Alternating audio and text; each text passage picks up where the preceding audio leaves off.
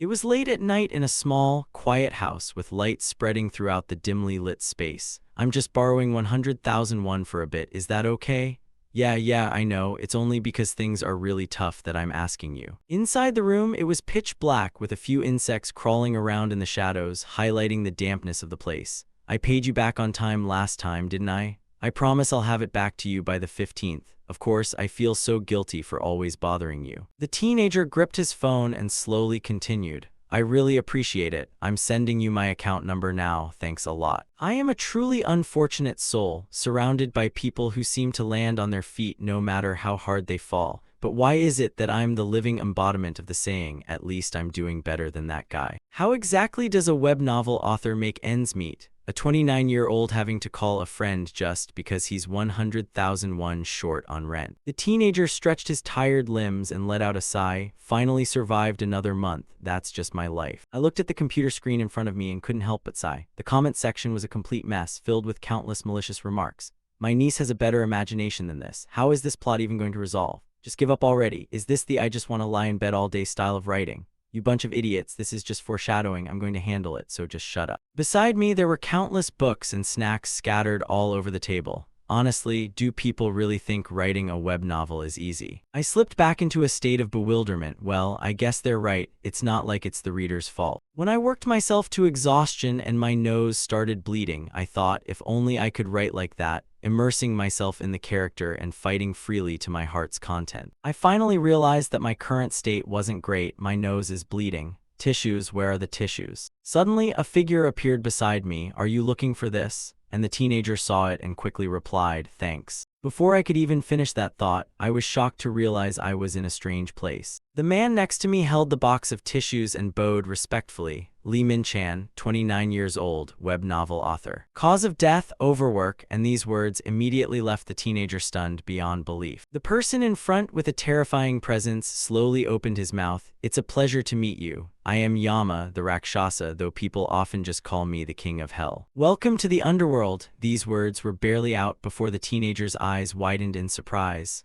What? Yama's gaze grew colder than ever. I mean it quite literally. Your life has just ended, but don't be so quick to blame the heavens for being harsh. Actually, you're quite lucky. The teenager looked surprised and asked, lucky? I've never run into that kind of luck in my whole life. The person in front quickly replied, no, you're truly lucky. Yama spoke once more, you are the 7,777,777th soul to pass through the gates of the underworld. A fateful winning number. And as a reward, I will grant you one wish. Of course, nonsensical wishes like becoming an immortal were out of the question, and Min-chan stood there scratching his head, smiling foolishly. No, this is so sudden. I was just working on my final draft and suddenly. Plus, if it ends like this, the readers will. Before I could even finish, the man in front coldly interrupted. I'm not a patient person. I instinctively stumbled back a few steps in panic. Wait a minute, this is terrifying. He quickly shouted in a panic, then please let me live in the novel's world. And why is that? The teenager quickly listed what he wanted to experience. Harem, adventure, harem. The person in front heard this and offered a faint smile, seemingly pleased. How interesting. Do you have any novels in mind? And by the way, it can't be a novel written by you. I heard that and started thinking, how would I know? After all, that would be no different than turning myself into a god. But I quickly thought of a book I had read and commented on before. I was thinking about that one. Wait a second, even if I don't remember everything, I still recall quite a bit of the plot. Didn't the protagonist live a pretty easy life too? I quickly shouted, becoming the notorious loser at the Hunter Academy. I'll choose that novel. Yama smiled, living in a novel. It's been a long time since someone made such an interesting wish. All right, I'll grant you 2 more minor wishes. The teenager stood in the middle of the purple magic circle, seemingly surprised by what he had just received. Is it really that simple? First, please send me to a time 2 years before the story in the novel begins. Becoming the notorious trash of the Hunter Academy, doesn't the original story start when the main character enters high school? But the time he was really causing trouble was during his 2nd or 3rd year of middle school. He struggled so much from the start to shake off that pathetic image. If I handle it early, things will be much easier later. The person in front looked at me with glowing eyes. All right, live happily in that world. So what is your last wish? Min-chan heard this and seemed a bit conflicted. Wait, give me time to think. let me be a bit more handsome." He then quickly shouted before being taken away, "Please give me the face of a legendary beauty. Add the eyes, nose, and lips of famous celebrities all mixed onto my face." His whole body quickly dissolved into that space. I slowly vanished, leaving only that purple light suspended in the strange midair. The person standing below couldn't help but comment, "What a unique soul," and the other replied calmly, "That's why I said it's beyond my data." Appearance is also a type of quality, but I didn't expect it to be so important. Usually, in cases like this, wouldn't they ask to inhabit the protagonist's body? This situation left me completely unexpected. I never thought I'd be transferred to an entity that wasn't the protagonist, and quickly, the character's soul was replaced, transferring soul of subject Lee Min-chan. The next body was truly incredibly handsome. My eyes gently opened, slowly looking straight ahead. Finally, I've entered the world of the notorious trash of the Hunter Academy. I existed in that shimmering space, feeling a bit panicked. This feels like I'm dreaming. Am I really dead? A notification screen quickly appeared above my head. Transfer of Lee Min-chan's soul into the body of Kang Shin-hyuk complete.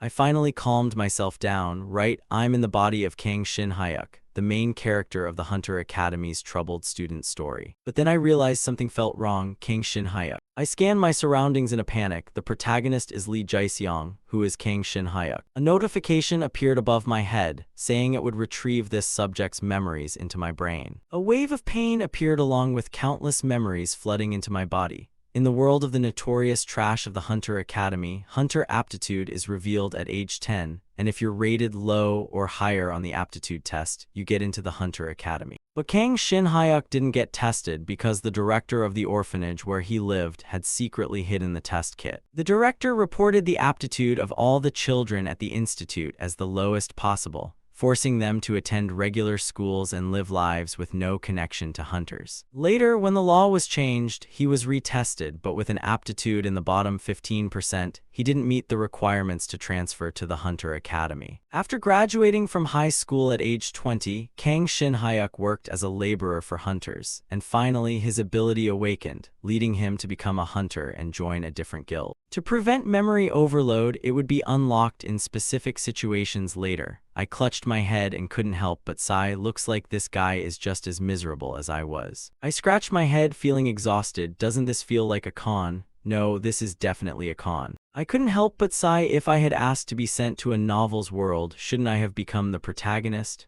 At this rate, my second life is going to be just as miserable. But just then, a thought crossed my mind. Thanks to the memories that had just resurfaced, I finally remembered what kind of character this guy was. Kang Min-hyuk, the homeroom teacher of the class next door, the subject he was teaching was swordsmanship. You could say he was a supporting character of a supporting character, with a fairly minor role in the novel. I thought about all that and couldn't help but swear in anger. No matter what, it shouldn't be like this. If I had known, I would have rather asked to be sent straight to heaven. I sat down wearily, wanting to go back and question him, but there was probably no way to get to the underworld except by dying. Then I remembered the cold gaze of the man I had just met, and I couldn't help but feel terrified. If I commit suicide to ask him, the only path left is to hell, right? The system's voice quickly rang out with a notification. You will wake up soon. Good luck, Kang Shin-hyuk. The teenager really wanted to swear, don't mess with me. Living as this person is completely ridiculous. Give me back my life right now. Before I could finish, I sat bolt upright in surprise. That handsome face couldn't help but change. I sat on the bed, panting, feeling completely exhausted. It's not a dream. The phone on the table quickly rang. I looked at it, feeling deeply suspicious. As soon as I picked up the phone, I heard a robotic voice from the other side.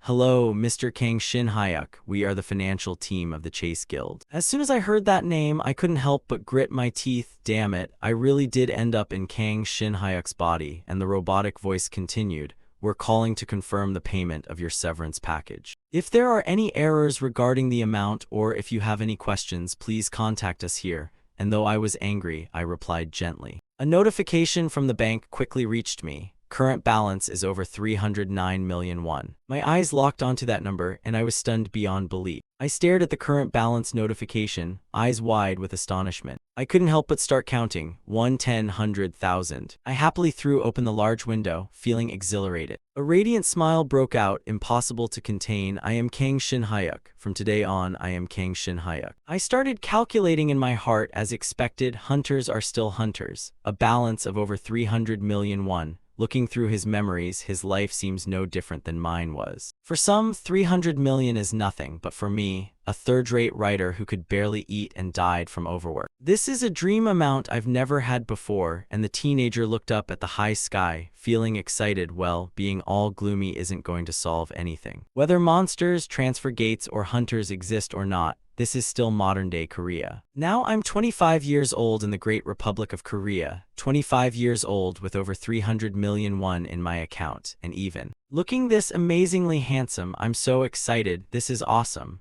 The young man couldn't help but look at himself in the mirror, feeling more excited the more he looked. I'm young, I'm handsome, my ability and finances are pretty good, of course. Later on, B-rank hunters like Kang Shin-hyuk will be a dime a dozen. According to the plot, what he lacked compared to the protagonist was wealth, but because of the power creep in the second half, he naturally became a forgettable existence. I thought about that and felt weary, forgotten in the story's plot as a supporting character. Wait, isn't that actually a good thing? I couldn't help but offer a wry smile. The notorious trash of the Hunter Academy, this novel has two protagonists. Kim Do-hyun, the original character of the novel's world, and Lee Jae-seong, who inhabited the body of the outlier in the novel. The protagonist Lee Jae-seong, who inhabited the body of a wealthy chaebol heir in the novel, used his knowledge of the original plot to get ahead and hoard the opportunities the original protagonist was supposed to have. Furthermore, he used his wealth to drink all kinds of spirit medicine as if it were daily food. And finally, by hoarding opportunities and using the spirit medicine, he caught up to the protagonist's talent. Once I inhabited Kang Shin-hyuk's body, my starting point was already different from theirs. They're riding rockets while I'm just playing with paper airplanes. I don't need to compete, and I'm not even a rival worth competing with. My face looked weary as I sighed. I never had a reason to compare myself to them from the start, and wanting to be the protagonist was just to live comfortably in that case. Thinking about that, I felt deeply satisfied. A life where I can work and play at a leisurely pace, that's possible. So that one day when the gates explode according to the original plot and a crisis strikes this world, when Kim Do-hyun and Lee Jae-seong team up to stop the Grand Army. Those outside will panic and cry out, can those kids really protect the world? Now we have no choice but to put our faith in them. They will shout with resilience and perseverance. Those two are the world's last hope. Our job is just to cheer them on. Go Lee Jae-seong, you're humanity's light. Go Kim Do-hyun, save this world. They'll stand there and proudly shout, you can do it. Go Lee Jae-seong, go Kim Do-hyun. The teenager stood there and had to blend into the crowd, shouting along. But the cheer this time was a bit different. Go Samsung, keep going like that. Tesla, you show M2. By the dip, the teenager kept frantically tapping his phone. This is the apocalyptic trading method. Anyway, the world will be protected by those two kids anyway. So for now, I just need to gather enough stocks that are going to skyrocket. Money, just like that, it keeps doubling. I held my phone, feeling excited. I've seen the future. A future where I can live comfortably without worrying about money. Is this what it feels like to be an office worker who won the lottery? The young man smiled wickedly and slowly organized his plans. Since things have reached this point, until the day the transfer gate explodes, I'll live faithfully to the plot. For now, I'd better earn some capital. The scene shifts outside a skyscraper, the first day of work. In the novel The Notorious Trash of the Hunter Academy, Kang Shin-hyuk is a swordsmanship instructor who is a B-rank hunter.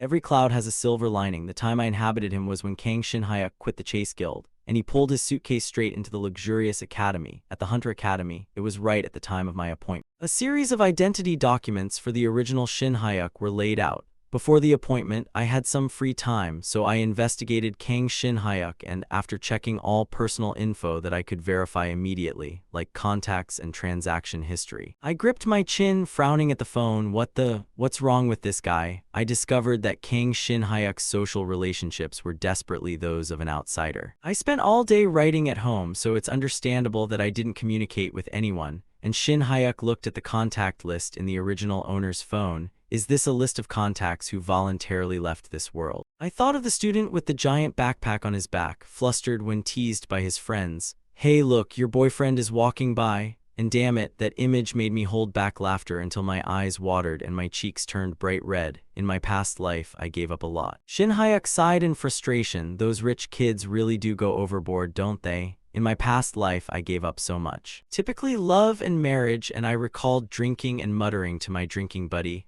I think I'm married to web novels, and to those around me I said, it's annoying, but being alone is more comfortable. but that was all nonsense. Although there were many reasons, including family issues and Shin Hyuk's memories now, I was truly pathetic. Even when drinking, I had to stand up and leave in the cold, snowy weather when I got a call. Yes, PD Nim, I'm out for a moment. Oh, I see, I'll go in and fix it right now, yes. I had once helplessly tilted my head and let out a thin plume of smoke while drunk on that snowy night. A third-rate writer who could only eat day-to-day like me, dadding. It was unacceptable, unacceptable. Back then, my drinking buddy looked out and asked, "Hey, where are you going?" And naturally, they got a wave of my hand. Sorry, sorry. That's right, it was truly unacceptable. But now it's different. I'm Shin Hyuk, a lecturer at the #1 Hunter Academy, just arriving in a sharp suit, and though it's not the protagonist role I had hoped for, I've been granted so much. I stood before the door and secretly promised, I will pour everything I have into slowly doing everything I didn't get to enjoy in the past. Shin Hyuk pulled the door open. I was a bit nervous but tried to smile brightly and introduced myself. Hello everyone, I'm Kang Shin Hyuk, and I've been appointed as the first-year swordsmanship instructor starting today. The whole office was silent, and a few teachers turned to look due to my enthusiastic introduction. They didn't react, which made Shin Hyuk feel a bit shy and blush. I thought to myself, I went a bit overboard, I feel awkward, and just then, someone reacted and said, "Oh, come on in." A middle-aged teacher wearing glasses pushed his chair back and stood up, greeting me happily. "You must be Mr. Kang Shin Hyuk who arrived today, right? Nice to meet you, I'm Park Yeonseok, and you'll be sitting next to me from now on." Shin Hyuk smiled and nodded. Thanks, I look forward to your help. Just then, a girl from across the partition leaned over to look at me with a surprised expression. Teacher? Oh wait, are you a teacher or are you an actor? The kids are going to go crazy today for sure. Shin Hyuk shyly reached back and touched his neck, then gave a truly handsome smile and said, "It's not that much," but outwardly modest. Inwardly he was filled with pride. Of course, this is a face I paid for with my life. Someone asked, "Mr. Kang, I wonder which guild you were in before?" Shin Hyuk smiled and replied, "Well, before my appointment, I was with the Chase Guild." A brown-haired female teacher clapped in admiration. "Chase, that's a prestigious guild, amazing." And a pink-haired female teacher gave a thumbs up. "Mr. Kang still looks like he's at an age to be active as a hunter. Mr. Kang is truly cool." Shin Hyuk felt so complimented he could barely hide his pride. He covered his face and tilted his head to show handsome humility.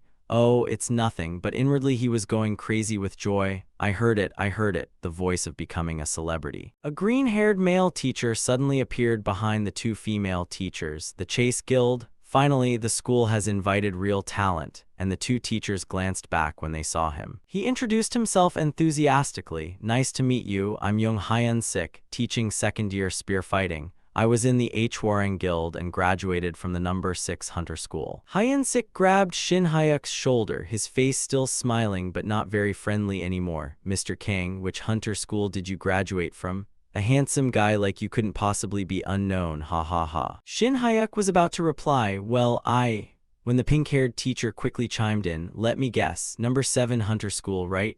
Hyun Sik tilted his head to look at her and joined the betting. "I'll bet a vote on #4 Hunter School." The brown-haired teacher rested her chin on her hand, thinking, if it were my school, how could I not know? "Then I'll bet on #5, and Shin Hyuk had to interrupt this betting session. "Teachers." I smiled awkwardly. I didn't graduate from any Hunter School. All three teachers fell silent, staring at me simultaneously. The pink-haired teacher folded her arms on the partition. "Wait, if you didn't go to Hunter School, how did you become a hunter?" The brown-haired teacher pointed. "Did you study abroad? You have dual citizenship. Can people with dual citizenship apply to be teachers?" Shin Hyuk smiled and held up his index finger. "I'm a native South Korean. There are hunters who didn't graduate from hunter schools, you know." And hearing that, Yeonseok stood there staring at me. I'm one of those cases, and as soon as I finished introducing my background, the look in their eyes changed. A clear look of disdain appeared in their gazes. Hyun Sik lifted his hand from Shin Hyuk's shoulder. He brushed his hands together with contempt. "Ha, you, so that's it. You should have said that sooner." He turned and left. "I'm going for a smoke before the meeting. What a waste of time."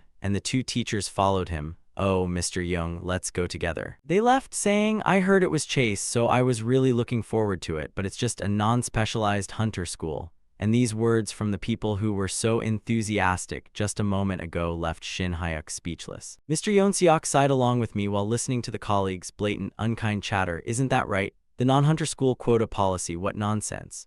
Shin Hyuk stood stiffly, pointing at his own face. "Non-hunter school? What? And at that moment, the system's voice suddenly rang in my head, detected user discomfort, triggering memory recall for Kang Shin-hyuk. The Hunter Aptitude Test Kit. In the system interface, a test kit appeared. This is the most accurate way to check hunter aptitude. It contains the body fluid of a salaman monster and costs up to 100,000 won. The director who embezzled the test kits and reported the children's aptitude as low has been caught, and the system transmitted an image of someone with long, disheveled hair being arrested by police.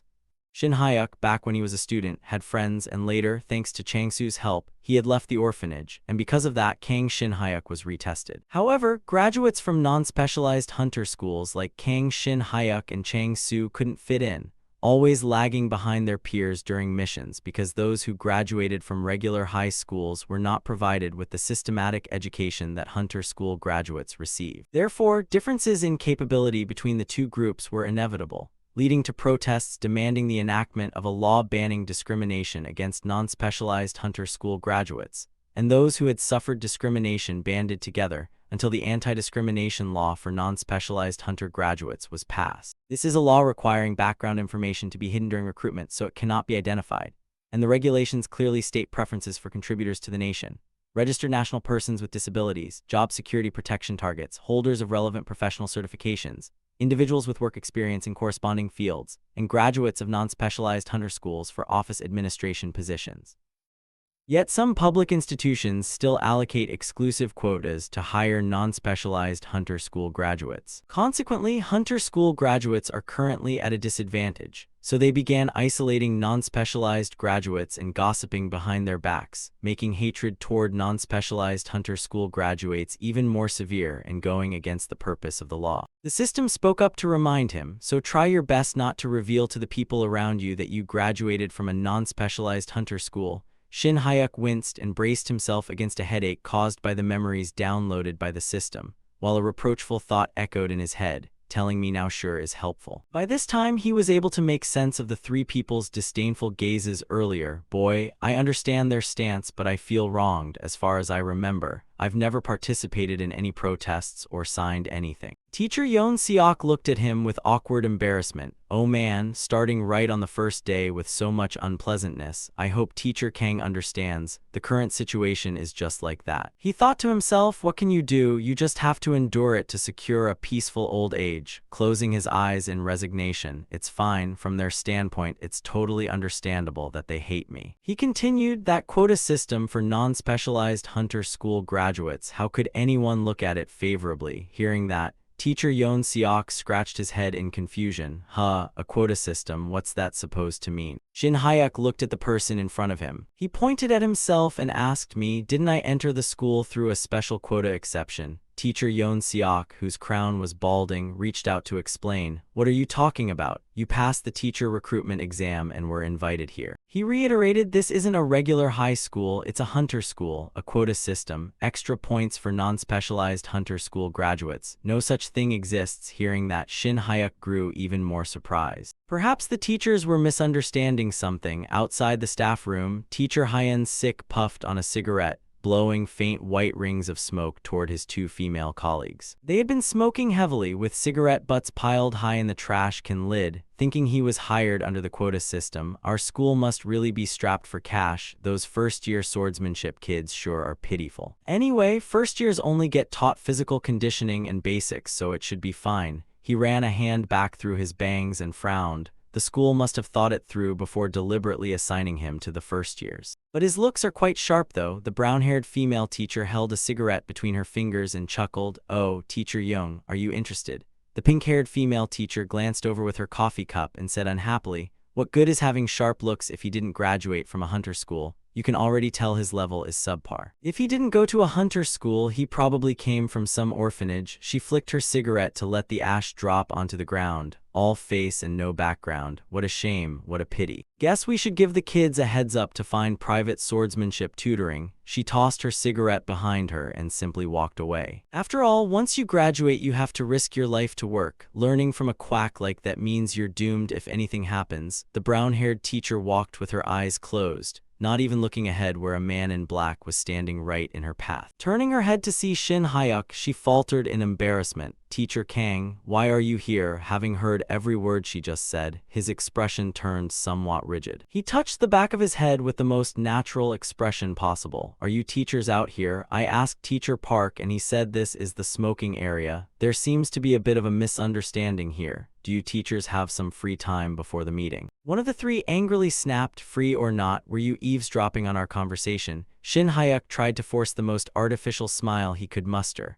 "Ah, I didn't mean to," while inwardly scolding himself. "You two-faced jerk, hold it in, think about your investment funds." He said in a friendly tone, "I'm afraid your misunderstanding might negatively affect the kids. I didn't enter through any quota system or bonus points for non-specialized hunter school graduates. I just wanted to clear that up, that's all. Looking forward to your cooperation moving forward." The two female teachers still didn't look too pleased. One bit her lip awkwardly while the other averted her gaze and frowned. But Hyun-sik suddenly spoke up coldly. "Teacher Kang, you seem to be mistaken about something." Shoving his hands into his pockets, he strode past the two female teachers toward Shin Hyuk. "Whether it's through a quota system, bonus points, or backing from connections, that's not why we're acting like this right now." Brushing past Shin Hyuk with an annoyed frown, "The point is whether you've received proper training or not, so stop trying to wedge your way in, you non-specialized hunter school graduate." Leading the other three away, he added, "I'm leaving. From now on, don't let me catch you wandering around silently like this. We also have regular academic teachers, so go mingle with them if you want." They spoke without any reservation. Teacher Young is so annoying. Even so, swordsmanship instructors should at least be B rank. He must have pulled some strings. How could a non-specialized hunter school graduate be a B rank? Shin Hyuk stood there in silence without a word. Suddenly Hyun-sik turned back with his usual fake smile and taunted, "Oh, and Teacher Kang, Shin Hyuk, if you're dissatisfied, feel free to submit a formal challenge of honor." Glancing at Shin Hyuk's tall, broad frame and a neat black suit, he continued, "I have my A-rank promotion evaluation next month. If you submit your challenge after I get promoted, it might save you a little bit of face." Standing silently in the wind, Shin Hyuk thought, Kang Shin Hyuk, is this why he was being isolated? Shin Hyuk recalled his past life. This manuscript looks pretty decent. A thick stack of manuscripts placed on the desk next to a cup of black coffee. Pancreas, liver, kidneys, author Lee Min Chan. Back then he had been so thrilled by that praise. Really, my work is getting published. But that fat bastard had rested his chin on his intertwined hands and sneered maliciously. "Published my foot. It's just written a bit better than the average person. You didn't go to a proper school like me, and you don't take cram classes either." Belittling him, he said, "Don't dream about getting published or anything. Just write for fun. If you turn writing into your main career, you'll end up hating it." Those heavy words made his sip of coffee choke in his throat, turning his bearded face with dark panda eye circles even paler. The following year, that name debuted with content identical to his own writing. Wondering how that bastard was living now, he had to read a flood of malicious comments on what was supposed to be the fruit of his painstaking effort and intellect. After that, his work was branded as a knockoff and started plummeting into an abyss. Ahai99, stop spamming promotional comments. Boggy. Isn't this just Pancreas Suvid? Bangy00, what a copycat nananin. Still unbelievable how he ripped off Pancreas Suvid, TNDRNF Ekdect 178. It's not even similar, it's identical. Try harder next time. After that, his work was labeled a replica and began plunging into the deep abyss. I momentarily forgot that this guy was also an equally miserable wretch, spending his childhood trailing behind a money-obsessed mother, being isolated and turned away by peers who studied swordsmanship, with poor test results and unfavorable past jobs or life circumstances. This is no different from my previous life, he thought to himself. No matter how stable things get. Shin Hyuk clenched his fists tightly, his hands trembling uncontrollably. What's the point of living like this? He called out to stop him. Teacher Young, wait. Hyun-sik stopped in surprise. Just this once, he muttered to himself as Hyun-sik and the brown-haired teacher turned around. What is it? Let's push forward this time, his inner voice urged relentlessly, turning around with an expressionless face to confront them. Shin Hyuk said firmly, let's have a duel of honor. What is there to be afraid of for the sake of future peace? The two female teachers looked surprised and incredulous. Teacher Kang, are you serious? Hyuk-sik scoffed mockingly. If you feel your pride is hurt with the female teachers here, I suppose I can let you off this time. Contrary to his arrogant mockery, Shin Hyuk said seriously, I mean it, Teacher Young and I, let's have a duel of honor. A duel of honor among renowned hunters, a system in the hunter world where the outcome of a one-on-one duel settles disputes once and for all. where they fight with their actual strength to decide victory or defeat. Normally, the party that refuses faces considerable humiliation. However, there is no fault in declining if the request is unreasonable or if one side is in the wrong, yet their attitude challenged his self-respect. Looking seriously at the three of them, if this is biased treatment just because I didn't graduate from a hunter training academy, then the only way is to prove it through the dual teacher Young proposed earlier. Shin Hyuk gave as good as he got, provoking Hyuk's sick back. If you're scared, that's fine too. How about you accept after you get your A-rank promotion? The red-haired teacher looked up at his attitude, hands shoved in his pockets. Are you out of your mind, teacher? Have you ever even been in a duel of honor? With a dark, twisted expression, Hyun-sik sneered. They call it a duel of honor, but you know everything is permitted except murder, right? If you end up with any injuries, don't come crying to me. Shin Hyuk replied coldly with mockery. How generous of you. Probably because you're in charge of spearmanship. His provocation made the man's face darken further with anger, biting his lip hard as he glared at the person in front of him. With a rigid, darkened face, Hyun-sik accepted Shin Hyuk's challenge. 1 week from today, exactly next Friday, we'll hold it at the spearmanship training ground. The three of them sneered at him. These two teachers will serve as our witnesses for today's promise. Angrily, Hyuk-sik thought, I don't know what he's so confident about. He'd better start looking for a new job over the next week. With that, the three of them walked away, leaving the male protagonist standing there alone. Shin Hyuk let out a frustrated sigh, and then a day passed in a flash. This is teacher Kang Shin Hyuk who just started today. The kids looked at him with admiring eyes in the morning, all the male students amused and amazed by his radiant appearance. The most worrying part was the swordsmanship lessons. When Shin Hyuk picked up a sword with anxiety, the Shin Hyuk of this world stood behind him like a magical shadow with a confident gaze. Strangely enough, the moment I picked up a sword, everything fell into place. Kang Shin Hyuk's memories surfaced conditionally, allowing him to skillfully wield mana while holding a sword, and learning swordsmanship naturally absorbed into his body. Shin Hyuk cleanly executed light, decisive sword strikes, like this then like that, here and there. See how easy it is. The glowing aura radiating from his composure left a slew of male and female students dazzled and admiring. First-year lessons mainly focused on basic swordsmanship and physical training, so they were quite easy. He just needed to record parameters through test evaluations, but the real problem was, I'm teacher Kang Shin Hyuk who just started today. Let's help each other out from now on. His introduction echoed in the classroom once more, but the students' reaction was only indifference and complete silence. And by afternoon, the atmosphere among the students felt like they were looking at a dead man walking. A student asked him, Teacher, is it true that you're having a spearmanship duel next week? Writing on the blackboard, Shin Hyuk accidentally snapped his piece of chalk with a crack, having already anticipated this outcome. Well, rumors must have spread everywhere by now. Boy, the result is so obvious. Those two must have been bragging loudly. Shin Hyuk thought of the two female teachers who had no respect for a newcomer coming from a non-specialized background like him. Are you okay, teacher? He's an elite hunter specializing in spearmanship, a student asked with apparent concern. Shin Hyuk sat back down at his teacher's desk and smiled to address the concern. An elite? We mustn't get discouraged by things like that. What matters most is a heart that never gives up. Word must have spread and everyone knows you're a swordsmanship teacher from a non-specialized hunter school. He confessed honestly to the students below and received unfriendly, skeptical stares. Shin Hyuk kept smiling and talking. Honestly, I don't feel inferior at all, not even a single bit. Smiling while his spirit felt utterly crushed. What I mean is, not feeling inferior when losing. Come on, next week we'll see the results, so let's focus on the lesson. Shin Hyuk optimistically brushed winning or losing aside and continued his duties,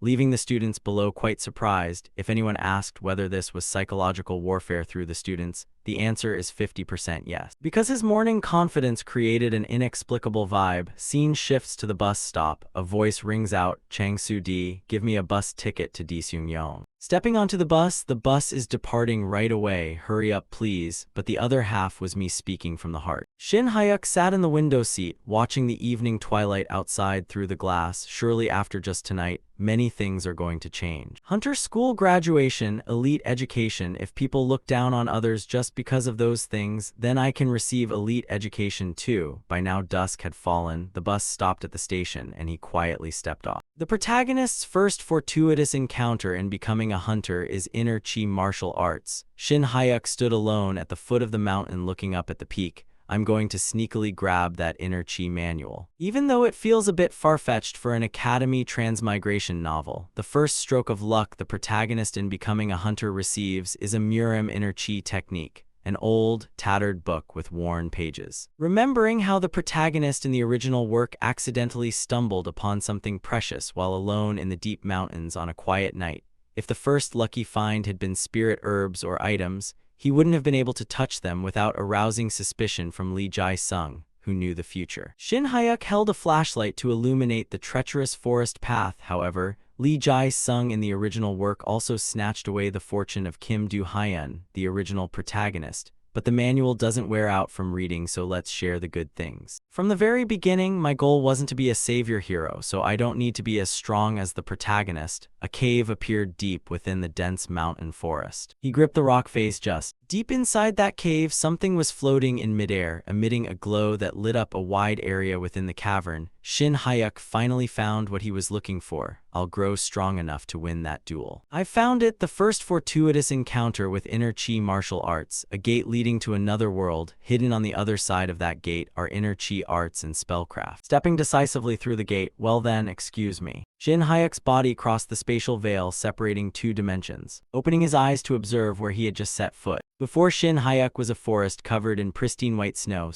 There was no mention of this in the original work, so I had no idea. He reached up to zip up his jacket against the biting cold of the snowy wind seeping into his skin, exhaling a thin puff of breath. What a breathtaking scenery. Never expected a place like this to exist in Korea. Shin Hyuk slapped both sides of his face hard at the same time. No, now is not the time to leisurely sightsee. Quickly find the martial arts manual and get out of here. But a chill crept up his spine from behind. Something furry and massive was right behind him. It lashed out with an attack. Shin Hyuk nimbly leaped aside to dodge with a startled expression. All the nearby trees were sliced down by that single attack. Landing with a painful thud on the ground, unable to stand up right away. What on earth just ambushed me? A man dressed in white watched him fall and chuckled. Ho ho, weak as you are, you still managed to dodge the first strike. You're truly no ordinary person. He glanced in surprise at the person behind him. A sword point aimed right at Shin Hyuk's head, sweating tensely as he looked at it. State your identity and name at once. Which martial arts sect do you belong to, and how did you get in here? He thought to himself, Chinese. Shin Hyuk had no idea what was going on. Somehow he could understand it. Could Kang Shin Hyuk speak Chinese too? Kneeling on the snow with both hands raised in surrender as he looked at the person pointing a sword at him, I'm a teacher at the Korean Hunter Academy. I entered through a gate. The old man with white hair and eyebrows wore a stern expression. Korea Hunter Academy, a gate. You keep speaking utter nonsense. Shin Hyuk pointed honestly toward the gate. Don't you see that white door over there? Without turning his head, the old man replied, as far as I'm concerned, the only white thing here is this cursed snow. Looking out at the snow-covered mountain landscape, the old man muttered, how long have I been imprisoned here? I stopped counting days after the 30th year. Looking up in confusion, what on earth is he talking about? There's no martial arts manual, just some monster-like old man. Wait. Suddenly an idea struck Shin Hyuk. Hold on, could this person? Hesitating because he wasn't entirely sure, he asked, Sir, is your name Cho Yu-ryong? The man clad entirely in white laughed heartily. Ho ho, never thought anyone would still remember my name. He asked Shin Hyuk, how do you know? Utterly astonished, how could I not know? The person who left behind the inner chi manual acquired by the protagonist in the spatial gate. The old man whose hair and beard had turned completely white still retained his noble, solemn aura. It was him. But strangely enough, when the protagonist discovered the spatial gate, Cho Yu-ryong was nowhere to be seen. Remembering from the original work that there was only a stone tablet covered in writing, along with parting words in the martial manual stating he had ascended to immortality. Recalling how he had requested the system to take him to a point 2 years before the story in the novel began, Shin Hyuk's jaw dropped in shock. Raising his hands to his head while kneeling on the ground, looking up at Yu-ryong pointing a sword at him, it probably isn't time for Cho Yu-ryong to ascend to immortality yet. I understand the situation now, but I can't exactly say I read it in a book. Right, I heard about a story once. He cleverly fabricated a reason. Yu-ryong looked slightly surprised. A story? Let me hear it. Shin Hyuk slowly recounted. A long time ago, there was a tale about a legendary swordsman who suddenly appeared in the Central Plains, confronting a ferocious dragon that harmed many people before disappearing. that white-robed swordsman drew his sword and fought face-to-face against a ferocious beast. The hero's description in that story sounds quite similar to you. Yu Ryong chuckled, causing wrinkles to form prominently on his forehead. Could someone have actually witnessed that battle? Shin Hyuk thought to himself, it worked. I just pieced together rough details I read in the novel. This old man, he let his guard down a bit. He must be the type extremely proud of his martial prowess. Bowing down on the snow to kowtow to Yu Ryong, following the righteous path. Sincerely paying respects to him, sir. I heard rumors of an unrivaled martial artist living in seclusion here, so I came searching. I'm no bad person. Please lower your sword and instruct me. Sheathing his sword back into its scabbard, Yu Ryong looked down at the young man kowtowing at his feet, suddenly demanding martial arts instruction. You're a laughable fellow. Request denied. I'll spare your life, so go back home. It's about the spear. Shin Hyuk's words made Yu Ryong freeze in place, his back stiffening. The man in front of him pondered for a moment, then asked him, what did you just say? Shin Hyuk raised his head honestly to plead with him. I have an upcoming duel, and my opponent uses a spear. Between a sword and a spear, which one wins? Maintaining his posture, he asked Yu Ryong, who stood with his hands behind his back, tilting his head to look down at the brat kneeling on the cold snow.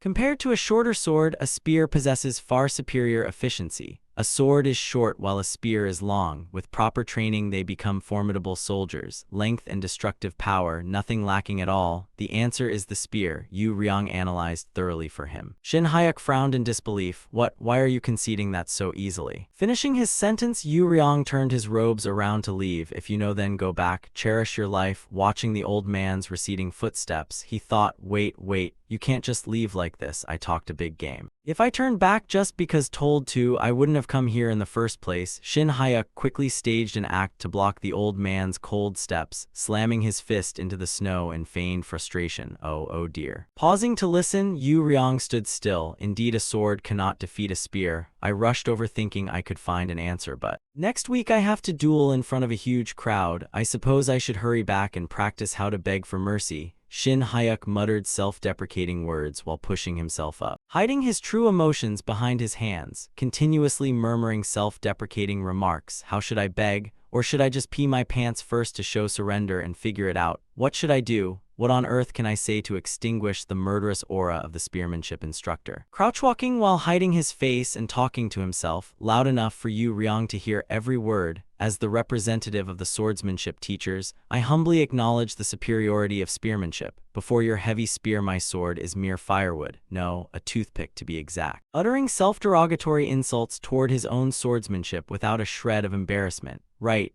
A toothpick is better. Yu Ryong, being a swordsman with a sword strapped to his hip, spoke up. That's just a general tale of swords versus spears. I have no idea how skilled your spearmanship opponent actually is. Provoked by Shin Hyuk's words to the point where his eyes turned bloodshot, my sword can slice a dragon in half. Daring to compare a sword to a spear right in front of me, have you prepared yourself to lose your life? He said coldly, while Shin Hyuk stood there constantly exhaling puffs of freezing mist, hiding his face. So stop crying already. Yu Ryong's single remark made the expression hidden beneath the young man's arms turn into a twisted, drooling smile. Shin Hyuk felt utter bliss. It worked. Reaching up to wipe the drool from his mouth, he stammered, thank you, Senior Cho Yu Ryong, but when you say help, what exactly do you mean? Hidden manuals or spirit herbs, whatever it is, I'm deeply grateful. Hearing him mention those things, Yu Ryong pointed at him with excitement. What are you talking about? There's something much better than that. Accompanying those words came numerous strikes from afar, targeting multiple acupoints across Shin Hyuk's body, distorting his mouth in agony as he shrieked. Ah. Collapsing onto the pristine white snow, it's so hot, feels like my whole body got beaten with a stick. Yu Ryong lowered the hand that had just struck his acupoints. You, though a martial artist, lacked internal qi in your dantian. I have infused a small amount of pure yang thermal qi into your meridians. Over the next 4 days, your dantian will completely open up, and in 6 days you will feel a bodily transformation. A warm stream of qi constantly circulating within the main character's dantian forced him to grit his teeth. Shin Hyuk's face flushed bright red from the high heat while his body trembled uncontrollably. Yu Ryong's voice echoed through the freezing snowy forest where the white gate still stood in its exact spot. I don't know the skill level of that spear wielder, but with this level you will never have to take a beating anywhere in this life again. Shin Hyuk thought inwardly, is that really it? Is this trashy thing supposed to be a lucky break? Panting heavily in the bitter cold. Wait a minute. If you win the duel, come back here to find me. Walking away with his hands behind his back without looking back, Yu Ryong spoke calmly. Since I cannot leave this place upon returning to the world you live in, clearly proclaim that swordsmanship is the absolute strongest. Scene transitions to the arena hosting the duel between Shin Hyuk and Hyun Sik, the showdown between a swordsman and a spearman drawing a packed crowd to the stands. 1 week later, spearmanship training ground. The two female teachers saw Hyun Sik sitting in the stands eating popcorn with a smug attitude looking down at the arena. Teacher Kang, you've got guts. Daring to show up instead of running away over the past week. Have you found a new job yet? While teacher Yeon Seok sat right behind them with a pale face, silently watching the match. Shin Hyuk frowned unhappily. You're still as chatty as ever. Let's start already. Hearing him press impatiently, Hyun Sik burst out laughing. Ha ha ha, how hilarious. Confidently and contemptuously pointing his spear tip at him, I'll graciously let teacher Kang make the first move. Please go ahead. Naturally, the spearholder also held the advantage of countering second. Shin Hyuk took a swordsmanship stance. Thank you then, I won't hold back, body feeling light. Does he mean I've grown strong enough not to take miserable beatings anywhere? Leaping from his original spot, but with just this much, there's no way I can beat that guy. Even if I end up crippled from this match, shouting from midair as he lunged down to deliver a sword strike at Hyun Sik's head. I will never live a cowardly life ever again. Having made up his mind, Shin Hyuk's spirit craved victory intensely, focusing entirely on his sword stroke like a completely different person. With just a single downward slash, Hyun Sik's spear snapped in half, a chunk of his hair was shaved off, and his clothes were sliced right down the middle by the sword pressure, exposing a pair of funny yellow SpongeBob boxers, making him look utterly miserable right now. The two female teachers were completely shocked, scattering popcorn everywhere while the referee turned pale, staring incredulously up at the arena. Hyun Sik's funny SpongeBob boxers were laid bare before hundreds of eyes. Blasted into a bald patch, he spat out water and collapsed to the floor. Even Shin Hyuk was surprised seeing the effect of his single sword strike, looking dazed.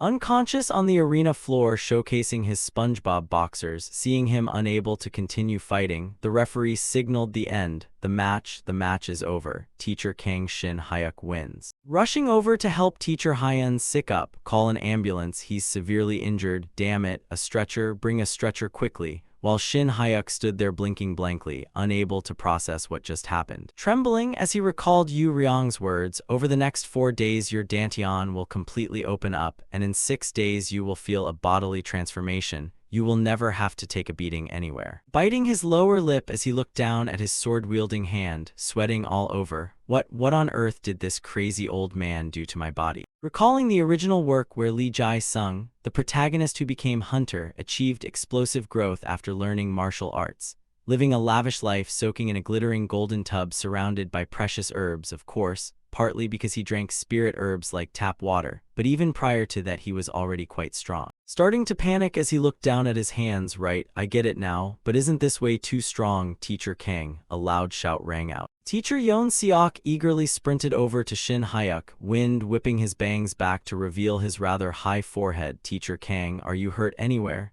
Dazed, Shin Hyuk looked at him. Ah, Teacher Park. Scratching his head awkwardly with a smile. Did you watch the match? Teacher Yeon Seok looked up admiringly with his balding crown. Absolutely, it was amazing. I couldn't even see what happened. Teacher Kang vanished in a snap and the wind blew my underwear right up like this. Right, to regular academic teachers it probably looked like that. Eyeing Teacher Yeon Seok from top to bottom, he looked inexplicably overjoyed. Must have had a lot pent up inside him. The two of them enthusiastically encouraged and checked on each other. Well, it's a blessing you're unhurt. We can't let this pass by easily. I'm treating tonight. While on the other side, Teacher Hyun Sik in SpongeBob boxers was placed on a stretcher by medical staff and carried out of the arena. As the naked, bruised loser was carted off to the hospital, endless enthusiastic inquiries poured in for Shin Hyuk. Oh man, Teacher Park, I want to go too. Let me join. What's on the menu? The two female teachers from Hyun Sik's faction turned bright red with embarrassment yet stubbornly kept their arms crossed,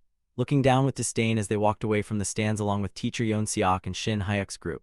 While down below registrations kept pouring in. I'll go too, me too. Noticing the growing crowd, Teacher Yeon Seok panicked slightly. Teachers, I'll collect a 20,000 won fee from each person. Celebrating their victory together, teacher Yeon Seok grabbed Main's arm and raised it like a declaration of victory, making him feel shy as both of them were already tipsy. Growing closer together, they clinked their cool draft beer glasses. Moving on to round 2 for celebration, Shin Hyuk showed off his singing voice, forcing the other teachers to cover both ears tightly. Then returning home to sleep soundly, without even bothering to change his clothes. Shin Hyuk mumbled in his sleep, drooling as he chuckled, "No, no, don't pour any more," returning home at 4 a.m. completely wasted. An ordinary person would have been suffering from a terrible hangover the next day, but while he slept soundly, his danchin began to glow, as the danchin of Kang Shin Hyuk, which had already undergone a transformation, initiated a self-purification process. The light radiating from his danchin made Shin Hyuk sweat profusely, soaking his dress shirt. He was jolted awake by the heat, eyes bleary. Kang Shin Hyuk now possessed physical abilities far beyond any expectation.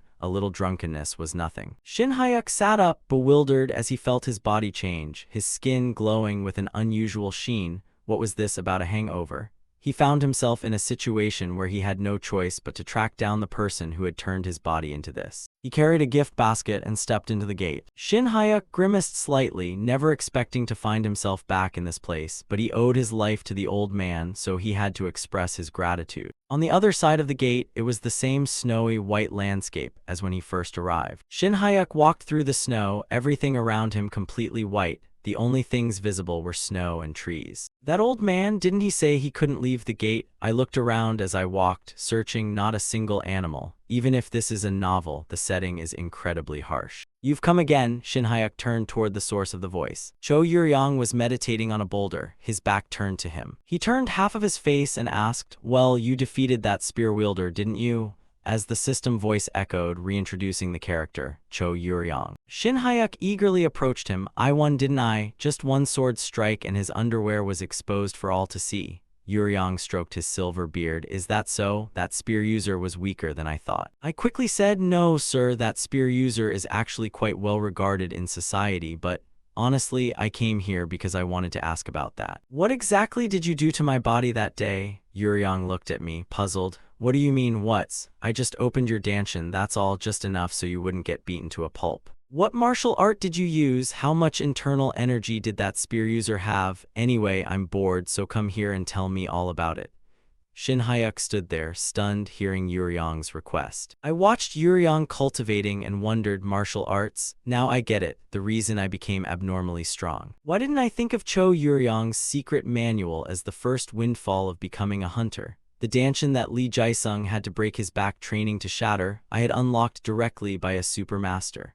I recalled that day when Yuryong pressed my pressure points to open my danchin. Shin Hyuk answered honestly, "Sir, I'm sorry to interrupt, but I haven't learned any martial arts," and Yuryong didn't seem to believe it. "What are you talking about? What do you mean you haven't learned any martial arts? Clearly, your danchin was blocked, but you have a small amount of internal energy." Shin Hyuk looked down at his glowing danchin and touched it, honestly recounting, "I just fought with my sword and it accumulated naturally." In martial arts novels, you accumulate internal energy through martial arts, but hunters are different, I thought, just as I heard Yuryong scolding. That's such a crude way of doing things. Shin Hyuk stepped closer. "Sir, do you remember the name of the country you lived in before you came here?" Yuryong answered immediately, "Of course, the great Ming dynasty. The emperor was Emperor Hongwu, Zhu Yuanzhang." Hearing his answer, Shin Hyuk felt as if he had found the answer to his suspicions. No wonder, in this world, hunters only awakened recently.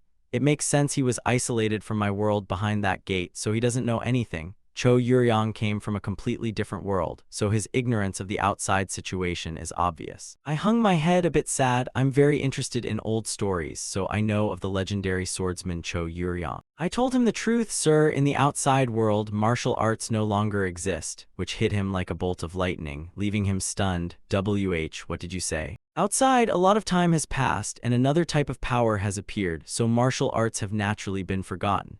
I built a story about the flow of time changing everything. High-rise buildings, cars, and highways replacing everything old and ancient, thinking, explaining a different world isn't as good as this. He looks so lonely, but don't worry, your tradition will be inherited by Lee Jae-sung. I bowed and offered the gift bag I brought. "I don't know if this will comfort you, but this is food from the outside world that's good for your health. Yuryong glanced over. As soon as the liquid from the pouch was sucked into his mouth, Yuryong immediately pulled it out, his face pale with his mouth still puckered. As soon as the liquid from the pouch was sucked into his mouth, Yuryong immediately pulled it out, his face pale with his mouth still puckered. He wiped his mouth anxiously. Is there some kind of epidemic breaking out outside? Do the poor people have to use such low-quality goods to take care of their health? He continued to complain. Back in the day, even the beggar sect could use light body techniques, and 50-year-old wild ginseng was served as a side dish. Truly pathetic people. And Shin Hyuk's face darkened, his eyes looking as if he wanted to confiscate the ginseng he'd spent so much effort and money buying for him. This old man was truly the type who could easily get on your nerve. I squatted down, opened my backpack, pulled something out and asked, "Sir, do you like sweets?" Yuryong closed one eye and said, "I'm this old, how could I like sweets like a child?" Shin Hyuk held something out with both hands. "This is a chocolate bar I usually eat when it's cold, so just use this for now." And Yuryong smiled playfully. "This colorful silk, is there food inside? Let's see, let me have a taste." He unwrapped it, popped the chocolate bar into his mouth, and took a bite. The flavor of the chocolate filled his mouth, making Yuryong feel as if he were sinking into the sweet fragrance of flowers. Strange noises echoed, and Shin Hyuk turned to stone on the spot. He regained his usual serious look. "It's passable. If you have more, take it out." The entire forest was covered in white snow. A pile of soda cans, water bottles, instant noodles, and other miscellaneous items littered the ground. Yuryong ate his fill, with crumbs of food still on his silver beard. That was delicious. The outside really has many magical dishes. And Shin Hyuk cleaned up the trash while looking at him, inwardly complaining. He ate all the emergency rations I brought just in case. I blurted out, "Old man, sir, how do you usually soothe your hunger?" Yuryong was shaking the last crumbs of snacks out of the bag. "After reaching the enlightened realm, I don't need to eat anymore, just taste." He asked, "Is there no more?" Shin Hyuk was ready to explode. "I really want to go home." I put my backpack on, looking at that tall, proud back. All right then. I had been worried about how to comfort him, but this was fine. He clasped his hands behind his back. "Well, as you said, the Ming dynasty has long since vanished, I suppose. Martial arts have also been lost, and the world is overflowing with monsters." Shin Hyuk tied up the plastic bag in his hand and looked up. "Yes, sir. Instead of martial artists, there are existences called hunters." Yuryong's silhouette in the blizzard became lonely and extraordinarily solitary. He looked at the snow-covered scene. "I haven't counted the days in a while. Ever since I came here, I've only been looking forward to ascending into an immortal. Since I opened your danchin, you must be the only martial artist in the outside world now." Shin Hyuk was honest. Yes, for now, that's the case," thinking that he was likely the only martial artist in that world full of high-rise buildings and modern traffic. "You've sensed it now, the difference in power between someone who has realized martial arts and someone who hasn't is like heaven and earth." The sword at Yuryong's hip swayed gently. He turned his head and looked at me. "How will you use that power?" Shin Hyuk carefully packed the two of them's trash back into his backpack. "To live, what else? Just live normally. It's really nice not to vomit during company outings." Yuryong heard that and looked at the young man with surprise. I stroked my chin, deep in thought about trivial things. Besides, if I want to play the stock market later, I'll need to wake up early. And if I want to play games for long periods, back health is important. This is actually quite useful. Yuryong changed the subject. "I haven't asked until now, but what's your name?" I answered. "I'm King Shin Hyuk." I shouldered my backpack again. "I'm not ambitious. I have basic martial arts talent, and I'm a teacher guiding kids, so I probably won't be doing anything crazy." He introduced himself politely. "I'm Cho Yuryong, the world's greatest swordsman who slew the dragon and saved the Central Plains."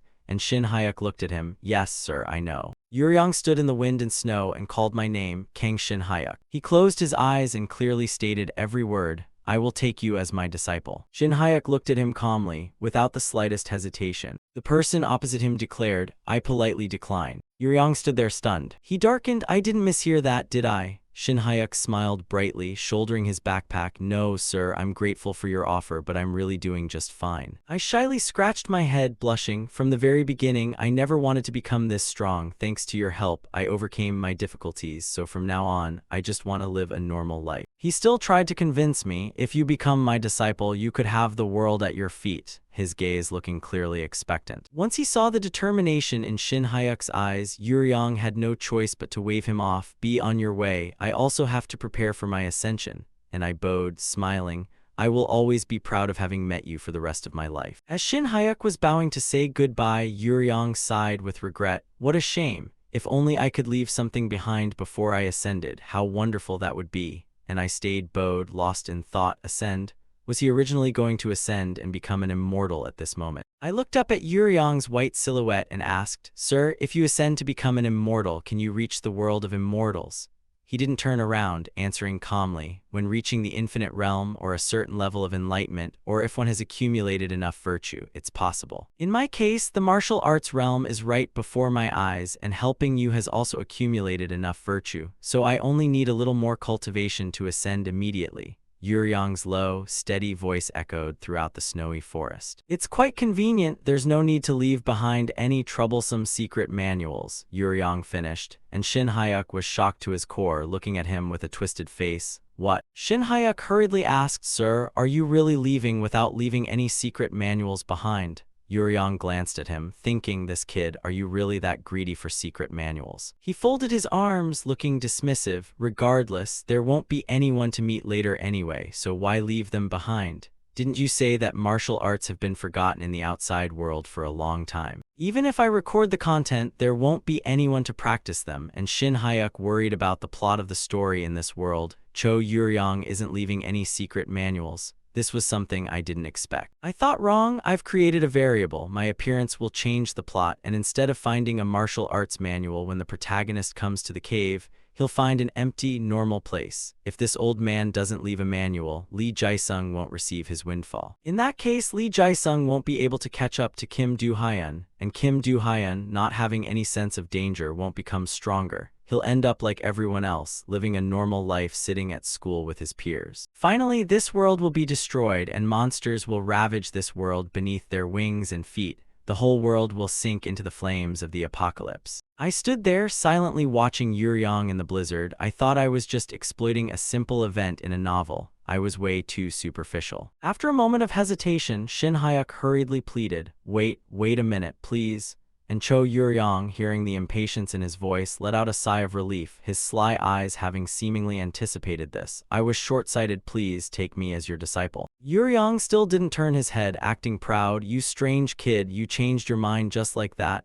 Shin Hyuk hurriedly explained. "Isn't it a shame for your martial arts to be lost?" I clasped my hands respectfully and bowed, my gaze filled with determined pleading. "Please take me as your disciple and leave your martial arts and manuals behind. That way, I can live comfortably and play around later." Yuryong turned his head to look at me, his gaze full of disrespect, and Shin Hyuk quickly pulled out his trump card. "Every time I come here to train, I'll bring you plenty of food." He braced himself, his terrifying face raising his voice to ask, "The training will be very arduous. Are you prepared for that?" Shin Hyuk's eyes welled up, shutting them tight and resigning himself to his fate as he shouted, "Yes, damn it, my free time." The scene shifts back to the academy. In the teacher's room, everyone was whispering to each other. The swordsmanship teacher from a non-hunter school mastered the elite hunter academy's swordsmanship teacher in the blink of an eye. The academy was completely chaotic over the weekend. A secret chat group was set up and a flurry of teachers joined to share about the honorary duel. "Teacher Young, it turns out that was SpongeBob's underwear." "Don't say it. I can't believe I was looked down upon by someone like that for so long." Although I was afraid to cheer, to be honest, it felt so refreshing. The invisible wall between practical subjects and general subjects was mentioned, like Teacher Yeonseok's joyous and excited face when Shin Hyuk won. So now I understand Teacher Park's relieved expression that day. The two teachers whispered, "I heard there's a rumor about a non-hunter school teacher selection system, too, right?" The male teacher covered his mouth to lower his volume. "To be honest, I also thought those who came from non-specialized hunter schools would have inferior skills. But after watching Teacher Kang Shin Hyuk's match, my thoughts changed completely. Besides, I heard Teacher Kang didn't request any reward after winning the match, right?" While the two of them didn't stop discussing, a pair of shiny leather shoes stepped leisurely down the hallway. The protagonist was being praised by everyone. Teacher Shin Hyuk, his character is also wonderful. And Teacher Kang Shin Hyuk, I happily thought about the question I didn't mention after the fight. I forgot to ask for the reward. But the admiring gazes all around, "This is amazing." The female teachers, seeing me in the hall, all blushed and smiled in greeting. I would also kindly greet them back out of politeness. I'm getting closer to the life I've always dreamed of. Shin Hyuk pulled the door open. All right, I promise to visit the old man every weekend, so on weekdays, I'll focus on returning to my normal life. As soon as the classroom door was pulled open, the class stood in unison, chests puffed out, solemnly greeting teacher Shin Hyuk, leaving me a bit confused. A male student shouted, "Class attention," and I gasped in surprise, "Oh my god." The class shouted in unison and chanted the slogan, "Hello, teacher. No falling, no falling." The students started excitedly looking at Shin Hyuk on the podium. "Teacher, I heard about the result. How did you do it? You didn't just win, you crushed him, didn't you?" I was baffled, not understanding why the story had been blown so far out of proportion. "No, how do you know about that? Wasn't the match only for teachers to see?" The class president proudly boasted, "Jinsu's brother is a middle school teacher," and Jinsu raised his hand, just as excited as his friend, suggesting, "Teacher, can you tell us the story?" I held my book, humbly refusing. No, kids don't need to know. Open your books, today is theory." I began my lecture for the day, writing on the board. Shin Hyuk smiled, "Different from my past life. In this life, I have a healthy body, a decent job, and a stable life. I will cherish and enjoy the happiness I've gained. After overcoming this lifelong fear, I inwardly made a decision for my future in the empty academy hallway." Only 4 hours after that grateful thought, the students were noisily chatting. Shin Hyuk frowned and tried to plead, "Can I have some more, please?" The lunch lady was firm, concise, and pithy. "That's enough." My face drooped unhappy. The lunch lady remained adamant. Then she used the tongs to place 2 more sausages on the tray. I licked my lips triumphantly, pulling my chair over to look at the tray with 4 fried sausages. Crazy. Is today a day where everything goes my way? 2 whole sausages extra. Boom. Kang Shin Hyuk. Is the Kang Shin Hyuk era starting now? Just then, a pair of thighs in short shorts approached. "Oh, there's an empty seat here." I held my spoon, looking up at the person who had just arrived, and as soon as I saw her, Shin Hyuk's cheeks involuntarily blushed, and she asked, "Kang Shin Hyuk, are you the teacher?" The person who arrived was a hot girl carrying a tray filled with fried sausages.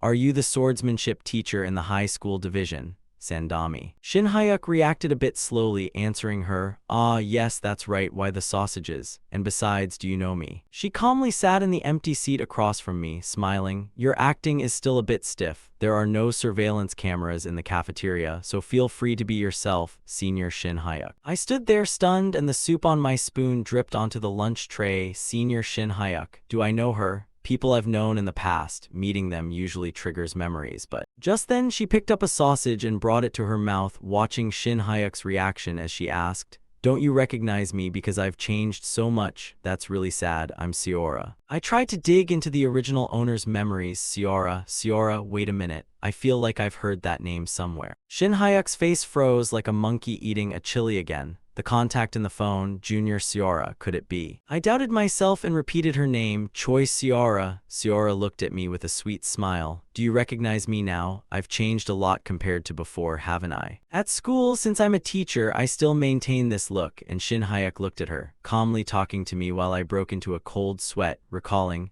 the contact stored in the phone and the way she called me Senior. Junior Seora, the person sitting in front of me, kept picking up sausages and popping them into her mouth happily. The memory didn't surface because I already know this woman. I recalled the plot. Choi Seora, the character who would take on the role of the protagonist's homeroom teacher in becoming a hunter. Moreover, she wasn't just a homeroom teacher. She was a core character in the middle of Volume 2, a beautiful homeroom teacher with a hot body and a sweet smile. But in reality, she had another identity in the shadows because this woman was a member of the International Criminal Organization, ANTAS. The robotic system voice rang in Shin Hyuk's head, and I frowned uncomfortably, bringing my hand to my ear. Kang Shin Hyuk's memories are being recalled. This is it. ANTAS, short for antagonist, an anti-hunter organization. Those in the organization hide beneath pitch-black cloaks. ANTAS, the one who massacred countless hunters, is the sworn enemy of the International Hunter Federation. However, they are a dangerous group characterized by mysterious activities, organized in small, loose networks.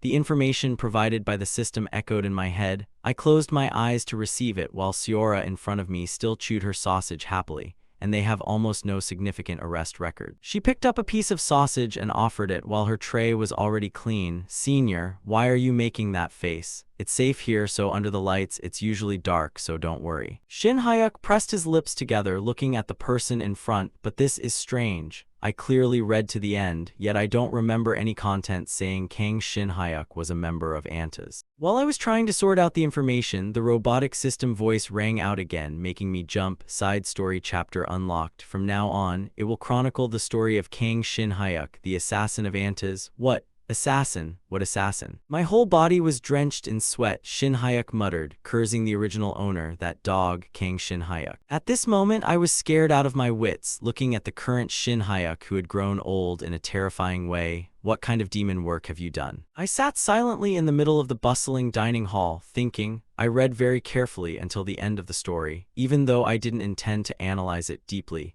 Yet I don't remember any content saying Kang Shin Hyuk was a member of ANTAS. Then a thought flickered in my mind, making me open my eyes wide. Wait a minute, could it be that? I recalled the information I had read after the interview. In the interview with the author that I had seen after reading the novel, he mentioned working on a side story. Please look forward to it, because many details that you couldn't see in the original work will be revealed. The system voice notification rang out, side story chapter, Kang Shin Hyuk, prologue viewable, and I didn't hesitate, my face twisting. Watch immediately. The information flooded my brain, and Shin Hyuk had to grit his teeth to endure it. The cold system voice, Kang Shin Hyuk's memories, ANTA's assassin, recalled. When working in the guild, Kang Shin Hyuk initially had a teammate. His name was Kim Chang-soo, who was the one who reported the orphanage director and rescued Kang Shin Hyuk. The two were very close and always accompanied each other. 2 years ago, while on the way down Gwanak Mountain after completing a mission at a transfer gate as usual,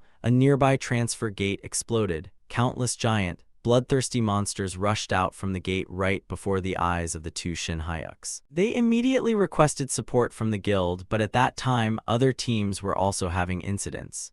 The two were cornered at the foot of the mountain with no way to escape, so Kang Shin Hyuk and Kim Chang-soo received no support. At that time, his companion Kim Chang-soo pushed Shin Hyuk. I was pushed off the cliff by my companion, someone like an older brother I had known since my time at the orphanage, the only family I had left. I just stood there and watched my only remaining loved one sacrifice himself, standing right before the monster's blood-red, toothy mouth to save my life. That day, Kang Shin Hyuk had to sacrifice the most precious thing he had. Kim Chang-soo was sacrificed, and all that remained of him was a framed photo with a familiar, faint smile placed upon intertwined white and yellow chrysanthemums. Shin Hyuk was traumatized but survived. At that funeral, those I considered comrades in the guild wore black suits and bowed 90 degrees. After the situation settled down, the guild's stance was, we couldn't provide support. And since monsters also appeared in the city, they only said they had to sacrifice the small to save the great. I gritted my teeth, trying to hold back the tears rolling down due to the overwhelming pain, but Kang Shin Hyuk knew clearly that this whole thing was just a matter of factionalism, because both he and Chang-soo came from a school that wasn't for hunters, so they were always shunned within the guild. Knowing the cause and feeling disgusted with the guild, Kang Shin Hyuk volunteered to work abroad. He just pulled his suitcase and left this painful place. The day Shin Hyuk returned, he pulled his suitcase and stood opposite a girl in the deserted airport under the sunset.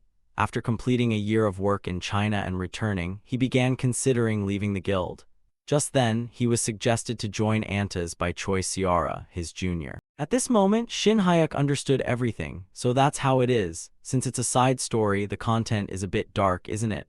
I could clearly see Seora's beautiful face in the original owner's memories. I never expected a supporting character like Kang Shin Hyuk to have a past like this. Kang Shin Hyuk, who had fallen for Choi Seora, joined ANTAS right that day. And unable to believe the plot took such a rapid turn, he let out a startled, "Huh." While the original Shin Hyuk had obediently transferred his salary to the organization because of this girl, after which half of his income was sent to Choi Seora under the guise of funding ANTAS, leaving the present Shin Hyuk unable to fathom it. Wait a minute, isn't this just a multi-level marketing scheme? In the information provided by the system, there was a scene of a bashful Shin Hyuk handing a bouquet of beautiful red roses to Seora. Oh, by the way, Kang Shin Hyuk had once confessed his feelings to Choi Seora and been rejected, yet to act cool, he continued funding her and decided to maintain a good senior-junior relationship with Choi Seora. But still harboring lingering attachments, he applied to the Hunter Training Academy to stay close to her. That fool in the original work kept studying relentlessly to achieve top grades. You crazy bastard, was that really the only absurd reason? And what about Chang-soo? What about the revenge? Seora's voice echoed, pulling him back to reality. Senior, are you okay? He winced. I'm fine, no, I'm totally fine. With a pair of chopsticks held in her mouth, she mumbled, Are you really okay? You looked so shocked it startled me too. He smiled wryly while his inner voice screamed endlessly, Wouldn't you be startled if it were you? I thought the spring of my life had finally arrived, only to be suddenly branded as a criminal organization member out of nowhere. I seriously feel like going crazy. Ciara used a handkerchief to wipe her mouth. Although I know the senior's capabilities, entering the Hunter Academy is so difficult. I thought it would take at least 2 years when you said you were quitting your guild and transferring to the academy. Forcibly smiling while scratching his head, he told her, Is that so? But I passed on the very first try. You really liked her a lot, didn't you, Kang Shin-hyuk? Ciara asked with concerned interest, So, how is school life? Is it okay? He gave a perfunctory reply, It's normal, it's just the start of the semester. Resting her cheek in her hand with a pout, she asked, Then why haven't you contacted me all this time? If you passed the interview you should have at least let me know, I felt so left out. Shin-hyuk picked up his water cup with trembling hands. Sorry, I've been too busy. Good thing I didn't contact her. If I had called and slipped up it would have been super awkward. She spoke casually as if completely understanding. It's fine, senior must have his own reasons. Oh, has the donation stopped? I noticed no money entered my account this month, making Shin-hyuk dizzy enough to let water stream straight from his mouth back into the cup. How could I possibly know to transfer money when there wasn't even any record in the account history? He thought about it carefully. No, in this situation, for the sake of my own future, it's best to speak bluntly. I can't keep being milked dry like this. Having made up his mind, Shin-hyuk intended to tell her straight, regarding those donations. I'm thinking of stopping them, would that be okay? Hearing him say that, Ciara fell silent and stared fixedly at Shin-hyuk. But to his surprise, she calmly brushed it off as if nothing happened. Well, that's true. Seniors already donated plenty for a long time anyway. It's not mandatory after all. Even if you have nothing to spend it on, a teacher's salary isn't that high anyway. Ciara smiled as bright as the sun. As I've said before, Antas never forces donations, so it's totally fine. Learning the truth made him want to curse the original host for being an absolute idiot. It was entirely voluntary. Just how much of a fool was this guy Kang Shin-hyuk? She nonchalantly continued, The organization clearly knows senior's situation, so you don't need to worry. Flashing through Shin-hyuk's mind were a series of images. Attention, this is Antas's perspective. Original Shin-hyuk was a fool splashing money around like garbage, or perhaps a savage, perverted guy holding a pair of yellow SpongeBob boxers. On the other hand, you passed the academy interview right away, and even defeated a quasi-A-rank hunter. So your evaluation probably went up even more. She smiled and thanked him coquettishly. For a senior like me to help her out is truly such an honor. Let's change the world together. Watching her expression, he thought, First you're going to destroy the world, right? In academy novels, the purpose of criminal organizations hiding within a school is usually terrorism, using guns, chains, or time bombs. Yet even though Antas was a criminal organization, they did not kill innocents arbitrarily. There was also a rule prohibiting any harm to Hunter Academy students who weren't official hunters unless under special circumstances. Perhaps Choi Ciara's role was to recruit talented students into Antas, acting as a hidden homeroom teacher to evaluate potential students through her classes. Shin-hyuk rested his chin on his hand in deep thought. These are just things I know from reading the novel. Who knows what secrets the side stories might hold? Hey, so what am I supposed to do from now on? Ciara seemed lost in thought for a moment. Moving forward, just focus on adapting to school life and making more friends. Sitting together in the cafeteria talking passionately under other people's gazes. I can handle that myself. Can't you give me a general idea of what to do? I need to know what to do so I can make a plan. She picked up her empty tray and stood up. This can't be accomplished in a short time, and since senior is the only one in the senior high section, it'll be fine. If that's the case, let's meet regularly, the last Tuesday of every month. What do you think? Shin-hyuk looked up following her movement. The last Tuesday of every month. Tuesdays hardly ever have any parties. Let's meet for dinner. Well then, I'll be going first. Let's meet often. Ciara waved goodbye to him and walked away amidst the bewildered expression of the other person. Shin-hyuk watched her bouncing, retreating figure. He looked down at his unfinished food tray and muttered, Tuesday. Scene shifts back to the snowy forest behind the gate. Training with Cho Yu-ryong was starting to go smoothly. Yu-ryong closely monitored his training process. He decided to document my body's development.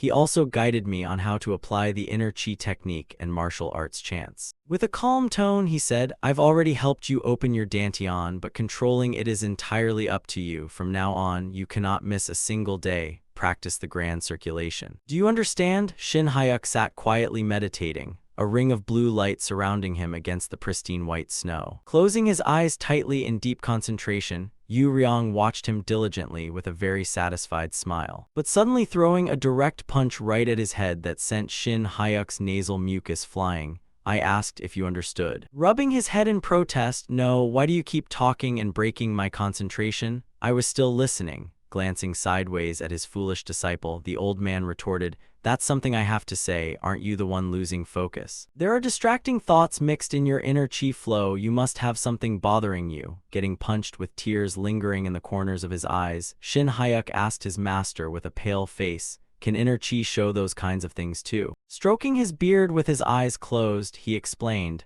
the grand circulation should naturally be as smooth as breathing. How could I not notice when you're trembling so slightly? Confused, Shin Hyuk said, actually my mind is a mess because of the place I used to be attached to. Speak, I'll lend you this old man's wisdom. Sitting cross-legged in the snow, he looked up and asked Yu Ryong, Master, what is your impression of me? Am I a good person or a bad person? Turning his face away with a disdainful look, how on earth should I know that, you idiot? Shin Hyuk flushed red with anger and clenched his fists. This old bastard is truly annoying. Yu Ryong bluntly remarked, you just have the appearance of an annoying young master, as if the god of death granted you a wish to be reincarnated as a handsome guy. Realizing the danger, Shin Hyuk's sweat dropped and smiled submissively. I apologize for doubting you, sir. Continuing to stroke his beard with a smile, with that kind of face, doing good makes you a good person, doing evil makes you a bad person, that's all there is to it. You need power to even have the right to think. No matter how grandiose your plans are, the strong surviving is the natural law of the martial world filled with danger and fierce competition,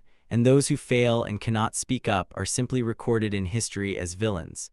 It was just like the conquest wars in his world long ago. Turning his perpetually upright back toward him, troublemakers who disrupt the realm like the Demotic Orthodox Great War or the Blood Incident all die young, without power from the very start. Good and evil are mere illusions. Well, was that of any help? Shin Hyuk seemed to grasp the profound meaning behind those words. Yes, thank you, sir. Then hurry up and go get me some chocolate. Looking toward his open backpack filled to the brim with his master's favorite snacks. Yes, master, justice or no justice, the thing that truly swayed my heart was the old man's final sentence. Following hours of training with his master behind the white gate, Shin Hyuk returned to his daily routine as a swordsmanship teacher.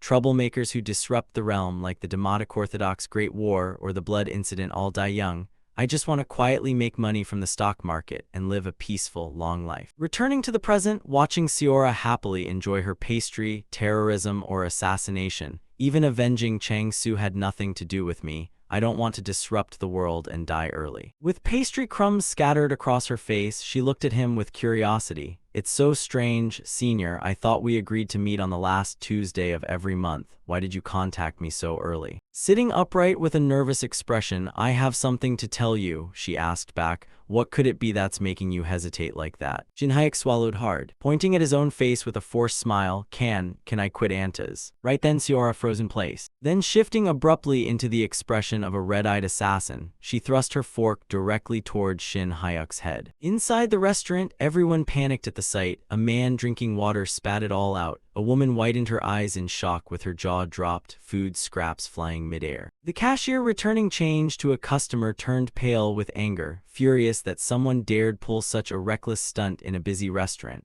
while customers forgot about their change as all attention locked onto Shin Hyuk and Seora. She pointed her sharp fork straight at Shin Hyuk's pretty face. He turned pale with a distorted, comically grotesque expression breaking out in a cold sweat. Soup and meat splattering across his hair and face, Shin Hyuk thought tremblingly, I anticipated it, but I never expected this kind of reaction. Seora gripped the sharp fork decisively, her eyes flashing with a cold, murderous assassin's aura as she threatened, Hey Senior, you better explain clearly what you just said, unless you want extra holes on your face besides your eyes, nose, and mouth. Pale-faced, Shin Hyuk looked at the fork just centimeters away and quickly placated her. I'll explain, but first can we clean this up? We'll probably have to change seats too. Reminding himself inwardly, everyone is starring. The current scene couldn't possibly be more absurd. Consumed by anger, Seora climbed right onto the table, pressing her fork against Shin Hyuk's face while he sat on his chair, raising both hands in surrender. Food scattered all over the table. The restaurant patrons, witnessing the unsightly scene, began gossiping and speculating. A girl covered her mouth and whispered, "Honey, look, that guy must be cheating."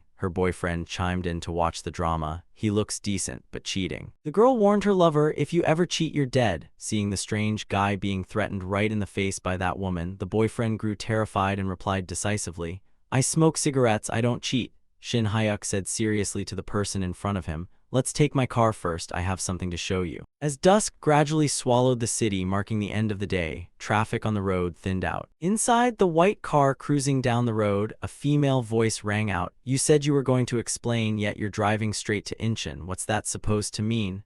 The man replied, "I figured just talking wouldn't make you let me go, so I conveniently have something to show you as well." In the car sat Shin Hyuk and Seora. She was still pressing the fork against his neck while he drove. Frowning, she demanded, "Then while we drive, you better explain what you said back at the coffee shop." Shin Hyuk helplessly replied, "You even brought the fork along, that's stealing." Without hesitation, Seora jabbed the fork right into his neck with just enough force to hurt without causing a wound. Turning Shin Hyuk's face pale and making his eyes bulge, he hurriedly made a fake confession. "Th.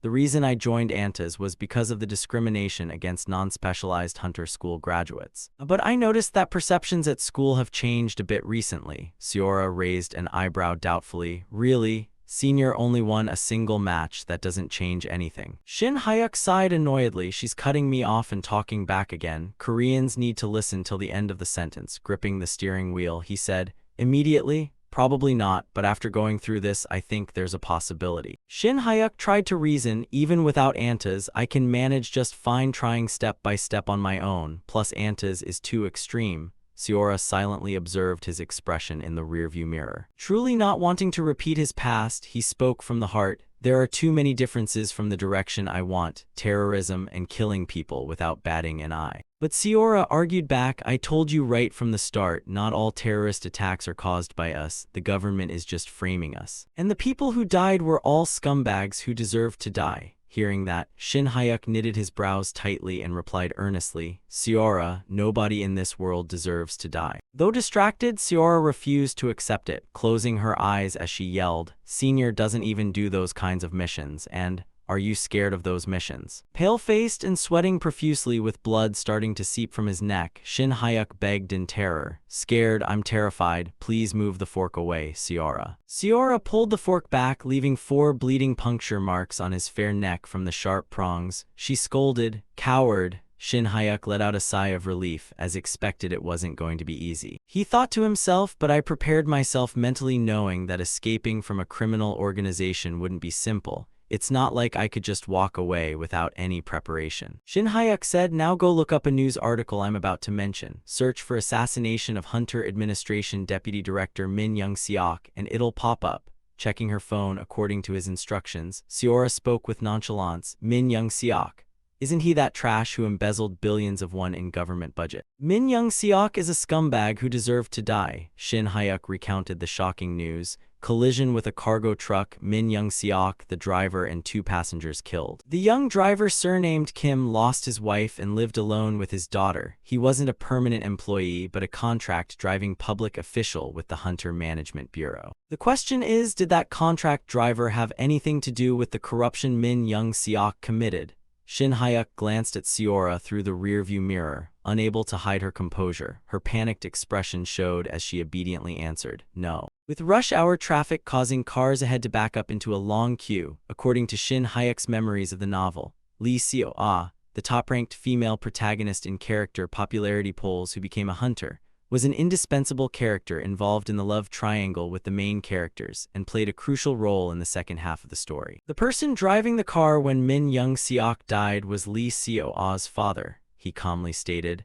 ANTAS made the incident public, revealing they did it along with exposing the corruption Min Young-seok caused. People's reactions weren't bad, some even showed support for ANTAS. However, Mr. Kim was also killed and his family's plight got swept under the rug amidst all those issues. Given Seora's ideals, that was wrong. Furrowing her brow, she insisted, That must be a misunderstanding. Antas doesn't harm civilians. Senior knows that too. It's clearly stated in the bylaws. Shin Hyuk held the winning cards. I've already asked, casting a questioning glare. Do you really mean that? Do you honestly think Mr. Kim was the only innocent person who died by mistake just for being near an Anta's target? Shin Hyuk thought silently to himself. She's just running away from reality. Deep down, she's well aware of it too, isn't she? After hearing his questioning, Seora seemingly realized something. Her expression crumpled, clutching her head in agony as she panted heavily. Shin Hyuk thought, looks like everything is clear now. Starting today, I can finally stretch out my legs and sleep in peace. Massaging her head, she said, I'll tell you why I rejected your confession. Staring blankly like a fool, Shin Hyuk replied, why bring that up all of a sudden? Quickly returning to normal, he said, no, never mind, you don't need to say it anymore. Seora raised her fork threateningly. Listen to me, he answered. You have every right to speak. Seora recounted the large-scale gate break that happened 15 years ago. Senior knows about it too, right? Both my parents died in that tragedy when I was little. Shocked, Shin Hyuk thought that wasn't mentioned in the novel at all. Is this a side story? He comforted her. You must have had a really hard time, but what does that have to do with rejecting my confession?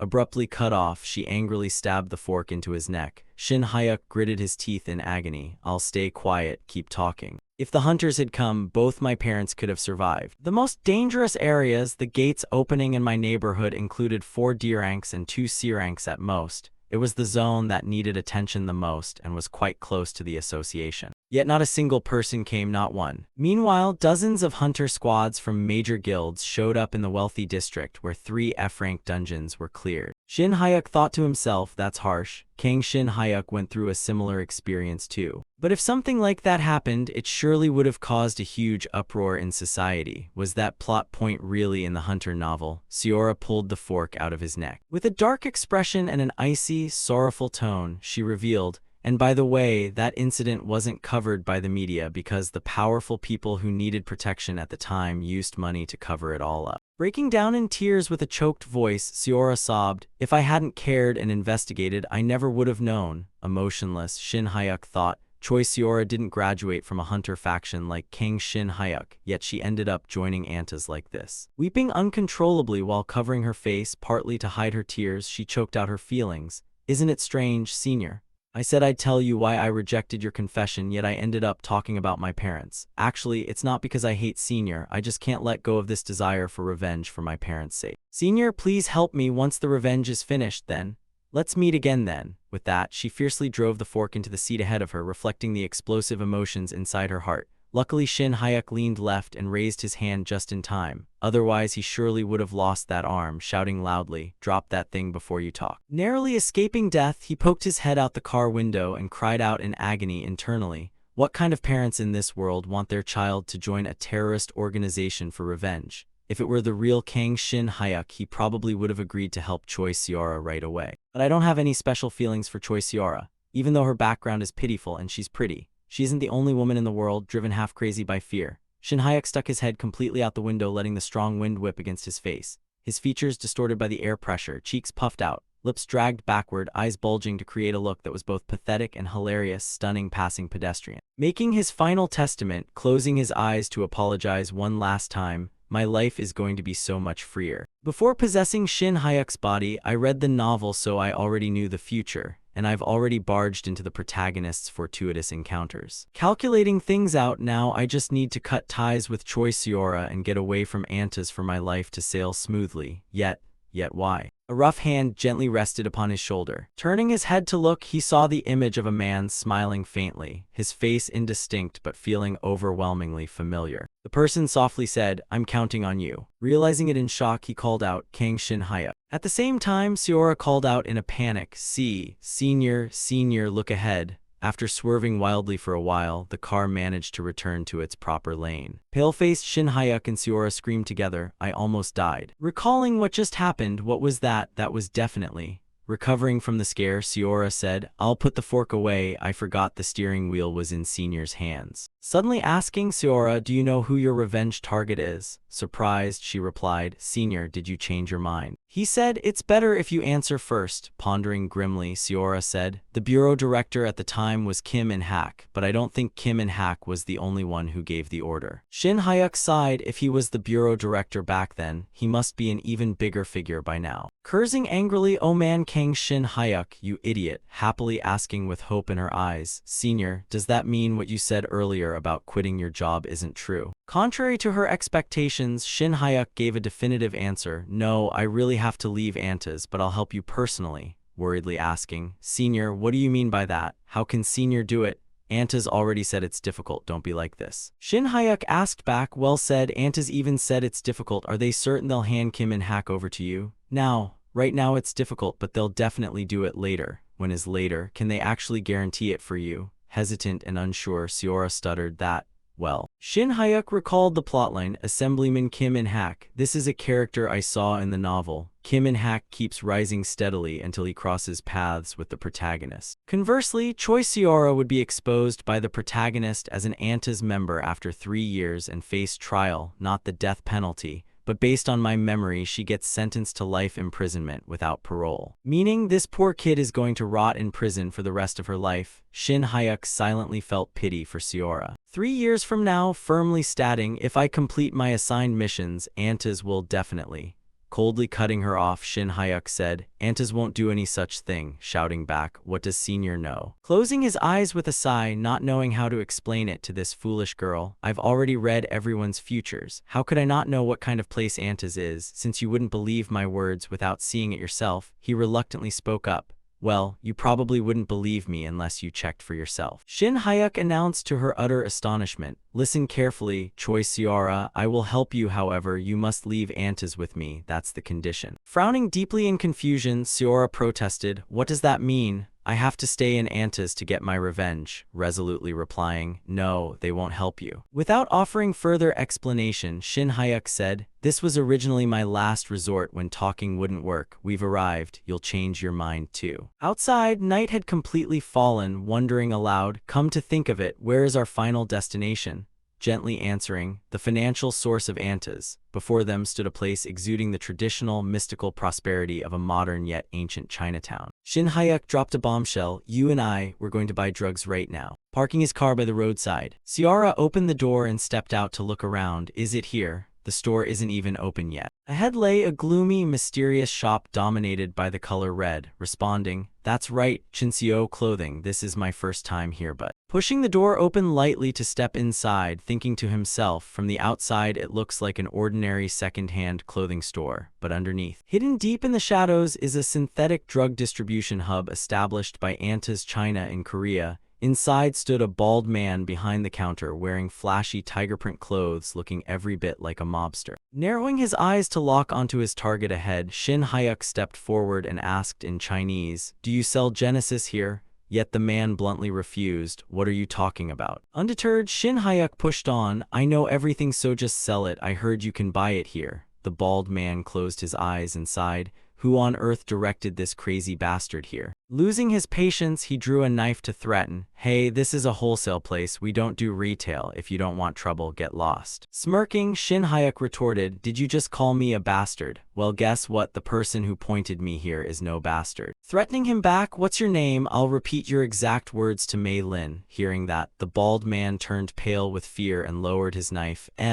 Miss Mei Lin, you know her." Picking up the knife with a darkened expression and bluffing, "Of course, we were pretty close back in China. When I asked about distribution channels in Korea, she pointed me right to this place." He thought to himself, "Naturally, I'm lying." Based on his memory, Mei Lin was both the daughter of the Antas China boss and the person heading the distribution of Genesis, a synthetic drug developed by Antas China in Korea. Thinking to himself, how could a high-profile figure like her ever know someone like me? This was just the final measure I prepared to persuade Choi Seora. Holding up his phone to continue bluffing, "If you doubt me, I can make a call and hand the phone over for you to talk to her, though you'll pay a heavy price for that doubt." Turning pale with terror, the bald man profusely apologized. "Ah no, I sincerely apologize for not recognizing you. I'll prepare it right away. How much do you need?" Satisfied, Shin Hyuk remarked, "Now that's how you talk, bring me as much as possible." Thinking he was in VIP, the bald man changed his tone. "Yes, then how many units of Genesis should I bring?" Pretending to lose patience, Shin Hyuk replied, "Why are you asking so many questions? Just bring the newest batch." Failing to understand Chinese, Seora stood on the sidelines watching the two men converse, whispering from behind, "What language were you two speaking just now?" Reminding him, "You said we were coming to buy drugs. Do you think I'd believe it just by looking?" Revealing the truth to her. This is a wholesale spot for synthetic drugs produced by Anta's China. Looking utterly incredulous, Seora remarked, "You weren't exaggerating. Anta's actually manufactures drugs. I've never heard of this." Wearing a depressed expression, this foolish girl knew nothing about the organization she was working so hard for, keeping quiet while knowing the answer naturally, because Anta's China only revealed its surface operations after the protagonist graduated thanks to Genesis. Later on, Anta's Korea would also realize the situation too late and oppose the boss in China, of course not because they disagreed with selling drugs, but because they demanded a cut of the profits, resulting in a massive conflict breaking out, with the protagonist acting as an emissary of justice, crushing both sides, or at least that's what he read in the novel. Shin Hyuk turned back and whispered with his hand covering his mouth, "If you don't believe me, I'll have them speak in Korean so you can hear it directly." The bald man placed several suspicious-looking shipments on the table, saying, "We just infiltrated the area, so we don't have much of the Genesis supply." He was clearly afraid there wouldn't be enough stock to satisfy the distinguished guest. His facial muscles were stiff, making his attempt at a friendly smile look quite twisted.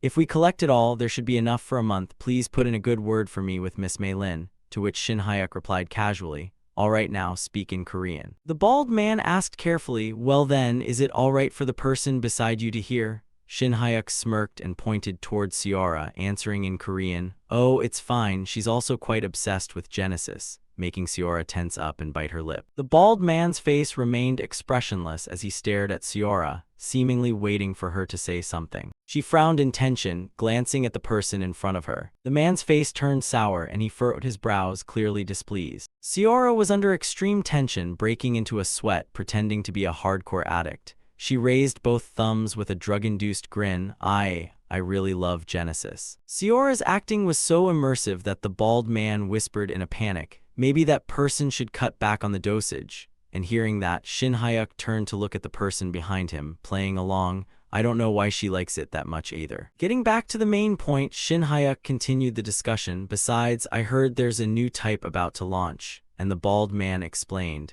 "It'll probably take a while before it can be brought into Korea." Shin Hyuk nodded thoughtfully. "That's going to take a long time." And the man offered a solution. "Well, if you have a close relationship with Miss Mei Lin, going directly to the mainland to buy it would be faster." Seora, standing nearby, raised an eyebrow as she watched the two of them transact. Both of them were speaking Chinese, so she understood what was being said, and hearing about some Miss Mei Lin made her look at Shin Hyuk with a suspicious gaze. She whispered, "Senior, you've been saying things that make no sense, like Mei Lin or series or whatever. Is it possible this situation? You're not just pretending and setting this all up, are you?" Shin Hyuk didn't want any misunderstandings, so he kept up the charade. "I understand why you're suspicious, but would I really risk my life to come all the way to Incheon just to pull this off?" I thought to myself, that's true. Mei Lin from Anta's China is a name that Choi Seora would find hard to know, and seeing the distinguished guest purchasing a large quantity, the bald man asked warmly, "That's quite a large order. How do you plan to pay?" Shin Hyuk turned and asked lightly, "Can I pay with a card?" The man thought he was joking and laughed. "A card? Is that even possible?" Half joking, he added, "Stop kidding around, pay the money," and Shin Hyuk replied decisively, "In 3 installments." The bald man knew that purchasing this type of goods couldn't be done with a credit card, and thinking Shin Hyuk didn't have enough money, he stalled, protesting, "No, credit cards aren't accepted and definitely not installments."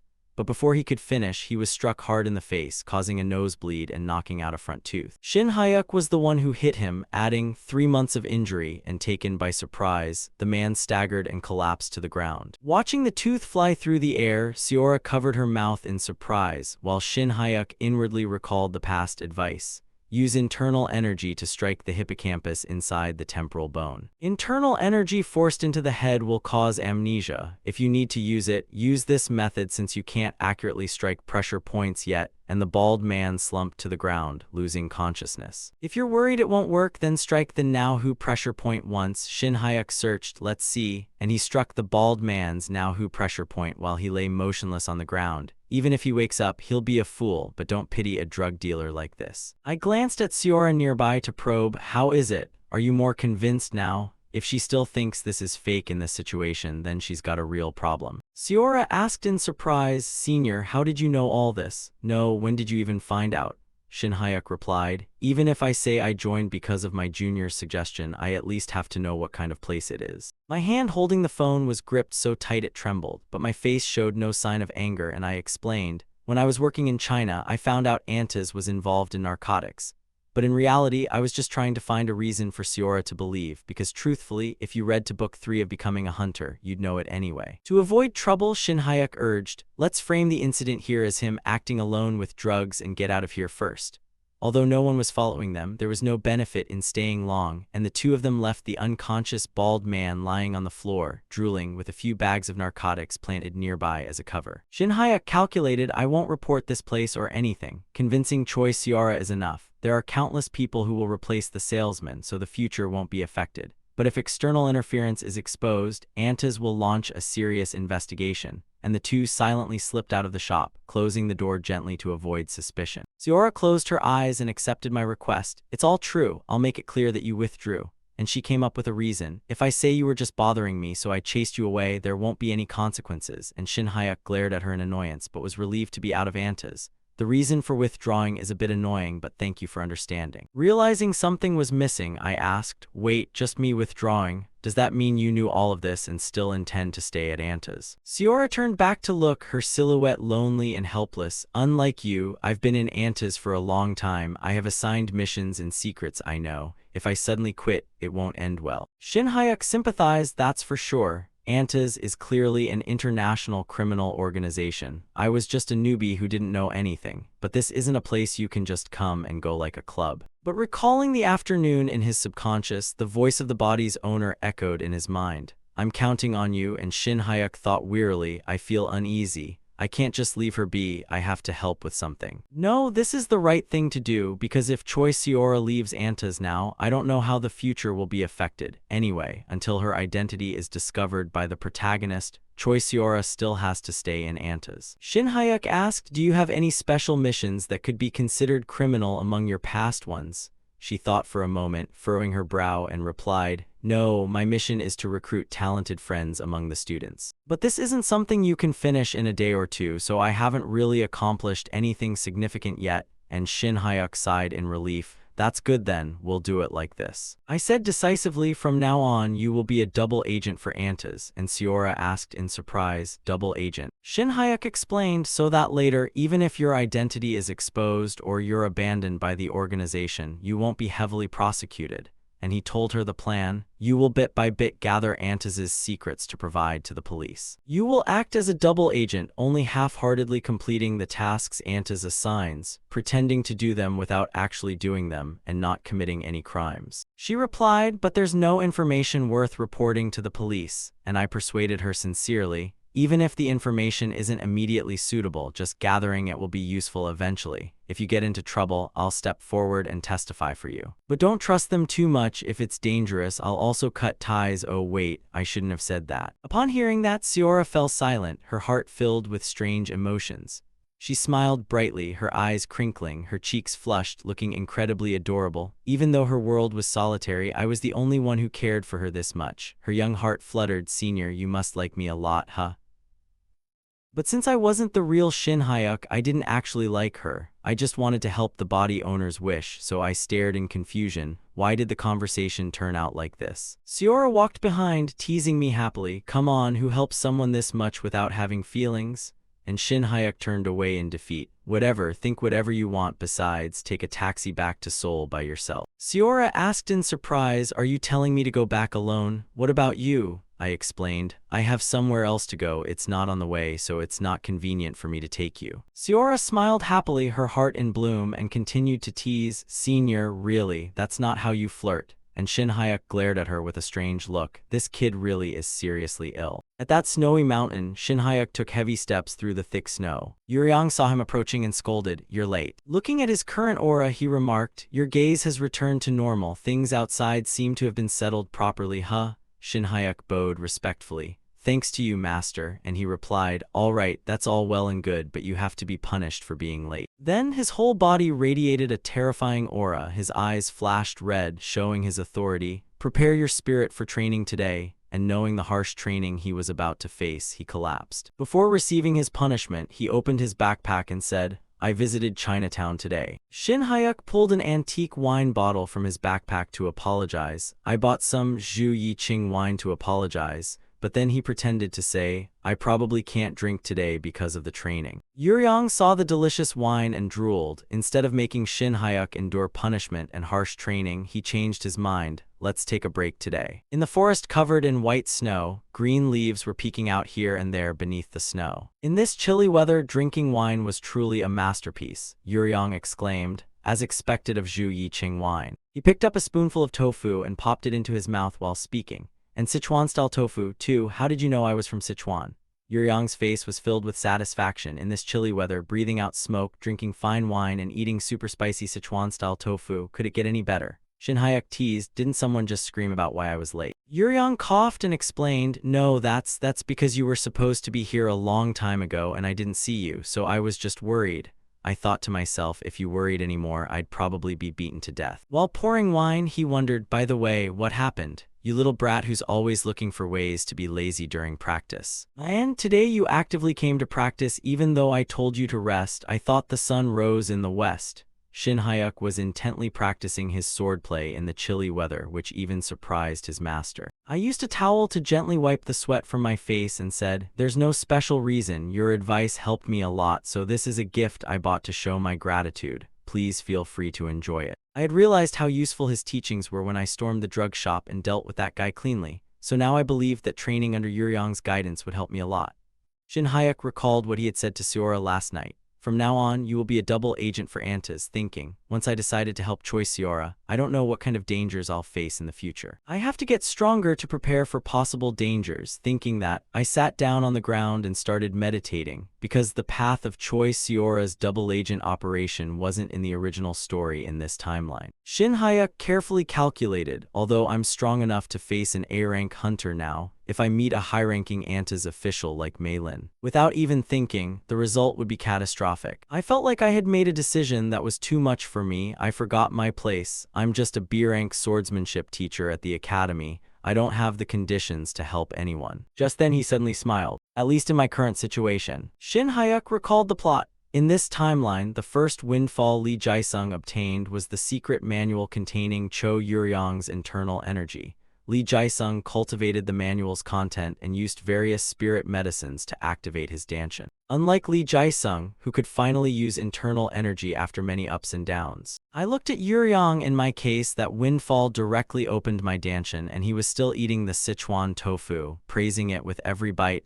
The chef here makes great tofu, truly excellent. Shin Hyuk closed his eyes and concentrated on meditating, but his mind was still filled with thoughts. Come to think of it, he's the strongest person in this world. If I can receive regular guidance, then no matter what happens, I can protect myself. Yuryong called out, hey disciple, and I answered, yes master. He naturally demanded, the ramen is out, the sesame roasted one. I really like that one, the JJ Akwang kind is also good, go buy some and leave them here. And although I felt dissatisfied, I pursed my lips, closed my eyes, and let it go. Endure it, he's the strongest person in the world. Shin Hyuk had to reply, I'll buy more next time I visit, and good. Hearing that, he was satisfied and slurped up the last of the tofu soup, adding, buy some anya seul and super spicy noodles too. And I replied softly, yes. I continued to focus on my training. Yuryong was holding the ramen seasoning packet, shaking it. The noise made it impossible for me to fully concentrate, and I frowned in annoyance. He poured boiling water into the bowl of noodles, his eyes filled with anticipation. The aroma wafted to my nose, making it even harder to concentrate. When the noodles were cooked, Yuryong slurped them happily, sweat beads appearing on his face despite the chilly weather, and Shin Hyuk yelled in anger, enough, please stop eating. He mumbled while eating, what, do you want a bite too? And I answered, no, I bought a whole crate last time, and if you eat like this, how can there be any noodles left? Yuryong answered awkwardly, well, since I'm here alone, I just get the urge to chew on something. And then he fell silent for a moment, realizing something was wrong. He yelled, hey brat, you dare talk about my eating habits? Aren't you the one who made me open up after hundreds of years? And followed it with a hard punch to my head that made my eyes water in pain. But seeing my change, he smiled happily. The brat who is always lazy is showing some will today. I'm truly glad, reminding me, but like pulling out rice seedlings too fast, the more you rush, the more you ruin things. Shin Hyuk was dissatisfied, rubbing his head and shouting, "That's not it. But you don't seem to care about my training at all," and Yuryong replied, "You're doing well on your own, aren't you? You can't achieve great success by rushing." I sat on the ground, disappointed. "Is that so? I've been training for a month and haven't seen any progress." And he consoled me, "Truly, it's because you're talented that it's like that." And Yuryong wondered, "Why do you want to get strong so badly all of a sudden?" Shin Hyuk explained, "Master, honestly, instead of paying attention to my stance, you were more focused on the amount of water in the cup. And I felt dissatisfied with my master, yet I still risked my life asking for his secret manuals.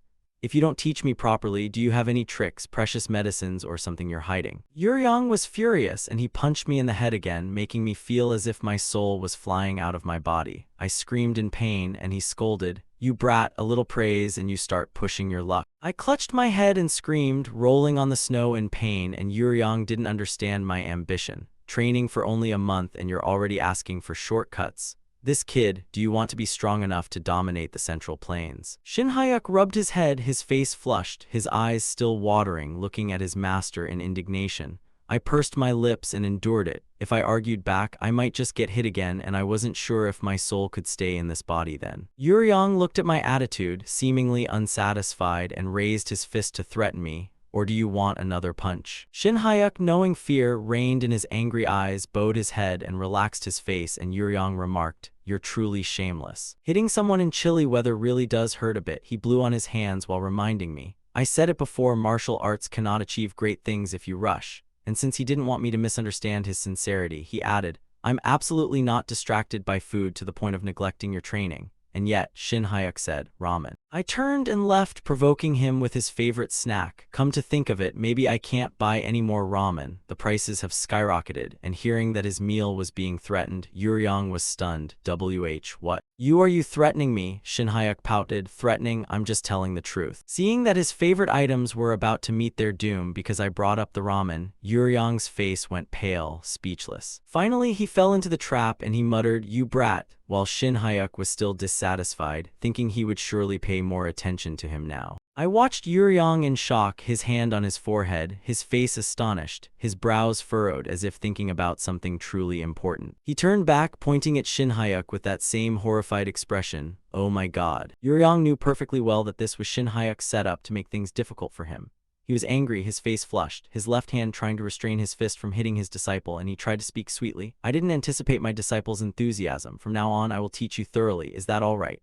And I closed my eyes and pouted in agreement. "In that case, I'll try my best to find the things you like." With the deal done as desired, Yuryong began his task. "All right, let's continue training from now on, no matter how high the intensity gets. Don't complain." And I replied obediently, "Yes, master, I look forward to your guidance." At the school where Shin Hyuk taught the next day at lunchtime, I held my phone in my hand. This morning, Choi Seora sent a message. On the phone was the chat log between me and Seora. "Senior, everything has been handled properly," and Shin Hyuk replied, "Thank you, I heard that leaving Antas was resolved safely." I pondered silently. I hope Kang Shin Hyuk isn't hiding any other issues. I'll just help Choi Seora this one time, and then I'll fully enjoy the rest of my life. The twins Onseok and Yoonsu walked into the classroom, saw me smiling while looking at my phone, and asked, "Teacher, do you have any good news today?" Shin Hyuk was focused, so being startled from behind made me jump. "Oh my god." I asked Yoonsu, "Aren't you two going to lunch?" Yoonsu chirped, "Of course we are. Today's lunch menu is cheese cutlet."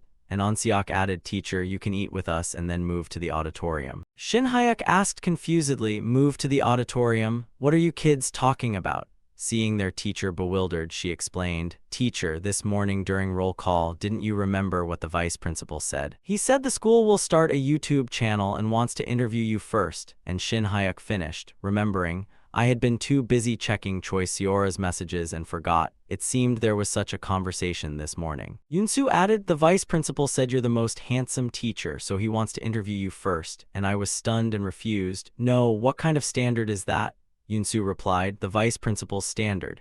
And I didn't want the interview, so I declined. "No way, that's not happening." But Onseok cheered me on. "Teacher, who knows? If the interview goes well, maybe we'll get a reward." And the mention of a reward made me interested. That makes sense. She had already prepared the plan, trying to win the prize for me. Yoonsu would film, the tech teacher would edit, and Onseok handed me a piece of paper. Here is the questionnaire, teacher. Please look it over during lunch. Shin Hyuk scanned the paper and commented, that's pretty systematic. I thought you were just doing it for show. And Yoon-soo reminded me, before uploading, the student council president will also review it, so we're counting on you, teacher. Seeing the students diligently prepare so well also touched me. I'm counting on you too, hurry and go, the cutlet will be cold.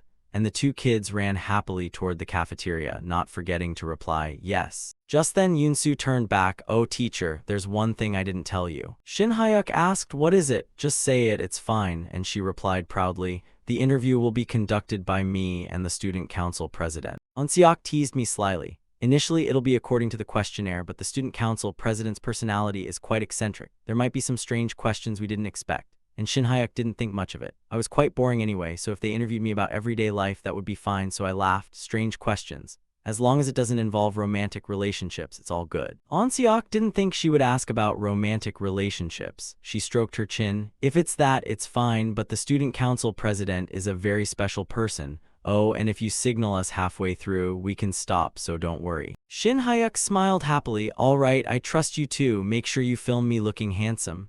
In my heart, I recalled the character I was about to meet, student council president. When I was in school, that was a legendary character. I wonder which kid it is, and outside the hallway, an unfamiliar female student was walking. She hugged two large swords to her chest, saying with a full tone of interest, Teacher Kang Shin Hyuk, the swordsmanship instructor, I heard he's very strong. She wondered to herself, I wonder what kind of person he is. The female student had an incredibly beautiful appearance with long, wavy brown hair, looking like a lady. It seemed this girl was an incredibly special character at this school. Students were cleaning up in the dormitory, and most of the Hunter Academy students lived in dorms. Although they went home every break because they spent most of their time at school, many parents were curious about their children's school life. There were articles reporting on the Hunter Academy, and although they cited security reasons, going out on weekends or visiting family was restricted. Orange Storm, Hunter Academy Security, Hunter Academy, a closed-off school. Is this a prison?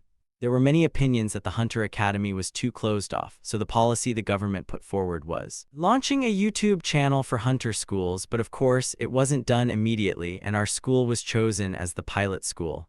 At that moment, an online channel appeared with the school logo and images of the campus. Shin Hyuk pushed the door open, sighing and pondering. Even in the novel, they didn't mention YouTube, so I thought it would naturally disappear, but I never expected I'd be the one chosen for the pilot interview. Suddenly, a soft voice rang out, oh my god, Teacher Kang is early. Shin Hyuk was stunned for a moment, then replied, hello. Ms. Min, thanks for your help today, and hearing that, Jae-hee said politely, oh my, I'm only in charge of editing, the technology teacher Min Jae-hee. It's my first interview, so I'm a bit nervous. By the way, Ms. Min, do you know how to edit videos too? That's cool. I gave a thumbs up. Jae-hee smiled and denied it. No, the principal told me that since I'm the tech teacher, I have to take on this job. I guess the tech teacher is the one easy to push around. And Shin Hyuk thought, avoiding work, huh? Poor Ms. Min. Suddenly, Jae-hee smiled happily and said, I'm not getting paid extra, so I'll just do a sloppy edit and head out. Even if the views are high, I won't get a single penny.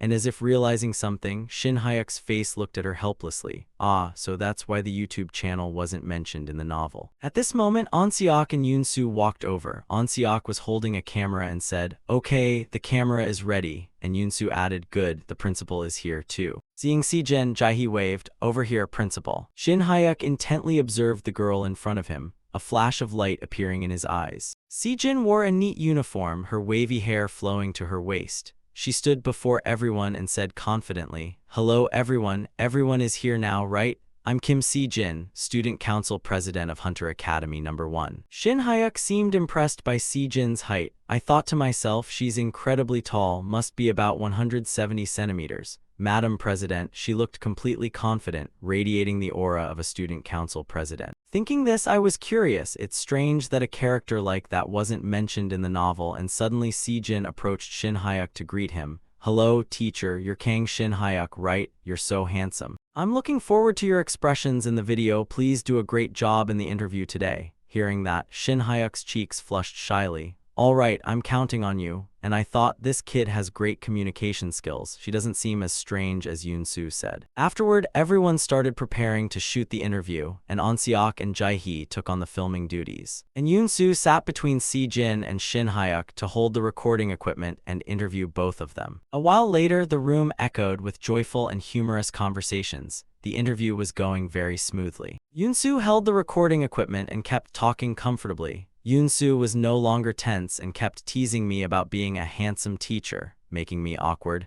but when I showed my discomfort, she quickly realized it and changed the mood. After a long time, Yoon-soo's apologetic voice finally echoed in the room. Although it's a bit of a shame, all the prepared questions are done and it's time to let you go. You don't have an afternoon class today, so if we kept you too long, we'd be truly sorry. Shin Hyuk was full of questions. Does ending mean the interview is over? But on the outside, I remained calm and replied, there's nothing to apologize for. I found it a shame too, and it's all for the students.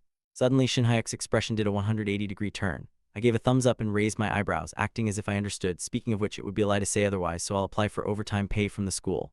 And Yoon-soo looked disbelieving, asking, what? Hearing that, Shin Hyuk burst into a laugh and said, I'm just joking, while Jae-hee narrowed her eyes with a smile. Well, I'm actually going to submit one. The corners of Si-jin's lips suddenly lifted, curving into a soft, gentle line. She calmly turned to look at Shin Hyuk and asked, Teacher Kang? Shin Hyuk, looking a bit confused, Shin Hyuk replied, what is it, Si-jin? Pushing up the bridge of her glasses, she continued, just now you said it's a pity, right? If it ends like this, the viewers will feel pretty regretful too. Si-jin stared straight at him, her eyes flashing with a dangerous glint. Although it's sudden, how about a sparring match with me? Seeing this, Jae-hee and On-seok looked somewhat helpless. What? Why is it so sudden out of nowhere? Truly so abrupt. Both Yoon-soo and Shin Hyuk never anticipated she would say such a thing. Wearing awkward expressions on their faces, Shin Hyuk thought to himself, I wanted to wrap this up on a high note, and now what on earth is this? Could this be that strange personality of the student council president that Yoon-soo talked about? Yoon-soo timidly turned to Si-jin and said, Hey, Madam President, doing this suddenly without telling the teacher beforehand is...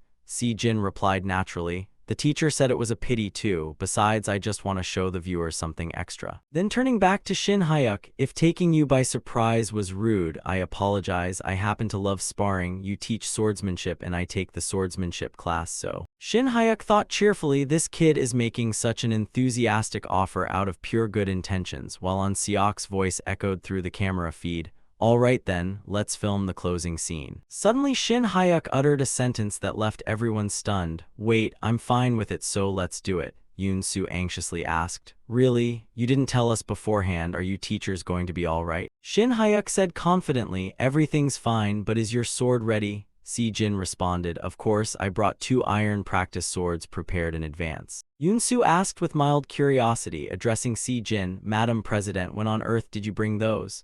Si-jin replied calmly, just in case the opportunity arose. Thank you, teacher. Sparring with a student, huh?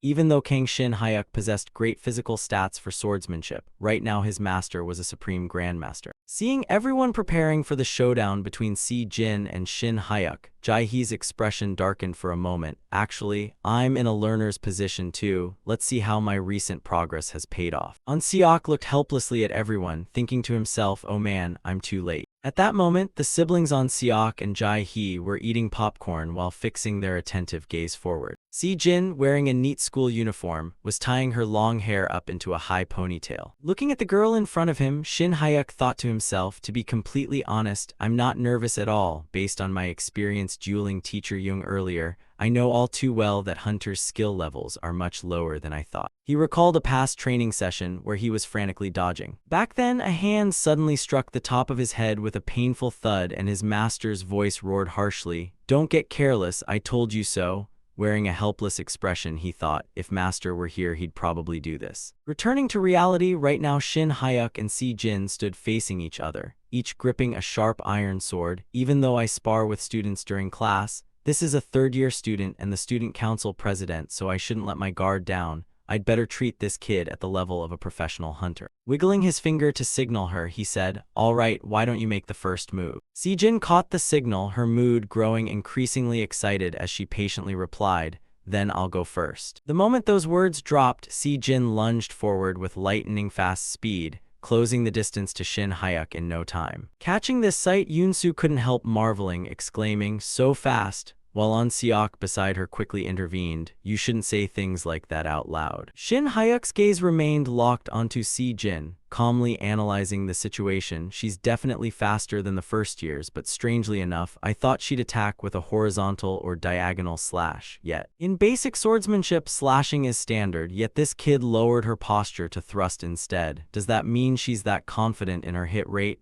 At that moment, Si Jin gripped her sword tightly and pointed it straight at Shin Hyuk. As Si Jin unleashed her sword thrust, Shin Hyuk smoothly dodged it. Any ordinary student would undoubtedly panic and lose their composure right here. Having missed her attack, Si Jin quickly retracted her blade, lowering her stance and stepping to the side. Then she lashed out with her sword once more, the blade whistling through the air to form a flawless arc, prompting Shin Hyuk to silently praise. Next is an upward slash. Brilliant. Immediately following that, every single time Si Jin attacked, Shin Hyuk leisurely drew his sword to parry. Si Jin seemed to have grown exhausted. Sweat drenched her face as she helplessly asked Shin Hyuk, "Teacher, just how long do you plan on keeping up the dodging?"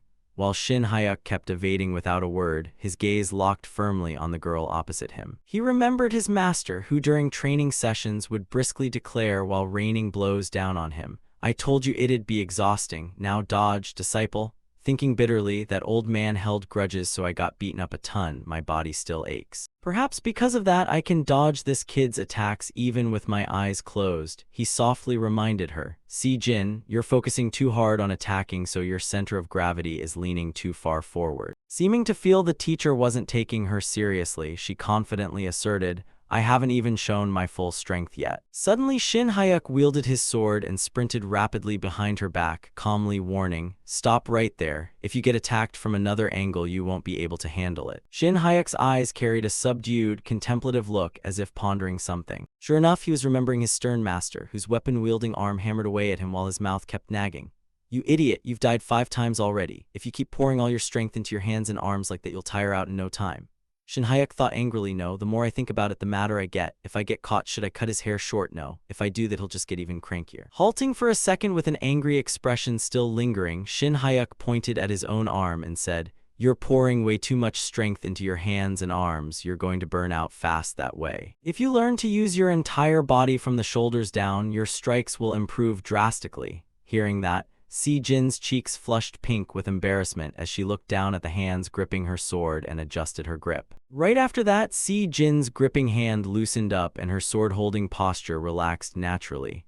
Shin Hyuk felt a touch of surprise. She relaxed instantly. She's a fast learner. He silently marveled. Just by changing how she holds the sword, the whole atmosphere shifted completely, as expected of the student council president. Once Si Jin adjusted her stance, Shin Hyuk's voice grew noticeably more serious. "All right, Si Jin." His left hand gripping the hilt tightened its grasp. Shin Hyuk's tone carried a warning note as he told Si Jin, "Teacher is going to attack now too, so you'd better be careful." A single drop of cold sweat rolled down Si Jin's cheek, showing just how intensely tense she was. Jaehee's hand holding the popcorn trembled violently. She quickly popped the popcorn into her mouth, everyone's expressions turning dead serious. Shin Hyuk lowered his center of gravity as well, speaking without formality. "Then teacher is coming at you." Suddenly Si Jin spoke up. "Wait a second, teacher." Looking confused, Shin Hyuk asked, "What's wrong? Are you hurt anywhere?" Si Jin answered timidly, "It's not that, teacher. Am I allowed to use mana? Of course, I won't channel it into my weapon." Shin Hyuk felt a bit surprised, marveling inwardly, "That's amazing, a student using mana." Si Jin hurriedly explained, "Starting late sophomore year, we go on gate internships. Right now I'm practicing how to control it." Hearing this, Shin Hyuk thought to himself, "I already knew that." Before graduation, students tour F-rank or E-rank dungeons accompanied by school instructors or national hunters acting as bodyguards. Scratching his head while looking at the girl standing before him, she claims it's accumulated mana from internships, but it's quite a lot for a student. She's really talented. It looks like she feels the difference in speed.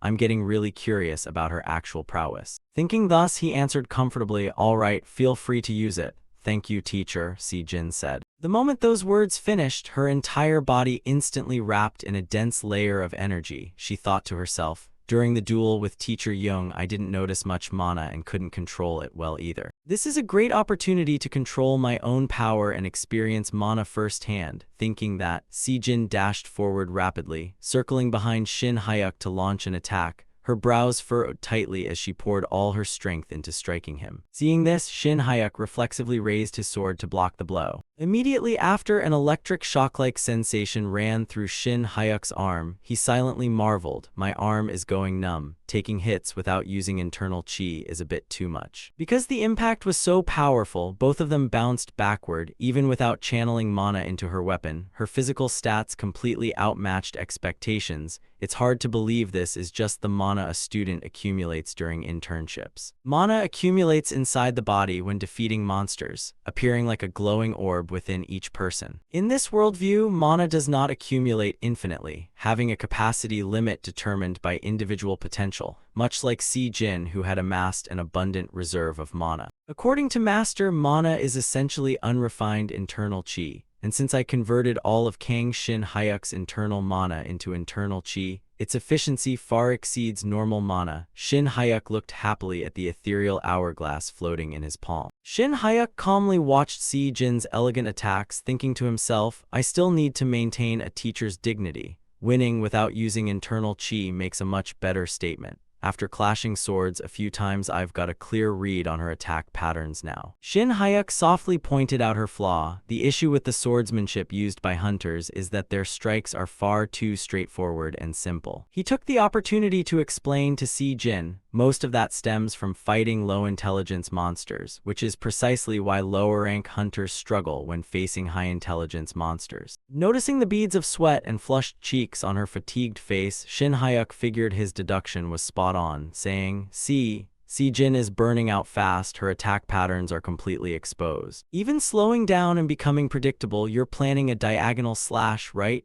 Hearing his words, Si-jin looked startled as if caught red-handed, staring tensely at Shin Hyuk, unsure what he would do next, while Shin Hyuk's eyes locked onto the sword in her hands. He watched as Si-jin flipped the direction of her blade and quickly reversed her grip. Gripping it tightly, Si-jin charged forward. Shin Hyuk thought, a reverse thrust, praising her. Trying a variation now is a good move. Suddenly, Shin Hyuk stuck out his foot, tripping Si-jin and causing her balance to collapse completely. Right after, Si-jin tumbled forward, landing clumsily on the ground while her sword slipped from her grip, as Shin Hyuk calmly remarked, "But the distance was way too close for a thrust." Sunlight streamed in from the outside through the windows, illuminating the entire room brightly. The siblings on Seok and Jae-hee watched the combat unfold with serious expressions on their faces. Si-jin pushed herself up after the fall, her glasses crooked and knees swelling red, wincing and rubbing her knee in pain. Before she could recover, a sharp blade pointed right near her face, making her eyes widen in shock as she looked up. Seeing Shin Hyuk's calm composure, Si-jin quickly surrendered. "I lost." Observing Si-jin's expression closely, he analyzed mentally an angry look. "I didn't notice while talking earlier, but she clearly has a strong competitive streak." At that moment, Shin Hyuk offered words of praise, "An excellent technique, truly fitting for the student council president." As she adjusted her glasses, Shin Hyuk extended a hand to help her up, adding, "Your swordsmanship is too monotonous though. Mana helps enhance physical stats, especially strength, but applying variations in swordsmanship instead of relying solely on mana will prove very useful." Si-jin said gratefully, "Thank you, teacher, I've learned a lot." Suddenly, everyone noticed Jae-hee's entire body trembling uncontrollably. She repeated anxiously, this is bad, while on Seok beside her asked worriedly, "Professor, what's wrong?" Jae-hee's face turned pale with worry, cold sweat breaking out all over, as she shook and muttered, "Our channel is going to explode. There goes my dream of getting off work on time." In the spacious, well-appointed school campus, a group of students had gathered to do something, 1 week after the interview video was uploaded. Standing behind the lectern, Shin Hyuk wore an extremely complicated expression, looking ahead with a troubled gaze. The situation had become exceptionally tiring. In front of Shin Hyuk stood a rowdy mob of students, each holding a stack of papers and a pen. "Teacher, can you make 10 copies for me? My mom asked for them," brushing them off. "Get going, I don't give out cheap autographs." The noise from the crowd continued. "You can just sign them casually, teacher." Because the sparring video with the student council president had turned into a massive viral hit. Shin Hyuk helplessly took the papers and pen from a student, saying, "Only during break time. Once this is done, I'm heading straight out for stretching and running. The rest of you get ready." set up the stretching formation according to student Lee Jin-soo's standard. Handing the signed paper back to the student wearing athletic wear, he checked carefully. "Is this good? Just take this one," the student replied happily. "Thank you so much." That paper drew looks of awe from the surrounding students. The student responded, "It's all prepared, well prepared." Printed on the paper were soft strokes and a gorgeous signature from Shin Hyuk, surrounded by cute little hearts and smiley faces. The students gathered in front of Shin Hyuk cheered loudly. "All right, everyone, time to stretch." Following Lee Jin-soo's standard, ready. Nothing had changed except gaining a bit of fame made things more troublesome without any extra allowance or a cut of advertising revenue. Just as he thought he could live peaceably like that, the introduction to the One Hunter Academy shrouded in mystery, unedited full version of new students and teachers. I almost forgot.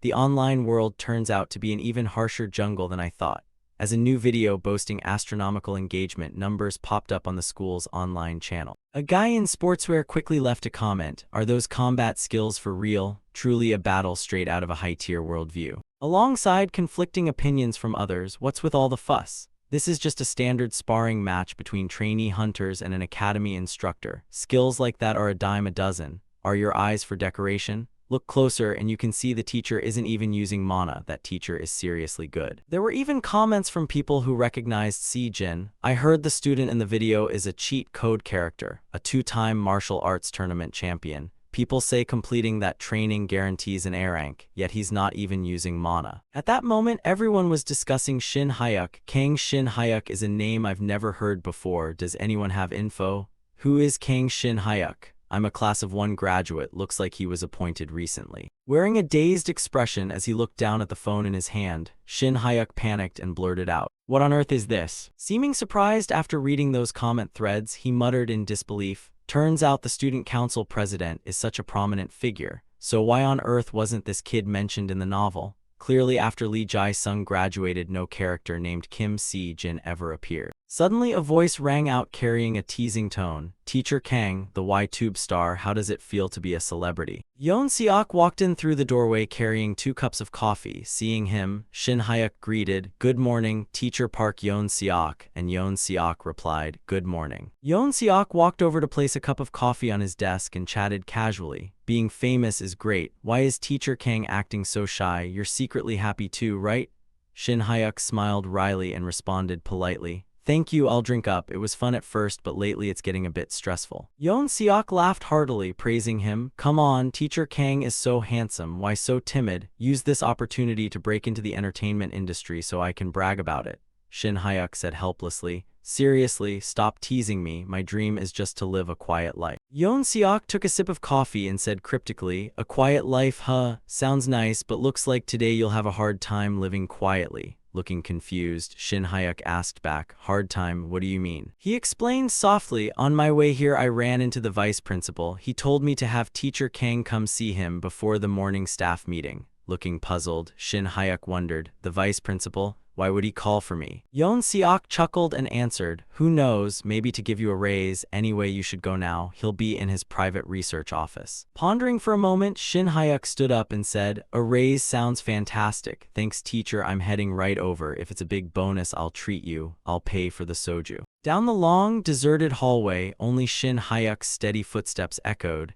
"It feels like my instincts are giving me a really bad vibe." Wearing a serious expression, he thought, normally things like this get addressed in front of the other teachers. It shouldn't warrant getting summoned privately to his research office like this. Standing before the vice principal's door, Shin Hyuk hesitated to knock. "Perhaps due to the sudden surge in attention lately, I'm feeling strangely uneasy. The most worrisome part is getting called by the vice principal. The One Hunter is the strongest person in the school." Just as he raised his hand to knock, a voice echoed from inside, "Is that Teacher Kang Jae Hyuk? Come on in." Shin Hyuk pushed the door open slightly, peering in timidly. S-rank hunters number only 10 in all of Korea. Inside sat a white-haired man sitting solemnly behind his desk. Kim Man-dong, whose deep voice resonated. "First time meeting you since the interview, long time no see." Instructor of the One Hunter Academy, S-rank hunter Kim Man-dong. Standing before him, Shin Hyuk felt immense pressure, thinking, "I didn't even attend the interview, but seriously the pressure is crushing." "Ah, hello teacher, wishing you a good morning." Man-dong asked politely, "All right, would you like a cup of tea?" Politely declining, Shin Hyuk said, "No thank you, I have to go prepare for my class soon." Hearing that, the old man said seriously, "Is that so? Then I'll get straight to the point. Those over there, everything inside that mail pouch was sent for you." Pointing his gaze toward the corner of the room, Shin Hyuk followed it and spotted a brown parcel bag. The bag was packed to the brim with thin letters sealed with red wax stamps, bringing a wave of confusion to Shin Hyuk's heart. "What's this? Are these all letters?" Scratching his head, Shin Hyuk picked up a letter and asked awkwardly, "Vice Principal, are these fan letters?" To which the old man replied gravely, "If you're curious, just read one." The deep voice continued, "It seems a lot of people watched the sparring video between teacher Kang and student Kim Si-jin and were deeply impressed, not just other hunter academies.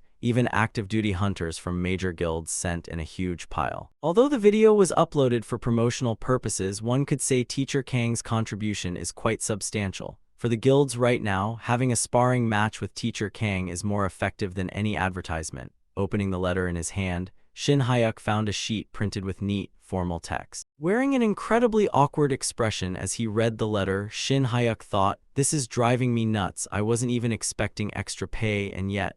Man Dong added, "All 932 letters in that pouch contain the exact same message. They are all challenges of honor." Speaking those words, the old man's face turned grave, his dark eyes filled with worry. A bead of nervous sweat rolled down Shin Hyuk's cheek. "A challenge of honor, what did I do wrong?" On the computer screen, the video of Shin Hyuk smiling brightly boasted staggering view counts. "Like I said, it's not because you did something wrong, but to strip away your reputation, and the fact that you graduated from a non-hunter school contributed to it." The truth about graduating from a non-hunter school leaked out, turning around with a mysterious vibe. "Teacher Kang, as you know, some practical instructors at the school harbor bad feelings toward you." Man Dong looked straight at him with sharp, piercing eyes radiating an intimidating aura. "It seems one of those practical instructors leaked teacher Kang's personal information, and the problem is malicious commenters are exploiting this to cross the line." Shin Hyuk's face darkened further as he heard the next remark. "For instance, claims have surfaced that the student council president rigged the match because of the new teacher,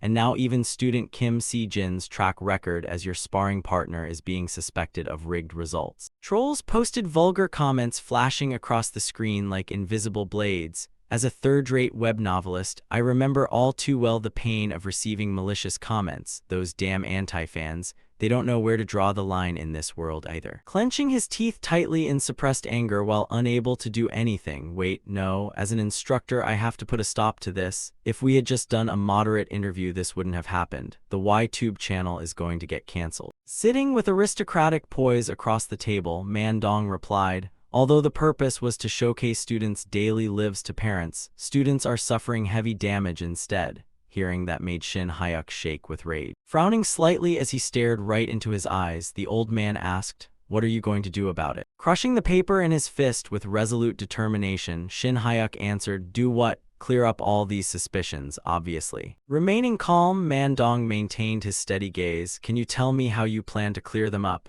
"It's very simple, Vice Principal." Countless letters were sent, but some shine brighter as if containing something special. Among those malicious trolls, some definitely sent these dueling challenges. I'll select the high-ranking, truly prominent ones and duel them one-on-one. Skeptical of that decision, Man Dong questioned, "Is that so? Are you confident you'll win?" "Among those who registered, there are quite a few A-rank hunters. Those don't match my rank, so I can turn them down." Shin Hyuk answered frankly and decisively, "No, even better, I'll exclusively pick A-rankers to fight." Puzzled by the logic, Man Dong countered, "You're planning to pick the strong ones to defeat and let the mediocre ones give up on their own." Energized, clapping his hands together with a passionate expression ready to leap into action, "That phrasing sounds a bit crass, but yes, practically speaking, I can't take them all on." "Good, very good, by the way, Teacher King." Shin Hyuk, intertwining his fingers and leaning forward slightly, Man Dong smiled with a wicked glint in his eye. "How about a sparring match with me?" Stunned without a chance to react, thinking he must have misheard, "This old man has gone completely crazy. I must have misheard." Shin Hyuk stood frozen solid in place, utterly speechless. Still clinging to the thought that he must have heard wrong. "No way this is real. Did this old guy lose his mind?" "You heard correctly, Teacher Kang." Silence hung heavily between the two of them. Turning pale, "No, if you're going to go crazy, at least do it right." An S-rank hunter demanding a duel with a B-rank hunter. I understand, you probably think I've lost my mind. Catching on to his exact thoughts, Shin Hyuk turned away awkwardly. I watched your duel of honor with Teacher Young last time, and I was genuinely surprised. To be frank, I thought you would lose. Man Dong looked at him seriously, his gaze reflecting high regard. Moreover, it seemed like you hadn't even shown your full strength yet, and judging by your attitude just now, you seem quite confident in suppressing A-rank hunters. Shin Hyuk bit his lip nervously in terror, thinking no matter how high A-rank goes, it's still just A-rank. Once you cross into S-rank, it's an entirely different league. You should know that better than anyone else. Flashes of a guy screaming in agony after getting beaten up crossed his mind. Actually, A-rank hunters in Korea only number around 1,000, so they aren't opponents to take lightly. And Teacher Young only applied for his A-rank test. He isn't a true A-rank hunter yet. Shin Hyuk's journey to grow stronger through grueling training, swinging his sword against countless opponents. Of course, now trained by Master, I've grown even stronger. Considering the gap between hunters and martial artists, I'm confident I can handle A-ranks. Stronger figures existed in smaller groups, but S-ranks? There were only 10 in all of Korea, expanding globally didn't even crack 100. Among them possessed monstrous strength, where simply fighting unleashed crimson mana waves. S-rank mages were treated as strategic weapons, while other ability users were superhumans dubbed one-man armies. Man Dong possessed overwhelming power, his muscular physique radiating green energy throughout his body. This was the god of war Kim Man Dong, sitting at the very pinnacle of S-rank hunters, recalling how in the novel Lee Jae-sung, confident in his abilities, once challenged this old man. He had struck down opponents nobody dared touch, resulting in absolute annihilation, not just ordinary crushing, but pulverizing them to dust. Both Shin Hyuk and Jae-sung trained to achieve superior strength, but their methods differed drastically. While one constantly consumed medicinal leaves and herbs, the other diligently trained, of course, unlike the protagonist who only ingested chi manuals. I directly learned martial arts from Master, and Master told me I'd turn out far superior to someone who ate herbs like regular meal. But in S-rank, no matter how I think about it, there's just no way to win. Lost in thought until a voice snapped him back to reality, his eyes jolting wide. Teacher Kang. I apologize, I was too stunned so. Before he could finish, Man Dong extended a welcoming hand. Think about it, wouldn't fighting me once be far better than dealing with a bunch of pesky A-rank no-names? Tempting him with those benefits, really, Shin Hyuk gasped. Yet Shin Hyuk's gaze remained filled with doubt on whether to trust him. That's right, though of course if you put on a subpar performance I won't cover for you. I don't demand that you beat me, just successfully land a single attack. Confronting someone possessing strength far beyond his own alongside an intimidating aura meant he had to weigh things carefully. A successful hit, calling it a single hit sounds like an unreasonable condition. Kim Man Dong's body could literally deflect aura blades. Winking and crossing his arms to seal the deal. Don't want to? You're more cowardly than I thought, Teacher Kang. Well then, how about this, if you succeed in landing an attack? Hearing the next condition, he couldn't help but be surprised, his expression shifting from his previous hesitation. Then I will waive the 3-week training camp that all new teachers are required to attend this break. Waive the training. The word struck Shin Hyuk's weakest point, drawing him in further. Doesn't that sound appealing? Although the training camp is mostly for teachers to socialize, for you, coming from a non-hunter background, those 3 weeks would be like sitting on a bed of thorns. Hearing the final condition, he felt as if he were being pulled into those benefits and couldn't break free. Of course, you'll still receive your full salary during the exemption period, 3 weeks of paid vacation. Shin Hyuk asked with a hint of doubt. The training camp is organized by the Hunter Management Bureau. Is it really possible to skip it? There is an elite teacher program where only 2 people are selected each semester. Those sweet words created something impossible to resist, and he craved it instantly.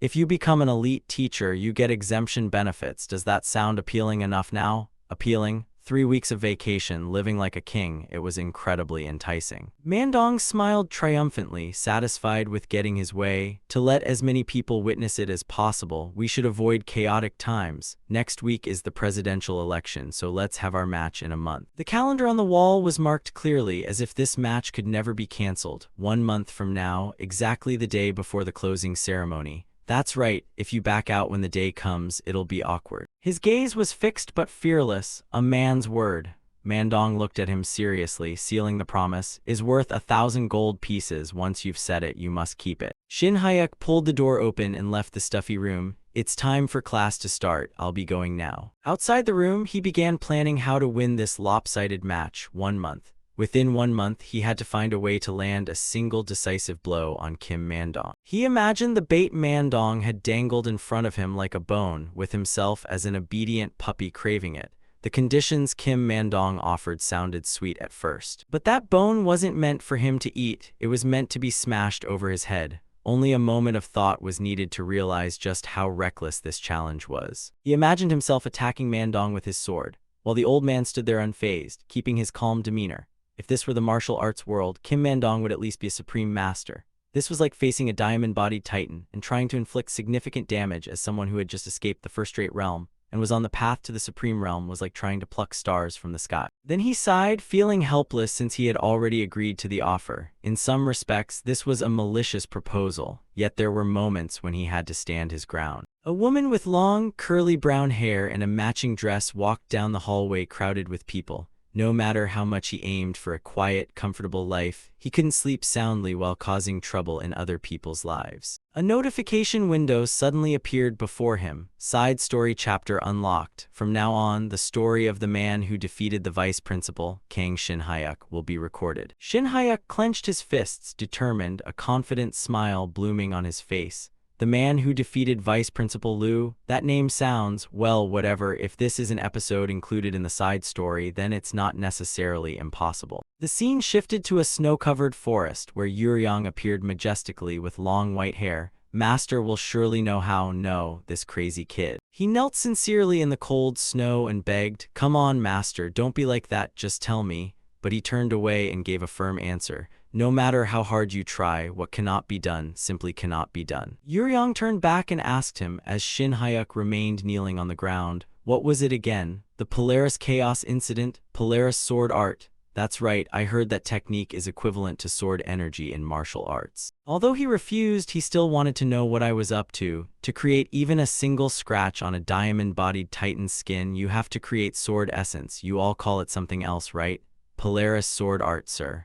Right, that one. Yuryong closed his eyes and waved him off. It takes immense effort to reach that realm. How could you possibly defeat a diamond indestructible master who is at the supreme realm? In your current state, you'd be lucky to cut a few hairs off his chest. Shin-hyuk looked up, focused, his eyes gleaming with hope. Even if I used the same technique, I'd be lucky to land one effective hit. It's impossible. He kept trying. Master, what is the same technique you mentioned? Seeing his persistence, he turned to bark. The dirty tricks you love, mountain ginseng, spirit herbs. If you had 3 100-year-old mountain ginsengs, perhaps you could use the Polaris. It's Polaris Sword Art, sir. Yuryong dealt a blow to his head to crush his hope. Exactly, you brat, it's sword essence. He rubbed his head to ease the pain but kept going. Even if it's not on par with what the Supreme Master uses, if I try hard enough, I might be able to swing my sword once. The corner of the young man's mouth curved upward. Once. Then Shin-hyuk looked up, holding onto his original decision and holding up one finger to show his desire. That's enough, sir. One decisive hit, that's all I need. He turned to run away happily but didn't forget to look back to say goodbye. Thanks, master, I'll be heading home now. Where is this brat going? He left Yuryong standing there, looking anxiously ahead. The master said I needed 3 mountain ginsengs, and those are incredibly expensive. Well, this fool, where would he get those? His silhouette ran into the distance, toward the blue portal ahead. In the outside world, money can buy anything, just in time for the presidential election next week. Just as he was about to step through the blue transfer gate, he turned to smile and reassure him. I'll go buy some mountain ginseng. Seora held her phone and sighed, unable to hide the disappointment in her heart when she thought about the senior who had been as close as the wind and then silently vanished. What the hell? With a face mask on, she frowned, letting out a heavy breath. Ever since the senior quit Anta's, he hasn't contacted me at all. Her voice trailing off as if talking to herself but also blaming someone. I heard he's famous on YTube now. Did he get a girlfriend or something? The ringtone echoed in the quiet space, making her jump as if pulled from her thoughts. She looked at the caller ID, Shin-hyuk. A flash of unpredictable light crossed her eyes. Speak of the devil and he appears, but immediately after, her lips curled faintly. That's right, the senior told me I was the only one. She picked up the phone, sitting up, but her voice was colder than before. Hello, Shin Hyuk asked gently. Seora, what are you doing? Shin Hyuk called her name affectionately, but she only replied with a bored tone, nothing, I'm just reading at home, what's the matter? Without beating around the bush, he stated what he needed, and his words made her freeze as if struck by a painful blow. Can you lend me some money? Not much, just about 100 million. Hearing this, she decisively hung up, while his voice still called her name gently, like a sinner seeking one last forgiveness. Seora, Choi Seora. She switched her phone to power off or emergency mode. With a decisive, forceful movement and an indifferent gaze, she used her strength to press power off. Shin Hyuk sat pondering, associating the fish and the magical ginseng. In the dim light, his mind swirled with thoughts of the path of cultivation. Of course, I can't get spirit medicines like the 10,000-year flower or the 1,000-year snow ginseng. But those legendary spirit medicines kept swirling in my head, but I knew my limits clearly, and as reiterated many times through Li Jiseong, there was still mountain ginseng in this world. His thoughts led him to a familiar category. He listed, there are many types like natural mountain ginseng, wild cultivated ginseng, man-planted ginseng, he muttered. Among them, the one that can be called a spirit medicine is natural mountain ginseng. Thinking of their astronomical auction prices, numbers that most normal people would only dare to sigh at and scroll past. The main problem was the insane price of this natural mountain ginseng. Even if it wasn't 100 years old, it cost tens of millions of won, and if it was over 100 years old, there were cases where it exceeded 100 million won. A faint laugh escaped the corner of his lips as he remembered the chaebol heir who only knew how to clutch his head after being beaten to a pulp by Mandong. Li Jiseong was a chaebol heir who even used it as kimchi, he scoffed. And yet he ate ginseng like a meal and still got defeated by Kim Mandong. He remembered Yuryong's words. While he was channeling energy, the master said it was because he only ate without properly absorbing the ginseng's qi. I realized, and as for me, even if I only eat one root, I have a supreme martial arts master helping me absorb it. Standing before the skyrocketing prices, the problem was money. With a total asset of 300 million won, 3 roots of mountain ginseng would bankrupt me. In the midst of his chaotic thoughts, in a situation where he needed to increase his funds, he remembered the words of the vice principal. Mandong's calm, decisive voice rang clearly in his head. To let as many people witness it as possible, we should avoid chaotic times, he warned. Next week is the presidential election, so let's have our match in a month. His eyes widened as every word appeared clearly as if he'd heard it just yesterday. Presidential election. There was a pause, then his lips curved as if he'd just discovered a precious gem in the ashes, his eyes sinister and triumphant. No matter what anyone says, the goal of the election isn't it election stocks. Looking back at the journey, he realized he had blinded himself to the most obvious opportunity. The trouble from the practical teacher, quitting Antas, becoming a Y-tube star. That gruesome face made passers-by notice and feel afraid. I didn't think of it because I was trying to resolve everything to live a quiet life. Shin Hyuk listed every piece of information in his head like a puzzle. Every relationship, every secret in the novel he knew beforehand. Presidential secret, Kim In-hak, chief of the Hunter Management Bureau, Antis-Genesis smuggling, the apocalyptic trading method. And as he walked into the bank lobby, his thoughts flared up. I utilized the information in the novel reasonably. He berated himself for being careless, but why did I push stocks aside, you fool? He reached the reception counter and the lady there smiled friendly. Dear customer Kang Shin Hyuk, your loan application has been approved. Congratulations. Shin Hyuk thanked her politely. Yes, thank you. Shin Hyuk recalled his past life. Back then, as a third-rate freelance writer, the bank's threshold was sky-high. Min Chan's shadow laughing triumphantly still lingered behind him, and he smiled triumphantly. But now I am Kang Shin Hyuk, a teacher at the Hunter Academy, someone who can borrow a lot of money. Knowing the future, he continued to judge. Moreover, I am the miraculous Kang Shin Hyuk. Knowing that Kim Junseok, he declared a truth that would happen in the future. Kim In-hak's actor will lose the presidential election and opponent Kim Cheol-Chuan will be elected. Leaving the bank, he walked confidently with a triumphant smile. All right, received the full loan amount, and he calmly set a new plan. Kim Cheol-Chuan theme stocks, let's go. A few days after going all in on stocks on a windless noon, the doorbell of the teacher's dormitory rang bustlingly as if signaling something strange was coming. The delivery man panted because the load was too heavy. The door opened and the delivery man kept panting but tried to calmly announce, Mr. Kang Shin Hyuk, right? I'm here to deliver 42 pizzas. The delivery man shared the good news. Because I'm so grateful, all these drinks are free. Shin Hyuk opened his mouth, his tone as calm as if this happened every day. Yes, I'm Kang Shin Hyuk. We'll bring the pizzas inside. The students saw the scene and gathered around, eyes wide in amazement. Teacher, teacher, what is all this? Kang Shin-hyuk shrugged, a blinding aura radiating around him, and answered nonchalantly, what is it? It's just pizza, everyone take one, and the Y-Tube statistics panel showed. Estimated assets of Kang Shin-hyuk, 1,486,531,251. A festive atmosphere like a small carnival spread across the dormitory. The students screamed in delight, and the adults were stunned by the figures. One student shouted, declaring like a maniac, Mom, when I grow up, I'm going to become Kang Shin-hyuk. With Shin-hyuk's gentle smile, another student warned seriously, don't just go around calling the teacher's name like that. Someone stammered, calling him a savior. The teacher, he's a god.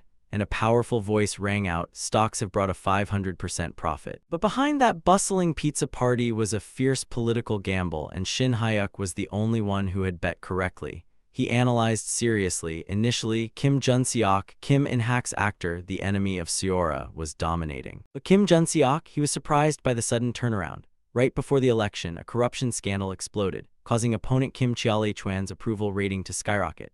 He smiled with satisfaction but didn't forget to warn the next generation, so borrowing everything miraculously by using all loans and information in the novel was a success. He advised, don't do this, kid. Seeing the students stuffing their faces with pizza, he gently reminded them, you kids, eat too much and you'll choke. I'll buy digestive pills for you, too.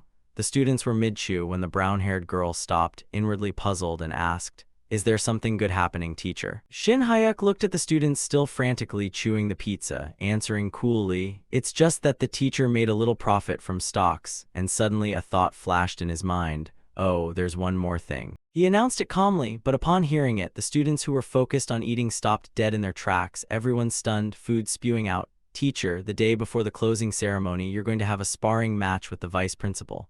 Shin-hyuk watched his students all choking, pizza falling everywhere. No one could believe what they'd just heard. One student yelled, clutching his stomach, I'm choking, someone give me digestive pills. Another student screamed, the teacher is a god, damn it. Short hair, after taking a sip of Coke, choked, and she asked with a serious, cold tone, teacher, are you serious? You're going to spar with that muscular vice principal Kim Mandong. Shin-hyuk immediately corrected her. Hey, you kid, you can't just call the vice principal by his name like that. Shin-hyuk turned his back to the room, an aura radiating like cold sword energy. It obviously wouldn't be a fair fight, but I'll spar with the vice principal by making a concession. His voice remained calm, but every word felt like a nail driven into the listeners' heads. I only need to land one decisive blow and the teacher will count that as my win. Brown hair gasped, her face pale with worry. A decisive blow? Will a teacher's attack really have any effect on the vice principal? Another student clenched his fists, tears streaming down his face. No, the teacher is going to die. Shin-hyuk sighed, trying to smile and reassure his students. Anyway, just eat up. His voice dropping as he thought of the bad news. This might be the last pizza I can buy for you. And inwardly, he debated, the presidential election is over, and Vice Principal Kim Mandong will soon announce the news about the sparring match with me to the public. He closed his eyes as if about to strike a blow that couldn't be retracted. The reason I proactively told the kids the rumor was to drive a nail into the situation. Shin-hyuk opened his eyes, his gaze sharp enough to cause suffocation. One decisive blow, one blow and I win. He lowered his head, his voice deep like an oath. To ensure the vice principal can't say otherwise, I have to make sure the realization of a decisive blow is crystal clear. He imagined financial indicators jumping continuously. Stock investment success, existence of supreme supernatural beings verified. Now only training is left. A smile flashed across his hardened face. All the good trends are moving in my direction. He tilted his head slightly, inwardly challenging him. Just you wait, Kim Mandong, and in the forest covered in ice and snow, he asked Yuryong, all right, master, have you prepared everything? He stood tall, looking at the cargo report like a soldier. Yes, master. 3 crates of sesame noodles, 5 crates of Anyel Seul, 2 crates of chocolate, and 4 crates of Coca-Cola. He held out another piece of paper, his face radiant. Besides that, I also bought all kinds of instant food that are popular in the supermarket. Yuryong burst into laughter, patting his shoulder. Very good, your sincerity has moved me. His eyes looking serious as he asked, have those things been prepared too? He nodded firmly, grinning confidently as he reported his war booty. Of course, master. You said spirit medicines also require fate to be found. He opened the wooden box lid, and inside were 3 large ginseng roots radiating a deep golden aura that covered the white color of the snow. 3 natural mountain ginsengs over 100 years old. I've prepared them. Shin-hyuk glanced over, his brain automatically calculating natural mountain ginseng's remaining assets. 1,186,531,251, minus 300 million won. Yuryong gasped in surprise. I didn't expect you'd actually find them. He recalled the taste from before, eyes narrowing slightly. Back in the day, I'd even eaten 300-year-old ginseng. He evaluated their firmness. These seem a bit less, but, he marveled, both roots are definitely over 100 years old. I hung my head, looking away, whispering, Master, didn't you say before not to rely on spirit medicines or tricks? He turned abruptly. What are you talking about? I was startled and quickly laughed it off. No, I'm just glad you confirmed they're the real deal. He folded his arms and ordered, Stop talking nonsense and hurry up and eat so we can train. Shin Hyuk bowed his head, his voice filled with determination. Thank you, Master. Inside the box, arranged neatly in the snowy forest, was a layer of fresh, soft green moss or herbs packed tidily. In the biting wind and snow, his hands gently pressed onto my body. Magical blue rays of light immediately spread, like a spring of spiritual energy surging and threading through every meridian. Feeling the stifling air, the heat from the spirit medicine rising strongly, the teenager frowned and gasped. It's so hot. A warm, dense, and pure blue energy surrounded me, causing beads of sweat to form on my forehead. All my life I've only eaten ginseng in chicken soup, I thought, shocked. Now I see it's not for nothing that a root costs 100 million won. This amount of qi is truly terrifying. He calmly channeled the energy, trying to regulate my breathing. Don't resist the flow of qi I'm channeling, just accept it.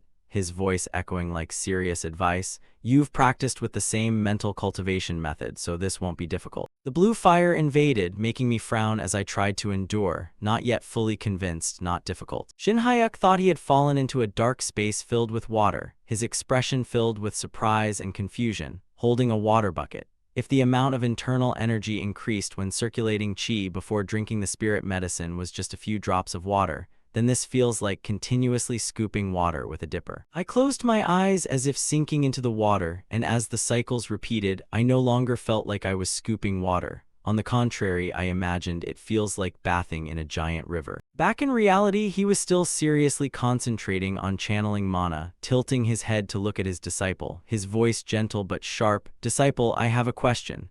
I braced myself to endure but still answered politely, Yes, Master, what is it? Yuryong paused, his sharp eyes gazing directly at my back to probe. The ginseng you brought is indeed real and the effect is quite good. It must be quite valuable, he asked bluntly. I don't know what method you used to accumulate such a giant fortune to be able to buy it. I nodded innocently. That's right, I did earn a large sum, and his voice became more serious. Then, give up the sparring, give up that teacher job, wouldn't that be enough? He asked curiously, Tell me the reason you're trying so hard to become stronger. The green energy source kept exploding, causing me tension, but I still replied with a sincere voice, Recently, I have things I need to take responsibility for. My gaze began to dim as I recalled the Sijin incident, and I shared my burdens. I had to rescue a junior who was associating with bad people, and continued, and I had to restore the reputation of students who got caught up in nasty rumors because of me. He looked at the silhouette of the person in front of him, covered in green energy, and I expressed sincerely,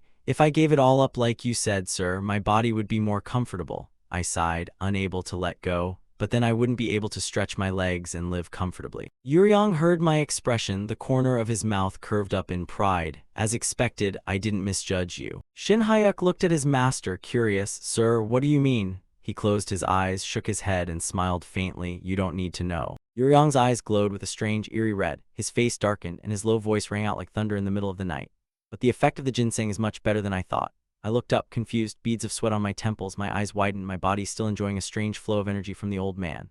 He tilted his head, his eyes flashing as if deciding something unexpected. If it were normal, this would be the end. But since the medicine is still effective, I'll give you a gift. He warned softly, It might be a little painful from now on, but try to endure it. I was startled, my expression bewildered, turning my head, my lips trembling in doubt, my voice stammering in confusion and anxiety. What? Endure. A wind of energy suddenly swirled around. Before I could understand what was happening, my whole body was swept into a terrifying, invisible force. My eyes widened, my pupils contracted, and I blurted out in panic. What? Yuryong, with a resolute look and a serious expression, poured all his strength into channeling mana to Shin Hyuk. My body was thrown forward in a blinding green flash. A violent flow of energy swirled as if trying to tear apart the space, causing my body extreme pain. Shin Hyuk could only helplessly scream in pain and panic, his expression twisted by the speed of movement and the intense emotions surging up. I screamed in pain into the void, showing extreme helplessness. Just then, a lightning bolt struck down from the sky, tearing through the space with a blinding green light. The entire surrounding forest was blown away by the terrifying pressure, and a roar echoed as my body was swallowed in a torrent of energy. While gritting my teeth to endure, Shin Hyuk couldn't hide his annoyance mixed with confusion, silently cursing in his heart, "You crazy old man, did I say something wrong? Master, what on earth is this?" Yuryong's voice rang out sternly, suppressing all resistance, as if that pain was nothing compared to what was coming. "I told you to endure it, stop screaming and focus." The pain surged in waves, making my head feel like it was exploding. All words only echoed in my thoughts. What on earth am I doing? I wanted to give up, but it was too painful to even speak. I imagined cruelly, it's like pulling all my wisdom teeth out without anesthesia. Recalling the serious look when the two met, Shin Hyuk suddenly felt something strange happening inside him. The master's internal energy entering his body was heading toward a different pressure point, not the original one. I realized, it seems there's a wall inside me, and the master is trying to break through it. Shin Hyuk was filled with shock and bewilderment, witnessing Yuryong swinging a hammer down on a metal forge with terrifying strength. The giant hammer descended as if wanting to crush the entire space. I couldn't understand what the master was doing. No, why are you piercing pressure points not mentioned in the mental cultivation method? Dense energy waves, lightning flashing violently like thunder, covered Yuryong's hand as he channeled internal energy to Shin Hyuk. Shin Hyuk gritted his teeth, bracing himself as he wondered, I don't know how long it's been since I started enduring the master's internal energy flooding in. A terrifying sensation, as if tearing his soul, suddenly rushed over, as if some creature were being sliced right in his chest, a feeling like something was being ripped apart, accompanied by a cracking sound. Yuryong suddenly blurted out, as if having just overcome a barrier he wasn't sure he could succeed in. How could a young kid's body have so much chaotic chi? Finally broken through, you endured it well. After the training session, I staggered, breathing heavily, my whole body drained, only enough strength left to whisper, I don't know what it is, but I'm sure I'm not doing this a second time. My face pale. Master, are you finished? Yuryong's face was contemplative, silent, his gaze icy, the corners of his lips curving in a calculating expression. Yuryong immediately channeled mana, surprising me before I could react, causing me to shriek. Not there, it seems it's next to that. Extreme pain caused Shin Hyuk to lose consciousness for a long time. A faint, pleasant aroma wafted past my nose. The aroma made me sit bolt upright, my face annoyed at being tortured. The person released a reaction filled with sulking. I'm going to sue you. Yuryong calmly slurped a spoonful of hot noodles, looking indifferent as he spoke. It's truly delicious. Sesame noodles are the best. He invited me to enjoy it to make amends. It seems you've regained your strength. Want a bite? Shin Hyuk was angry enough to pop his eyes out, raising his fist and screaming in suspicion. No, master, what on earth did you do to my body? His voice shouting in resentment mixed with fear. You didn't explain anything, but suddenly told me to endure. Did I do something wrong? Shin Hyuk screamed, collapsing. Yuryong glared, as if unable to believe that someone who had just been helped would dare ask such a rude question. What do you mean, collapsing? Oh my god, I'm furious. You brat, I went through all that trouble helping you and you dare ask what I did and what happened. Yuryong was still irritated, and he threw a punch aimed straight at his disciple's shameless face, but I reacted quickly and dodged, my face triumphant as I smiled provocatively. Dodged it, right? At this moment I was bewildered, as if just awakened, not believing the reflex that had just occurred. Dodged it. Shin Hyuk shook his head in surprise, then pointed to the spot just now, Yuryong's voice ringing out proudly. Look at that, dodged it. Seems I didn't waste my effort. I was still stunned, doubting I had just been lucky to dodge that blow. Master, no, what was that? Master, can you do it again? Seeing Shin Hyuk's self-deprecating look, Yuryong frowned, his expression angry, irritated, and uncomfortable. Yuryong suddenly got angry and teased, launching consecutive blows to test my reflexes, kicking repeatedly at the person in front. You brat just got a bit of spirit medicine and you dare to stand equal with me? This, and this too, dodge it, disciple. On the other side, I could only helplessly and awkwardly cover my head. It's not like that, I'm sorry. The ramen bowl had been polished off and being hit repeatedly. I could only scream in desperation while clutching my head. Master, please, I beg you, explain it to me. What have you done? Yuryong sighed, his tone calm but full of pride, as if having just completed a major surgery using internal energy. I told you there was still plenty of medicine effect left, didn't I? It would be a waste to let it fade away, he continued. So I added a bit of my own internal energy to open up your Ren and Du meridians. My eyes widened, a concept I'd once read about in martial arts novels suddenly becoming a reality before my eyes. Ren and Du meridians. I dimly remembered I'd read about this in martial arts novels. I analyzed. It's a rapid flow of meridians running straight through the center of the body. I muttered as if summarizing knowledge, connecting the pieces from theory to the reality I had just experienced. Previously, when operating the Great Heavenly Cycle, the meridians used were a complex flow called the 12 main meridians. I was proud. Now I can circulate it immediately through both the Ren and Du meridians. Memories of the recent fight made me snap back to reality. The lightning-fast punch now had an explanation. Shinhyuk scratched his head, looking awkwardly at Yuryong's back, realizing no wonder the master's punch felt so fast. I just understand the feeling of something being cleared just now. A thought sprang to mind. Wait a minute. Most martial arts novels say if you open this, you become very strong, right? I immediately turned to ask, my eyes sparkling, by the way, master, so does that mean I've now become a supreme master? Yuryong turned his head, his eyes icy as he uttered, dreaming. I shouted in panic, dreaming? What are you dreaming about? Yuryong pointed straight at me with a bored expression, as if having heard the silliest thing of the day. Your conscience, a kid who just escaped the first-rate realm and already wants to be a supreme master. First-rate, supreme super. He scolded angrily. Why did you skip the supreme in the middle and jump 2 levels from first-rate? Even though I was scolded, I still stubbornly dodged blows from Yuryong, filled with confidence after the historical body transformation just now. Anyway, it was so hard before I could finish. He angrily interrupted, dodged both blows. Finally, I was hit by him, and with a lump on my head, I still remained calm. He gritted his teeth and countered immediately. You brat, I'm the one who had a hard time. You say you had a hard time?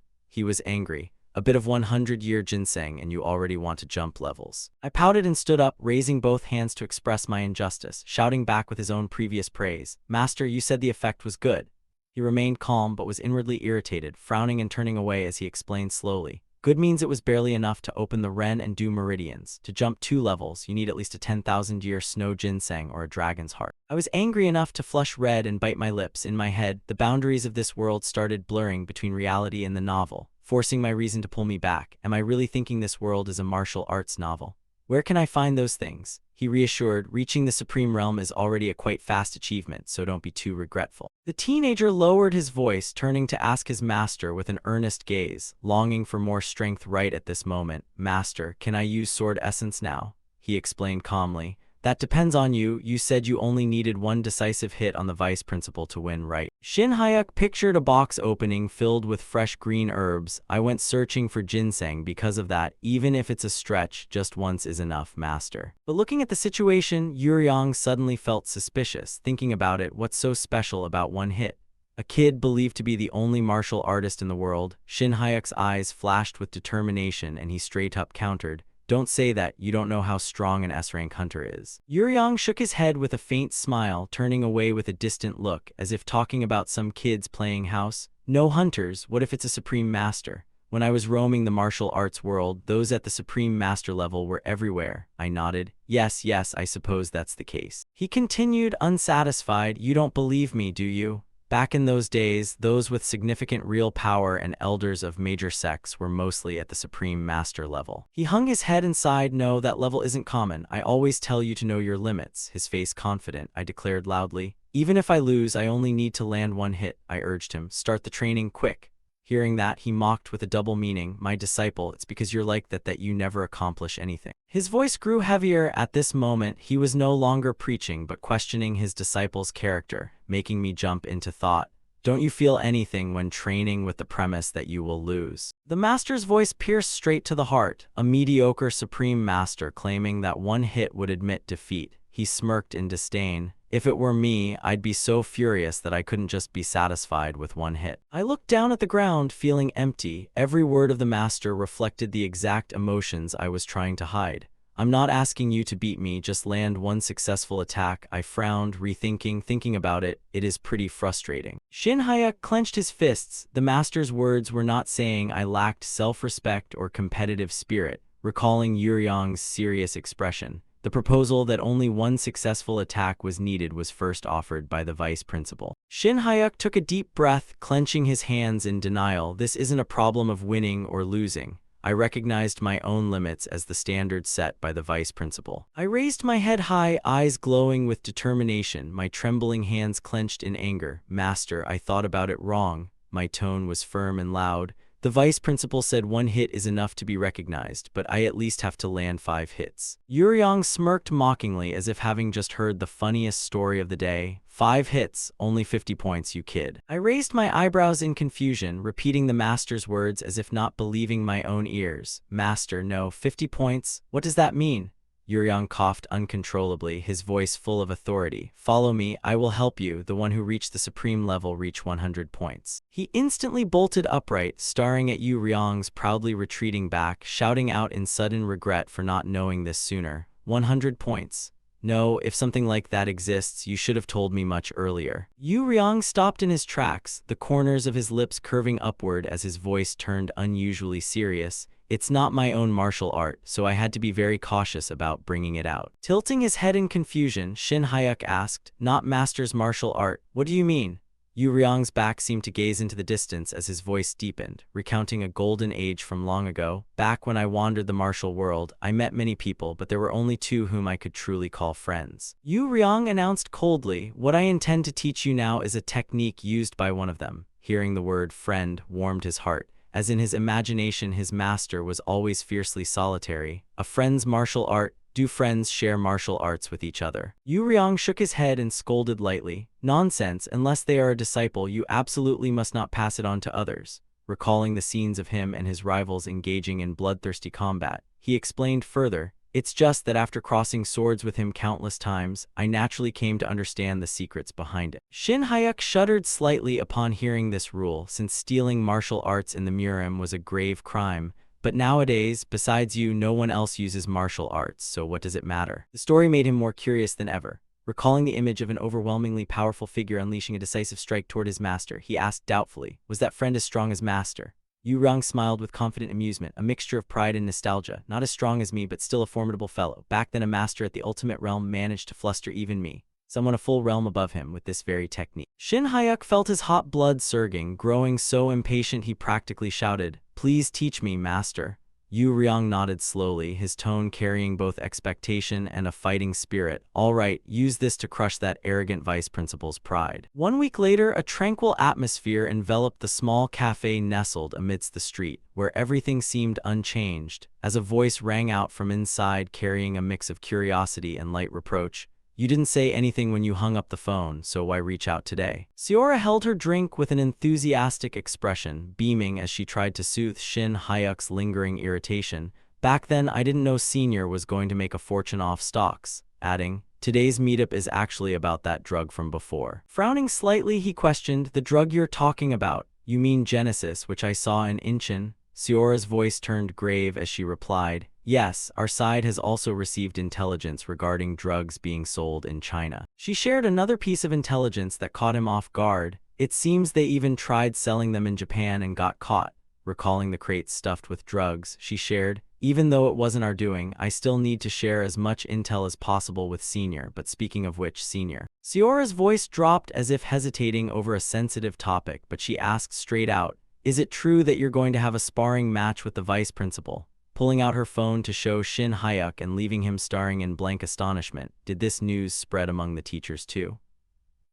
Pizza really works wonders, she hurriedly clarified with a slightly rushed tone, seemingly wanting to avoid any misunderstanding. No, it's not like that. There's an official notice posted on the educational information system. Staring at the screen in front of her with bulging eyes, a single word slipped past his lips, dripping with a mixture of panic and despair. What? The notice revealed every single detail line by line like a final gunshot, leaving Shin Hyuk with no way out.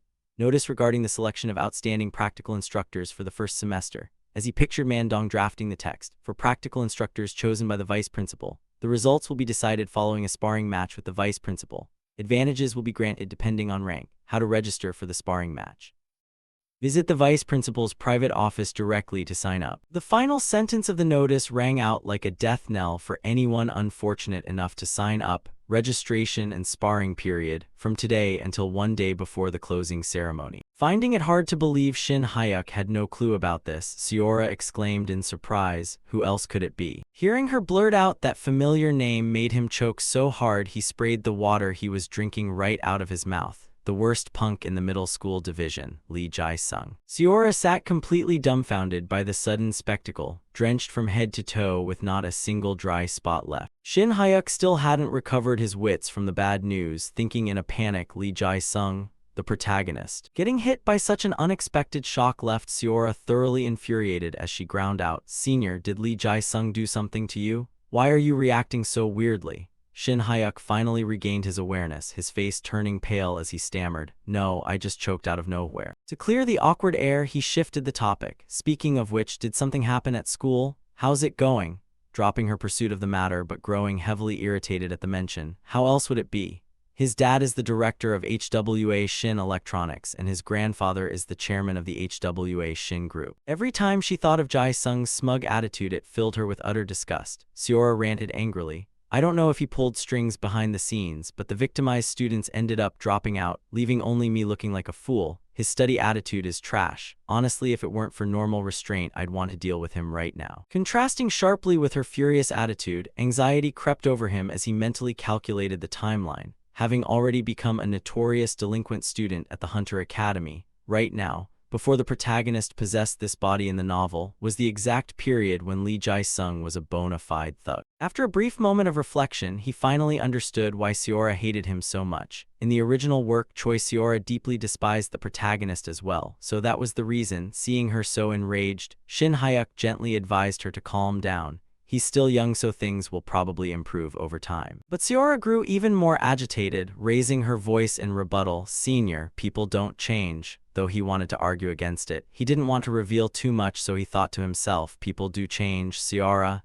They change completely." Even though the entity that would possess Lee Jae-sung's body 2 years later turned out to be selfish and arbitrary, it successfully cleaned up the scandals Lee Jae-sung's past self had caused. Shin Hyuk desperately tried to change her perception of the kid. "You never know what the future holds, so just treat him well. Who knows?" Seora erupted further, huffing, "I hate the idea. Later on, if that jerk gets assigned to your senior class when he reaches high school, senior, you'll finally understand how I feel." Realizing his words couldn't sway her, Shin Hyuk gave up internally. "There's just no getting through to her. I'm a completely harmless supporting character. Yet talking about Lee Jae-sung, the protagonist, really makes me feel like I've been transmigrated into a novel." Seora seemed to detest Jae-sung so much that even while eating she couldn't stop ranting. "Hurry up and let vacation arrive so I don't have to look at that jerk's face. But anyway, senior, vacation is coming up soon. Do you have any plans?" Seeing her finally shift to a different topic, he cheerfully shared, "There's a new teacher training workshop, though I'm not entirely sure about the details." Hearing Shin Hyuk mention it, Seora asked with worried concern, "Will senior be okay at that workshop?" "If you go, everyone there will be graduates from Hunter Academies." Knowing that fact well, he pondered silently. "If things go smoothly, I might not have to go, but nothing is certain yet." Seeing Shin Hyuk's reluctance to attend, Seora questioned, "How so? The newbie training workshop is mandatory, isn't it?" He replied calmly, "I heard if you become an outstanding instructor, you get exempted." The vice principal suggested as much. Hearing his words, she fell completely silent, as if suddenly realizing something. Abruptly, Seora sprang to her feet, shouting loudly, "No way, was that the real purpose of the sparring match? That crazy old bastard." Shin Hyuk hurriedly waved his hands to placate her. No, it's not just because of that." Seora's face turned pale as she worried over his upcoming battle, scolding Shin Hyuk for his sheer foolishness. "That's Kim Man-dong we're talking about, known as the strongest among the top 10. Can a mediocre guy like senior even hope to deal any damage?" Hearing her speak so harshly, he thought sadly, why is this kid talking so aggressively? Looking at Seora making a mountain out of a molehill, Shin Hyuk found it hard to understand. "Wagering your life for a vacation makes this sound mild by comparison. What's wrong? You're already talking defeat before the fight even starts." Those words left her utterly astonished, freezing in place as she struggled to believe her ears. Suddenly, Seora leaned in close to Shin Hyuk's face, her gaze scanning over him inquisitively, making him blush crimson and stammer, "What is it?" Lowering her voice with deep suspicion, she interrogated him, Honestly, senior, you really do seem a bit different. The old you would never have accepted an offer like that. Seora leaned in even closer, scrutinizing every unusual detail while Shin Hyuk could only think bashfully, getting way too close here. After a moment of speculation, Seora abruptly asked him, "Can people really change just like that?" Shin Hyuk stayed silent like he'd been caught red-handed, silently thinking in terror, "Sorry, I've been possessed too." Even if you wring a chicken's neck, dawn will still arrive, and time flew by until it was finally the day before the closing ceremony. The auditorium was enveloped by endless cheers as everyone awaited the day eagerly, and the twin sisters were present as well, everyone buzzing with excited anticipation for the match. Seora had also come to the venue to cheer Shin Hyuk on. However, avoid it as they might, whispers and gossip rippled through the crowd. He won against Teacher Jung last time, so now he thinks he's hot stuff. What gives him the right to act so arrogant? A guy who never even graduated from a hunter academy, you can tell his caliber just by looking. They kept firing contemptuous remarks at Shin Hyuk, not knowing his place and even greedy for the outstanding instructor title. They say there's an advantage, who knows if it's rigged or not. Jin-soo, standing nearby and overhearing every word, felt deeply indignant on his teacher's behalf. Shut your traps. What kind of person is the vice principal anyway? Even if he fought blindfolded with one hand, he'd still win. But still, going against the vice principal isn't going to end well. How pitiful. Yet he couldn't do much besides curse under his breath while continuing to massage and hype up his teacher. I can hear those punks loud and clear. Even though I didn't mean to listen, my body's sensory stats picked it up crystal clear. Realizing it was enough, Shin Hyuk told him to back off. Hey, that's enough, Jin-soo, you should head up too. Jin-soo pleaded with puppy dog eyes, begging to stay. I just want to get closer to watch, please teacher, please. Shin Hyuk didn't press further, remaining deep in thought as he observed the roaring crowd. The notice posted by the vice principal was only on the administrative system accessible to teachers. Students shouldn't know the time and location normally. Those practical instructors who hate me must have intentionally leaked the info. Thinking to himself with growing frustration over how the school staff treated him, they clearly wanted to humiliate me in front of everyone, especially in front of the students. Noticing the heavy chatter swirling around him, Shin Hyuk turned to ask his student, "Jin-soo, is my reputation really that bad right now?" Jin-soo immediately turned to snitch on the culprits. "Don't even ask, the other teachers talk trash about you nonstop, saying you're pulling cheap stunts just to win the Outstanding Instructor award." He continued trying to comfort Shin Hyuk. "Of course we know you aren't that kind of person, teacher." Seeing Jin-soo's passionate support made him smile wryly. This kid, that's more than enough. Yet not everyone held a grudge against Shin Hyuk, as a group of people suddenly stood up waving banners and cheering loudly for him. "Kang Shin Hyuk fighting, let's get drinks today. Milky skin, Kang Shin Hyuk." Their cheers deeply moved Shin Hyuk. Though small, he felt immensely grateful. Teacher Kang Shin Hyuk fighting. Having even a tiny faction on his side felt good. Suddenly someone shouted out, catching his attention, "There's the vice principal." Shin Hyuk's opponent finally made his appearance, and the entire auditorium erupted into a frenzy, roaring and cheering for him. Kim Man-dong. Kim Man-dong, the strongest hunter, Kim Man-dong. Beaming with excitement, Man-dong spread his arms wide to soak in the adoration, a sight that left Shin Hyuk deeply envious. He makes such a grand entrance, that secretly enjoying attitude is driving me nuts. Not making the audience wait any longer, the old man started loosening up his limbs and putting on his combat gloves, asking cheerily,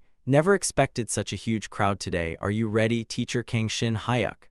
While the system displayed a notification, one vice principal of Hunter Academy, S-rank hunter Kim Man-dong. Seeing the old guy feigning ignorance, Shin Hyuk cursed mentally, "Feigning ignorance, my foot, you old bastard, you've been running ads everywhere." But out loud he answered politely, "I've done my best preparing." Man-dong followed up with a contemptuous tone of advice, "If you don't want to lose face, you'd better give it your absolute all from the start. I'll grant you the first attack, so whenever we begin, go right ahead." Keeping quiet while internally rejoicing that his calculations proved correct, wonderful. He really gave me the first attack. While high-rank hunters yielding the opening strike was a common courtesy rule, since it wasn't strictly mandated, he had been worried. But thanks to that, all preparations to land a decisive blow were complete. Seeing both parties ready, the referee stepped closer to announce, "Allow me to review the rules once more and we'll begin immediately." The entire auditorium fell silent to listen to the referee's announcement. Under the applied advantage, teacher Kang Shin Hyuk needs only a single time, just a single successful, effective strike against the vice principal to secure victory. Turning to seek confirmation from Man-dong, "Vice principal, do you agree to this condition?"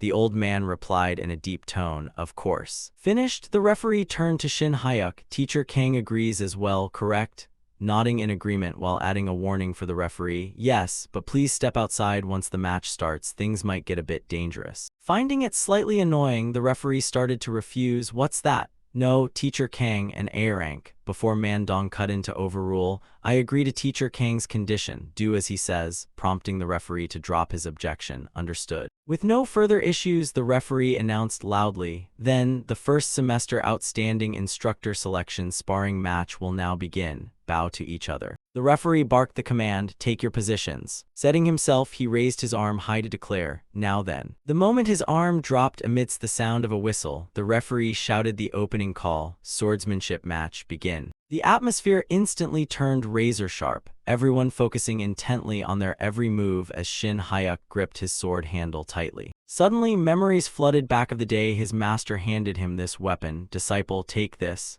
"Master, what is this?" Smiling broadly, the old man explained, "One of the two fellows I mentioned is a pure swordsman. His blade is quite sharp. If you're going to study sword techniques, your weapon needs to match up." This memory only reinforced Shin Hyuk's resolve, his eyes fixed firmly on his opponent as he slowly drew his sword, reminding himself mentally, "My only chance is that very first opening strike when Kim Man Dong allows me to attack first." The moment the blade cleared its scabbard, a mystical, eerie blue flame immediately erupted across its surface, radiating not only intense heat but also an imposing, majestic aura. The entire audience witnessed this scene in sheer excitement, the twin sisters blurting out in surprise, "That's Aura Blade. Isn't Teacher Kang a B rank?" Whispers broke out across the stands, "You need to be at least A rank to use an Aura Blade, right?" Shin Hyuk remained silent, thinking to himself, as expected, students are shocked by Aura Blade, while instructors probably don't care much. Man Dong showed brief surprise before quickly composing himself, questioning him, "An Aura Blade, huh? That's not all of it, is it, Teacher Kang?" Shin Hyuk replied with utter confidence, "Of course not, Vice Principal." Without another word, Shin Hyuk lowered his stance, locking into his attacking posture, the heavy murderous intent radiating from him, making the surrounding air suffocatingly dense as the flames spread across his entire body, sending chills down his opponent's spine. Man Dong stared in astonishment at the terrifying magnitude of power he exuded. The onlookers stopped underestimating him, crying out in panic, "Wait, isn't that an Aura Blade? What kind of Aura Blade? That's a skill only S-rank hunters can use. Must just look similar." The audience kept their eyes glued to Shin Hyuk's performance. Wherever he swung his sword, flames followed suit to carve out a strike that was both powerful and breathtakingly beautiful. "Strange. It looks identical to the Aura Blade I saw on YTube." Ignoring the chatter, his eyes remained fixed on Man Dong while remembering his master's warning. "Master said it's a useless technique, not yet practical for real combat, but the Vice Principal's arrogance just handed me an opening." Instead of moving immediately like usual, Shin Hyuk stood his ground, channeling all his power into the blade. Normally, the first attack is yielded just to probe and test the waters with a light strike, rather than going all out to prepare an assault like this. Witnessing this horrifying display of power made even Man Dong slightly uneasy, quietly guessing his strategy. "An Aura Blade. The charging time is quite long, looks like a skill he hasn't fully mastered yet." Seeing him just standing there without attacking, Man Dong prompted him, "Teacher Kang, looks like you're ready to attack." Despite the urging, Shin Hyuk didn't budge, persistently sticking to his plan. "Sorry to keep you waiting, but Vice Principal, it doesn't end here." Shin Hyuk raised his sword high, the raging blue flames igniting furiously and swallowing the blade in brilliant light as heat waves rippled outward to illuminate the entire arena. He was determined to pull off this technique. To claim victory for himself, the supreme martial art taught by his master, the heavenly demon sword art. The sheer destructive power whipped up everything around them, making even Jin Su recoil in terror. Damn it. Sensing he had gathered enough energy, Shin Hyuk prepared to unleash his strike, warning Man Dong in a grave tone, "I'm attacking, Vice Principal." Meteor demonic chi blast. A terrifying gale swept forward, violent enough to sweep away everything in its path, so fierce that the old man was forced into a defensive stance just to avoid being blown away, thinking to himself while swinging his sword to deliver the decisive blow. With just a single blade, it transformed into a howling tempest, laying waste to everything in its wake. And without a shred of hesitation, the raging blue flames hurtled straight toward the Vice Principal, carrying unyielding, destructive force. Which fits the name of the technique. Exactly one of his master's two dearest friends and the original creator of this martial art, the legendary Grand Overlord of Evil, the Heavenly Demon. Flashing back to the past when his master first revealed that secret, leaving Shin Hyuk shouting in absolute shock, What? Trudging behind Yu Ryong, still struggling to believe his ears. Master, you're friends with the heavenly demon, the old man replied casually, as if there's a fake heavenly demon out there, but how on earth did you even get to know a guy like that? Shin Hyuk remained in shock beyond words, looking at him with an expression of boundless reverence. You have a best friend who is the heavenly demon. The simple reason he reacted so intensely was that anyone who read a few martial arts novels would instantly know the name. Heavenly Demon. The ultimate master of the demonic cult, also known as the Heavenly Demon Divine Cult, a colossal faction standing on equal footing with the righteous sects and splitting the Murim right down the middle between righteousness and evil. Even in web novels of his era, the Heavenly Demon remained an ultra-hot trope featuring gloomy aesthetics and overpowered martial arts, an extremely captivating character with all the elements readers loved. Lately, heavenly demons even transmigrated to fantasy worlds to hunt dragons, reincarnated in modern times as mob bosses, or opened bakeries after rebirth, so even without reading novels anyone would recognize the name. After recounting the legends he'd heard to his master, Shin Hyuk muttered, I don't remember clearly, but I probably came across it while researching folklore. Hearing him, Yu Ryong couldn't help chuckling. Well, he was quite famous in the Murim alright, but he never managed to beat me even once. However, Shin Hyuk still harbored doubts about the old man's words, thinking he fights dragons, so I figured he was strong, but a best friend who's the heavenly demon? Still curious, he asked further, Master, you said you had two best friends, right? Who was the other one? Yu Ryong stopped in his tracks, describing him casually. A guy named Zhang, something like San Feng, always rambling on about Tai Kai, loved alcohol like crazy, looked like a rambling Taoist priest who founded some sect called Wudang or something. Do you know him? Hearing that description left Shin Hyuk dumbfounded and speechless. His mind reeled in absolute chaos, unable to fathom Yu Ryong's social circle. What the heck? Zhang San Feng, the top-tier grandmaster in Murim lore known as the founding patriarch of the Wudang sect. Snapping back to the ongoing battle, Shin Hyuk was channeling internal chi into his sword, which absorbed it smoothly, continuously stacking fresh internal chi over the layer he had already forged. This was a powerful, overwhelming slashing technique born from the fissures created by those stacked layers, shattering countless shards of internal chi outward like shooting stars, the meteor annihilation demonic chi. With that single technique, a single swing of his sword conjured countless brilliant blue flames roaring forward like rabid beasts to charge straight at the vice principal with devastating might. The terrifying pressure left everyone outside gaping with jaws dropped in sheer disbelief. Not only that, but the sturdy protective barrier began fracturing with spiderweb-like cracks spreading across its surface, as the instructors tasked with defense grew intensely tense, sweat pouring from them as they poured every ounce of strength into keeping the final barrier from shattering. Professor Yu, only one layer left, please focus. Right. Professor Yu pushed herself to the limit, straining against Shin Hyuk's horrifying power, thinking in agony, holy crap, 2 out of the 3 barriers meant to handle the superintendent just broke. It's not like teacher Jung Hyuk's sick was weak. Did I seriously underestimate someone like that all this time? Even the referee who had doubted his words earlier felt terrified, thinking to himself, if I stayed inside the arena back then, I'd definitely be dead. Like everyone else, he now looked at Shin Hyuk in a completely different light. The referee thought, Teacher King Shin Hyuk, I don't know how you pulled this off, but anyone looking at this would say the power rankings are completely broken. Finally, the technique subsided, and the thick dust cloud began clearing away as Shin Hyuk gripped his sword tightly. Man Dong's towering, sturdy silhouette grew visible once more. That level of destructive force still wasn't enough to take down a monster like him. Does that count as landing a successful hit? Shin Hyuk thought helplessly, of course, except for that absolute monster. Though he couldn't knock Man Dong out instantly, that fierce assault still left him battered, his white robes torn to shreds, blood oozing from numerous wounds across his body, and right now Vice Principal Kim Man Dong found himself in an exceptionally awkward predicament. Yet left with no other choice, Shin Hyuk gripped the hilt firmly, fighting to the end for his own honor. This is the right path after all, isn't it, Master? Your student scored 110 points. A spectacle like this is definitely worth watching. Seeing him finally engage, Man Dong didn't hesitate, stretching his limbs to prepare an attack.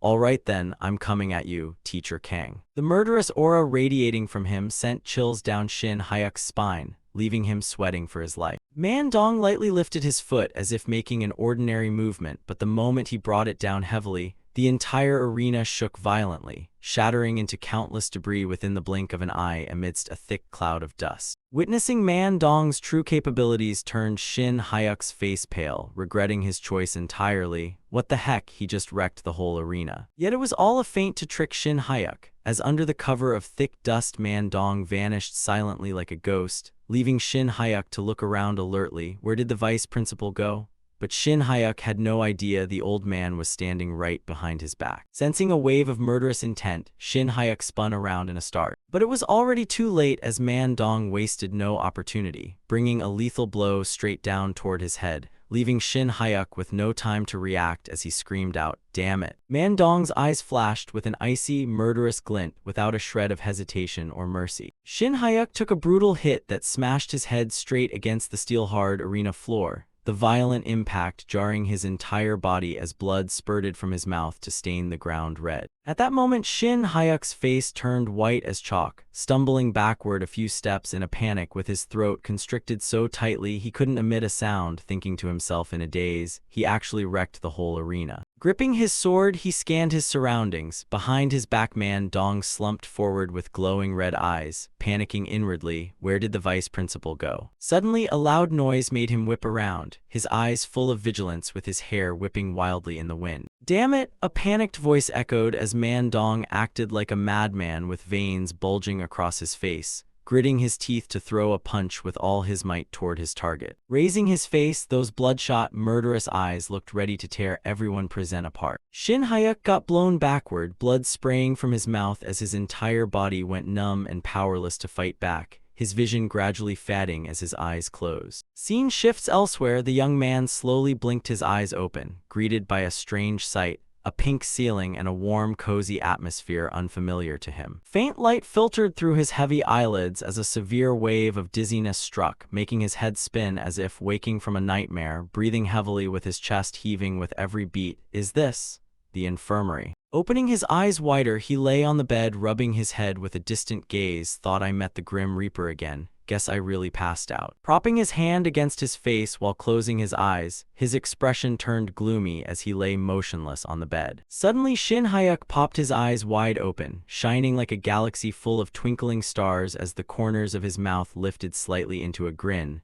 "This is so fun." Recalling the moment, the old man charged in fury with a darkened face filled entirely with murderous intent, his body darting forward like a phantom as the headmaster emerged from the blind spot and smashed the arena to pieces. Taking a powerful blow with his eyes wide open, whites showing like he got electrocuted, his face knocked sideways as his features distorted, I remembered Master's mad dog tactic, flesh-cutting, bone-breaking, trading meat for bones, severing the bone. Instead of blocking that terrifying old man's fist with my sword, I used my left arm to parry. Wearing a panicked expression, tears streamed from the corners of his eyes. Even with internal chi channeled into it, my bones shattered completely, accompanied by excruciating pain. Yet I endured the agony and swung my sword diagonally to slice across the vice principal's left shoulder. It felt like scratching iron rather than flesh, but right before the fist knocked me down to the floor, I witnessed it clearly with my own eyes. A small yet distinct slash marked the vice principal's shoulder, well, even if it was a tiny cut less than an inch long. Lying on the bed, clutching his stomach and laughing with a crooked smile and curved eyes, there's no way that stubborn old man can claim that attack did nothing.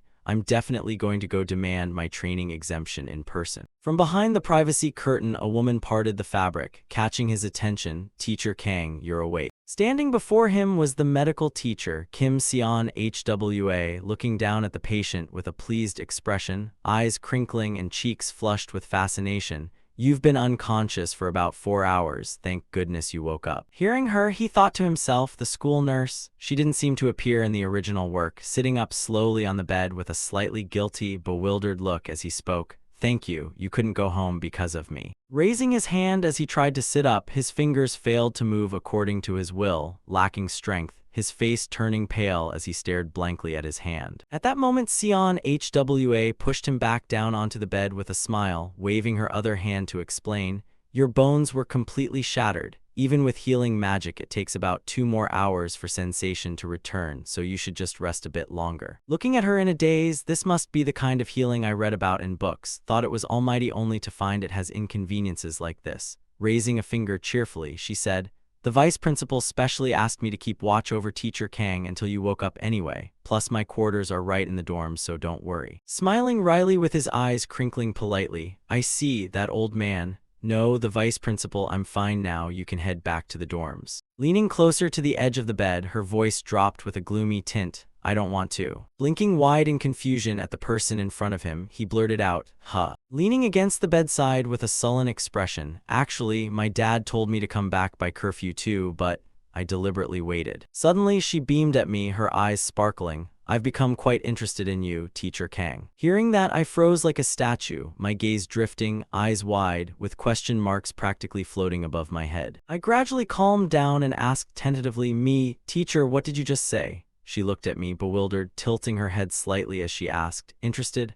I waved my hands, breaking into a sweat. "No, did you say dad just now? Did I hear that wrong?" "I just slipped up, just pretend you didn't hear anything. No one at school knows about that." Hearing this, my face turned pale, my jaw dropped in shock, my eyes glazed over, and my face scrunched up. "I'm sorry for calling you an old man." She looked down and said in a calm tone, "I was already a bit interested before today's match, but you were actually really cool. I never expected Teacher Kang could fight against my father like that." I closed my eyes and replied calmly, "Since I passed out, I suppose the vice principal won." And she replied slowly, "Yes, that was the verdict." She looked amused, frowning slightly, her eyes glowing as she gazed at me, her cheeks flushed. "But I don't think you lost. The attack you showed at the beginning was truly amazing. I'm sure many others think the same as I do." Seeing her like that, I thought helplessly, she's much more naive than I thought, completely unlike her father. Hwa slowly approached, holding a bag full of letters, and said, "Teacher, look at this. These are the things the students left while you were recovering." I picked up a letter, staring at it blankly, and asked unconsciously, "Letters?" I slowly read the letters. "Teacher, even though you lost, you fought really well. Teacher Kang, let's go out for a drink when you've recovered."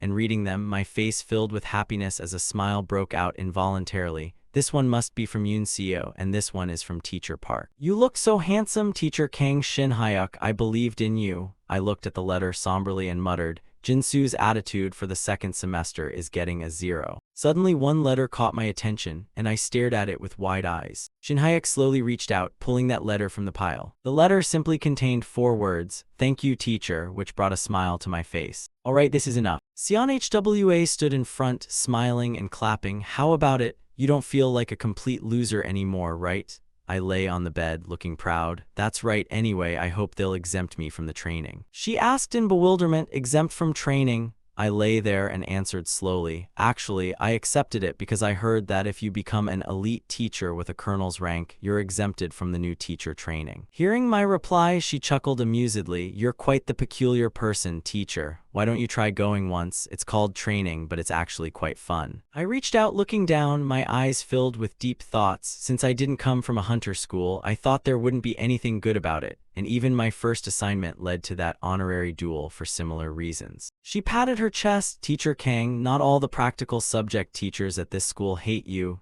Even though I only work in the infirmary, I've been very curious about you too. Look forward to the next semester. There isn't a single fool who would turn their back on someone as talented as you just because you didn't go to a hunter school." Hearing this, I scratched my head shyly and gave a wry smile. "Are you even giving me psychological counseling now? Let's get close from now on. I'll give you my number. Yes, I'll transfer the friendship fee every month." Although a bit hesitant because she was the principal's daughter, I had just gained a good friend. At the vast school, a school dominated by navy blue, shiny and spacious. In front of the school was a large field, behind it a mountain with thick, lush green canopy.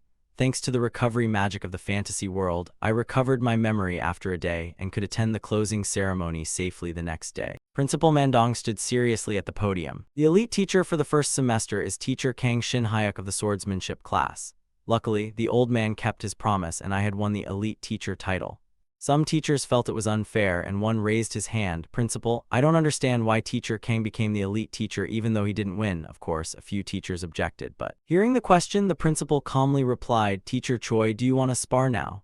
Hearing that question, the teacher had no further objections, scratched his head and laughed awkwardly. "I understand now. he dismissed it by saying only teacher Kang had registered to fight, so there was no other choice. But speaking of which, a strange change had occurred. As Shin Hyuk was walking down the hallway, a voice caught his attention. Teacher Kang, congratulations. 3 teachers approached to greet me, waving their hands. Seeing that, Shin Hyuk looked at them happily and replied, thanks. A few practical subject teachers had started talking to me, of course. It was just a light morning greeting. I stood before them, scratching my head awkwardly. It's a shame I didn't have the chance to greet you this semester, but please look after me next semester. Shin Hyuk thought to himself, it's miraculous. I didn't expect such an immediate change. In the classroom, the speakers for the closing ceremony made the students groan and pull their hair. So, students, finally, teacher just wants to say one more thing. Summer vacation. As I entered the classroom, the principal's speech continued, and that's how the closing ceremony ended. The twins, Onseok and Yoon-soo, looked up at me and asked in unison, teacher, we're going to gather our friends to go to the beach during the break. Will you come with us?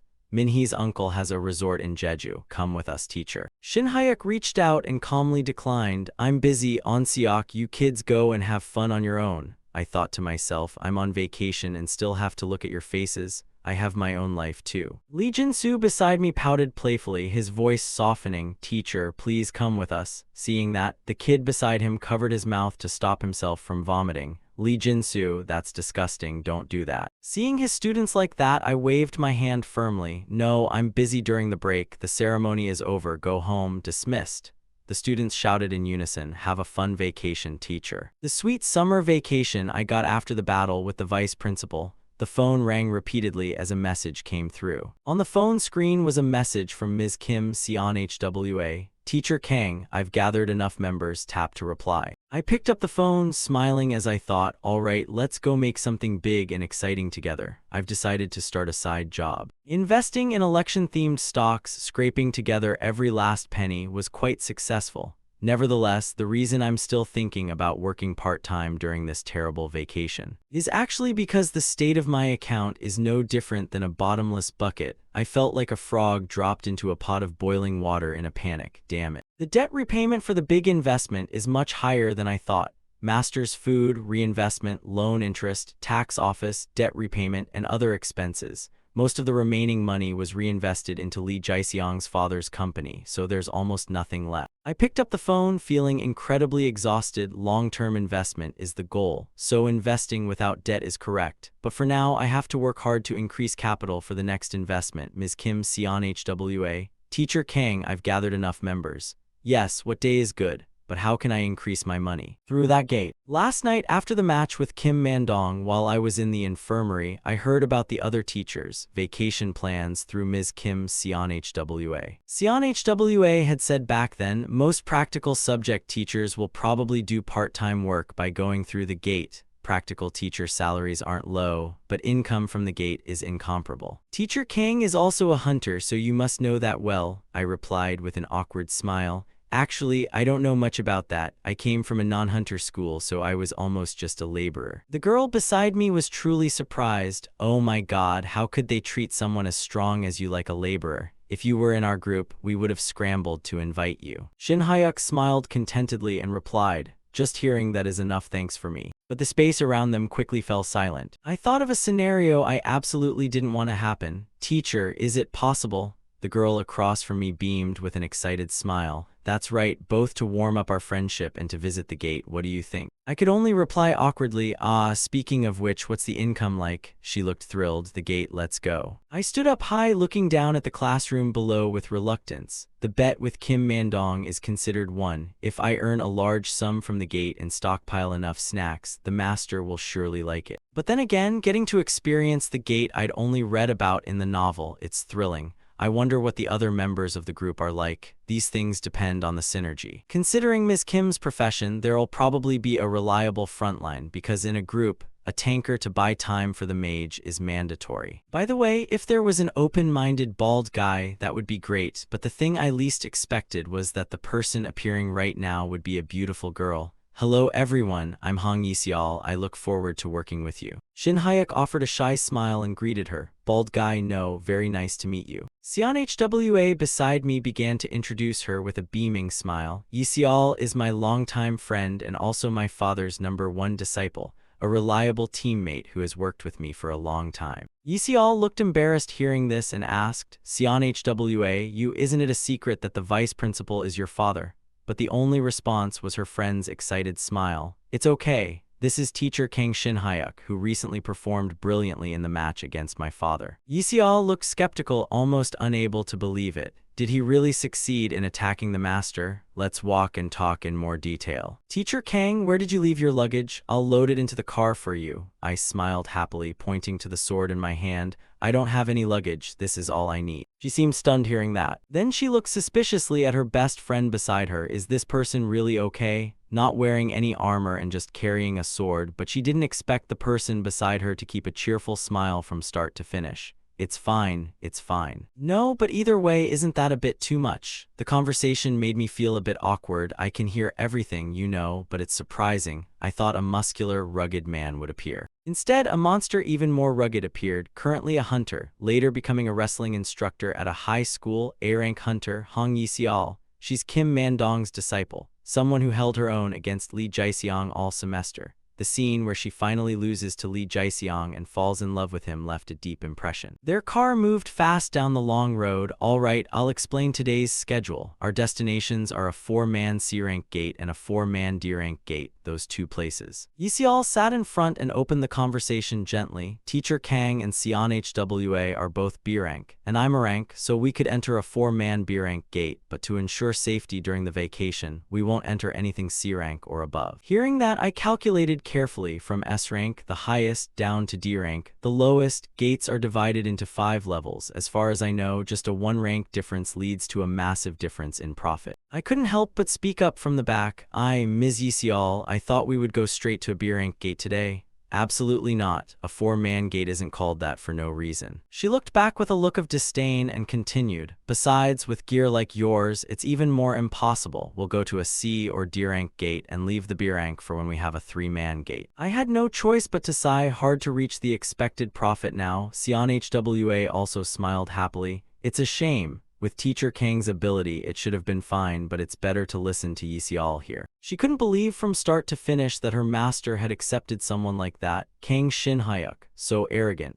The master must have gone easy on him in that match, B-rank without any gear and yet asking for a share of profits. These are exactly the people who end up having accidents in gates. For safety education, I should teach him a lesson, so she decided to ask, "Teacher Kang Shin-hyuk, it seems profit is very important to you. How about this?" The next things she said were truly unpleasant to hear. "Among the gates we're visiting, you'll complete the 4-man D-rank gate by yourself. If you complete it alone, you'll get the exclusive profit, and once your ability is proven, I'll consider the B-rank gate. What do you think?" But I didn't care about those words at all. Instead, I replied with a cheerful smile, "Really? If you do that, I'd be very grateful." And she was stunned speechless. He didn't hesitate even for a second. Although D rank is 2 levels lower than B rank, it's not a 4-man dungeon for nothing. Let's see him struggle and feel the wall. They quickly arrived at the gate and presented all the necessary documents. "A-rank hunter Hong Yisial here. Here's my ID, identity verified," and they replied, "Please enter when you're ready. The B-rank hunter companion will enter first, we'll follow." Shin-hyuk looked straight ahead, filled with speculation. "That's the D-rank gate." I couldn't help but sigh. I don't know why, but I feel like once I step in there, a legendary swordsman will be sitting there eating cup noodles. The girl beside me carefully reminded me, "The time limit is 1 hour. If you don't finish by then, Hwa and I will enter." Shin-hyuk nodded happily. "Yes, I'm very confident, so leave it to me." I carefully calculated every step. All right, this is the perfect opportunity for someone who has no experience fighting monsters like me. This Hong Yisial is much easier to talk to than I read in the novel. Yisial couldn't understand what was going on. Why is he smiling so happily? What a greenhorn. Hwa beside me asked with concern, "Teacher Kang, even though it's D rank, the difficulty of a 4-man dungeon is quite high. Will you be okay alone?" But I answered happily, "I'm fine, see you in an hour." The first gate that Lee Jae-seong crossed from an ordinary student, entering the internship. Lee Jae-seong also practiced the transcendent sword art like me and easily passed the D rank gate.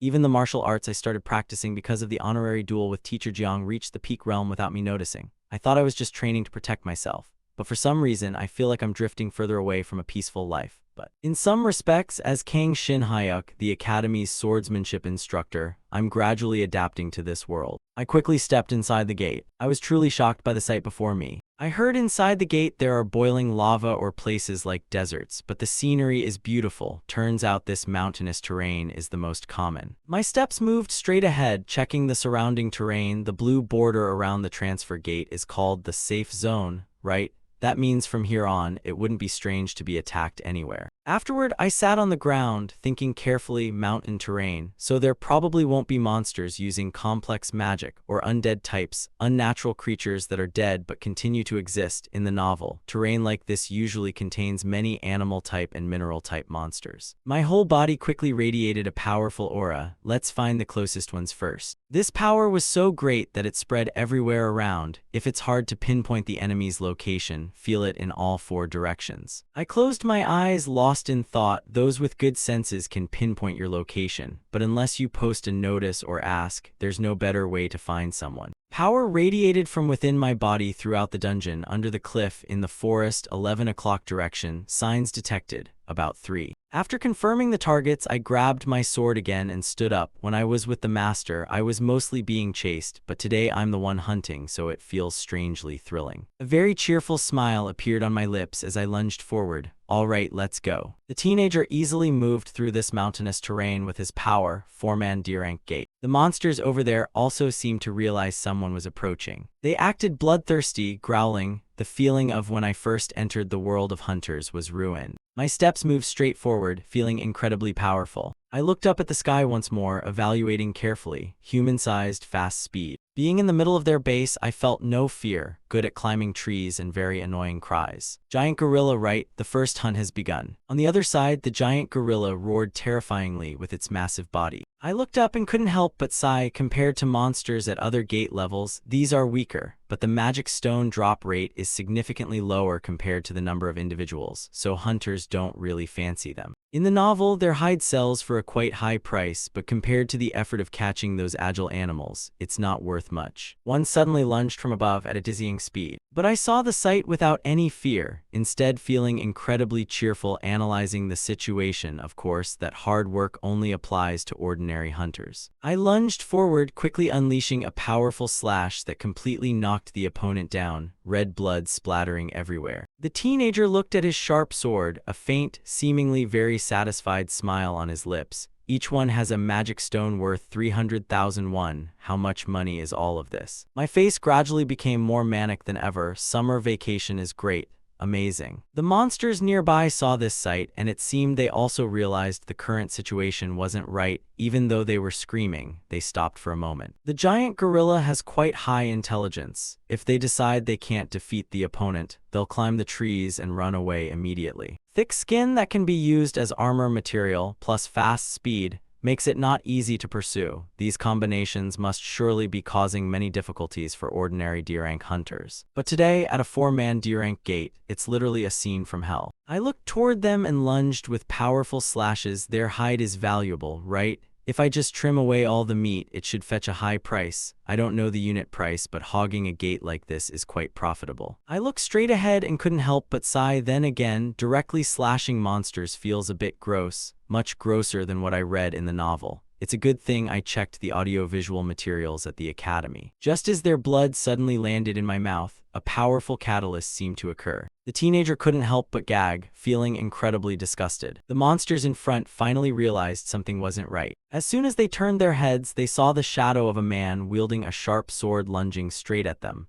the shrill screams echoing continuously in my ears. Shin-hyuk ran straight toward them with all his might from start to finish. They couldn't help but be filled with more fear than ever as they quickly turned and sought a way to escape. While running, I couldn't help but start vomiting everywhere. The fishy smell of blood is truly gross. It'll probably take some time to get used to it. I didn't expect the smell to be this bad, and the image isn't pretty either. I have to adapt quickly if I want to go to the next gate. Afterward, I vomited countless times in an embarrassing way. Wait there, Hong Yisial, I'll be back soon. Meanwhile, outside the gate, they also seemed to realize that the current situation was wrong. One of the two men turned back with a suspicious gaze. Then he warned the person beside him, "Hey, Corporal Gill, the gate seems a bit strange. What's strange about it? It was clearly blue before lunch, but now it looks almost violet. Hey, what are you talking about? If it's violet, that's an A-rank gate." As he spoke, the person on the other side saw the sight and cursed inwardly, "Damn it." Then, filled with anger, he hurriedly asked, and their conversation quickly took a turn for the worse.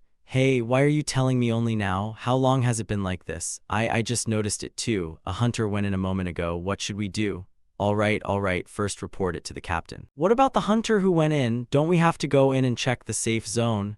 The person carefully checked his phone, seeing the sight and unable to help but curse inwardly, "That kid, how could he get in there? If the safe zone is cancelled, he's going to die for nothing." Having no other choice, he could only open his phone and contact the higher-ups. "We aren't hunters. This is the best we can do. If this really is an A-rank gate, at least 4 A-rank hunters must come." The person beside him heard that and screamed in surprise, "What the hell are you talking about?" This commotion quickly reached the two girls outside, and both quickly fell into a state of panic. "We have to find Teacher Kang immediately. Calm down, Kim. CNHWA, report to the Hunter Management Bureau first." CNHWA spoke with extreme urgency. Even though it's a rare case, the gate suddenly turned A-rank. Even Teacher Kang can't handle an A-rank gate alone. "Yisial, you know that. Why is this happening?" But the girl beside her quickly reassured her friend. "Stay calm first. You know the main cause of gate mutations, don't you? Sometimes the gate level changes. First, the case where monsters inside the gate continuously eat each other and evolve. In this case, except for special situations, the difficulty won't increase suddenly. And second, the case of evolving by eating hunters who have entered the gate." Yisial was carefully speculating on all the situations that could be unfolding at this moment.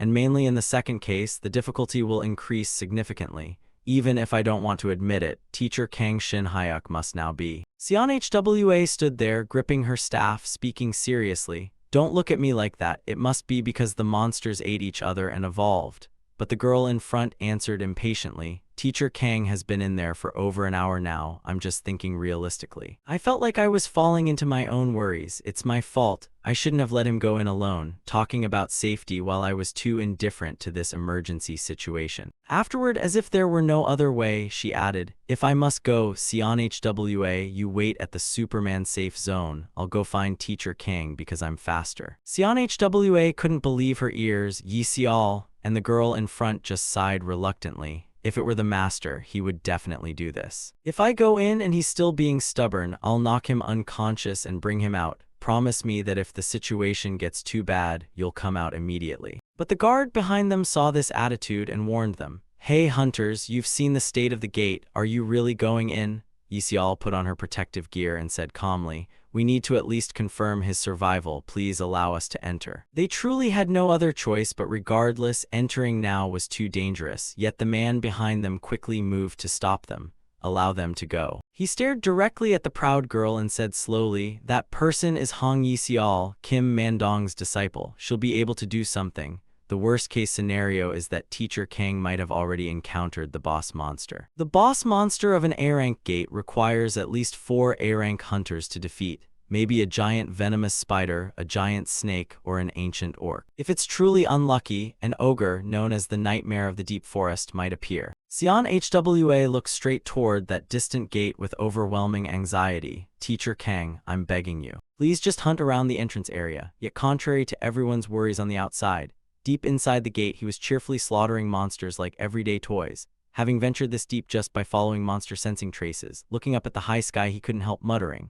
"I've taken down about 50 of them already. Why is there still no sign of completion? Could this be a dungeon with a separate boss?" A dungeon disappears 12 hours after all monsters are cleared, with the sky turning yellow, commonly known as the completion sign, though he thought there was a separate boss because he sensed a massive aura. But no matter how he thought about it, it felt strange since this was a D-rank gate. Seemingly, even he hadn't anticipated the situation where another gigantic monster would pop up here. Catching sight of the orc before him, an indescribable doubt welled up in his heart. Why on earth would such a specimen appear inside an A-rank gate? The system prompt echoed by his ear in an instant, a monster known as the nightmare of the deep forest and ogre. The pressure it radiated was genuinely terrifying. When 3 A-rank hunters fight an ogre, one is bound to die, and when 4 fight, one gets severely injured, which is why this is a specimen requiring at least 5 or more people to handle. He knew it too. In the novel, the protagonist also struggled when facing an ogre after being mistakenly assigned to the wrong gate, of course.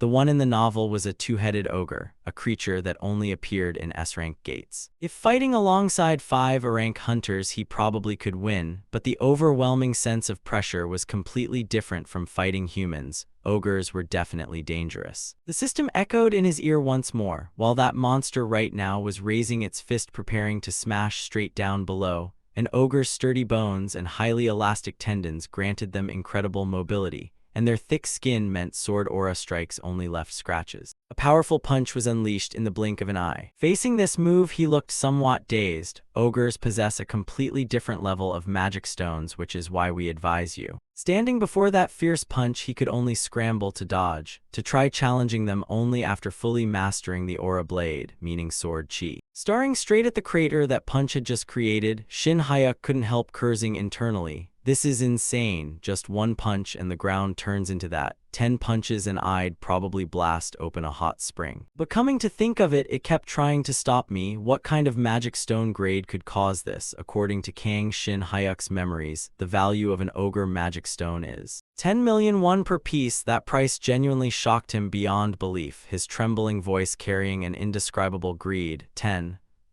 Even the hands gripping his sword began trembling uncontrollably. 10 million, heavenly demon. In a flash, he unleashed his absolute strongest technique directly toward the monster over there, heavenly demon sword art. While Yseol right now was frantically running and searching through the deep forest, shouting loudly, Yu Seong. Shin Hyuk wore a terrifying smile as he charged forward to attack, his blood boiling with excitement. Yseol was sprinting forward at top speed, not knowing how far she had run from the safety zone. The moment she entered the forest, Hong Yseol had started running at full throttle. Her face wore a grave expression as she carefully scanned her surroundings, instantly spotting scattered giant monkey corpses lying about. She could clearly recognize numerous bloodstains smeared across the space, trails formed not in just one spot but weaving a continuous path. The young woman standing below thought deeply, which meant there had been a chase between a hunter and monsters. Stumbling upon something strange underfoot, she couldn't help crying out, "This is vomit." Continuing to form her most logical deduction, is teacher Kang Shin Hyuk locked in a battle so fierce it made him vomit? It's really not right to let him recklessly take risks alone. I should have gone in together with him right from the start. Yet she quickly realized several things didn't add up at all. No, if that were the case, there are way too many weird points. The first corpse I saw was like that, and all the corpses found so far share the exact same condition. Most of them had their heads cleanly severed with completely smooth cross-sections. Giant monkeys are the fastest creatures in their tier with tough flesh and sturdy bones. Furthermore, they hunt in packs, so even I wouldn't easily dispatch them one by one in a single blow. Deep in thought, she pondered more thoroughly. Even if that dingy sword of his is a legendary blade, it shouldn't be able to slice like that. Did he use an aura blade? Why on earth is this person only a B-rank? Starting to piece together her own guess. Wait, if so, these aren't signs of being torn apart, but rather signs of being hunted down. Yseol grew more and more dazed with an unprecedented level of bewilderment. Why would someone vomit? Right then, a piercing scream suddenly erupted from behind. A gigantic monster with razor-sharp teeth finally revealed itself from the rear. Standing there, the young girl was completely stunned in utter disbelief. Catching sight of the giant monkey's cut wounds, Hong Yseol felt a temporary sense of relief. Hope lasted only a moment, as hearing a roar echo from deep within the forest convinced Hong Yseol that Kang Shin Hyuk was dead, the young girl completely unable to believe what she was hearing. What is that roar? Because she knew all too well what creature produced that sound, an A-rank monster, the worst monster known as the nightmare of the green forest, an ogre. Ordinary hunters would freeze up in panic just hearing those thudding footsteps, and even if they recovered their wits and fled, the outcome would be the same. An ogre's speed crushing trees beneath its massive strides is fast enough to easily run down even a giant monkey sprinting at full tilt. No need to deliberate further. Teacher Kang's death is confirmed, and since it must have sensed my presence, I need to get out of here fast. A noise from behind rang out once more, leaving the young woman utterly incredulous, a boom. Growing increasingly high alert, ogres usually growl without reason even when not fighting, but if that roar just now signaled the start of a battle. She panicked and bolted in a certain direction. Teacher Kang might still be alive. The Nightmare of the Green Forest, a beast requiring 5 rank hunters joining forces to defeat. If Teacher Kang Shin Hyuk is still alive, and even if I join in the result won't change, running frantically she couldn't help cursing, I'm out of my mind. Why on earth am I running toward that direction? If I ran toward the gate right now, I could have made it back to safety. Even though there's a slim chance the ogre caught her scent and chased after her, if Kim Seon HWA was waiting at the safety zone to help, she could have survived. Even if the worst happened, could she ever return and look Kim Seon HWA in the eye after ignoring a chance to save Teacher Kang? Yet the moment she spotted a brilliant flash of light up ahead, she knew things had gone sideways. Oh man, seriously, lecturing so much about safety and reason only to end up like this. Today I'm a complete bundle of contradictions. Shouting out loudly while searching for the missing person, Teacher Kang, I'm Hong Yi-seol, if you can hear me please answer. Panic etched across her face as she scoured every corner of the forest. Teacher. Her eyes widened wide, staring straight ahead in total disbelief. Kang. Because right then she spotted a dazzling stream of light erupting up ahead. Looking utterly dazed and unable to believe her eyes, that's an aura blade. It looked straight out of a dream as Kang Shin Hyuk stood there with a wild, crazed smile on his face, furiously swinging his sword. A breathtaking spectacle as a powerful slashing strike surged forward to attack. The boss monster over there was taken down in the blink of an eye amidst a piercing shriek. Standing before this sight in complete bewilderment, the ogre's skin, which traded Troll's powerful regeneration for extreme defensive strength, was being torn apart like wet tissue paper. Even if Kim Seon HWA told her she'd never believe it, but there could be no mistake, that was definitely an aura blade. Glancing over in her direction with a sigh as he waved hello, I tried hurrying as fast as possible since I was worried you'd wait, but another ringleader popped up.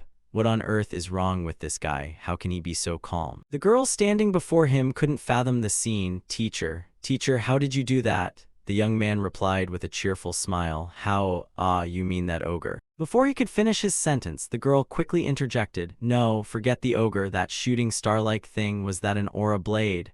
Hearing that, he calmly sheathed his sword and replied evenly. Close to it, not quite perfect though. An ogre suddenly showed up, so I had no choice but to use it. Now I finally understand why Yi-seol wanted to head toward lower-ranked zones. Yi-seol felt completely mind-bapped. Are you kidding me? The gate here turned into an A-rank dungeon. With an enthusiastic smile, the young man pointed in a direction and said, by the way, if it's an ogre, aside from the magic stone, the byproducts fetch a high price. Wonder how much we'll get if we haul it back. Yet the moment he looked back toward the cluster of monster remains, his expression transformed drastically. Bending double immediately, he started retching uncontrollably. Bleh, bleh.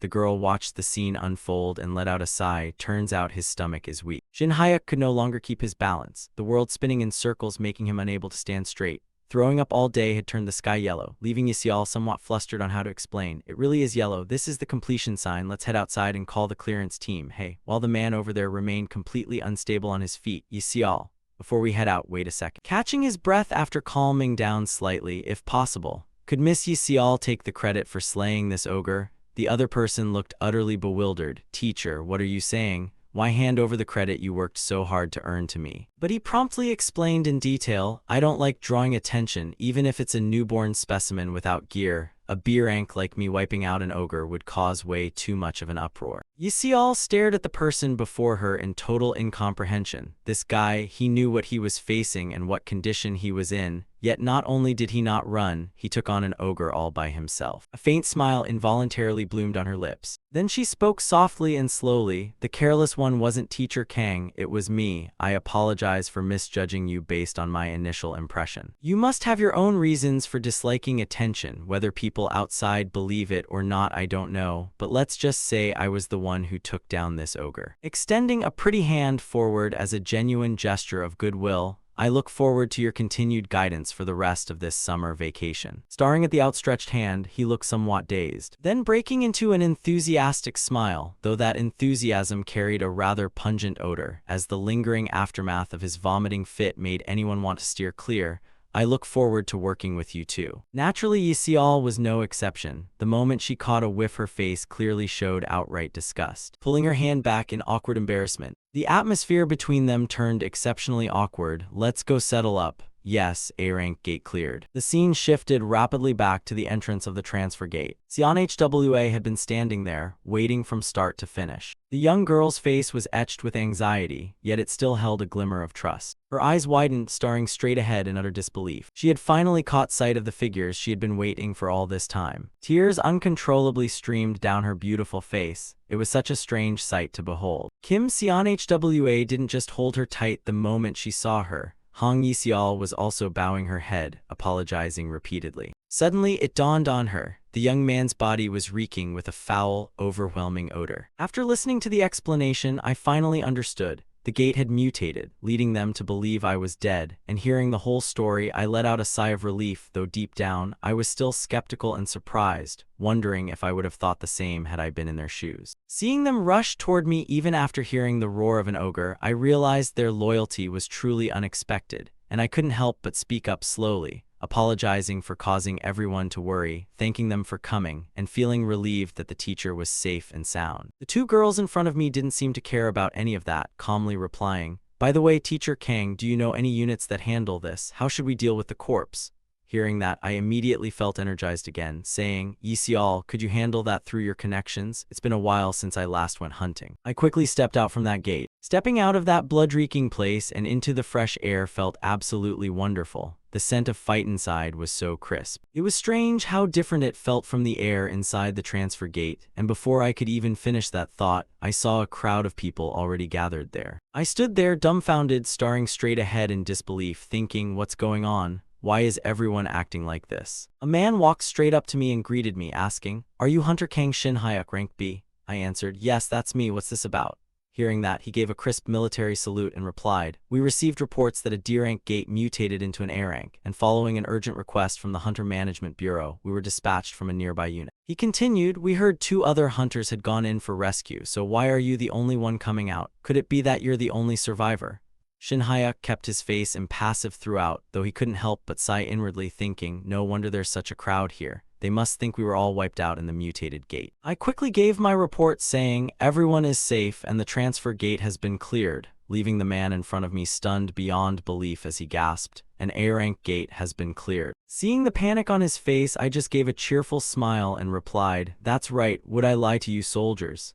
But just as I finished speaking, the giant head of that monster appeared right behind me. The man instinctively screamed, "That's an ogre. Everyone, prepare to open fire." But then a familiar voice suddenly echoed from behind the monster, "Everyone, stay calm." They aimed their weapons forward, but upon hearing those words, they were left standing there, completely bewildered. Yisial appeared, struggling slightly to pull the monster out, and said, "It's me, A-rank Hunter Hong Yisial. All 3 members of our team are safe." The conversation that followed was truly bizarre, with them saying, "Teacher Kang, this isn't budging. We'll probably have to cut it, right? Let me put it back in. I'll go in and cut it." Leaving the soldiers listening absolutely baffled, thinking that really is an ogre, not 4 but 3 people. How could they possibly take down an ogre? The subordinates in the back looked on, equally stunned, whispering, "Corporal Kim, what kind of monster is that? It's terrifyingly huge, and you saw it during training, didn't you? That's an ogre. I never thought I'd see an ogre corpse in my life. It's massive." "Aren't ogres monsters that usually take 5 A-rank hunters to defeat?" I heard the same thing. As expected, Kim Mandong's students are on a whole different level. The skeptical chatter continued in my ear. "I saw him come out first, so I thought he was the one who caught it. Look at that scholarly demeanor, look at that brazen face. You need to learn how to judge people. Just looking at the ogre's corpse, you can tell that guy is a swordsman. How could he possibly inflict wounds like that with a sword? Well, at least they didn't just stand by and do nothing." Shin Hyuk couldn't help but let out a sigh of relief on the side. Luckily, they think Hong Yisial handled the wounds. I did manage to slash it, but it would have been much harder if the heavenly demon sword art hadn't worked. I cautiously observed them while they were handling the trade, thinking, that's the company Yisial has worked with many times, right? I wonder how much they're going to pay. The rugged man beside them looked at the monster, visibly shocked, and said, "Hey Yisial, how on earth did you do it?" This is the first time I've seen a giant ape in such good condition. You're definitely Kim Mandong's disciple. But this is also the first time I've seen an ogre shredded like a rag. Yi Xiao looked genuinely awkward, only able to offer a shy smile as she asked, "It just ended up like this, so uncle, how much can you pay for it?" He quickly named an astronomical price. "The giant ape is in good condition and there are quite a few, so I'll pay 1,600. A figure that left the young man behind them stunned. 1,600. Not bad. What about the ogre then? The ogre's bones are fine, but the skin is too badly damaged. This is hard to use for much, so let's say 1,300, not including the magic stones. How that? The girl turned, looking flustered at the man behind her, and asked, "The price is a bit disappointing. Teacher Kang, what do you think?" But the thing she least expected was that the man behind her was actually tearing up Teacher Kang. I stood there, utterly dumbfounded, unable to believe my ears. 1,300. 1,300. No way. I stood there with my jaw dropped, completely stunned, plus the price of the magic stones. That makes a total of 4,000. 4,000. Then I quickly jumped up, overcome with immense excitement. 40 million won. The man there saw my reaction and couldn't help but sigh. What a strange fellow. Is he that happy even though Yi Xiao was the one who caught it? Yi Xiao didn't know how to react, so she said, "I have a few reasons, so please transfer the money to that person's account, uncle." Meanwhile, Shin Hayek was still in a state of euphoria, having unexpectedly received a windfall. I used to make 100 million by scraping together every penny from stocks. But this is the real deal. Just one corpse and I've already got 4,000. If it weren't for Li Jaisung, I would have quit teaching to become a full-time hunter. The payment was processed in the blink of an eye, and with the tax exemption benefit for Hunter Academy teachers, along with the two of them missing their schedules due to the gate mutation, each was allocated 10% of the income. The two girls received the message and immediately replied, "Teacher Kang, you really don't have to do this." And exactly, I didn't really do anything either. The young man grinned and answered earnestly, "Hearing about what happened outside the gate made me uneasy. I'm sorry for making you both worry, and I'm giving you this to thank you for coming all the way to the gate. Please, just accept it." No matter how much they tried to refuse, he knew exactly what to say to make them listen. "I feel embarrassed. We aren't just meeting for today, are we? Does our group end here today?" No, the summer vacation is still long. We will keep going." Finally, he sealed the deal with a radiant smile and that handsome face, making it impossible for anyone to refuse. "That's right, so don't worry about it. I look forward to your help in the coming days." That smile caught Yi Xiao's eyes, leaving her completely stunned. She stood there, face flushed, unable to react until she heard a voice by her ear, "Yi Xiao." The young girl heard her name and finally snapped back to reality. "Yi Xiao. Hung Yi Xiao." Xian Hwa sat there puzzled and asked, "Are you okay? You've been acting strange ever since Teacher Kang left. You haven't said a word since we got home, and you don't seem to want to eat either." Yi Xiao slowly put a spoonful of rice into her mouth and sighed. "It's nothing. I just spent today transporting corpses and driving. Besides, thanks to Teacher Kang, I earned 400 without doing anything. I still feel so awkward about it that I'm debating whether to give it back."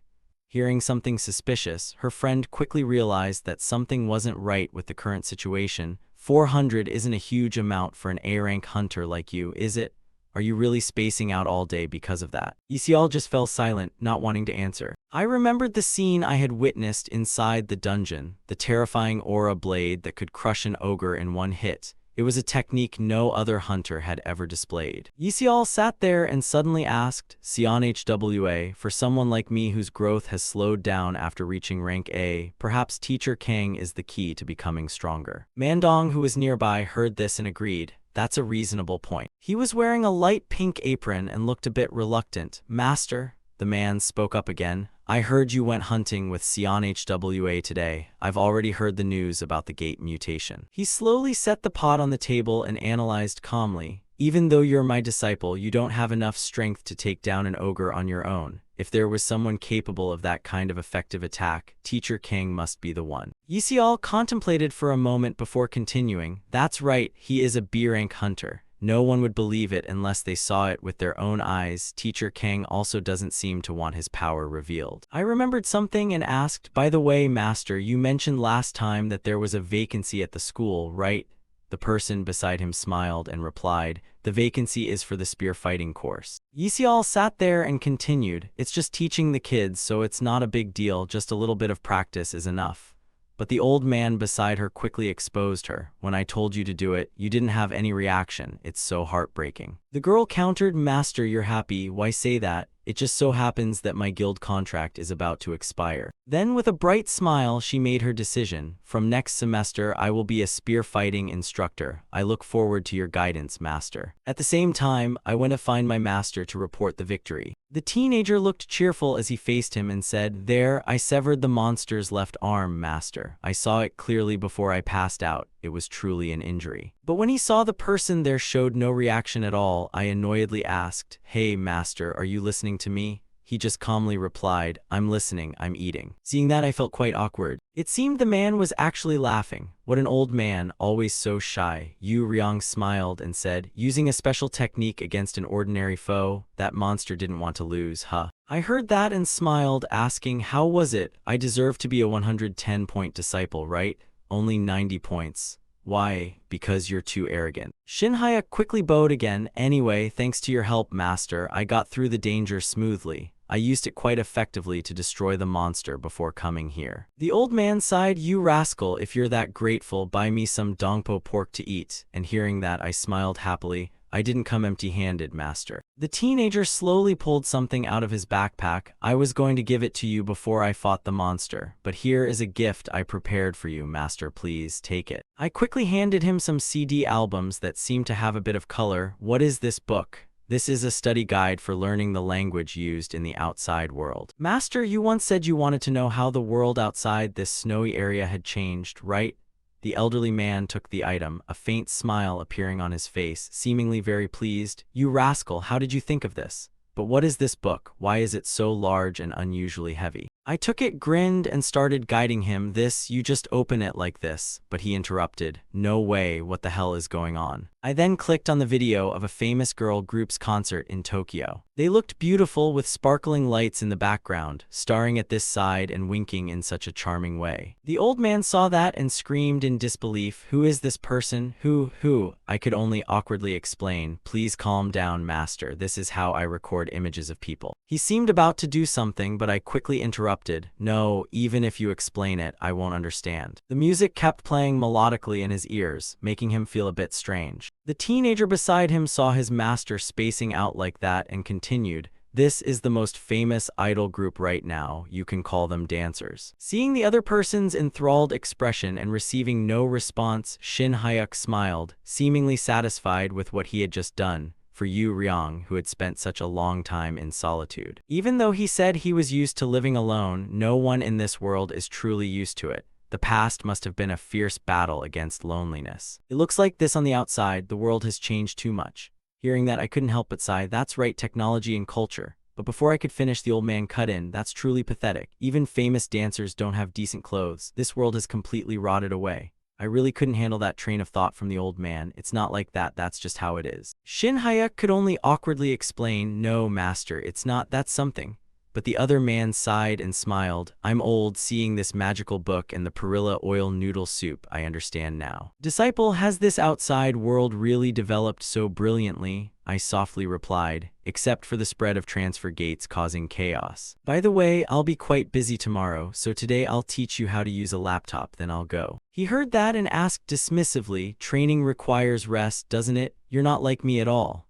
I shrugged and calmly replied, Master said that good training is actual combat. This disciple will go out and wipe out the monsters thoroughly before returning. By now, the teaching session had begun. Look at this, Master, this is called a mouse. If you move this, the white thing here. The teenager continued to instruct him with utmost seriousness. The eyes of the old master beside him seemed to gaze at his disciple with a touch of depth. I couldn't help but sigh. The next day, the two girls quickly appeared, waiting there here. I saw them and ran over, smiling. Good morning, you two beauties. Have you eaten breakfast yet? Yes, we ate with Sion Hwa. What about you, teacher? Shin Hyuk smiled and replied gently, I ate too. You two must have met early if you ate together. Yseol replied softly, I slept at her place last night. Let's drive my car today. The luxurious and expensive white car sped across the main road. Shin Hyuk asked from the back, I've never seen that in the back seat. What is that? That's an assembled spear. I plan on trying it out today. I heard that and seemed a bit surprised. A spear? What's that? I never heard that Hong Yisial knew how to use a spear when she became a hunter. Her special skill was hand-to-hand combat, so why would she suddenly use a spear? I looked at the person in front of me with a skeptical eye, making her explain. The spear fighting instructor position at our school was vacant, you see. Sial said she was going to apply for that position. That statement hit me like a powerful bomb. I couldn't help but start thinking, spear fighting. The position left by the teacher who quit after losing to me, right? But not as a hand-to-hand combat instructor, but a spear instructor. This. Only then did I realize something extremely important. The original story seemed to have been altered. I truly couldn't understand it. Did I do something wrong? I didn't advise her to use a spear. I asked skeptically, "Hey, Yisial, why would you suddenly make such a decision?" She glanced back and replied, "It's just, I think school life isn't too bad, getting a rest during summer break and earning a salary at the same time." Hearing that, I just wished I could use my own hands to give her a good smack. What the hell are you saying, you crazy woman? How much money do you get for just one dungeon run? You must have gone out of your mind with happiness, right? Anyway, I had to stop her. She wasn't just any side character. She was Hong Yisial. If the settings were changed, it would be a huge accident. I asked again, "Spears seem hard to use. Isn't it difficult if it's not your specialty?" But the girl just smiled and answered, "Hunters who use spears usually have a slight advantage in exams, but since they don't teach real spear fighting at school, it should be fine." CNHWA sat beside her and cheerfully said, "The teacher recruitment exam isn't easy, you know, don't you think it's a bit too simple?" She happily replied, "I have the extra points for being an A-rank hunter, so it's fine. Besides, I'm only doing it temporarily for this semester." I heard that and seemed to take interest. Temporarily, a temporary teacher. I asked again, "You mean a temporary teacher?" She nodded and smiled. "I only plan to teach for one semester. If it suits me, I'll take the exam again and switch to being a hand-to-hand combat instructor." Shin Hyuk heard that and was truly flustered. "You nearly gave me a heart attack." CNHWA smiled and continued, "The gate assigned for today is where undead monsters are. It'll probably be lunchtime by the time we get there. Let's eat first." The young man behind smiled happily and asked, "Sure, what's on the menu?" "I brought a lunch box. I've prepared mine separately too." Shin Hyuk was truly awkward when he heard that. "If you were preparing lunch boxes, you should have told me so I could bring one. I don't think there are any convenience stores in the gate. I haven't prepared anything." The girl in front smiled happily and replied, "I prepared a portion for Teacher Kang too. Would you like to eat anything else?" Shin Hyuk heard that and blushed, feeling surprised. "Mine too. I never expected someone to prepare a lunch box for me. Back when I was in school, I didn't even have a lunch box for field trips, just a few thousand won left on the table by my parents. I was always so grateful for that." Shin Hyuk awkwardly replied, "I thought you only prepared it for the two of you." CNHWA sat there and smiled. "We wouldn't boycott you, we just prepared our own portions." "Do we look that cold-hearted? That's really too much." Shin Hyuk was truly unable to react. "It's not like that, living until now and experiencing this day. It's truly touching." They sped down the long road. "Look, there's a park on the map, there's a mat in the car, let's eat there."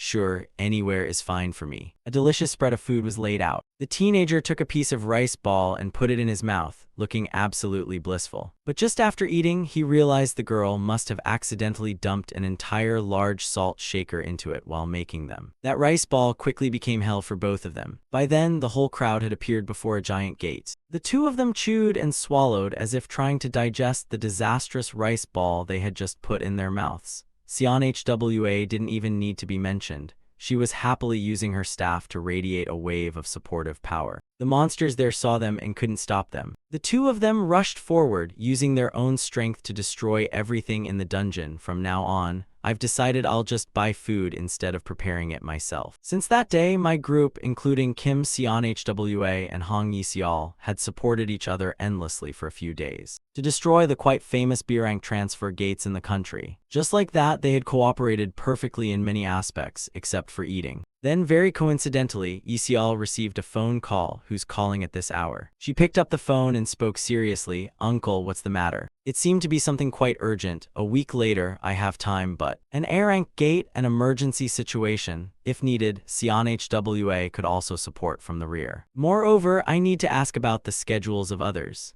but when she saw the person in front of her, she seemed to know the answer already. It seemed it was all settled because Shin Hyuk's handsome face across the way was posing with such excitement and satisfaction. I'm about to face the second major turning point of my life. Yiseol quickly answered the person on the phone, then, "Uncle, I'll contact you once I've arranged the schedule."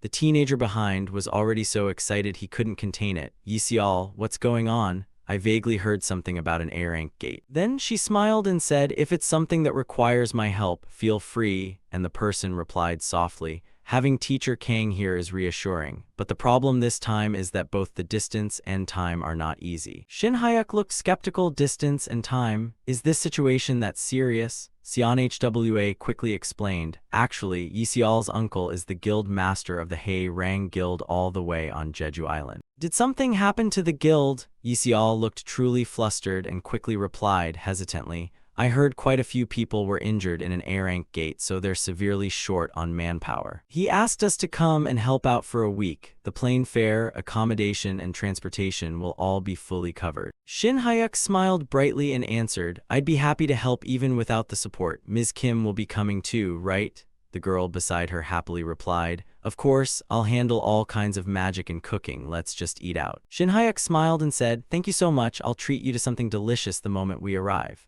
But the girl in front replied softly, "Yiseol, you just need to cook for me."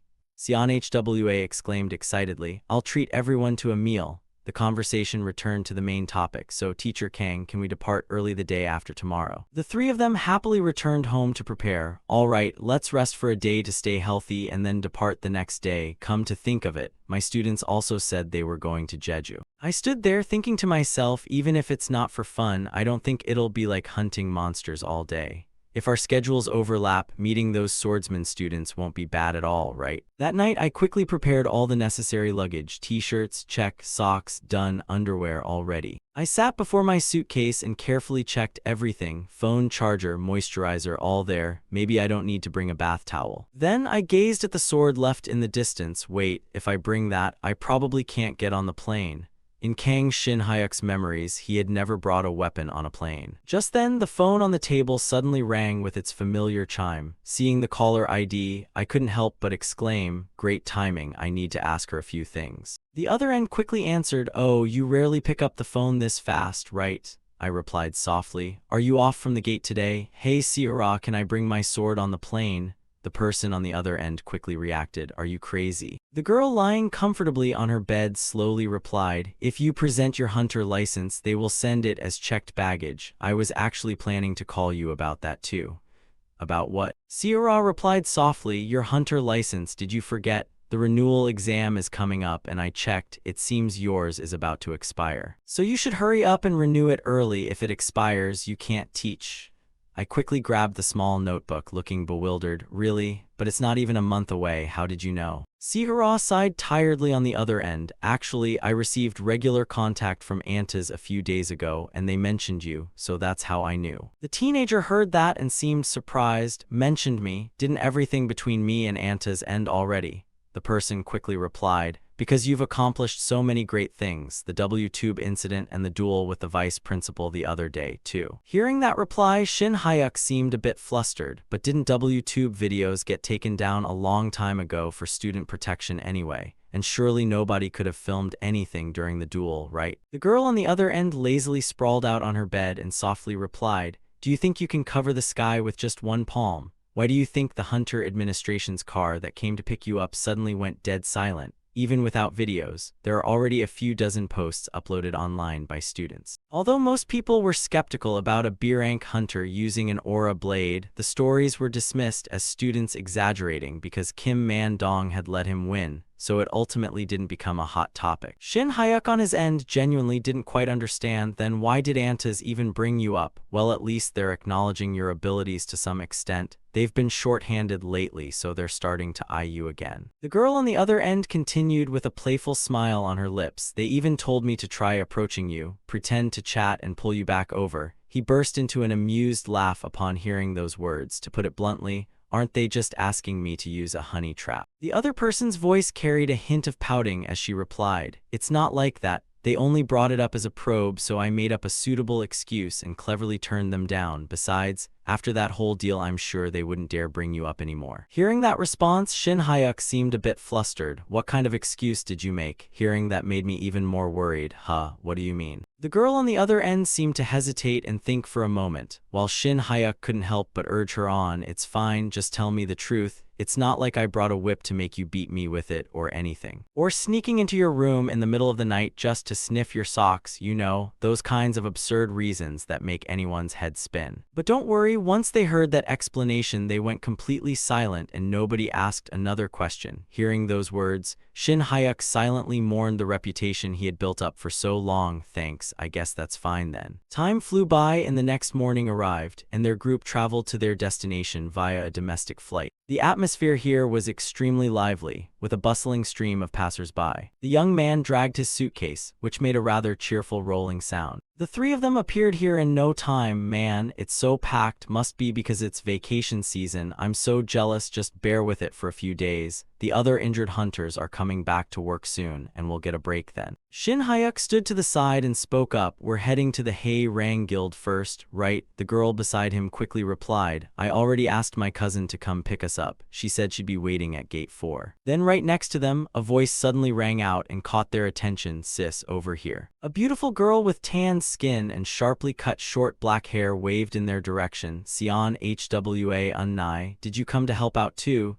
This person was C-rank hunter Hong Yi-seul, a member of the Hae Rang Guild. The two girls over there immediately rushed into each other's arms for an affectionate greeting. It's been so long since I last saw you. Have you been well lately? Yes, Unnai. I've missed you so much. Shin Hyuk couldn't help but sigh to himself on the side. It looks like the kid is even more clingy to Kim Sion Hwa than to Hong Yi-seul. The next introduction quickly followed. Well then, let me introduce you. This is teacher Kang Shin Hyuk, currently an instructor at the Hunter Academy. He stood there with a cheerful smile and greeted them. Nice to meet you. I'm Kang Shin Hyuk. The young girl looked in his direction and greeted him. Hello, teacher. I'm Hong Yi-seul. Are you really a teacher? Hearing those words genuinely flustered him. What? Ah, yeah, that's right. The girl in front of him broke into an excited smile, seemingly thrilled by the new company. Oh my god, teacher is so handsome. I thought you were an idol. Standing there, he couldn't help but mumble to himself, oh boy, this is truly dazzling. Now the group prepared to leave the crowded airport. Well then, let's talk while we walk, please follow me. The car sped down a familiarly looking street, and on their way to the headquarters, they got a clearer picture of the current situation. 1 week ago, inside a 10-person A-rank gate where the guild's main forces had been deployed,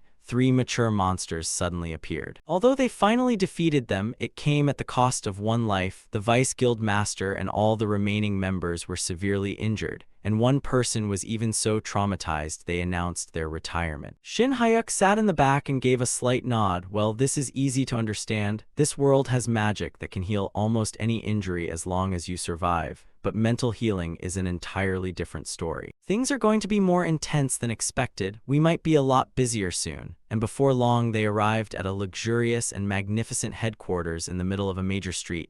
We've arrived. I'll drive everyone all the way to the accommodation so you can just leave your luggage in the car. He raised his head to look at the gigantic building before him and couldn't help marveling. Is this entire building owned by the Hae Rang Guild? Yi-seul replied with a smile from the side. Not at all. We only use floors 7 through 10. Just then, the flashy figure of a man quickly appeared in front of them. My dear granddaughter, you've arrived, uncle. Have you been doing well lately? In the blink of an eye, the tall figure of a man with tanned skin and striking blonde hair appeared before them. The other person wore a cheerful smile as he answered, if I were doing well, I wouldn't be asking for early retirement. Would I? This person was none other than the head of the Hae Rang Guild, Hong Jong-sik. He also looked toward the girl beside him and greeted her. It's been a while. Sion Hwa, is Man Dong doing well? That girl quickly bowed her head in greeting. Yes, my dad asked me to pass along his apologies for not being able to come here in person. The man over there replied with a cheerful smile. Even just a message is more than enough to appreciate. Then the other person's smile shifted brilliantly toward him. So this handsome gentleman must be teacher Kang Shin Hyuk. Nice to meet you all. Let's go inside to talk. Shin Hyuk couldn't help but mutter inwardly that bright personality really runs in the family. Afterwards, they were promptly invited into a luxurious meeting room with steaming cups of coffee placed on the table. I'm sure you guys heard a brief overview from Yi Seul on your way here. To put it briefly, the main gates we'll be clearing this time are 7-person B rank gates. Normally, Hei Rang always reinforces each gate with extra personnel to put safety above all else. But right now, we're facing a severe labor shortage, so the team you've been assigned to only has 5 people. Yisial sat there holding her coffee cup and replied with a smile, "It's fine, uncle, that many people is more than enough." Then the conversation shifted once again, so what is Teacher Kang's opinion actually? I think 5 people is a bit too many. When he said those words, he genuinely hesitated a bit, while the man over there looked somewhat shocked by what he had just heard. Shin Hyuk spoke in a low voice to the person beside him. Based on our recent collaborations, I think 3 people is plenty. For a 7-person B rank gate, there really isn't any need for reinforcements. Besides, having too many people means splitting the reward money into smaller shares, right? Uttering those words immediately made the man across from him somewhat displeased. Then scratching his head, he calmly continued, "Being confident is a good thing, Teacher Kang, but which guild were you with before you started teaching?" Hearing those questions, he calmly replied, "I used to be with the Chase Guild." The other man coldly continued, "That's a reputable guild, all right. B rank, right? Yes, I'm a B rank hunter." Then the man's gaze directed straight at him once more, carrying a cold edge. "Teacher Kang, the B rank hunters of our Hei Rang are extremely well organized. If a gate requires at least 7 people, there's definitely a reason for it. Furthermore, this time my daughter, my niece, and her friends are participating too, yet instead of proposing reinforcements, you want to cut down on personnel. That hardly seems wise." Seeing this reaction, Yisial also seemed a bit flustered. We already know his true strength, but we completely forgot that in my uncle's eyes, he might not look that way at all. Oh no, and my uncle has such a hot temper too.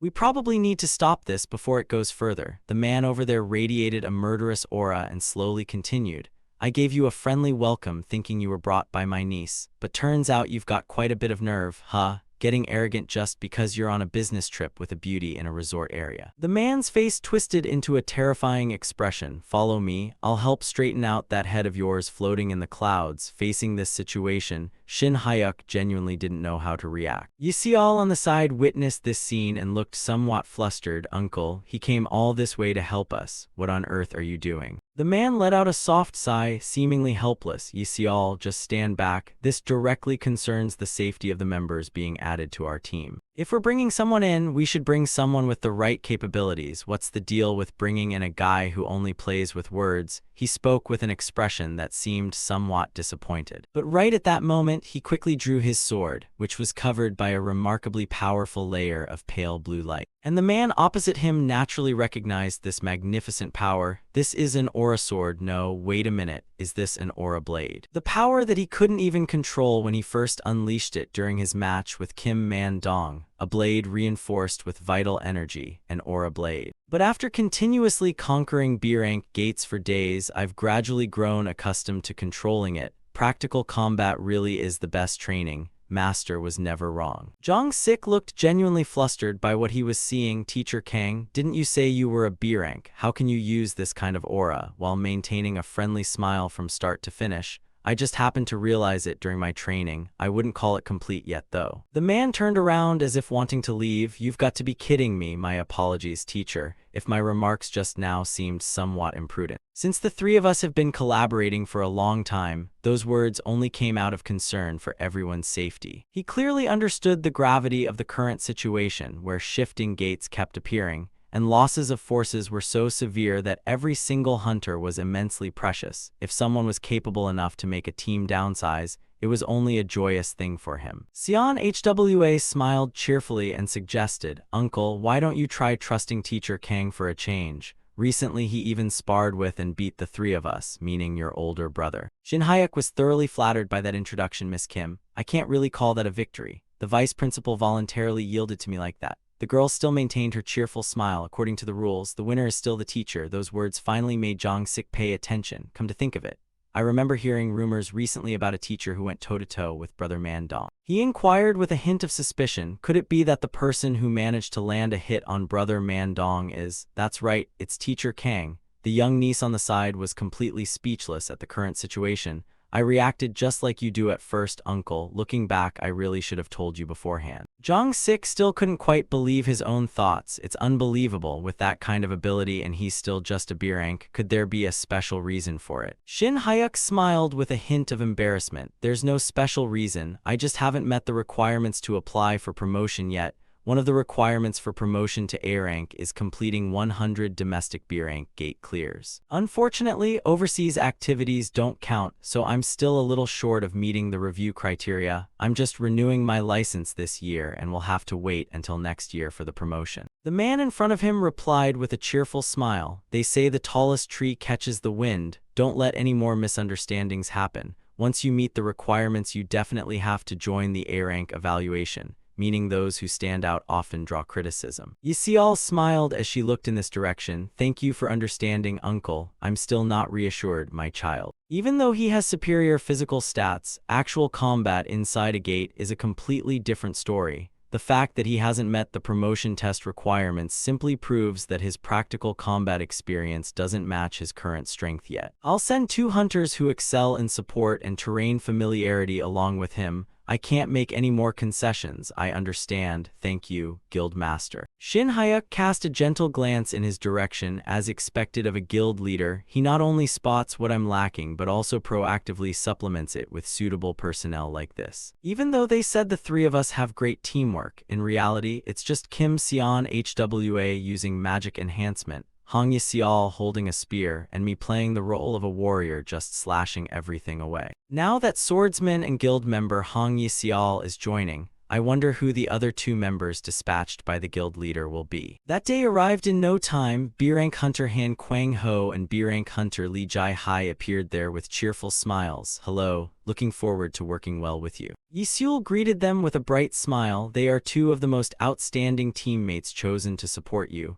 Kwang Ho Opa specializes in fire magic, and Jai Hai Unnai has incredible archery precision. The 2 of them smiled as they looked this way. Let me handle the terrain of the gates in the area managed by Hei Rang. I also possess a certain level of magical perception, so I can quickly spot danger. Since the current team leans toward close combat frontal assault, they added long-range firepower. What great organizational thinking! That uncle might look simple on the outside, but his calculations are quite methodical. So let's head inside together now. Today just basic coordination and getting familiar is enough. Yes, we're ready. The group of them genuinely stepped into that dark, gloomy cave. The environment felt chilly and a bit intimidating. The 6 of them slowly moved deeper inside, and as expected, it was a cave with uneven terrain. Narrow field of view with many blind spots, plus the monsters here were massive red rats which were notoriously difficult to exterminate, causing work to be delayed until now. Is that so? Then let's scout lightly for about 2 hours today. The young man in the back smiled cheerfully. 2 hours sounds nice and easy. Kwang Ho was genuinely surprised. What the heck, when I heard they were reducing team size, I thought we had an arrogant snob on our hands. Turns out he's a completely normal guy. Jai Hai walked alongside with a cheerful smile. We've passed the safety zone for a while now. Everyone should start being careful. Monsters around here can ambush you from anywhere. Like this, she smiled enthusiastically and raised her arrow high for a powerful strike. Only before she could even do anything, a figure flashed past faster than everyone else. He gripped his sword tightly and effortlessly eliminated the monster over there in the blink of an eye. The current speed and reflexes left the girl on the other end staring wide-eyed in utter disbelief. The massive body of that monster crashed to the ground once again. The rest of the group glanced over in this direction, so this is what a massive red rat looks like. Nothing like what I imagined at all. Yeseol curiously spoke up. What did you imagine it would be like? I thought it looked like a normal rat, since it's called a big rat after all. They still wore cheerful smiles as before. Teacher Kang, good thing you didn't pursue a career in writing, otherwise it would have been a disaster.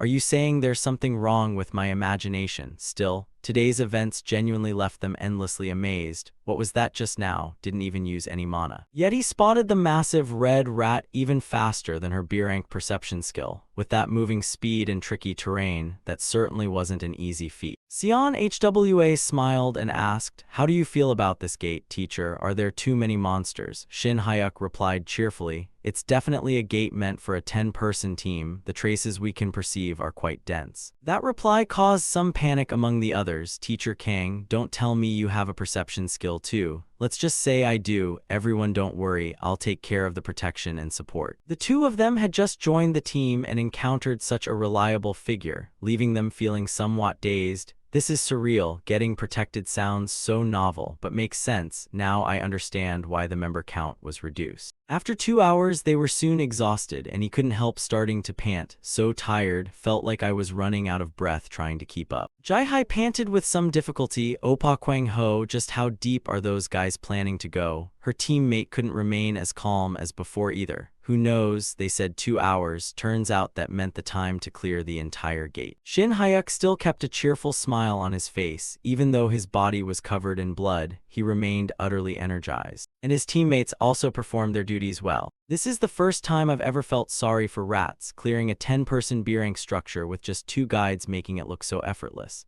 Jai-hai asked with a hint of disbelief. Didn't Yi Seul say that person was a B-rank? That's right, but honestly I'm not entirely sure either. The people who brought him in are big shots in the organization. The young man in the back seemed somewhat startled by the name. Kang Shin Hyuk, wait a minute, did you just say Kang Shin Hyuk? That's right, do you know that guy? That name completely plunged the young man into deep contemplation. Actually, I once sent a challenge to that person. Oh man, thank goodness you're not dead. They finally let out a sigh of relief with a gate scale like that we should get at least 6,000. But since we didn't contribute anything, we'll probably end up going home empty-handed. Well, yeah, the monsters here were spotted by the teacher. We didn't even have time to help out. Thinking about this, the two of them fell into profound depression. Even though Sister Seol and Sister Sion HWA contributed, to be blunt, most of the time we just stood there watching. Yet hearing this, Shin Hyuk smiled cheerfully and replied, just split it evenly. That situation completely stunned the two of them. Jai-hai asked in confused bewilderment, Teacher Kang, but we honestly didn't do anything. Isn't this an unusually special day? I just showed off a bit too much today to put everyone at ease, so don't worry about it. Besides, without everyone we wouldn't have met the minimum requirements to enter the gate anyway. Since you guys agreed to trust and follow a stranger like me, I should at least show my appreciation, right? A radiant, cheerful smile bloomed across the young man's face as he said those words. The aura radiating from him left the two of them deeply moved. Then Kwang Ho couldn't maintain his composure any longer and rushed straight forward. Shin Hyuk Hyung, what is it? Don't get so close to me like that. And thus a new team accompanying the special mission on Jeju Island was established. The car outside was still neatly parked right there. The mobile phone inside the backpack rested quietly on the seat. Just then, a familiar notification popped up. Teacher, we're going to Jeju the day after tomorrow. Are you really not planning to come with us? Have you been doing well lately? Do you still remember what you said at the closing ceremony? Teacher, we're going to Jeju. Come with us. Then that phone returned to its quiet state once again. But in the blink of an eye, several notifications popped up consecutively. Hey, 2 of your little students here. Jinsu chimed in, Teacher, come to Jeju with us. They finally stepped out of the large gate. The crowd chatted with excited smiles. We've been on intense missions for 3 consecutive days. Kwang Ho followed behind, letting out a cheerful sigh. Today's dungeon is the next one, right, Teacher? With Shin Hyuk Hyung and Yi Seol Unnai helping out, things get resolved extremely fast. Not to mention Sion HWA Unnai's support magic. Everyone is full of energy and doesn't know what fatigue is. The girl over there smiled cheerfully as she looked this way. Teacher Kang, it seems you have an appointment today, right? Shin Hyuk smiled cheerfully from behind. That's right. My students said they came all the way here to meet up. I'm planning to drop by for a bit. The young man's face was stained with bright red blood. You should wash up a bit before talking. The girls nearby burst into cheerful, smiling laughter upon seeing this scene. At that moment, Shin Hyuk also had his own thoughts. Everyone looks quite alert. After just 3 days our teamwork is pretty good. I heard the injured hunters are coming back soon, so things should be less tense starting next week. Kwang Ho smiled cheerfully and chatted, Shin Hyuk Hyung, are you driving to meet your students? It's close by. I was planning to take a taxi for convenience. Yet the other person casually tossed him a set of car keys. Take my car instead, it'll be more convenient. I was planning to drink a few cans of beer and rest here anyway. Thanks a lot then, Kwang Ho. The car sped across the major highway in the dark night. He sat there with a cheerful smile, listening to Kwang Ho was the right call. Waiting for the kids to hang out is a given. They'll probably be super surprised if I show up now. Jin-soo on the other end smiled happily upon receiving a call from his beloved teacher. Oh man, teacher, has my prayer been answered? You're getting ready to go. Do you want us to buy anything? Those students were genuinely having so much fun they lost track of everything. What, you're actually in Jeju? How is that possible? Is that really you? Actually, I've been on a business trip here for a while. Are you all staying at the same place? The two girls nearby heard this conversation and began radiating a menacing, threatening aura. Not all of us. Only Yoon Seo is back at the hotel room. We're hanging out in downtown. Yoon Seo caught a slight cold, so she took some medicine and is resting at home. We'll be back at the room in about an hour. You can drop by then if you want. Alright, got it. But what do you guys want to eat? Those girls started going wild with excited cheers. Teacher, Min-hee is craving beef so bad. The young man's voice came through the earpiece, sounding a bit worried. Jin-soo, is Min-hee okay? The young guy on the other end seized the opportunity to shout out, Jin-soo wants to eat beef too. It's beef all right. He quickly hung up the phone and sighed tiredly. Beef really is an addictive thing. Then the traffic ahead slowly became congested. Let's see, I'll stop by the supermarket to pick up drinks and snacks first. Wait a second, is this really Jeju? Why are there so many winding roads? Did an accident happen ahead? This place was genuinely jammed to the point of complete immobility. His gaze drifted toward the guys directing traffic outside. If they were checking for alcohol levels, it should be the police, but aren't these guys soldiers? He quickly stepped forward and asked in a low voice, excuse me, what happened ahead? The other person gave him a standard reply, a monster escaped when we attacked a nearby gate. The dispatched hunters failed to control it, so the safety zone for this area has been lifted. This area is currently on lockdown and it's very dangerous ahead. Once the cars in front turn around, you should head back too. Hearing this, Shin Hyuk felt utterly confused. What on earth is going on? Which guild is stupid enough to let a gate incident turn into such a mess? Speaking of which, he seemed to suddenly recall something. Didn't they all go out, leaving only Yoon Seo behind at the accommodation? He quickly questioned the person in front of him. Where does your lockdown extend to? I was told the entire area is locked down. Are you a local resident? Not exactly, but my friend is staying at a pension in this area. She caught a cold, took some medicine and is sleeping. If we can't get out, it's genuinely dangerous. Well then, you should try calling your friend just in case something happens. That phone quickly dialed through to the other end. The gentle voice of the young girl came through his ear, confirming his bad premonition. Premonitions like this rarely proved wrong. Hello. He worriedly asked again, Yoon Seo, where are you? Teacher, why are you calling so suddenly? Is something wrong? Are you in Jeju too? A worried voice sounded from the other end. No, I mean, which area of Jeju are you in? Are you really in your room? Yoon Seo panted tiredly for a few moments. How did you know? I caught a cold, so I'm just lying in the bedroom. He wore a worried expression and quickly instructed, Yoon Seo, listen very carefully to what teacher says now. A monster just escaped from a gate near your place. Everyone has probably been evacuated. That statement seemed to shock the girl. A monster, that's right. Furthermore, that area has very few passersby, so you must absolutely not step out of your room. The soldier guy beside him quickly reminded him that monster is a shadow reaper. Turn off all the lights and keep absolute silence. He truly never expected this situation to unfold, and of all things, it had to be that specific monster. Shin Hyuk gritted his teeth, unable to stay calm. If an ogre is A rank, then a shadow reaper is B rank, and with its stealth and high defense, it's an incredibly difficult opponent to deal with. I carefully reminded her again, did you hear me clearly, Yoon Seo? It's very dangerous if it spots you, so just wait for me to get there and don't do anything. And the young girl's voice came through with a curious tone, teacher. Is that monster a giant creature carrying a scythe and wearing a black cloak? Teacher?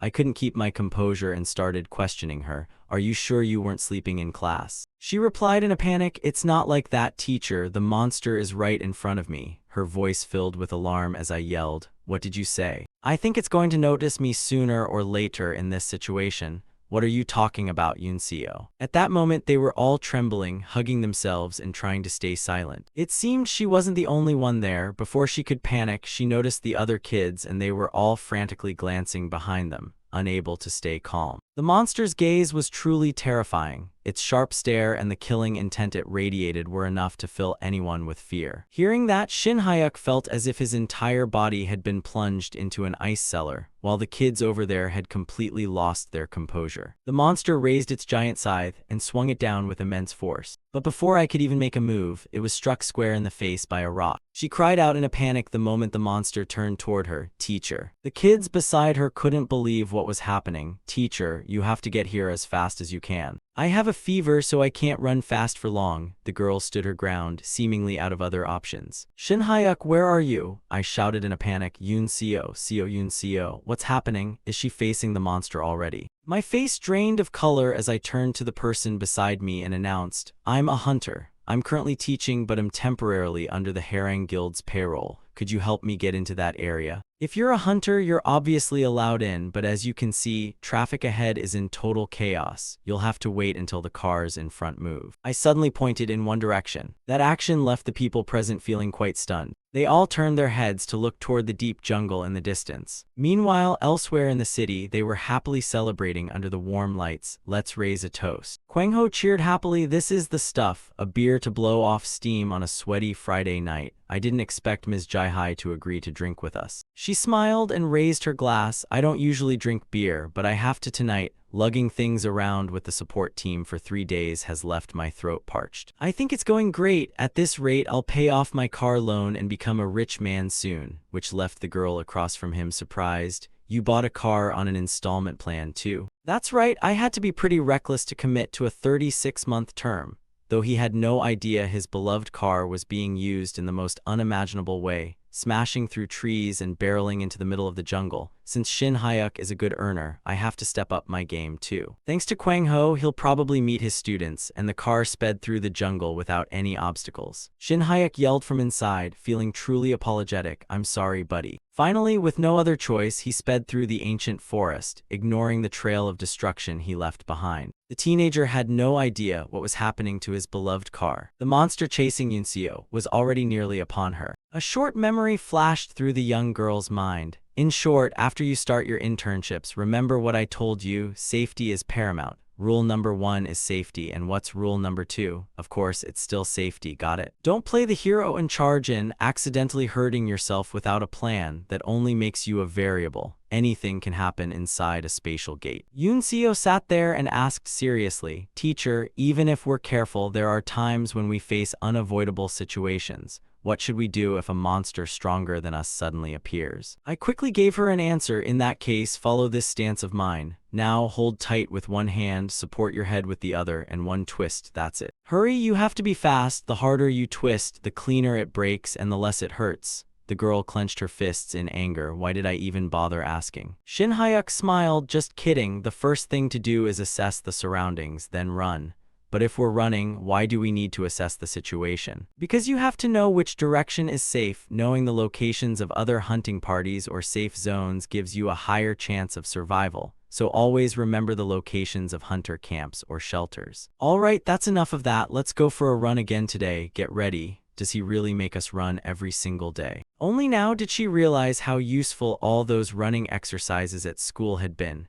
As the monster swung down, the young girl easily tilted her body and dodged it completely. "I almost lost my life just now. Now I see why you made us run all semester." The Night Reaper is a B-rank monster and one of the most dangerous ones at that. I'm so lucky to have survived. It's truly a miracle that a first-year student from the Hunter Academy escaped this monster. I couldn't help but think about the 2 sisters I had just saved. What a fool. Why play the arrogant hero? Tears streamed down the young girl's face, truly miserable. I was once asked why I wanted to be a hunter. Maybe because hunters make a lot of money, or because they look cool. Surely that's not the only reason to come here with just a little bit of talent. I just followed my sister. She said she wanted to enter a hunter academy like this. Back then, the little girl had seriously looked at her sister and asked, "Sister, why do you want to be a hunter?" The other person looked blank and replied, "I'm just following you, aren't I?"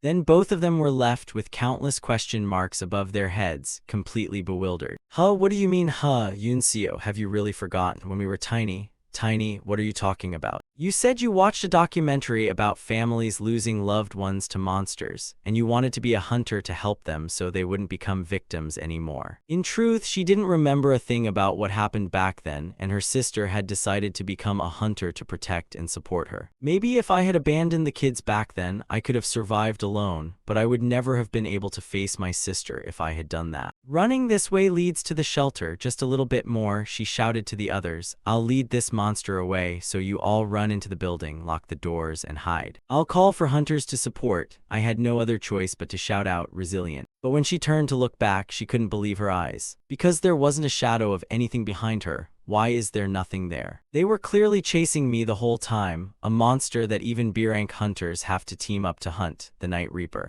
The reason they have to team up is because of its unpredictable abilities. It hides in the shadows, waiting for the right moment, and just then, the young girl realized she had been tricked. The giant monster appeared right behind her. Yunseo screamed again, watch out. Then she realized she couldn't move, paralyzed by the terrifying aura it radiated. The silhouette of that powerful car emerged from the deep jungle. The monster was suddenly illuminated by the lights and turned to look, visibly surprised. The once luxurious car was now in a pathetic state, and the person inside shouted, Seo Yunseo. Did I ever teach you to close your eyes when facing a monster? Shin Hyuk finally appeared like a hero to protect his young student. The giant car rammed straight into the monster with immense force. Yunseo was truly terrified by the sight. Teacher. 3 minutes earlier, the car had still been speeding through the deep forest. I had closed my eyes tight, feeling the power radiating everywhere. I clearly felt the aura from Minhee's uncle's resort. There are 2 weak auras that must be the kids and a chaotic aura, which means there's a monster there. Yunseo, she's drawing the monster's attention to protect the kids.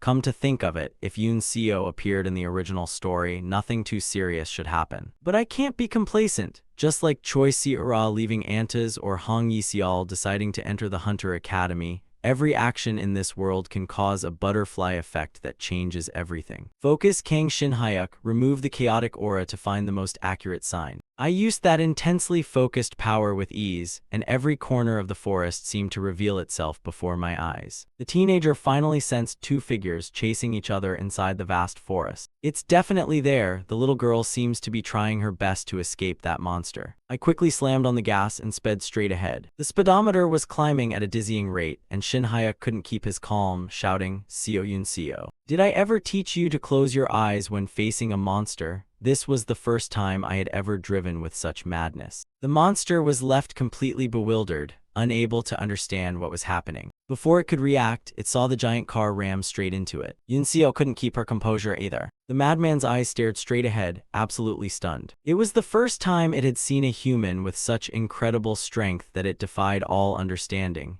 You bastard, don't point your weapons at my student like that, do you understand? A powerful surge of light enveloped my body, and in an instant, I was ready to blow everything away with a frenzied look. Powerful light radiated from the deep sea floor, and water droplets flew everywhere in the space. The teenager used his strength without the slightest fear, and Yunseo watched from above, unable to believe her eyes. Teacher. The water's surface finally returned to its original silence, and a long while later, tiny bubbles rose from below.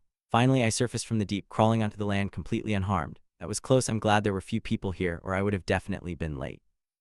I looked toward her, waving, Yunseo, are you hurt anywhere? To my surprise, she rushed toward me. Sobbing tears fell down her beautiful face, seemingly in deep distress, and I was so stunned I just stood there. You little rascal, risking your life as bait for the monster to save the others. You must have been terrified, right? You idiot, stop crying. The girl's voice still trembled with emotion. But teacher. The car, and hearing that, my eyes darkened. Meanwhile, the comrade's 36-month installment car was now sinking deep into the seabed. Shin Hyuk could only offer a faint, consoling smile. It's okay, what does losing a car matter? As long as you're safe, that's all that matters. While Kwang Ho was fast asleep after a night of heavy drinking with his companion, completely unaware that his beloved car was buried at the bottom of the sea, now I can sleep soundly in Jeju. Police sirens wailed not long after. The 2 of them were quickly treated by paramedics for every scratch on their bodies, and subsequent measures were implemented extremely quickly after the monster was destroyed. Thanks to the kids calling the police in time, sirens wailed, and a series of vehicles arrived one after another. Police cars, military trucks, and ambulances. Looking at them, you'd think a fair was being held, and judging by the uniforms, it seemed hunters on a search mission had also been dispatched. Shin Hyuk sat on the side and softly asked, didn't you call your parents? The girl beside him smiled shyly. I was afraid that if I called, they'd make me go back right away. Shin Hyuk snuck a glance at her. Then he threw the towel from his head to the little girl. Doing good deeds is the right thing to do, and helping others is very precious. But do you know that if you died, what would any of that matter? Yoon Seo took the small towel and smiled. Didn't you come to save me, teacher? Shin Hyuk looked at her with his handsome face, still arguing. What would you have done if I'd been a second later? You're just all talk. The little girl's expression as she looked at him seemed to have changed. A soft voice rang out, teacher, what is it? I hope you stop using that handsome face of yours so recklessly. I was truly flustered by this sudden change. Why would you suddenly bring up my face? Because that face is really beautiful. It'd be a waste not to use it. This kid. She turned and smiled radiantly. See you at the dormitory. Thank you so much, teacher. Watch where you're walking, kid. Just then, someone walked up. Hunter Kang Shin Hyuk, have you been waiting long? We just fished out the Night Reaper's corpse. You're truly extraordinary. Sorry, but which guild do you belong to? I answered happily. I don't belong to any guild. I'm a teacher at the Hunter Academy. The man then raised his hand to give a serious military-style salute. If you hadn't handled that monster, we'd probably still be in combat mode for days. Thank you so much. Good grief, I didn't expect to be thanked like this. He looked truly awkward. You deserve it, of course, but sorry for the timing. Could you follow us to headquarters to help write the incident report? It won't take too long. All right, I'll go with you. But then a thought flashed in my mind, oh no. Because upon being led to the police headquarters, countless big shots were waiting for me. It's a pleasure to meet you. I represent the coalition headquarters and offer my sincerest gratitude. Hello, I'm Kang Shin Hyuk. Another person smiled and continued, hello, I'm the provincial governor. You've done a wonderful thing. It's nothing, sir. Another man appeared and bowed respectfully. I'm truly sorry, and I sincerely thank you for everything. The man was the guild master whose guild had let the monster escape. Shin Hyuk listened to the thanks and couldn't keep his composure. Can't you all just gather at once? Why do I have to explain the situation over and over every time someone new walks in? Now let's discuss the reward. I grinned, beaming with joy as I looked straight ahead. That sounds perfect. The guild that lost the monster agreed to pay for the corpse and the reward, and Kwang Ho's car, which had been buried with the monster, would be replaced with a brand new, fully loaded one. The provincial governor also said he would consider awarding me a bravery title or something. I was thrilled about the money, but I really had no interest in those kinds of titles. But he looked at me with glowing eyes, truly serious. That's not right. If a teacher does a good job, he deserves to be rewarded. But if I receive those titles, I'll definitely catch the eyes of those people. I grinned and made my own suggestion, then give it to my student. She was the one who recklessly lured the monster away. That sounds reasonable. I'll try to propose it. Just then, the police officer behind me smiled. Let me drive you, sir. Where do you want to go? Shin Hyuk thought for a second and replied, well, I wonder if there are any butcher shops still open. A butcher shop? Seeing the hesitation in his eyes, I could only offer an awkward smile. My students said they were craving beef, and just then, high-quality slabs of beef were delivered, leaving the kids completely amazed. The alluring, savory aroma wafted through the space. They ate greedily. Raw beef is truly the best. I watched them and felt a faint, happy smile form in my heart. These kids probably hadn't even had dinner yet. It's nearly time for a late-night snack. They must have been worried about Yoon Seo. I'm glad everything turned out all right. A person nearby smiled. I have plenty of rooms, teacher, so spend the night here. No need, I don't want to trouble anyone. He seemed to be Minhee's father and smiled. Trouble? Thanks to you, everything is peaceful today. It's no trouble at all, so please stay. I agree, teacher. You promised to go to the beach with us tomorrow anyway. I had no other way to refuse. All right, I'll stay, and the kids cheered. Awesome, let's play games with you tonight. Then they fell into another lively argument. I told you to cook it before eating, you savage. The next day, the bright sun rose over the golden sands. The clear blue sea was truly beautiful and cool. The kids appeared, playing happily on the vast beach. Shin Hyuk enjoyed the atmosphere on the shore. This is truly wonderful. Now it finally feels like a vacation. I wonder if the teachers on Teacher Kim's side are having fun, too. And these kids are tough. They stayed up all night and are still full of energy. I guess I can make them run a little more next semester. Jinsu, who was being attacked underwater, suddenly raised his head to look. Then he whispered to the girls beside him. The students playing in the sea suddenly looked at me with incredibly mischievous eyes. Teacher, aren't you bored sitting alone? No, I'm very comfortable right now. They slowly approached with mock-scary faces. Teacher, stop sitting alone and come play with us. The swordsmanship team doesn't mince words, you know. Behind them, Yunho was already hiding, as if planning something. I, of course, didn't miss a single small gesture from these kids. Catch him, the kids acted according to their plan. But no matter what they did, they couldn't even touch the teenager. Shin Hayek stood up in the blink of an eye and dodged skillfully. Jinsu was baffled. Yunseo, Minhee, what are you doing? Hurry up and catch him. What? My body suddenly won't move. Wait a minute, what are you doing? I understood exactly what these kids were trying to do and teased them. Trying to throw me into the water. You're still green, kids. I really can't move. Teacher, do hunters learn this stuff too? Learn it, my foot. Follow me to buy water, Yunseo. Stay in the shade and watch them for me, okay? What? Teacher, you're clearly favoring Yunseo. Yunho, try to be a bit more obedient like your sister. All right, I'll be right back, so sit still. Jinsu asked curiously, Teacher, are you planning to leave them frozen like that all day? Don't worry, they'll be able to move in 10 minutes. The guy beside me smiled happily, finally free, all that hard work worshipping the teacher since the pizza is finally paying off.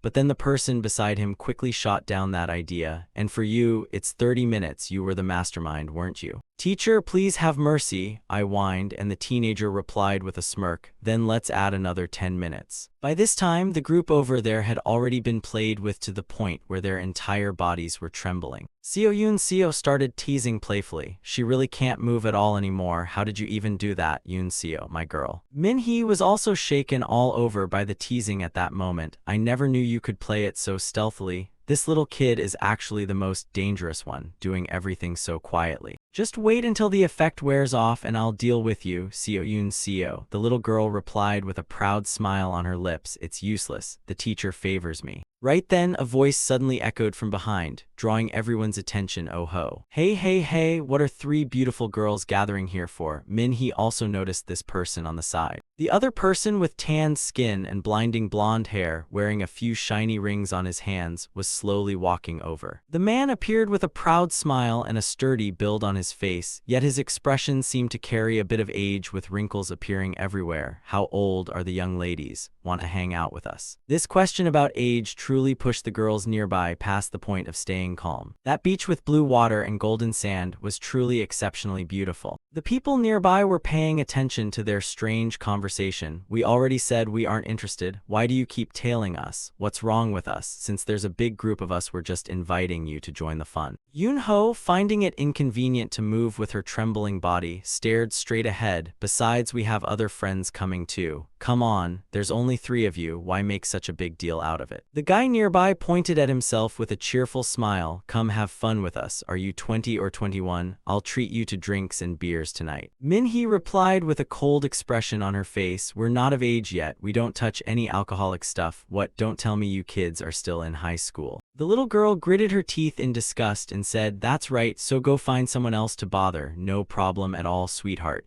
Everyone drinks a few cans on a trip like this. She couldn't stay calm any longer. Have you guys lost your minds? In the blink of an eye, she was able to move and angrily twisted the guy's wrist with ease. Planning to use force on a girl, the man cried out in pain, my hand. Damn it, is this brat from the Hunter Academy? She let out an angry sigh. How does that feel now? I already told you to stay away, yet you kept crowding in. One of the guys nearby shouted angrily. You're done for. But before he could even do anything, Minhee's gaze locked onto him with a terrifying intensity. In a flash, the girl threw a powerful punch that easily blew the guy away. He was hit hard enough to spray a bloody nose and break a few upper teeth. With a wild look in her eyes, she rushed straight toward the remaining guy. Wait a minute. Before the guy even had a chance to explain, Minhee struck hard. I haven't even started anything yet. If a hunter picks a fight with a civilian and gets arrested by the police, the hunter will always be the one at a disadvantage, and the Hunter Academy is no exception. Their physical stats are stronger than top athletes, so they are bound by the law just as much. Thinking about this, she couldn't help letting out a helpless sigh, while the man beside her cared deeply and whispered, What on earth has that kid been thinking about this whole time?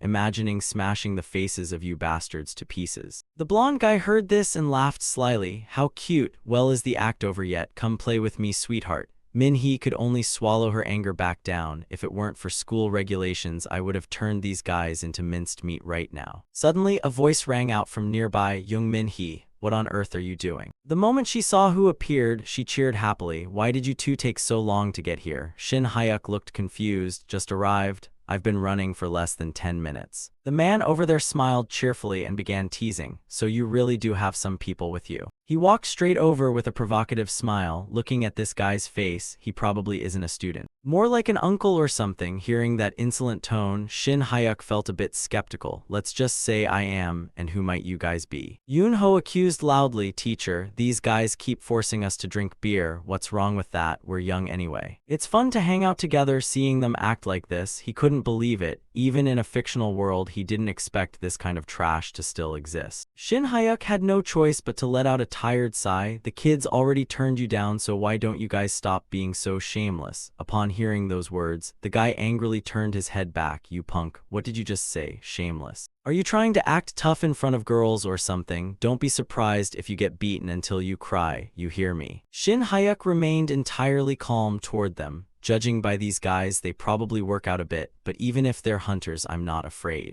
In a flash, he firmly grabbed the guy's hand. Then he easily subdued him with a simple motion. The man instantly suffered bone-shattering pain. My hand, hearing the scream, the remaining companion rushed forward. You bastard. But holding an ice cream pop in his hand, Shin Hyuk remained completely calm. Article 10, Clause 3 of the Hunter Academy Regulations. The other guy's hand was firmly grabbed. Every instructor of the academy must put the safety of the students above all else. He maintained that casual expression as he spoke. Don't tell me you're a hunter too. The companion hastily pulled out his phone in anger. Call the cops right now. A hunter is assaulting a civilian. Shin Hyuk didn't care about these guys at all and calmly said, go ahead and call them. If you guys don't call, I will. In a flash, the guy was pressure pointed and couldn't move anymore. I can't move my body. You bastard. The remaining guys panicked and quickly tried to flee. But naturally, he wouldn't let these guys run away so easily, thinking you can sneak away, huh? The island's police car appeared in no time. What's going on here? These guys forced underage students to drink alcohol and even dared to assault Hunter Kang Shin Hyuk.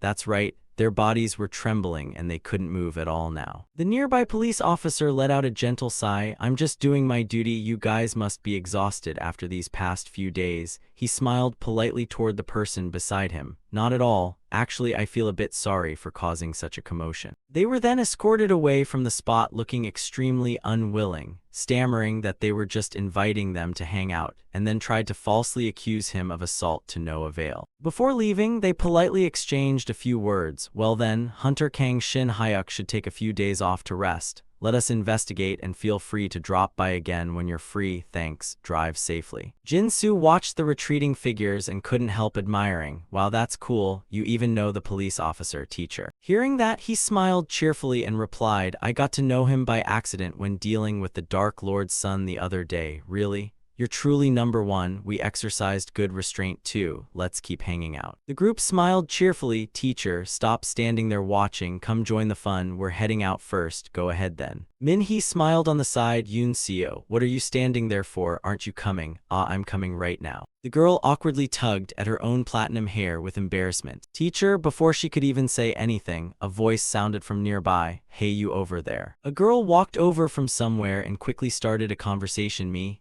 Is something the matter? Actually, I saw everything from earlier. The pretty girl in front of him smiled as she looked his way. You're so cool, totally my type. Can I have your number? Despite having a handsome physique, this was the first time someone had expressed interest in him so directly, leaving Shin Hyuk genuinely flustered. And the beauty of the girl over there was no joke. Even the people nearby couldn't believe it. The radiance she radiated even made a crab crawling on the sand stop in its tracks, opening its eyes wide in utter bewilderment, completely lost as to what was happening. He pointed at himself again, feeling somewhat surprised. Well, would you look at that? Having good looks really makes things this easy, huh? The girl spoke softly with a hint of awkwardness. Or do you not like me? Facing this situation, he had no idea how to react properly. I'm so flustered, what should I reply? But before he could do anything, someone tightly hugged his arm from the side. Yoon-seo felt herself trembling as if she was about to cry. With a resolute gaze and a blushing face, she quickly replied, he already has a girlfriend. That statement left everyone present in the conversation completely dumbfounded. The main character himself, Kang Shin Hyuk, couldn't understand it it either as he glanced over. The little girl couldn't stay calm anymore and started pulling him away. Let's go back. Your friends are waiting. Wait a minute, kid. Are you trying to ruin this for me? The girl over there couldn't believe what she was seeing. And before leaving, Yoon Seo turned back to tease them with a few remarks. Shin Hyuk couldn't help letting go with a tired sigh. Let go of teacher's arm. It's getting too heavy. I won't let go. Otherwise you just freeze up in front of her and start stuttering again. Yeah, that's true. A gentle breeze blew past the long hair of the pretty girl standing there. The other person's gaze carried a hint of deeper meaning. Hunter Academy's #1 swordsmanship teacher, Kang Shin Hyuk, what a pity, he's totally my type too. She quickly connected a phone call to someone. Jeong Hyun Sik. It's me, Nam Jae Min. I just uncovered a bigger weakness than expected. The man's room was buried in trash, beer bottles, and alcohol. The two of them seemed eager to exchange some information. That's right, the other person slowly replied with fury. The person's gaze carried a crazy look from start to finish. His hair wasn't even neat like a normal person's. That bastard. Help me kick him down to the absolute bottom so he can never lift his head up again. The extended long vacation finally came to an end, and they returned to their daily routines. The new car belonging to his teammate was compensated in the absolute best way possible. Drive safely. Let us know in advance whenever you come down again. Thanks for the pickup. See you next time. Kwang Ho was gifted a brand new car, complete with all options. After dropping the kids off first, the core hunters of this place had recovered from their trauma and returned, getting deployed into an A-rank gate. Although it was a bit regrettable, looking at it positively it was fine. Our group achieved success in clearing a sub-A rank gate. As for Yoon Seo, she received a Courageous Citizen award on my behalf. Originally, they planned to award both me and the kid, but I adamantly refused, so only she received it. My name also appeared in articles across both local newspapers and online portals. Since I participated in eliminating the monster, but fortunately the spotlight was placed on Yoon Seo, she was probably getting an earful from her parents for getting into danger. The group said their goodbyes while wearing enthusiastic smiles. Sister, I'll come visit you next time. Yi Seul, next time I'll definitely cook lots of delicious food for you. This is getting suffocating. That flashy uncle maintained a cheerful smile as he bade farewell. Teacher, you really worked hard. At first I was worried, but you did way better than I thought. Not at all, Guild Master. That was my fault for being too hasty back then. The man replied with the most natural smile. A teacher's abilities cannot be hidden forever no matter how hard you try. Living peacefully is good, but if that time comes, please don't resist it. Hopefully next time we meet, you'll hold a much more deserving title. I'll keep your teachings in mind, sir. Everyone wore bright, enthusiastic smiles as they waved goodbye. And the long vacation of those teachers finally ended. The three of them prepared to step into the new semester with all kinds of joy and excitement. That luxury car carried those powerful individuals away from the airport. All recorded information regarding powerful hunters had been gathered. The guild master glanced out the window, deep in calculation. S-rank hunter. Looks like Korea is going to have another one soon. And right now, the first person he wanted to find was the secluded master living atop the snowy peak. Master, it's been a while. Have you been waiting long for me? The other person kept that disgusted expression as he replied, You brat, you should have arrived 4 days ago. Why are you showing up only now? I'm sorry, I had a bit too much on my plate lately. The man glanced over and slowly spoke. I can tell what you've been up to just by looking at that tanned face. Working hard with blood and sweat must have been tough. Your skin dropped a shade darker too. Ah well, roughly something like that. Naturally, he didn't dare say it was from sunbathing on the beach. This time he came with plenty of other food supplies. You bought a lot of stuff again. Don't tell me you're going to vanish for another few weeks after this. Not at all. I'll be dropping by more often from now on. I have a driver's license test tomorrow, so I have to go, but I'll be back before my license expires. Once the semester starts, I'll come visit once a week. The master smiled cheerfully. Is that so? Right when I was planning to cook ramen. Want some? I'm too tired. I don't want any. Don't come begging for a chopstick later because I won't give you any. I really won't eat, master. Enjoy your meal. The young man lay down on the white snow, looking up at the clear blue sky. He drifted into an endless stream of thoughts. It's almost half a year already since I met Master. There's still about a year and a half left before the original plot begins, even though the protagonist will enter a gate for the first time during the first year second semester field trip. Meaning there's still about 2 years left, yet a vague sense of unease welled up in his heart. It wouldn't be strange if Master suddenly passed away one day. Because the Master didn't even appear in the original work, seeing his burning gaze, the Master retorted, Come to think of it, didn't I say I was retiring? drawings just stopped showing up out of nowhere. That statement plunged the young man into a deep mood drop. Hey kid, I told you I'm not eating. The water's boiling already. I'm really not eating. Alright, what's there to worry about? That old man loves instant ramen too much to ascend to heaven just yet. Where are you going? I left some stuff in the car, so I'm going back down to grab it. I'll be right back up. He quickly walked through that familiar gate. That's right, I left the bottle of Kaoliang liquor in the car trunk. Completely forgot I bought it as a gift for Master. It's such a pain, but since I went out of my way to buy it for Master, I guess I'll go down and get it. In no time, he heard continuous notification sounds ringing on his phone. What's this? Why are there so many notifications? Why are there 30 missed calls and 50 unread messages? What the heck, am I being trolled? He held his phone, his mind refusing to calm down. Normally coming out of a spatial gate and seeing a bunch of messages is normal. But this is a bit too much. Teacher Kim, Lee Seol, Ciara, and even Yoon Seo, Yoon Ho, Min Hee, and Jin Soo too.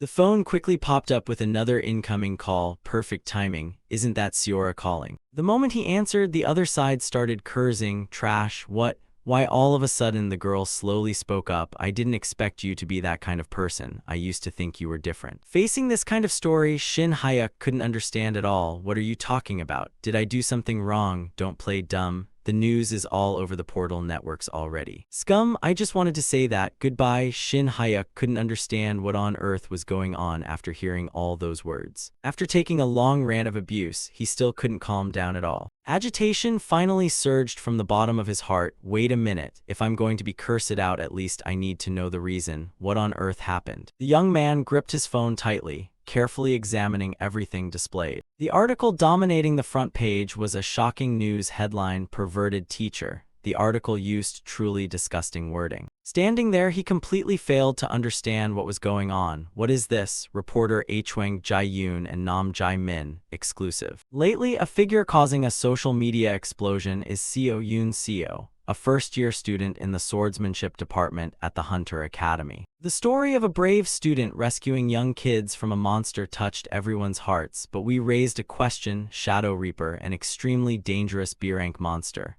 How on earth could that young girl defeat it? If someone took down a Shadow Reaper, they should at least be commended, right? Yet why did only that girl receive an award? The truth is, the one who eliminated it was actually another hunter, Teacher Kang Shin Hyuk, the swordsmanship instructor at the Hunter Academy. You probably realize it by now, the two of them share a teacher-student relationship. That girl is a minor. If it were a pure romance, people might have supported them. But as a journalist, I truly wonder if current education is still okay. The girl wore a terrifyingly pleased expression over what she had just written. Let's see. Seeing that article, Shin Hyuk grew so angry he wanted to curse. What kind of BS is this? Fabricated, distorted, making things up like it's the truth. No, this is more like trashy fiction disguised as journalism. A simple check would reveal the truth, yet they didn't do it. He clenched his fists tightly while speaking, trembling all over from anger. The phone rang with another incoming call. Now it's the vice principal's turn to call. With no other choice, he picked up and spoke. Trash, oh no, Teacher Kang, contacting you sure is hard. I'm not in the mood for jokes, vice principal. I was inside a gate, so my reply was a bit slow. You called because you read that article, right? That's right. I know you're not that kind of person. But this time, the reputation of the Hunter Academy is on the line. I still feel guilty about last time forcing you to step up, so if you need help, I'll assist. The question is, what do you plan to do now? Hearing those words, the young man gritted his teeth, completely unable to stay calm. What do I plan to do? I'm going to make them pay for daring to mess with my student, he replied with all his accumulated fury. I'll hang up for now. I need to check my situation thoroughly. The vice principal on the other end had no choice but to reply, all right. Then I spoke up once more to the person in front of me. You heard that clearly, Yoon Seo's mother. He is the one who said he would get it done. Please just trust him for once. The woman, being comforted by her two daughters, seemed to be in immense pain. Shin Hyuk was now speeding through the old forest, unable to keep his cool, thinking, who is that reporter?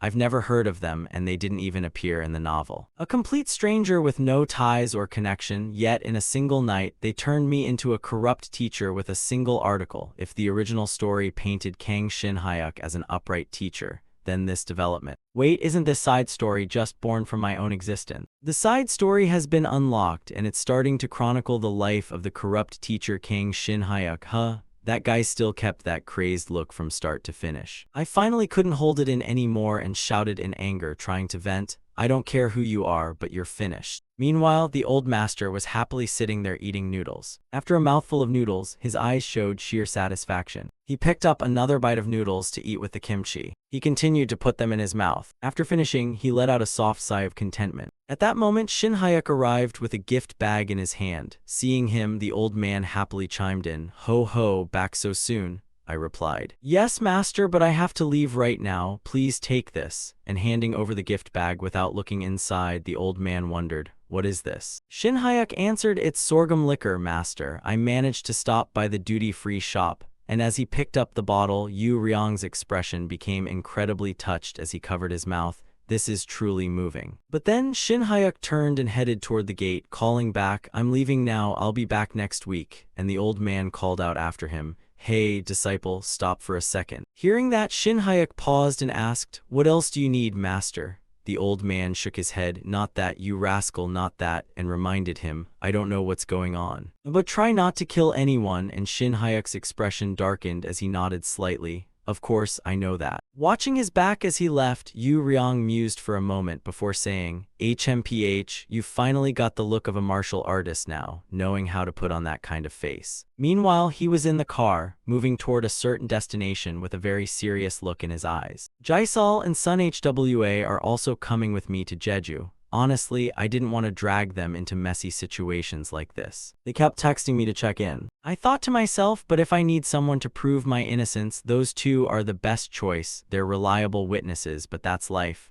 People believe what they see, not what's explained. I have to clear up those two photos that the netizens are exposing. The first photo is at the scene. It might take some work to find the soldiers or police who were there that day, but they can prove my innocence. But the second one is a headache, the beach photo where Yoon Seo is arm in arm with me. It might look intimate at first glance, but it actually happened the second the crowd dispersed, yet someone caught that exact moment. It's clearly a deliberate attempt to frame me. They must be trying to manufacture a scandal between me and Yoon Seo. The way they're updating this so quickly doesn't feel like they're digging up evidence, but rather staging events to create so-called evidence. I immediately pulled out my phone to call the reporter who wrote the article, but the other end just kept ringing. I gritted my teeth in anger, knowing that the reporter who wrote that piece couldn't be reached. I can just go straight to the office to deal with it, but first, I have something more important to take care of: renewing my hunter license. I walked straight into the building while everyone else stared in surprise. I walked to the front desk, and when they saw me, an employee turned and asked, "What are you here for?" I replied, "I'm here to renew my hunter license," and the staff member said, "Give me your identification." Picking up my papers, he looked at me with a suspicious gaze. "Wait, is that Shin Hayek?" The people around started whispering, "That's right, this guy is shameless. How dare he show his face here? How could he have an affair with his own student?" Ignoring everyone's comments, I spoke to the staff member.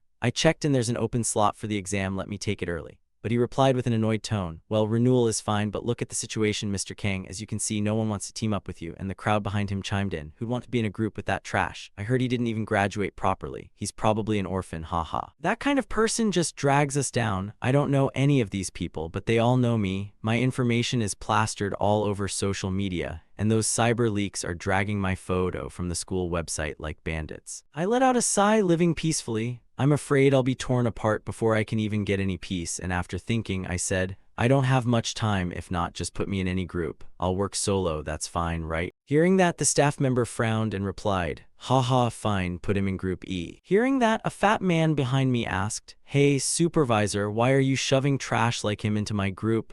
The staff member replied, "Don't worry, there's no room left besides that group. He's working alone anyway, just pretend he doesn't exist." He then pointed inside and said, "Mr. Kang Shin Hayek, the B rank renewal requirement is to clear a B rank gate behind that door. Please go in." Shin Hayek walked into the gate calmly, not forgetting to say, "Thanks," and the staff member turned away, saying mockingly, "Stay in the safe zone, solo work often leads to injuries." The fat man was furious, muttering, "Don't the police arrest trash like this?" The blonde guy behind him added, "He has no shame, dares to go solo," and the fat man remarked, "He's probably just waiting for the clock to run out so he can make someone carry him out." The blonde guy continued, "Whatever, he'll probably clear a few so he doesn't fail." And the dark-haired guy suddenly had an idea.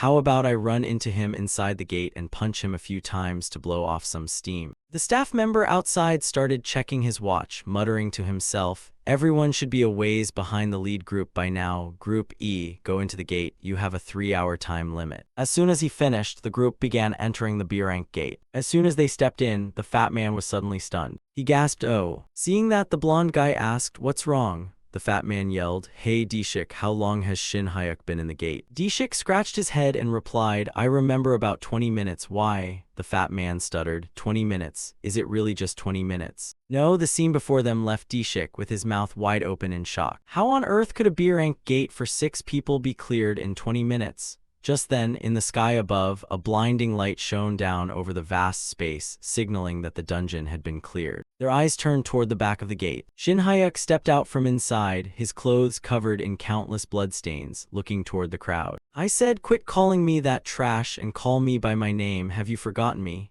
The fat man stuttered, wait, did you clear the dungeon all by yourself? I replied, I was in a hurry so I finished quickly. Cleaning up and handling the loot is your job, right? Hearing that, the blonde man's face became incredibly excited. Wait, you actually did it alone, don't bluff. The fat man muttered to himself, wait, no gear, just carrying a sword. Is this madman really rank B? Seeing him contemplate for a moment, Shin Hyuk stepped forward, staring at him with killing intent as I said, half. The guy stuttered, what half? What do you mean? Shin Hyuk continued. I have other things to do, so I'm splitting it in half. Just transfer the prize money to my account. I know the market price, so don't try anything funny. With that, he turned and walked away before the eyes of the dumbfounded hunters. Dishik gritted his teeth. How dare he talk like that to a near A-rank hunter? Then he turned to the fat man and asked, should we call him back? The fat man was drenched in sweat as he stuttered, no need. He glanced down below, where countless carcasses of monsters were scattered everywhere. He said, just let him go.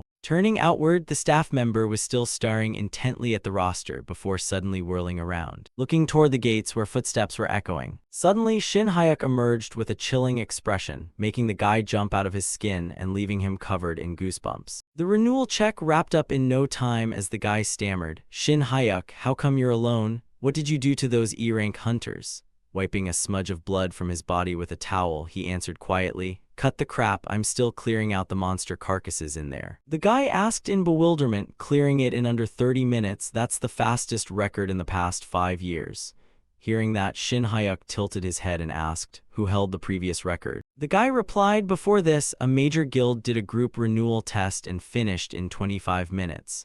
As for solo records, Hunter Jaisal, whose A-rank, took about 40 minutes. Hearing that, Shin Hyuk muttered to himself, Jaisal took a full 40 minutes. Did I go a bit overboard trying to finish as fast as possible? Well, at least the frustration that's been building up since earlier has faded a little. Once he was done, he immediately turned on his heel to leave, saying, I'll head out first. Take care of the rest of the E-rank group. Hearing that, the staff member replied, yes, sir. Then his eyes drifted down to the watch on his wrist, and he slapped himself hard across the face, exclaiming, unbelievable, Professor Shin Hyuk, what on earth are you doing? At that moment, he got back into his car and drove off. In the car, he called son HWA, who checked in on him with, Kang, didn't you say you'd call me after today's practical training session wrapped up? Were you too overwhelmed to come? He replied, not at all, I just finished up, which is why I'm calling you right now. Hearing that, she asked curiously, oh, really? He answered, things were what they were, so I rushed through it a bit. Oh, by the way, Director Kim, that reporter friend you mentioned earlier, can we meet today? She replied cheerfully, of course, I'll definitely be able to help you out. After a short drive, he arrived right outside Sun Hwa's place. She opened the door, caught sight of him, and gasped, Professor Kang, oh my god, your face looks so haggard. Hearing that, Shin Hyuk asked in confusion, does it? She inquired, have you eaten anything yet? Let me grab something for you. Though he was a bit hungry, he awkwardly scratched the back of his head and said, it's fine, really. She pointed inward and said, come on in, my friend is inside organizing the documents. At that moment, Sun Hwa's friend handed over a business card and introduced herself. Hello, I'm IM from the Dongseok Daily. I've heard a lot about you from HWA. Hearing that, Shin Hyuk asked in bewilderment, heard what? She answered, well, whenever Sun Hwa has free time. Before she could finish her sentence, Sun Hwa lashed out and kicked her shin hard, sending her rolling onto the floor as she shrieked, ow, my leg's broken. Maintaining her warm, bright demeanor, Sun Hwa covered her mouth with her hand and smiled as she said, give me just a second, I'll go get you a drink. Soon enough, tea and snacks were served and they immediately jumped into the main topic. I spoke up first before we start writing the article. I want to clear the air. You and Professor Shin Hyuk really aren't dating, right? He immediately replied. I swear to heaven, absolutely not. She continued, do you have any proof or witnesses to refute the articles written about you? Sun HWA chimed in from the side. My trip to Jeju wasn't a honeymoon with Yunseo, so I can vouch for that. And I even kept this video. At that point, she played the video and two familiar figures appeared on screen, saying, hello, I'm Jong-sik, Guild Master of Hareng. The girl beside him added, I'm a hunter belonging to Hareng. Seeing those two pop up in the video, Shin Hyuk muttered to himself, Hareng Guild members, huh? They testified that I went to Jeju at Hareng's request, closed gates alongside them nearly every day, and are ready to stand up and defend me. Sun HWA added, if Professor Kang has to go to court over this, they're ready to step up as witnesses at any time. After finishing the video, I said, honestly, this video alone is enough to prove that Professor Kang didn't go to Jeju for a honeymoon. And there's one more thing. She then rewound her phone to play another clip where a voice echoed, hey, can you hear this clearly? I'm Kim Man-dong, Vice Principal of the #1 Hunter Academy. Frankly speaking, I trust Professor Kang Shin Hyuk. Professor Kang's refusal to accept the award wasn't meant to cover up any honeymoon trip. Professor Kang used to be very famous on the school's YouTube channel. There was positive attention, but also a lot of malicious comments specifically targeting him. Since he comes from an academy for ordinary people, he seemed looked down upon and was even constantly challenged to the point where the school's administrative work was nearly paralyzed. Under those circumstances, it's only natural that he avoided media contact. After watching the video, Shin Hyuk muttered to himself, this old man. No, I never expected the vice principal to help me out this passionately. I spoke up, well then, we don't even need an interview, the video is enough. I'll write the article and publish it right away, so don't worry. All misunderstandings about you will be cleared up before the semester starts. Hearing that, Shin Hyuk said, thank you so much, I'm counting on you. The woman nodded and replied, you got it, I'll go take care of it right now. But actually, there's one more minor issue. Hearing that, Shin Hyuk asked, a minor issue. She continued, I contacted the news outlet that published the first article, but reporter Nam Jimin over their claims she never wrote it. It looks like someone hacked her account and posted the smear piece.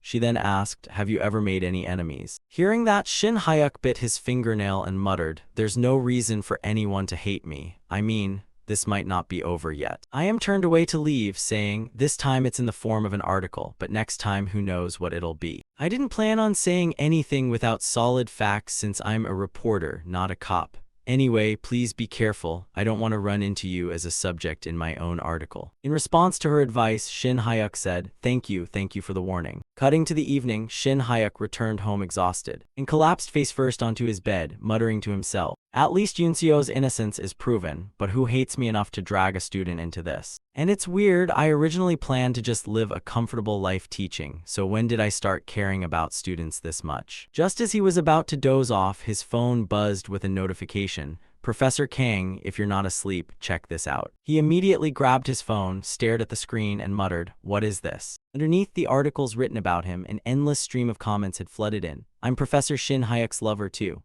I have proof I'm Professor Shin Hyuk's actual lover. I have photos proving I'm Professor Shin Hyuk's real lover. Attached are 2 photos proving I'm Professor Shin Hyuk's lover. Proof that Professor Shin Hyuk's true lover has appeared, complete with photographic evidence. Staring at the comments, Shin Hyuk screamed, what the hell is this? Now it's not just malicious comments, it's turned into a joke, which punk pulled such a tasteless prank. Looking at the pictures attached below the comments, he noticed something familiar. Wait a minute, is this Manhua from the swordsmanship class? This is the fencing training ground, so this must have been taken during class, huh? In the video, she spoke up, I'm Manhua, studying in the swordsmanship class at the #1 Hunter Academy. First of all, I'm sorry. I intentionally grabbed your attention so you'd see this. If taking photos linking arms counts as proof of being your lover, then I'm your lover too. All of us in the swordsmanship class like Professor Kang Shin Hyuk, I just wanted to say that.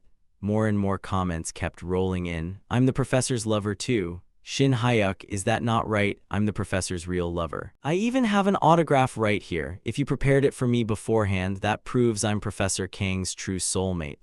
Another person commented, everyone back off, I'm the professor's true soulmate. If meeting in Jeju was a honeymoon, then I guess this must be our second honeymoon. We even bought ice cream to share, after all. Looking at these comments, Shin Hyuk let out a soft sigh and said, "You brats. The only reason I became a teacher in the first place was to live a peaceful life, but after spending time together for so long, I don't think like that anymore. It's not like I even treated them that well. Stepping up to help me when I was getting cursed at everywhere certainly wasn't easy. Our time together was only a single semester. Even if the entire world criticizes and turns its back on me, my students still trust me. Not only them, but Principal Kim, Jaisal, the Herring Guild, and even the Vice Principal. Everyone I've met has stepped up to protect me. I can really feel their affection." Tears rolled down his cheeks at that moment. He let out a faint smile mixed with a swirl of emotions, gazed at his phone screen and muttered, "Turns out I'm living a pretty decent life after all." But then a message suddenly arrived, making his gaze freeze in shock. He muttered, "Seora." In the message, she wrote, "Sorry for misunderstanding you as trash. Senior, let me help you in my own way. Here's the address and password. If you go there, your problem will be solved to some extent." At that moment, inside the room located at the address Seora sent, Jong Sik and the fake reporter Nam Jimin were tied tightly to 2 chairs, wailing miserably after being captured there. As for Seora, she was standing on a rooftop looking out over the city, letting out a sigh as she said, "I'm counting on you to teach us a lot next semester too." Arriving in front of a house, its iron gate was currently shut tight. Shin Hyuk looked at it and said, "Here." Then he immediately approached, pulled the door open, and stepped inside. Catching sight of the 2 people tied tightly to their chairs, he shouted, "Young Hyun Sik, and isn't that the person who asked for my number in Jeju last time?" Then he glanced over at the table nearby. A laptop along with a sticky note sat on top of it. He stepped forward, opened the laptop, and began entering the password. As the screen lit up, his expression turned pitch black. "What the hell are these curses, you crazy bastards? This laptop has everything under the sun. Malicious rumors ready to drop, fake photos, even stolen ID cards." Jung Hyun Sik, unable to accept his defeat in our previous honorable duel, went so far as to hire fixers to take me down for good. Even though he was taken down by Seora, a genuine broker, he's still a well-known master behind the scenes. Escorted outside by the police, he glanced back at Shin Hyuk and spat, "No matter how you pulled this off this time, I'll be back. Don't think this is the end. Next time, I'll start with the people around you, one by one." Before he could finish his sentence, Shin Hyuk strode over, grabbed him tightly by the collar, and said coldly, "Just try it, you bastard." The police officers immediately stepped in to stop him, yelling, "Hey, back off." His expression distorted with fierce rage, he cursed, "Every single time you slink in front of me, I'm going to drag you out and beat you to a pulp. I'll beat you until you're nearly dead and then shave off whatever hair you have left. And listen up, you'd better not touch the people around me, because next time I really will kill you. Get ready for it." Seeing him beginning to lose control, a cop pushed him back and shouted, "I said back off." Staring at Shin Hyuk's face, Jung Hyun Sik muttered to himself, "No way, Shin Hyuk, this guy was his personality always like this." Not long after, Yoonseo's article was published featuring testimonies from top-tier hunters like Kim Mandong, Jong Sik, and official cooperation from Jeju City. Once the official investigation results were announced naming Jung Hyun Sik as the culprit, public sentiment drastically flipped back in his favor. After hearing the whole story from him, Yu Ryong exclaimed, "That's incredible." Before, they published reports without properly investigating, yet in just a single day, public attitude flipped completely. Rumors are scarier than going mad from cultivation deviation. That's a huge deal, and that Black Blade girl is terrifying too. Didn't you say the spear guy is also a formidable expert? Shin Hyuk awkwardly scratched his head and replied, "She didn't spell out her method, but she said she made him swallow 3 sleeping pills, enough to knock out an elephant." Yu Ryong continued, "People went that far for your sake. Your disciple is truly admirable. As for disciples, although the concept is a bit different, it seems I've been blessed with good karma too." Then Shin Hyuk said, "Oh, the academy told me to take a temporary break, but I refused. Doing that would only make my students worry more." The old man replied, "You thought right. When you owe gratitude, you should repay it through teaching." But Shin Hyuk cut him off immediately. "Master, I have another request." Slurping his noodles, the old man asked, "What is it?" Shin Hyuk asked, "Master, do you know the 3 talents swordplay?" The 3 talents swordplay is a style composed of 3 basic moves: a horizontal slash, a vertical slash, and a thrust. In martial arts novels, it's ranked as cheap third-rate martial arts, but I thought it'd be nice to have the kids practice its inner cultivation. You definitely know it, right? Hearing that, Yu Ryong slurped his noodles and said, 3 talents swordplay, first time hearing of it. You haven't even mastered the martial arts you're already learning, so why look for others? Hearing that, Shin Hyuk asked in confusion, Master, it's the three talents swordplay. It consists of vertical slashes, horizontal slashes, and thrusts. Yu Ryong snapped, you idiot. Horizontal slashes, vertical slashes, and thrusts are just striking. What the hell is three talents? He thought to himself, I figured since it's a common trope in martial arts fiction, the three talents swordplay definitely had to exist. Shaking off the thought, he asked, well, besides the martial arts I've already learned, do you know any others? The old man answered, I know a few moves from old Heavenly Demon and old Zhang Sanfeng. Why do you ask? Shin Hyuk poured out his heart. I want to teach my students. I want to do something for them. Hearing that, Yu Ryong smiled faintly and replied, it doesn't necessarily have to be martial arts, right? Back in the day when I went up Mount Wudang, I learned something from old Zhang Sanfeng. Shin Hyuk asked curiously, what is it? The old man answered, since he lived on a mountain, he knew all about herbs, so he was exceptionally good at brewing health tonics. He used to say that if I ever took on a disciple, I should brew it for them. Hearing this, Shin Hyuk's eye twitched as he complained, good grief, master, you had something like that and didn't give it to me earlier. The old man replied, didn't I temper your bones and body already? This stuff only adjusts tendons and opens acupoints. Given your level, you basically don't need it. Hearing that, Shin Hyuk retorted, that sounds just like ordinary herbal medicine. Yu Ryong explained, you brat, how can regular medicine compare? Even though it doesn't boost internal energy like a divine elixir, its effects are immense. Besides, Wudang always pursued purity and didn't use expensive ingredients. Yet Sanfeng's disciples were sturdier than Heavenly Demon's disciples. That explanation should be enough, right? For growing kids, there's no more fitting gift. But the result turned out far beyond his expectations, as all the students rolled around in agony after tasting his concoction. One of them screamed, the teacher poisoned the classroom. Air raid alarm, air raid alarm. Seeing that his students looked far from well, he chimed in, hey, this is health tonic for your bodies, you brats, don't spill it, drink it all down. And thus, the second semester of the swordsmanship class began. The long-haired youth gave him a dark look and said, Professor, no kidding around, this tastes like poison. Jinsu's complexion didn't look any better either. He muttered, I don't want to drink this. Hearing that, Shin Hyuk instantly ordered, Jinsu, add another running session to your routine. Starting today, you'll drink this every day before class for the next 2 months. Whether you drink it or not is up to you, but if you really don't want to, come talk to me in private. Wiping the remaining tonic from the corner of his mouth, Jinsu replied, the way you put it, not drinking it feels like a loss. Then Shin Hyuk reassured them, come on, there's no class today, you're dismissed once you finish drinking. Hearing that, the class president immediately jumped to her feet and shouted, attention. Following her command, the entire class stood up with an extremely solemn attitude, fixing their eyes straight on Shin Hyuk. This caught him off guard, prompting him to say, what's this? You haven't even greeted me yet. The class president spoke on behalf of the class, please take good care of us this second semester as well. Professor, the whole class chorused, please guide us. The female students in the back started whispering, the teacher is so handsome, don't quit the class, please.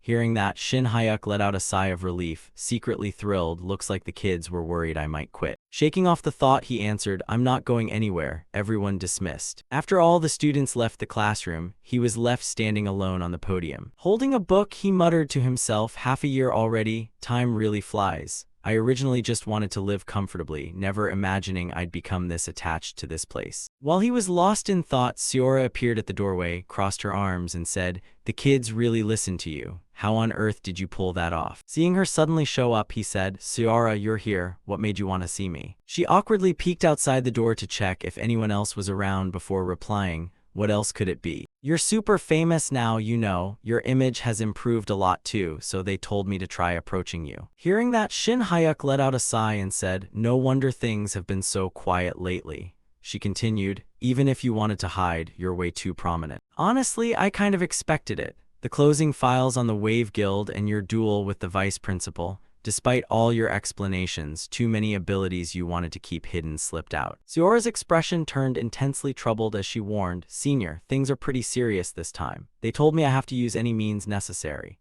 He replied, Samwon Group Chairman Young Pil-yi, Second-Term Assemblyman Gwang Sik, Ministry of Justice Vice Minister Kim Jong-cheol. With that many names, the people on the other side should understand by now. Hearing those names, Seora jumped in shock and asked, why are you suddenly bringing that up? He explained they're all key figures in Anta's Korea. Tell them this, if they keep bothering me, I'll expose everything I know. Hearing that, Seora panicked. Senior, how do you know all that? Were you going to say? She quickly corrected herself back. No, you figured it out on your own. Antis probably doesn't dare pull anything reckless now, so you'll be fine. Stop frowning.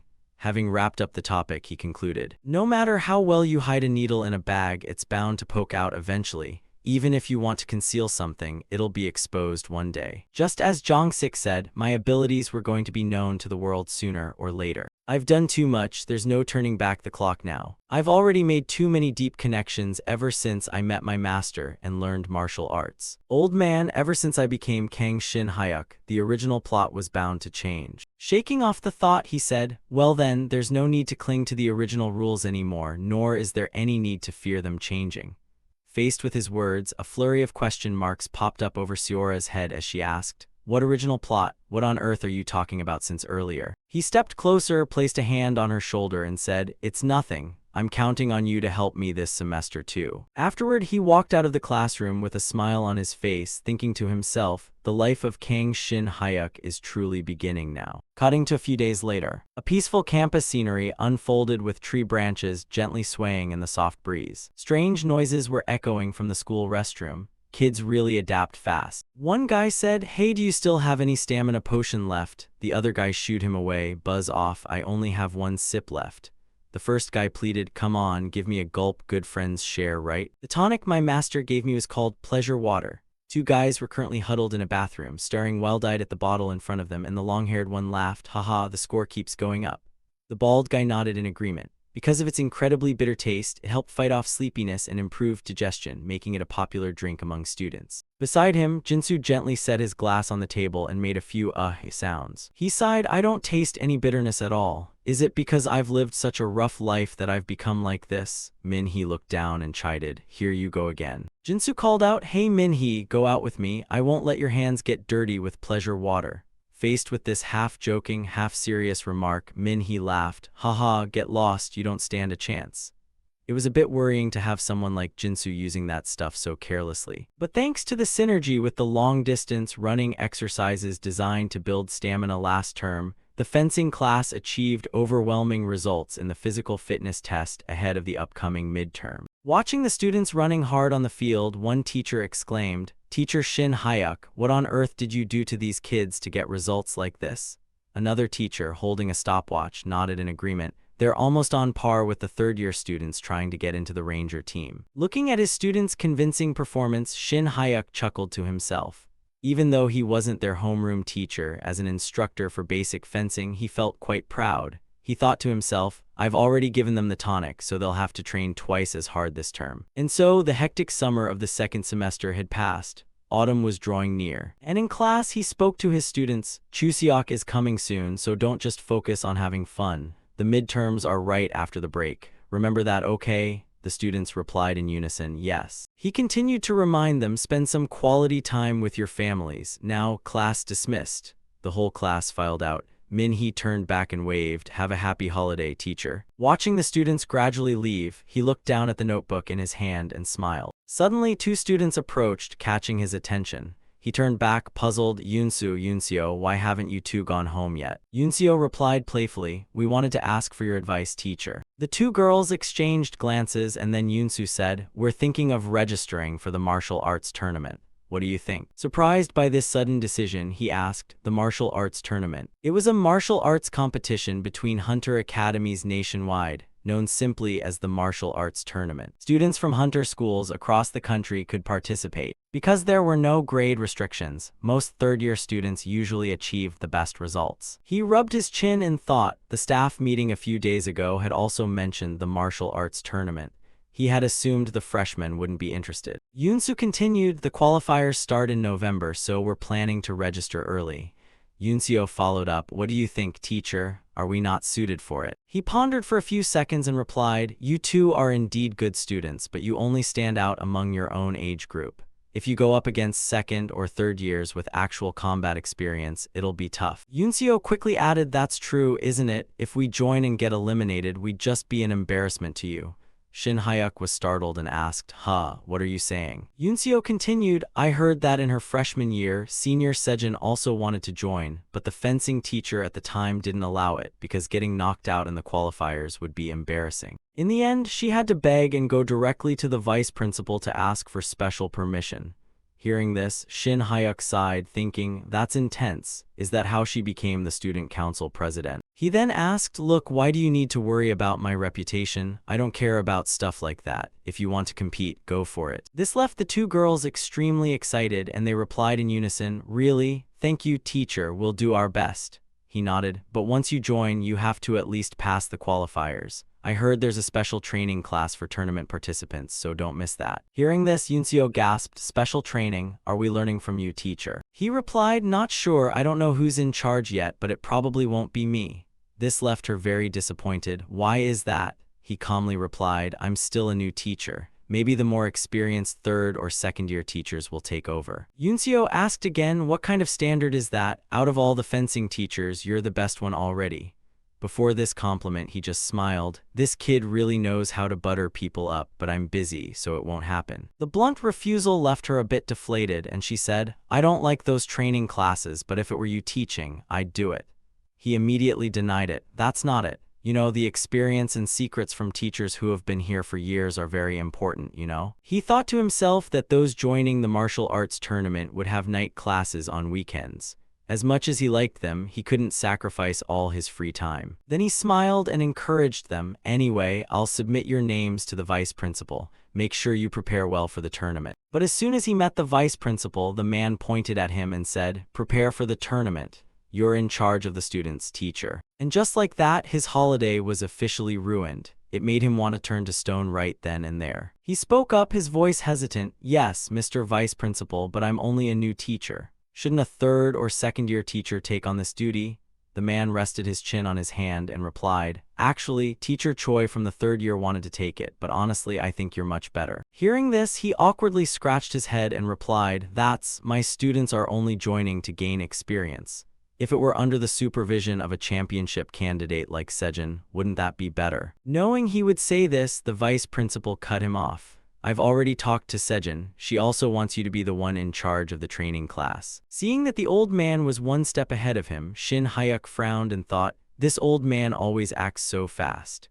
The vice principal looked him straight in the eyes and said in a low voice, "How about it? If you're not interested, the conditions from last time will still apply." He refused, "I don't want to." The blunt rejection surprised the vice principal, who exclaimed, "What's wrong?" He explained, "Didn't I win the duel last time, yet you still forced me?" The man explained, "I helped during the last argument, so let's call it a draw." He smiled, "Oh, how convenient." The man continued, "Listen to me first. According to what I heard from Sun HWA, you still don't meet the requirements for the A rank assessment, do you?" He nodded in agreement. "Yes, that's correct. Experience abroad doesn't count. I'm planning to finish during the winter break and apply next year." Hearing this, the vice principal said regretfully, "That's a shame, Teacher Kang." Then he made a bold statement, "I will give you the chance to be promoted to A rank right now." Hearing this, he was startled for a few seconds before asking, "Vice principal, I don't even have enough domestic experience yet."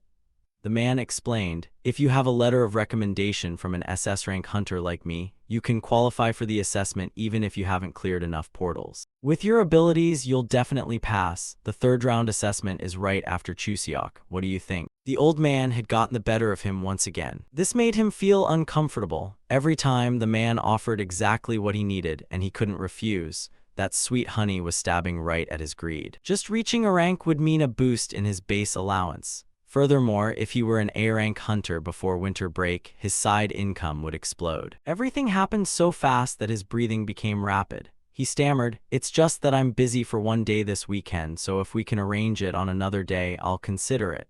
Seeing that he had agreed, the vice principal nodded, "Good. Discuss it thoroughly with the students to adjust the schedule." After reaching an agreement, he turned and left, thinking to himself, "I ended up taking on more work again." He sighed and kept thinking, but looking back, he did help me a lot last time. With a vice principal who is an SS rank hunter, I'll definitely have to rely on him again in the future. Looking at the list in front of him, he muttered, "The freshmen participating in the martial arts tournament are Yoonseo and Yoonsu. For the third years, it's just Sejin, last year's champion. It's been a few months since the interview. I wonder how she's doing lately. The scene shifts to Sejin, who is still practicing diligently. Her hand holding the sword was covered in blood that kept dripping onto the ground. Her arm was trembling violently, but she still tried to hold the wooden sword tightly. Her breathing was becoming more and more rapid. At this moment, it seemed she had reached her limit. The scene shifts to the snowy mountain. Seeing him lying there, his master asked, "So, are you planning to stay here for the whole break?" He nodded. "Yeah, just taking the opportunity to train on some missing techniques and breathe some fresh air." This made his master narrow his eyes in suspicion. Now he asked, "Did you kill someone? That's grim." He angrily replied, "No, it's not like that." Seeing this strange attitude, the old man continued, "Something's off. Normally, you'd find every way to avoid training. Why are you so serious now?" He retorted, "Why don't you praise me once? You should be praising me."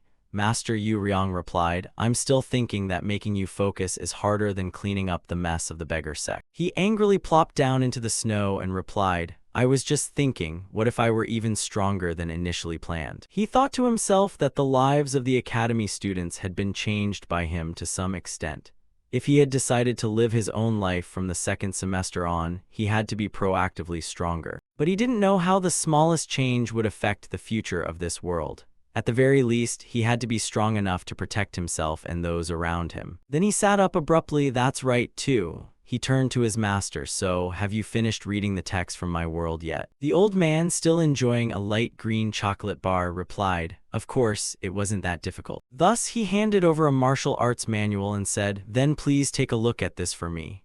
The old man began to open and study it, then looked at it and asked, "What is that?" He replied, "That's the martial arts book they use out there, can't you see?" After studying it for a while, Yu Ryong spoke up, "Did I learn the language wrong? This piece of garbage that isn't worth 3 cents, do you dare call it a martial arts syllabus? Even 8 amateur pirates could break it easily." His expression changed 180 degrees. He stroked his chin and spoke. "Is that right? It's not boring, right?" He thought to himself that actually staying here for the whole break wasn't just because of him. While thinking about how to organize the training class, he suddenly took some out. Then he turned to his master. "No, you've fought against all kinds of weapons, right?" The old man nodded. "That's right. Why?" Just then, he winked while opening his backpack, taking out another martial arts book, and said, "Actually, besides fencing, there are many other martial arts manuals here. If I'm good enough, I can teach how to subdue an opponent in just a few moves, right?" Facing his student's cunning, the old man hesitated. "You have an interesting idea. Are you planning to challenge this old man to a duel of swords right now?" A sword debate, even if it's just a duel with dialogue, cannot improve you like a real fight, but it is a process of finding errors and learning lessons. All practical subjects at the Hunter School are taught according to a curriculum. Hunter schools in the country all teach the same content. What if a true martial arts master analyzes modern martial arts and points out weaknesses for me to know? What if I teach my students how to break all the weapons out there? Out of all the people out there, how many students are capable of facing it? Stopping his train of thought, he was currently debating swords with his master. He lunged forward to throw a punch, but his master easily swung his sword and deflected his attack. The powerful parry sent his spear flying out of his hand. Immediately, not giving him time to react, the old man swung a slash directed straight at him. But with his agility, Shin Hyuk moved behind his master's back. And then, his hand clenched, gathering mana into his fist, preparing to strike. The punch was released, causing the mountains and forests to echo with a violent explosion. During the break, I will discuss sword techniques with the old master and take notes. Sometimes being stubborn and getting hit, he tells me not to be pig-headed. But that guy also talks nonsense about stepping on snowflakes to leap. The two repeated this action continuously. Yu Ryong talked incessantly, and he actively reviewed what the old man said. After that, the two happily enjoyed noodles together. Overall, it was a pretty fun holiday. After finishing his work, he said goodbye to his master and returned to school. Walking down the hallway, he sighed, "Sigh, what a pain. Oh, I'm so full, but at least the food was good." Eating instant noodles all break, now getting to eat dormitory food feels like heaven. But if the army had food like this, I could stay for another month. Before he could finish his sentence, he immediately changed his expression, muttering, "What month?" After that, he slapped himself in the face, saying, "What are you talking about? Living comfortably, right? Very comfortable, right?" Seeing this strange behavior, Sejin approached from a distance and asked, "Oh, Teacher Kang, hello." Seeing the girl, he greeted her back. "Sejin, it's been a while, hasn't it? You're here early. Have you eaten?" She nodded. Yes, third years get to eat the fastest after all. The kid just kept pestering him. You should rest after eating. You came so early. This kid is really persistent. The girl turned to him shyly. Even though school hasn't started, can you try sparring with me? Shin Hyuk thought of a way to refuse. Running right after eating will give you a stomachache. As soon as he escaped from Sejin, he was immediately blocked and bothered by Yoonseo's group. Seeing him, they chirped excitedly. Teacher, have you had dinner yet? Looking at them, he wondered. What's with all the noise? I thought you guys were out playing. Who's free enough to come so early? Min-hee pouted. Hey, how could we be late? He thought to himself. Next is Yoonseo. Then Min-hee and Jinsu joined the group, saying it was fun. And so, the list of participants for the martial arts tournament from Hunter School number 1 was finalized. 4 freshmen, 1 third year. Looking at the students sitting in front of him, he nodded to himself. Good, 5 kids are enough for me to teach. Jinsu immediately raised his hand to comment. Teacher, I heard we have to study on weekdays and weekends. Is that true? He sighed and replied, unfortunately it is. It's the vice principal's order, so go complain to him if you want. Sejin spoke up from the side. Teacher, actually I want to attend extra classes on Sunday too. This left Jinsu very puzzled, turning to ask, Senior, what's wrong? Why are you so diligent? Min-hee raised her hand. How will the lessons be conducted? I think it would be better if they focused on real combat. Facing this question, he smiled and said, good question. Since this is a training class for the martial arts tournament, it will focus on sparring, but we can't ignore the theory. Sejin continued, Teacher, I really don't need the theory. If it's not a bother, can I practice on my own during the theory hours? I heard she was the champion last year. Is there some fated rival at the tournament this year? Then he handed over a stack of documents and said, Here, look at this and then decide if you need theory or not. Looking at the stack of documents, she asked, What is this? It looks like a textbook. Then she noticed the title of the stack. She whispered, Dissection. She thought to herself that she expected it to be like before, sparring and then the teacher giving advice on shortcomings. If the lesson focused on theory, it would be a waste of time. But then while reading the book, she discovered something. Her eyes suddenly froze for a few seconds. Jinsu also skimmed through it and asked, Teacher, this isn't just fencing, is it? He explained, the martial arts tournament isn't just for fencing students. Yoonsu wondered, but how can we learn everything from spear techniques, close combat to archery? Yoonseo followed up, and magic, even if we learn it, we can't use it because our mana is different. Looking at the blank stares below, he smiled. It seems besides Sejin, no one understands the problem yet. Why would students learning fencing have to learn other subjects? Look at the title again, it's dissection. Jinsu asked, Teacher, did you make this yourself? He gave a thumbs up and nodded. That's right, I got a little help, but from the cover to the content, it's all handmade. Looking at the cover of the syllabus, it couldn't be uglier. Jinsu said, the cover is definitely handmade. Teacher, what a pity, haha. In contrast to the kid's joking attitude, Sejin was now trembling as she held the theory manual. This book wasn't something to be laughed off. If one mastered this material in a confrontation with the same type of magic, you couldn't lose even if you wanted to. If I were as old and experienced as Teacher Kang, I could completely keep up with that ability. She thought while looking at him, thinking to herself, so the real genius is him. Back at the snowy mountain, Yu Ryong suddenly sneezed. He didn't know who was mentioning his name. It had been nearly a week since I took charge of the supplementary class for the martial arts tournament. Some days we studied theory according to the dissection techniques the master gave. Other days we practiced sparring. At this moment, he was looking at the statistics table. Then turned to Jaisal, you've ruined the whole session. Let's stop here. The girl was still full of enthusiasm. Oh, has 3 minutes passed already? Sun HWA, who was treating Min-hee, said, these kids are really strong, they don't seem tired at all. He thought to himself, I've asked teachers Kim and Hong for help. The dissection techniques the master created are truly wonderful, but now the kids lack real combat experience. Of course, through the vice principal, it's not impossible to spar with other classes, but having a student like Jaisal by my side is truly reliable. Finishing his thoughts, he turned to encourage everyone, you've all worked hard, enjoy your dinner. Don't forget to take the bitter water when you leave. From Monday, the freshmen will go on a 3-day training run. Apart from the holiday, we'll rest comfortably at school. Recalling what the vice principal told him, by the way, I remember you also have the role of an instructor in the training camp. This left him very puzzled. What kind of add-on is this? I'm not a homeroom teacher, I'm just a fencing instructor. Kim Man-dong replied awkwardly, the letter of recommendation for the A-rank assessment is very valuable. Come on, help me out one more time. And so I had to follow the training camp. That old man is rarely that close. Is he taking the kids somewhere through a portal? He also looked uneasy. Seeing him deep in thought for a while, son Hwa turned and asked, Teacher Kang, are you still preparing tonic for the kids? He smiled. Ah, I heard there's a kind of tonic that's good for students who are growing. Hearing this, son Hwa smiled. You really care about the kids. They're truly lucky. Hearing these words, everyone made a dissatisfied face. The effect of the tonic that the master passed on was indeed clear. Although it could be that they were just at the age to grow, but thinking back, in the recent midterm exams, the kids' basic abilities had improved significantly. Jaisal approached and offered, Teacher Kang, let me help you clean up.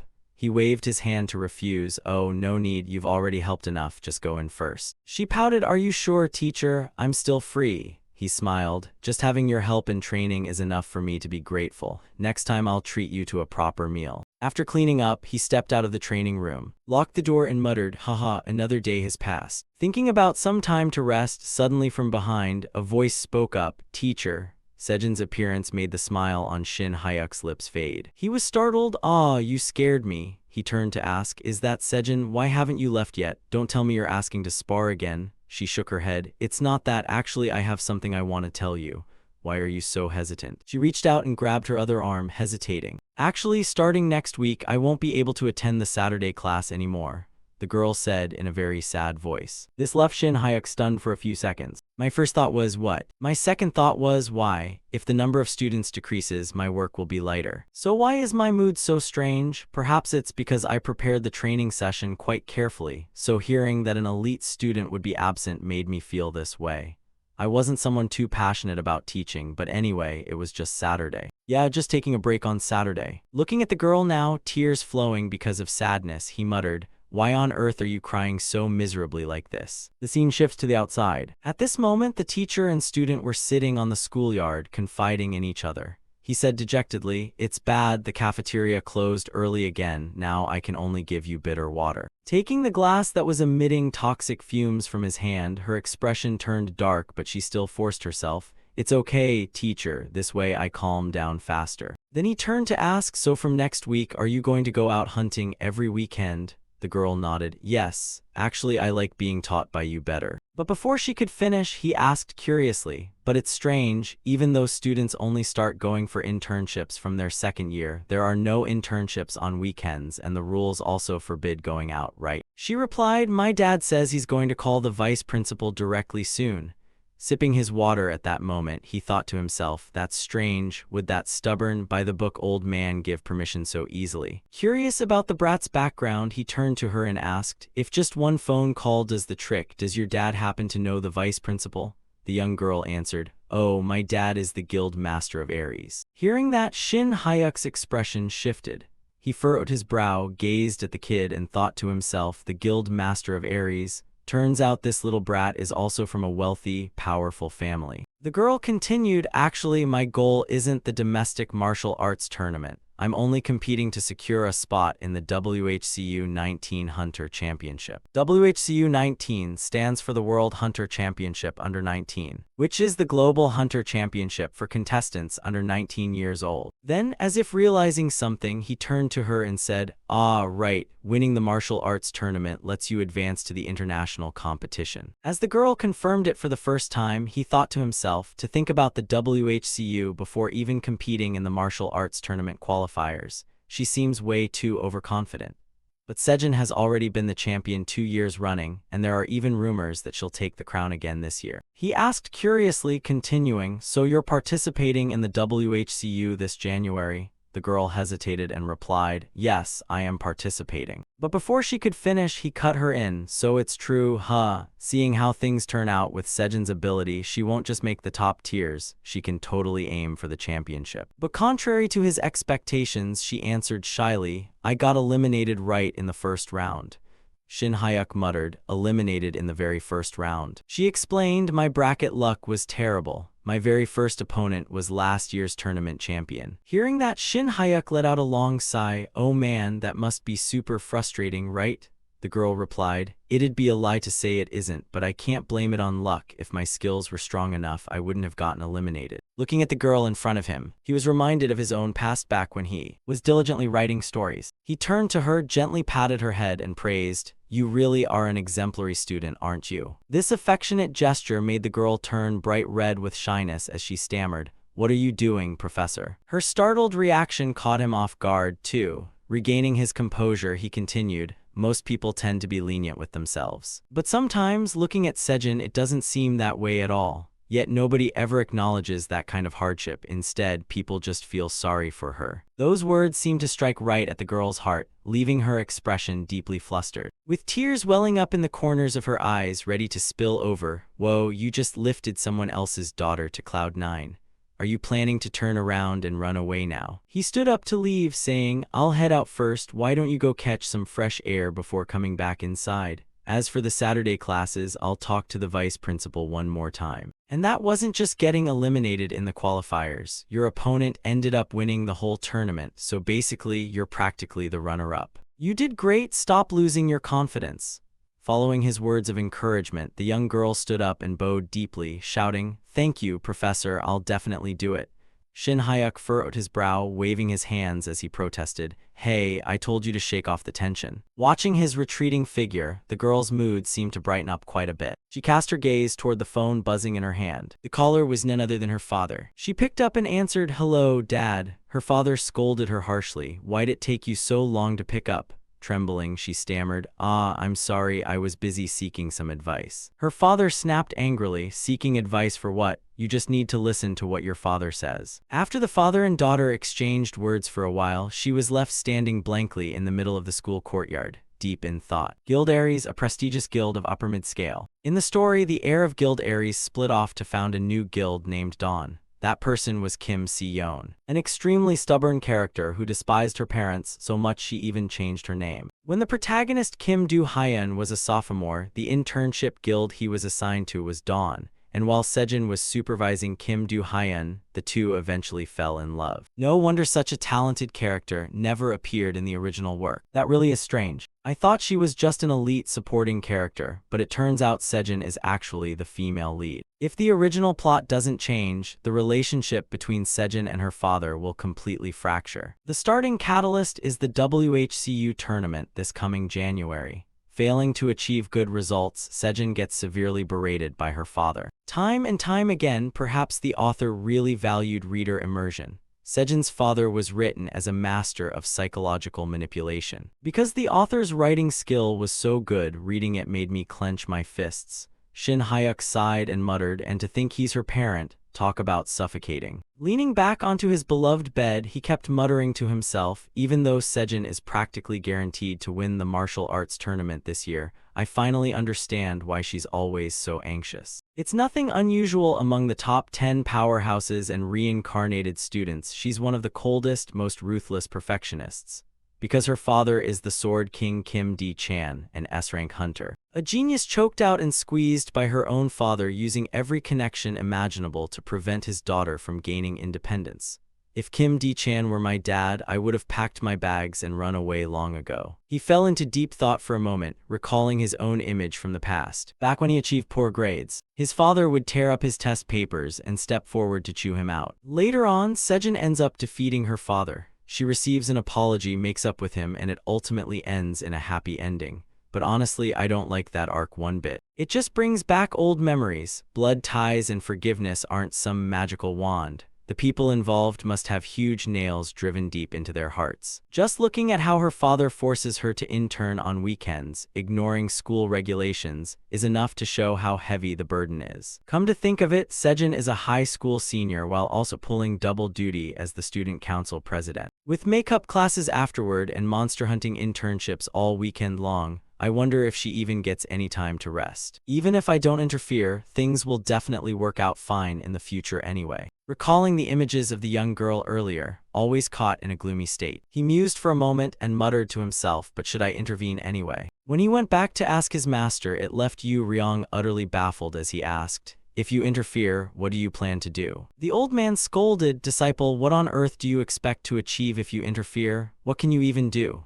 Shin Hyuk explained. No, master, I rarely ever ask for your advice, so why are you answering like that? The old man replied, what, do you plan to turn that household upside down? Or are you going to sever the family's bloodline with your own hands? I've seen countless kids carrying burdens that heavy. Even when I was crashing at the Nangung family, their cadet descendants suffered beyond description. Back then, I just adjusted a few postures and nothing more. This left Shin Hyuk extremely confused, and he asked, why, that sounds pretty cold. Yu Ryong fell silent for a moment before saying, because that child has never uttered a single complaint. Hearing that, Shin Hyuk began to ponder and stopped asking further. Did that kid ever ask you for help? He answered, not yet. The old man continued, or did she ever act scared of the upcoming battle? He answered, not really. Only then did the old man sigh and say, you foolish disciple, consider yourself lucky. Your disciple is already a true martial artist at heart. Hearing those words, he fell silent for a few seconds, thinking to himself, it's true, she never begged me for help. If I don't speak up first, clumsily meddling will only make Sejin feel more awkward.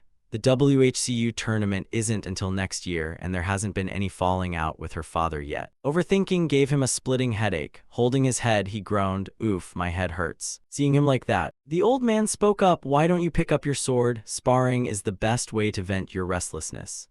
Nodding in agreement, Shin Hyuk stood up and explained, I have to prepare for the training camp tomorrow, so please go easy on me. Hearing that, the old man asked in confusion, where are you rushing off to again? How long has it even been since you got back? He answered, I'm taking on a coaching role, so I have to go early and prepare. The old man let out a sigh, looks like you're the busiest person around these days.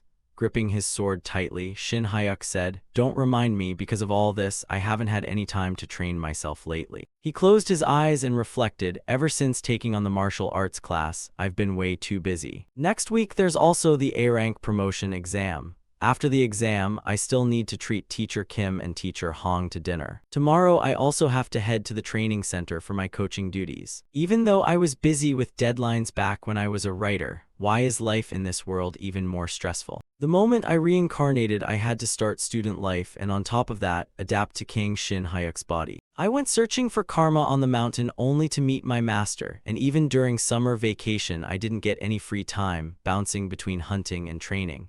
Right after that came clearing up rumors, and before I could get a proper rest, school started again. I clearly swore that in this life I'd enjoy all the things I missed out on in my past life. Yet looking back, I haven't caught a single moment of leisure. Watching his determined sword strikes, the old man fell into quiet contemplation. He flipped backward, continuing his thoughts, even so. It's not like I hate my current life. Being busy was my own choice, and life up to now hasn't been meaningless at all. I wonder if Sejin is thinking the exact same thing right now. After sparring for a while, he confirmed, that's right, even though the start wasn't what I wanted, thanks to meeting Master, I was able to reveal the truth about Anta's Korea to Seora. Even the duel with the vice principal, though the result was a loss, I grew a lot stronger because of it. During summer vacation, going out, no, even though it was work in Jeju, it was still a great experience. Because I got stronger, I was able to save my students safely, and I received help from the people who came along. He let out a satisfied sigh, that's right, what's so great about life anyway? Maybe what Master meant by letting go of restlessness was this. But then suddenly, his mind began to spin. Narrowing his eyes, he asked, Master, all of a sudden my internal energy started spinning out of control, surging frantically. Seriously, did I have way too many random thoughts right in the middle of a spar? Grabbing his danchin, he cried out, it feels like my danchin is about to explode, it hurts. This is even worse than when Master unblocked my Ren channel before. Could I be suffering from a cultivation deviation where my internal power runs wild and scorches my danchin? Internal energy broke out of the danchin, ignoring the meridians and creeping up along the spine, slowly rising. I need to regain control. This isn't the normal path of energy circulation. Passing through the upper abdomen, reaching the heart area, then continuing up to the neck, and from the neck to the yintang acupoints. Finally, when that surging internal force hit the Beihui acupoint on the crown of his head, it burst open, enlightening him to countless things. His expression suddenly shifted as he muttered, the pain vanished like vapor, and now my mind is completely clear. Raising his hand to look at it, he stammered, what on earth is this? Stepping forward, the old man praised, congratulations. This left him baffled as he asked back, congratulations for what? Congratulations on your enlightenment, you've just broken through yet another wall. Hearing those words from his master, Shin Hyuk thought to himself, breaking through a wall. Does that mean my martial arts have reached the next realm? The internal energy that was spinning out of control suddenly rushed back, surging from my chest past my heart, then rising to my neck like it was going to explode. When it reached the yin-tang acupoint between my brows, along with a sharp pain, it died down. Recounting his feelings, the old man said, after passing the yin-tang point, the place where internal energy converges is the Beihui acupoint on the top of the head. And then that boiling, explosive internal force vanished without a trace. Nodding in confirmation, he said, that's right, exactly how I felt. Hearing that, a faint smile touched the corners of the old man's mouth as he reassured him, don't worry, your internal energy hasn't vanished, it's just cleared out to make room for a brand new vessel. Knowing your personality, I thought it would take a bit longer. I never expected you to realize it this fast. He asked in confusion, realize what? But nothing actually feels all that clear to me. The old man continued, anyway, human beings don't change just because they step into a higher realm. There are still many realms to conquer ahead. Among them, the prerequisite to entering the Supreme Grandmaster realm is escaping all earthly distractions. Even if you can't immediately resolve the issues right in front of you, accepting the situation and embracing it as a part of yourself is also a form of letting go. He pondered his master's words, accepting the situation. Actually, I do feel a lot lighter now, master. And somehow, my stomach feels a bit hungry too. Hearing this slightly naive remark, the old man let out a weary sigh and said, you've been circulating your chi for 4 double hours, of course you're hungry. Startled, he glanced at the time on his phone and shouted, what, 4 hours already? It was now 5:30 p.m. Nodding, the old man said, didn't you say you had to go to the training camp? Eat the noodles I made before you leave. He was still lost in his own thoughts about his previous breakthrough. Once you get used to the aura blade, that's when you reach the Grandmaster realm. If I've surpassed that realm, does that mean I'm stepping into the early stage of the Supreme Grandmaster level? Just how strong have I gotten by now? I honestly can't tell. I wish I could find another fight to test it out, but right out of luck, I'm tied up with the training camp schedule. Finishing his meal, he turned toward the portal and said, I'm done eating, I'm heading out, see you later, master. Watching his retreating back, the old man muttered, oh dear, I forgot to tell him to hold back his strength if anything happens. Oh well, it probably won't be anything major, right? Cutting back to the school grounds, the person in charge looked at his watch, and seeing that it was past the scheduled time with no one having arrived yet, he complained, how can such an absurd thing happen? They said the lead instructor for this training camp had to be provided by your Academy number 2. One person nodded in confirmation. Naturally, this time's lead instructor has to come from our Academy number 2. The person speaking was a blonde youth who confidently sneered, among all the teachers from Academy number 1, is there even a single A-rank hunter? So this time's lead instructor will obviously be teacher Jung Hyun-sik from Academy number 2. Someone objected, but didn't teacher Jung only get appointed last year? Isn't he not even a full-fledged teacher yet? The other guy retorted, full-fledged or newbie, what does that matter? It all comes down to raw strength. Shin Hyuk, standing just outside the conversation and observing, thought to himself, it's already been an hour.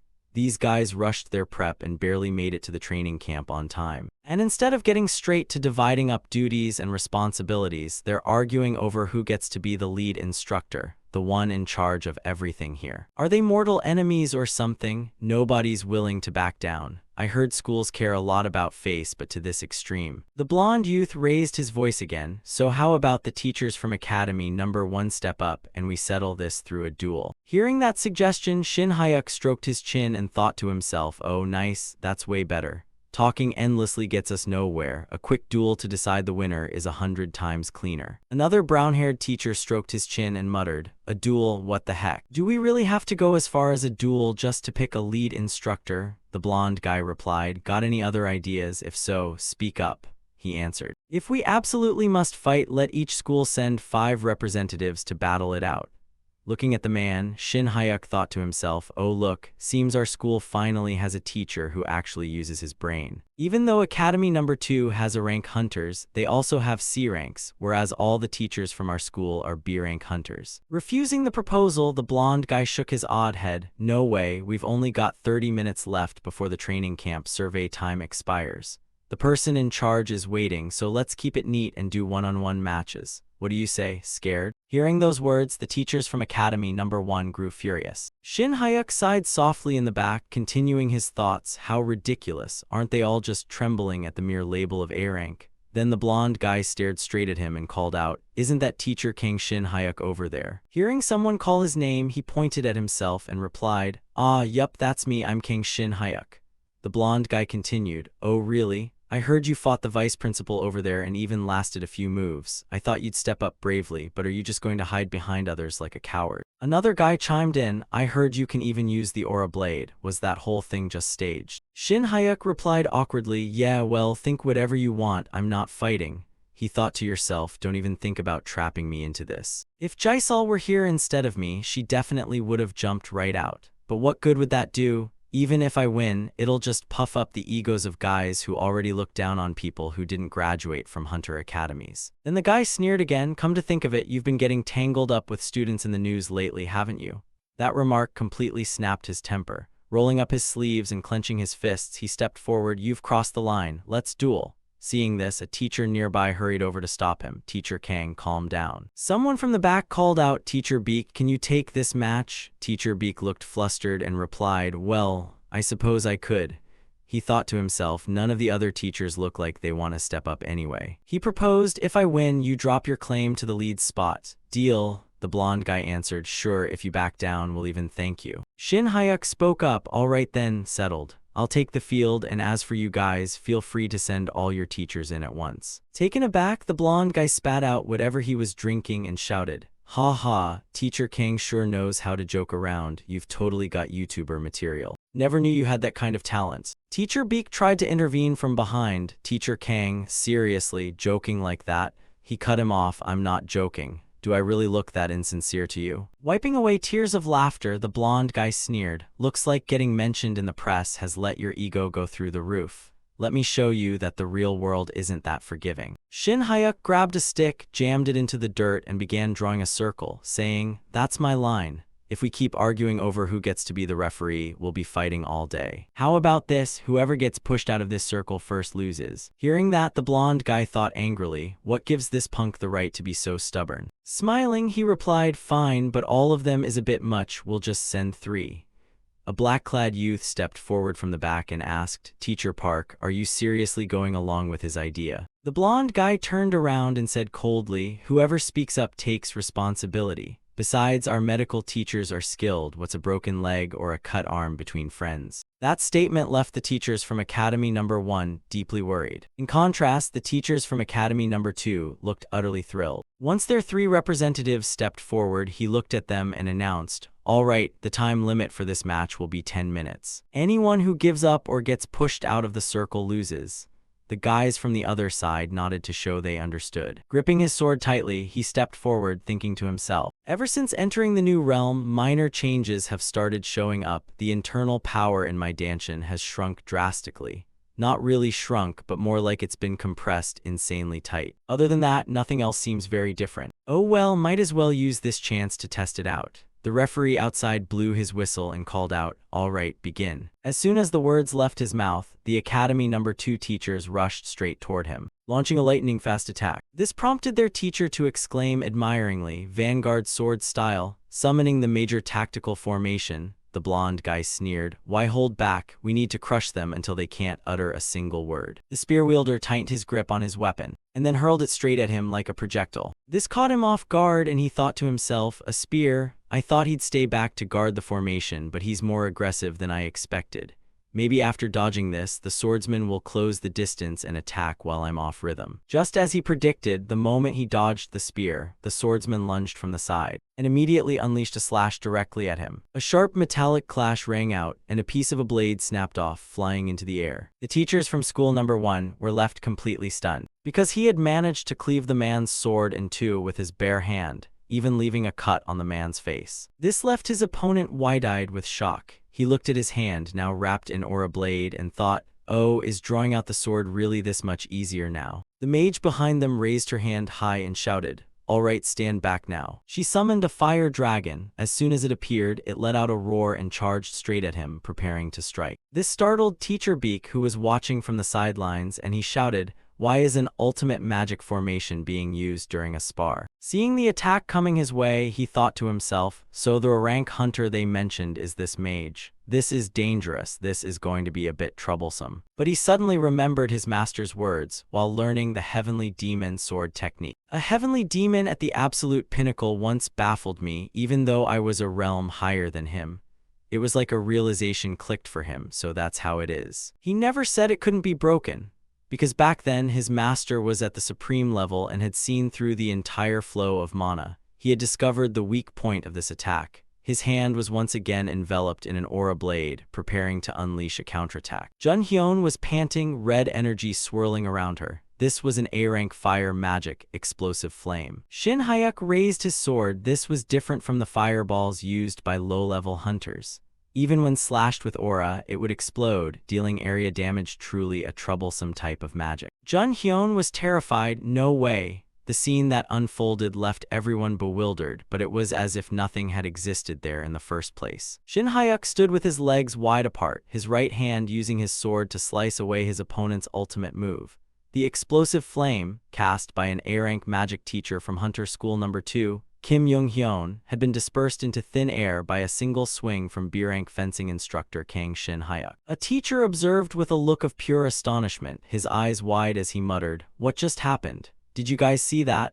The bearded teacher next to him added, "Breaking a sword with bare hands is one thing, but now he's canceling out magic too." Looking at Shin Hyuk's peak state, he was curious. "Teacher Kang, who on earth is he?" In his heart he exclaimed, "That was truly miraculous." He remembered the fight with the wide-mouthed monster. The swordsmanship he used in his haste was much sharper, but the most astonishing thing was the flow of mana from just now. The points of light connected together. As he used his sword to cut into the flow of mana forming the magic, he thought, it vanished into thin air just like a failed spell casting. Shin Hyuk widened his eyes, instinctively blurting out, "Wait a minute." He recalled the duel with the vice principal and realized, so during the duel last time, he saw it too, didn't he? He was horrified by the old man's block. Was he just playing around out of curiosity while getting hit? What a foolish old man. One teacher sighed at his broken sword. "This precious sword I've kept so well. It's finally broken. I give up."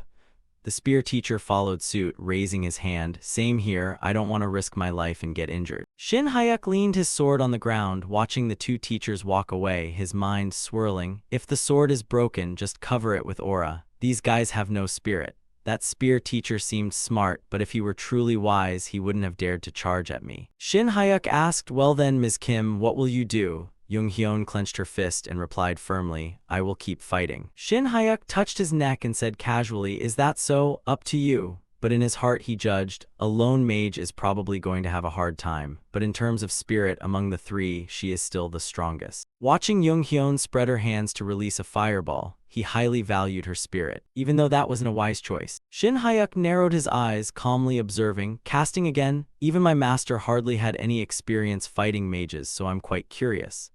He swung his sword, creating an arc of aura energy, thinking, but attacking while they're chanting is just game over. A light slash of sword energy should do it. The arc of sword energy collided heavily with Young-hyun's hexagonal protective barrier. She was completely unharmed, and on the contrary, the fireball in her hands grew larger and larger. The blonde teacher crossed his arms and commented, "Watch closely. Aura can't break Ms. Kim's shield. If you can't get out of range, there's no way out, Teacher Kang." Shin Hyuk frowned and replied calmly, "That's quite interesting. If a pistol doesn't work, then use a cannon, that's all." He focused more energy into his sword, swiped once, and a massive wave of sword energy was unleashed. He smirked, "This will definitely break it." The blonde teacher gasped, stammering, "That's Aura Blade, really?" The person next to him couldn't hide his shock and rushed to say, "And he used such a major technique in a mere spar. Is he trying to kill someone?" He confidently replied with a laugh, "Is it that scary? What about that friend over there? He was trying to burn the whole training field just to catch me." Shin Hyuk changed his grip on the sword hilt, putting his strength into throwing the sword forward. "Come on, let's test it now." The sword tip flew like a projectile, shooting straight toward the hexagonal shield. He shouted, "Which one will break first, the shield or my sword?" While Young-hyun never stopped chanting. A deafening explosion rang out. Shin Hyuk shielded his eyes from the light and squinted to look. The hexagonal shield had been pierced through. He told himself it's broken, the transparent shield is revealed now. At this point, even the chanting has to stop. Chanting magic while moving, huh? Young-hyun appeared right after, her mouth still chanting. Shin Hyuk was astonished. I didn't expect that to be possible. She clutched her staff and dashed away from the explosion area, casting a tense glance backward. He was secretly amazed, casting magic while moving, huh? She frowned, observing as she muttered, Kahin man ka sa bop ma, Kahin man ka sa bop ma. The bob-haired girl was extremely surprised, moving while chanting, with magic that massive, that's not easy, truly impressive. The person next to her added anxiously, it's too late to recall the sword now that it's off course. We're all going to be roasted chickens. Shin Hyuk remained unbothered, held out his 5 fingers and said, do you think I'd throw my sword without calculating anything? I intentionally steered it off course to avoid causing injuries. The hilt vibrated slightly. The sword tip flew up from the ground. The spear-wielding duo was left agape. The teacher with the headband was confused. What is that? Is the sword flying on its own? The spear teacher quickly denied it. How could that be? The sword flew rapidly. These were theories and techniques he had learned from his master long ago, but he had never dared to try them before because his internal energy wasn't sufficient. The sword flew past, leaving a long wound on Young-hyun's back, a martial art of controlling a sword from afar using energy and intent. Controlling the sword with energy. She spat out blood. He exhaled, looking thoroughly satisfied. Right after that, shouts and calls of concern rang out. Ms. Kim, Ms. Kim! He broke into a sweat, his face turning pale with fear, thinking, she didn't die, did she? He bit his lip anxiously when he heard someone say, I can see her spine, get a doctor, hurry. Shin Hyuk constantly reflected in his mind, it consumes too much internal energy and the force is hard to control. I shouldn't use it again. A hand radiating green healing energy reached out. 2 teachers from the medical team were channeling aura to help stop the bleeding for Young-hyun. Another person shouted, the winner is Hunter School number 1 instructor Kang Shin Hyuk. With this, the decision for the head coach position will belong to teacher Kang Shin Hyuk. Suddenly, someone called from behind, teacher Kang Shin Hyuk. He turned around, yes. The blonde teacher sheepishly scratched his head. I was quite rude earlier. The person next to him also apologized sincerely. I spoke out of turn as well. I sincerely apologize. Shin Hyuk thought but didn't say, I didn't expect these guys to admit their mistakes. They didn't look like the type to apologize at all. How surprising. He gestured to himself with a smile. Not at all, I was also being rude. The 2 shook hands to make amends. The first impression wasn't good, but in the end, they accepted defeat quite gracefully. After all, they would be working together on the training mission for the next 3 days and 2 nights anyway. His voice rang out, the mage who stood until the end, Kim Young-hyun, right? Even though she was injured, she quickly replied, ah, yes, that's right, a very good match. He continued, how about this, let Ms. Kim from school number 2 take on the head coach position. Teacher Beek was indignant. No, Teacher Kang, what do you mean by that? Young-hyun struggled but still looked up to listen to Teacher Beek's attempt at persuasion. You clearly won the match. Even if it was a spar, this is the position to lead the students. Shin Hyuk bowed and reached out toward her, gently saying, your determination to persist until the very end was truly impressive. I hope this training session will give the students a chance to learn that spirit. He smiled and complimented her. You really have character, Ms. Kim. Thoughts like that should stay in the heart. Shin Hyuk recalled the final moment when she evaded the first sword strike and mused inwardly, I'm not trying to look cool, really. Ms. Kim's persistence is worthy of respect, and the magical techniques she used today will be very useful for the upcoming martial arts tournament preparations. Faced with the disgruntled as well as satisfied reactions of the surrounding teachers, he told himself, Teacher Beek and my colleagues, the ones who usually talk to me, have probably guessed my intentions. But I don't want to discourage the teachers of my own school after the spar we just had. The spacious school grounds still echoed with the voices of those teachers. Well then, please direct this training session well. Since we're here for an inspection, shall we all go out for a celebratory meal? That sounds good, let's all go. On the highway, a black car rolled along the long road. In the car, someone asked, did you get the message? Another replied in confusion, what message? Bong Pal stroked his chin and recounted with an interested tone that Ms. Kim from our school had become the head coach. The person speaking was none other than the vice principal of Hunter School number 2, Ma Bong Pal. Man Dong opened his phone to check and replied, I just received the message now. Man Dong glanced at him and smiled. I heard the teacher from my school won but gave up the position.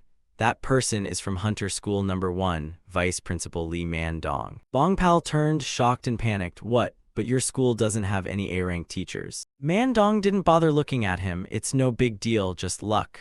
Bong-pal retorted angrily. The way you say it sounds like it was just a coincidence. Through the car window, Man-dong's face appeared, beaming with interest. Bong-pal teased, but I can clearly see you're smiling. Many other students were standing around listening. Man-dong slowly walked up. Man-dong stood on a high platform, and below were students lined up in 3 dense rows. Since the students from our school and school number 2 combined totaled 400 people, the training center's stadium, which was quite large, was completely packed. A long-haired student complained, "What on earth? How much time has passed?" The person standing in front of him replied unhappily, "It's been an hour already." Man-dong spoke up, "Our students, you must be very bored right now. I will say my final words." He spoke into the microphone. There is a 4-word idiom called bitter ends, sweet begins. A female student with a pale face whispered, "Vice Principal, this is already the 4th time you've said final words." The person next to her was also extremely annoyed. "A training camp, is this really training?" Man-dong finally finished his speech with a sentence, "Well then, my story ends here." A blonde student cheered, "Finally done." The MC's echo replied, "Next will be the speech from the vice principal of Hunter School Number 2. The students immediately clutched their heads, feeling like they had just been dumped into a pool of cold water. Shin Hyuk walked over with a file folder. It was time for the students who had completed the camp entry ceremony to move to their assigned dormitories. During a short break, a familiar face appeared. Sion Hwa called, "Teacher Kang, you really fit the role of a trainer." He tilted his head to recall, "You are." His voice rang out happily, "You came here too. You must be very busy with work at school, right?" Sion Hwa smiled brightly. "This week is the internship period for both 2nd and 3rd years, so the kids aren't at school." Her hands clasped together, slowly approaching. "I heard the lecturers acting as trainers had arrived since yesterday. You must be tired." He emphasized, "That's right, it's all because of someone's father." Sion Hwa smiled awkwardly. "I heard about that too. I heard you didn't originally plan to come here, right?" He happily continued, "Yes, I have makeup classes almost every day, so I was planning to rest a bit." Sion Hwa looked at him and softened her voice, "Maybe because my father has a good impression of Teacher Kang. I heard he even wrote a recommendation letter so you could participate in the A-rank promotion assessment, right?" Shin Hyuk rubbed the back of his neck, stammering, "A good impression, maybe so." But inwardly he thought differently. He really is an active person. They stood in front of the vending machine. Sion Hwa asked, "Oh, that's right, Instructor Kang is the trainer in charge of the obstacles, right? I checked the schedule and it said it's happening in the afternoon. Can I come watch?" Shin Hyuk looked at her and replied warmly, "Why wouldn't you be able to? But I don't see the vice principal anywhere." She took the opportunity to invite him. "I was on my way to meet him too. Would you like to come along?" Man-dong's voice echoed, "Teacher Kang, you're here." Both Shin Hyuk and Sion Hwa immediately paid attention. Sion Hwa joked, "Right on time, he's coming." He looked at the 2 muscular men and felt a bit insecure. What's with the giant physique of these old men? Who's the person next to him? Bong-pal stepped forward enthusiastically. "Who is this? Isn't it Son Hwa? You're old enough to get married." Sion Hwa greeted him politely. "Uncle Bong-pal, long time no see. Are you still well?" Shin Hyuk observed thoughtfully, "Ma Bong-pal. No wonder his physique is terrifying, so it's Ma Bong-pal." The person famous for his robust physique and for carrying a fan as a weapon smiled confidently. Ma Bong-pal, one of the only 10 S-rank hunters in the country. Unlike his frightening appearance, he was a talented mage who mainly used wind magic. Since this wasn't the main character's school, his importance wasn't very high. He politely bowed 90 degrees. "Teacher Ma Bong-pal, it's an honor to meet you. I am Kang Shin Hyuk." He looked over. "Kang Shin Hyuk, are you the person Man-dong mentioned?" He held out his hand. "I've seen your picture in the papers. You look much better in person. It's a pleasure to meet you." He thought it was interesting. "What is this? He's a much kinder old man than I thought." But he replied formally, "Yes, thank you, teacher." Shin Hyuk quickly shook Bong-pal's hand. His eyes suddenly widened. A pair of large, cold eyes stared at him, making him feel small under their gaze. He was horrified. This old man's mana is truly enormous. It felt like he was floating in space. Bong-pal frowned. Man-dong's hand placed itself on Bong-pal's arm. "That's enough, Bong-pal, you're joking a bit too much." He withdrew his hand and grinned friendly. "Sorry about that. I was just very curious about the person who defeated the teachers from my school single-handedly." If it made you uncomfortable, I apologize. Mandong added, Teacher Kang, please understand he doesn't have bad intentions. He looked at his own hand, which was tingling, and replied formally, I'm fine, but teacher, why did you call for me? Bong Pal and Sion Hwa smiled and stood watching the two talk. That's something I need to speak to you about in private, so let's move. Yes, let's go to the lounge nearby. Bong Pal raised his hand to stop them and said, Before we go, wait a minute, I have something to ask Instructor Kang. He replied, Yes, what is it? Shin Hyuk heard him ask, I heard you won the duel. So why did you hand over the head training position to the teacher from my school? He closed his eyes and bowed his head embarrassedly, because the teachers at my school don't have any spirit. He remembered her second confrontation act and sincerely continued, I only had to step forward because everyone was afraid just because the opponent was an A-rank hunter. Ms. Kim from school number 2, even knowing the difference in strength, still wanted to fight to the end. Bong Pal was awkward, I see. Mandong was startled and embarrassed, waving his hands when he heard him expose the truth. No wonder you were unusually arrogant this time when you said you would send an A-rank teacher. It's because you trusted Instructor Kang, right? He hurriedly cleared his throat. What are you talking about? He realized and thought, this old man. The reason for sending me to the training camp was because he didn't want to lose to another school. Being hit where it hurt, Mandong hurriedly pushed Shin Hyuk forward, urging, come on, let's go, I'll buy you a cup of coffee. He resisted in silence. Bong Pal stood watching them slowly walk away. He smiled interestingly, Instructor Kang Shin Hyuk of Hunter School number 1. If I remember correctly, you're B rank, right? Bong Pal looked down and asked, Son Hwa, right? She replied, yes, uncle. Bong Pal held out his hand. Looking at his palm full of red scratches, he suggested, can you heal me a little? At the cafeteria, a clean place filled with delicious things. Mandong spoke first, how's the coffee? I didn't expect much, but the beans are pretty good, aren't they? Shin Hyuk replied, because it's treated coffee, it tastes even better. He looked at him and said in a low voice, is that so? Teacher Kang, I met with you because of the A-rank assessment. Since you're my recommendation, I want to give you some advice. Shin Hyuk wondered, have you prepared anything at all for the assessment?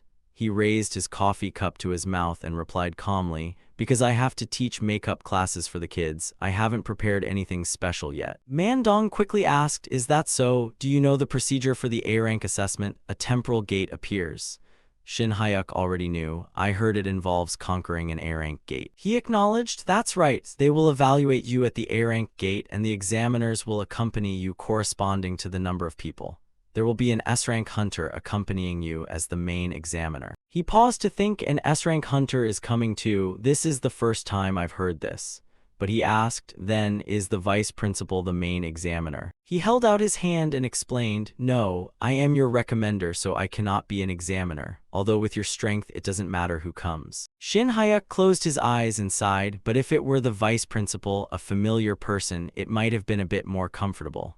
Then who is it? Recalling the person he met earlier, he cautiously guessed, could it be teacher Ma Bong Pal, whom we just met? Mandong raised his hand to stop him. Wrong. It's not that friend Bong Pal. He was confused. Then who? Please just tell me. He looked deeply into him, dropping a hint. If I give a hint, it's someone related to your students. Shin Hyuk took note. Shin Hyuk looked up, deep in thought. An S-rank hunter related to my students? He suddenly remembered someone and blurted out, don't tell me. Mandong smiled instead of giving a direct answer. I didn't expect you and that person to meet so soon either. His profile was placed on the table. He confirmed Sword King Kim D-chan. D-chan was sitting in a suit, sipping coffee, as Mandong emphasized. That person is going to be your A-rank promotion test examiner. On the table, hot coffee sent up wisping curls of steam. Shin Hyuk stared blankly at his surroundings, his inner thoughts gripped with shock. The examiner for this test is actually Kim D-chan.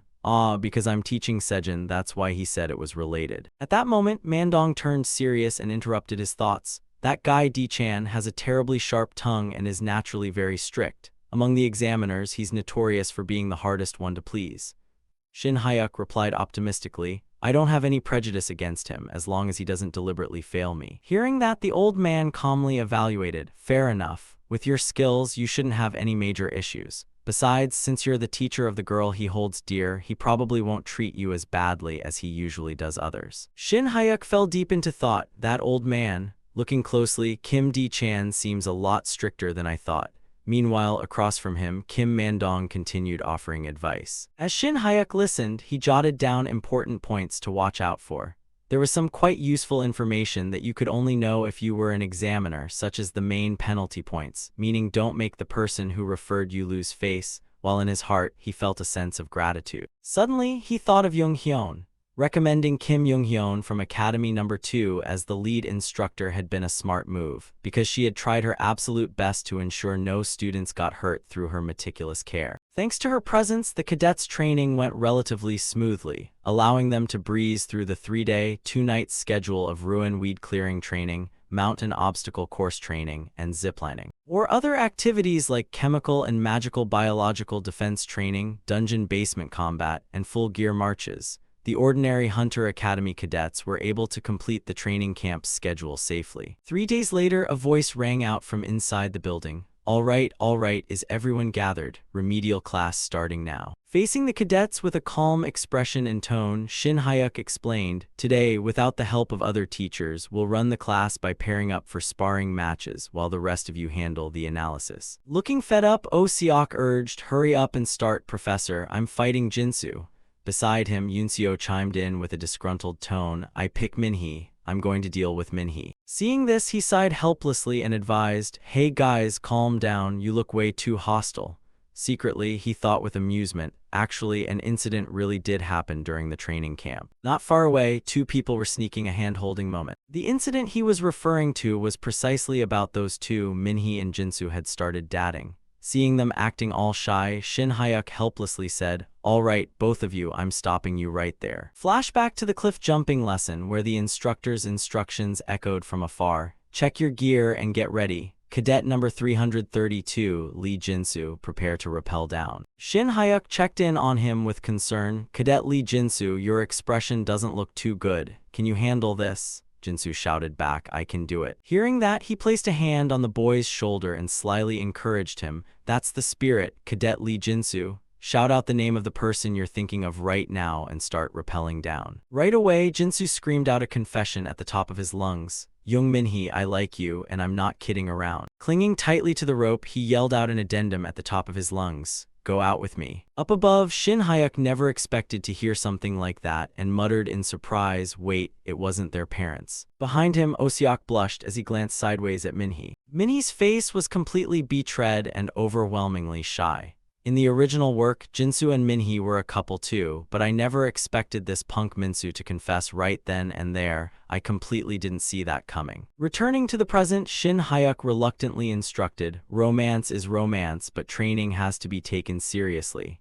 Let's start the rotational sparring matches as planned. A moment later, he stood quietly on the side, watching everyone spar. The sound of clashing weapons rang out continuously inside the building. Another pair stepped up to fight. But after just a few moves, Shin Hyuk furrowed his brow with worry. These kids' states of mind are definitely not looking good. He cast a sidelong glance at the group, internally muttering, I get why Minhee and Jinsu are distracted, but Yoonsu and Yunseo are way too hyped up. Turning his attention back to the current match, he raised his sword with a serious expression. The real problem is right here. Watching Sejin struggle to parry, he thought in puzzlement, this kid, why does her sword feel so feather-light? At that moment, she panted heavily and spoke up, Professor, did you suddenly crank the difficulty up way too high? Attacking while replying, Shin Hyuk said, it's the exact same difficulty as last time, Sejin, are you okay? As he swung his sword, a distracted thought crossed his mind. My realm has advanced, so I've been adjusting, but I already calibrated it to match her level, so there shouldn't be such a massive difference. Within a split second, he batted Sejin's sword flying out of her hands. Sheathing his sword, Shin Hyuk answered in a calm tone, you shouldn't underestimate my level. Since I'm adjusting to your speed and only using textbook swordsmanship, if you guys just applied what you've learned, you should have the upper hand. What do you think the problem is? At that moment, Yoonsu raised her hand and spoke up, maybe because I'm not used to using counterforms yet, I keep accidentally using textbook swordsmanship instead. He confirmed, that's right, partly that. He then lectured them seriously. The reason you occasionally resort to textbook swordsmanship isn't because you're unfamiliar with it, but simply because your training isn't enough. Shin Hyuk analyzed it meticulously for everyone to understand. A counterform, exactly as the name implies, is a single form. It's not a technique you consciously calculate before using. It has to be ingrained deep into your subconscious so that the moment an attack comes, you can deal with it instantly. Finally, he laid down a strict requirement. Starting today until the remaining time is up, we will focus exclusively on counterform speed training. Physical endurance and muscle strength exercises must be done on your own during your personal time outside of remedial classes. Having addressed the group, he turned and called out, "And Kim Sejin?" She responded in surprise, "Yes, Professor." Shin Hyuk firmly ordered, "You are temporarily banned from physical conditioning." Unconvinced, Jinsu wailed, "You're totally playing favorites with the championship candidate, Professor." Annoyed by this, Shin Hyuk cuffed him over the head before explaining, "I'm not playing favorites, you idiot. Sejin, your physical stamina has actually dropped compared to before the training camp. That means your overtraining is backfiring and wearing your body down." Worried she wouldn't realize it herself, he turned to the others and asked, "Hey guys, look at her. Do you think Sejin looks thinner than a few days ago?" Yunsu hesitated. "I thought she was just dieting." Young Minhee chimed in anxiously, "We were just saying the exact same thing earlier. She's lost a ton of weight." Flustered, Sejin hurried to defend herself. "No, I haven't. It's probably just because I've been going to internships and moving around a lot lately. I'm fine." Behind her, Shin Hyuk let out a sigh, with dark circles clearly visible under her eyes, and she claims she's fine. Her class schedule is heavier than her freshman year, plus she's serving as the student council president. She probably has zero free time. Not only that, he knew Sejin was squeezing in extracurricular activities, and furthermore, he'd heard that on weekends when there were no remedial classes, she even went to her father's guild to intern on dungeon raids. Even an active-duty hunter would struggle to endure that kind of training intensity. With that thought, he calmly advised, "Frankly speaking, remedial classes don't hold much meaning for you anymore. Given Sejin's strength, even without mastering counterforms, winning the martial arts tournament is a guaranteed thing." Following that up with a caring suggestion, Shin Hyuk said, "I believe resting is just as important as training. Why don't you take a temporary break from remedial classes to recover your stamina?" Hearing this, Sejin lowered her head in silence. Seeing this, the rest of the group quieted down as well. A few seconds later, she let out a long sigh. Then she smiled and refused, "No thank you, Professor, I'm okay." Seeing her response, Shin Hyuk just gave her a calm look. Turning to leave, he added, "If that's your decision, fine, but if you ever feel exhausted, contact me anytime and take a rest." Sejin obediently replied, "Yes, Professor." Hearing her response, he let out a troubled sigh. Any other kid would gladly say, "Awesome," and take a break immediately. While it's admirable, a part of me just feels so sorry for her. Turning back to the group, he announced, "Today's class ends here." Minhee gasped in shock, "Really?" And Yunsu asked in disbelief, "It's not even 6 o'clock yet." Jinsu narcissistically piped up, "Professor, if you're doing this just for me, you really didn't have to." Shin Hyuk threatened him with faux affection. "Do you want to run 10 laps before heading home, Jinsu?" Behind them, Sejin suddenly narrowed her eyes. She noticed the scenery in front of her starting to blur. Removing her glasses slowly, she thought with inner dread, "What is this? Am I really pushing myself past my limits?" Suddenly, a few drops of red blood fell onto her lenses. Dizzily, she thought, "I feel a little dizzy." Over by the others, everyone was still playing around obliviously. "Hey, are you going to keep an eye on your boyfriend or what?" Blushing, Young Minhee stammered, "No, it's just, sometimes even he looks kind of cute." Yunsu helplessly scolded, "You're out of your mind." Suddenly hearing a strange sound, the three of them turned their heads. When they saw what was happening, Shin Hyuk's eyes widened in horror. He anxiously sprinted over while shouting, "Sejin, Kim Sejin." Down the hallway, the bright lights illuminated the infirmary sign. Inside, Sun Hwa let out a relieved sigh. "Sorry for causing such a sudden commotion, Professor. Thankfully, you were still at the school." Shin Hyuk calmly replied, "Don't mention it, it's my job." Sitting across from him, she reported on Sejin's condition. "There are no particular abnormalities. It seems to be caused by overwork, so I've put her on an IV drip." Relieved, he thanked her gratefully. "Thank you so much. Thanks to you, she's feeling better." Remembering when she examined Sejin earlier, Sun Hwa asked anxiously, "By the way, even in her sleep she was murmuring about training. It seems like she's pushing herself way too hard. Do you know anything about this?" Shin Hyuk answered in deep thought, "I heard she's been sleeping less than 3 hours a day lately. Her complexion didn't look great, but I never expected it to reach this point." Glancing toward the hospital bed with a troubled look, Sun Hwa remarked, "Senior year is when coursework is at its peak, plus remedial classes, plus being student council president, and she's doing dungeon raid internships on weekends too, right? That schedule is downright murderous. Finally, she sighed heavily. With Sejin's ability, she doesn't need to push herself this hard. It feels like she's just way too obsessed with perfection. Shin Hyuk nodded in agreement, internally complaining, it's not obsession with perfection, it's more like the unrealistic expectations piled on by her father. Suddenly, a voice called out from behind him, Professor. Shin Hyuk instantly spun around with a concerned look. Sejin, you're awake. Sejin's face was filled with exhaustion and guilt. I'm sorry, I suddenly passed out. He spoke with forced resignation. Nothing to apologize for, just lie down and rest a bit more. I'll walk you back to the dorm. But she stubbornly refused. I'm fine. More importantly, what time is it? Shin Hyuk answered her question helplessly. A little past 9. Why? To his astonishment, Sejin brought up her studies. I have an assignment due on Monday. Hearing that, Sun Hwa immediately flared up. Professor Kang, should I just go ahead and inject her with a sedative? He agreed seriously. That sounds wonderful. Disapprovingly, he advised, you can do it tomorrow. Tomorrow's the weekend. Pushing her glasses up, Sejin replied, no, from tomorrow until Sunday night I have an external schedule. Suddenly narrowing her eyes, she thought with heavy dread, no wonder. The world around her was blurring again. I felt dizzy a moment ago, and my vision still hasn't cleared up. Looks like all this fatigue has finally caught up to me. At that moment, Sun Hwa joined in to advise, Sejin, with your current physical condition, how on earth do you plan to go on a dungeon raid? You can't. Shin Hyuk anxiously chimed in, if your health is bad, you need to rest. You just need to contact them and say you can't go, simple as that. Hearing this, Sejin hesitated. Well, about that. Before she could finish, he cut her off sharply. Is this because of your dad? Let me contact him. Surprised even further, she asked, what you're going to call him? Shin Hyuk answered very calmly, even though we don't have a personal relationship, I'm meeting him this Sunday. Shocked, Sejin blurted out, my dad, what for? With an indifferent expression, he replied, I have my A-rank promotion test this Sunday, and the vice principal told me the chief examiner is your dad. Flustered, she replied, I appreciate your kind intentions, Professor, but it's useless. He's not the kind of person to give special treatment just because of his own child. Bowing quickly to express her thanks, she indicated she wanted to leave. Thanks to you teachers, I managed to get a few hours of good sleep, and thanks for the IV drip too. I'll get up now.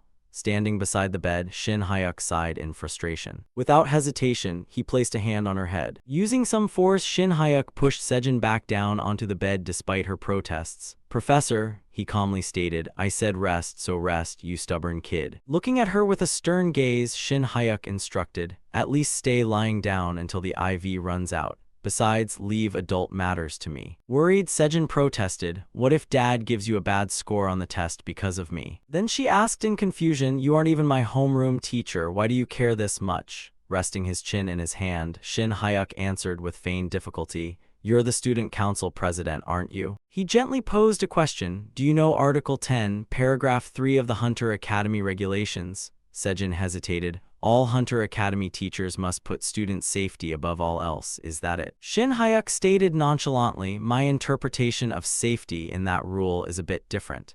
If it were just about physical danger, there'd be no point writing it in the regulations. Looking out the window, he spoke in a serious tone, even if it's something your dad is doing because he thinks it's for your own good. Sejin's eyes widened in shock as she listened to his resolute words. If it harms your health, then to me, that constitutes a danger to a student. Suddenly she teased, you know that reason sounds a bit far-fetched, right? Feeling embarrassed, Shin Hyuk ordered, regardless, you're resting today and tomorrow, understood. Confidently, he declared, trust your teacher, I'll ace the test and handle the conversation too. Smiling happily, Sejin answered, yes, I'm counting on you, Professor. Time flew by and soon Sunday, the day of the promotion test, arrived. Shin Hyuk stood outside a towering building, carrying his weapon. Glaring up at the architecture, he internally complained. Instead of letting us go straight to the dungeon portal, making us gather at the association at 8:00 a.m., are they trying to intimidate us? That building is outrageously huge. Suddenly his phone chimed with a notification. Picking it up, Shin Hyuk saw a flood of encouraging messages from his students. Good luck on the test, Professor. You can do it. You're definitely going to pass. Fighting. Reading them, he chuckled and muttered, those kids from the swordsmanship class. The remedial group must have told them. Suddenly, a voice called out his name, catching his attention. Hunter Kang Shin Hyuk, you look way more handsome in person than in pictures. A friendly man approached to greet him. Pleased to meet you, I'm Park Hyun Seok, one of the examiners. This person was an A-rank hunter and examiner, Park Hyun-seok. Shin Hyuk immediately bowed in response. "Hello, I'm Kang Shin Hyuk." The man asked curiously. "You're early. How's your physical condition today?" Finding Hyun-seok so amiable, Shin Hyuk thought to himself, "Unexpected. Maybe I was worrying too much about Kim D-chan. I thought all A-rank examiners would be grumpy and strict, not run into a friendly uncle type like this." Asking with some confusion, he said, So we'll be heading straight to the dungeon portal now?" The man laughed heartily. "We'll depart as soon as all the hunters arrive. He should be here on time." Then Hyun-seok warmly added, "The other A-rank candidates are waiting over there. Let's head to the surface parking lot. A shuttle bus has been prepared." Shin Hyuk bowed again to thank him. "Yes, thank you, sir."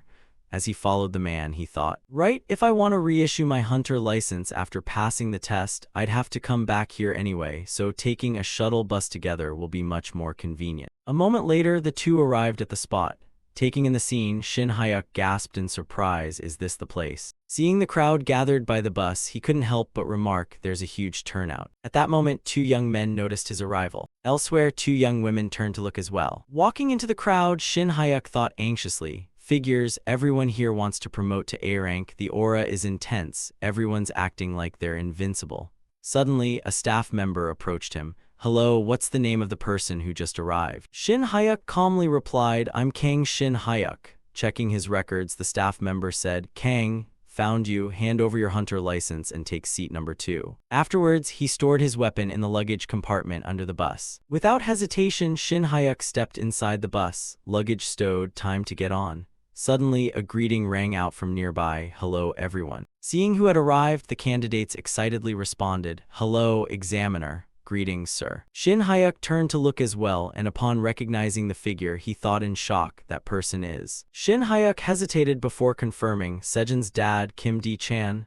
Meanwhile, the man up front began speaking, "Pleased to meet you all." With a stern and solemn expression, he introduced himself. "I am Kim D-chan, serving as the chief examiner today." He was the S-rank hunter and examiner, Kim D-chan. Hearing that, Shin Hyuk's expression grew cold, finally meeting Kim D-chan face to face. A moment later, he boarded the bus and remarkably, D-chan sat right next to him. Meeting him is fine, but... Shin Hyuk pressed his lips together, trying to keep a calm expression. Meanwhile, the older man sat silently without a single expression. The bus sped down the road as Shin Hyuk screamed internally, "Why did he have to sit right next to me?" On the bus, all the passengers sat in silence, minding their own business. Shin Hyuk pondered, "This is so uncomfortable. I feel like smashing the windshield to escape right now. Thankfully, the target dungeon isn't too far." At that moment, D-chan spoke up, the swordsmanship instructor of Hunter Academy No. 1, Kang Shin Hyuk. Questioning him, he asked, "That's you, right?" Shin Hyuk replied, "Yes, that's me." D-chan looked at him and said, "I heard Cadet Sejun was absent from dungeon practicals this week, and I understand that was your arbitrary decision." He paused for a second before answering, "Yes." D-chan slowly continued, "She desperately wanted to join the remedial class, so I didn't stop her, but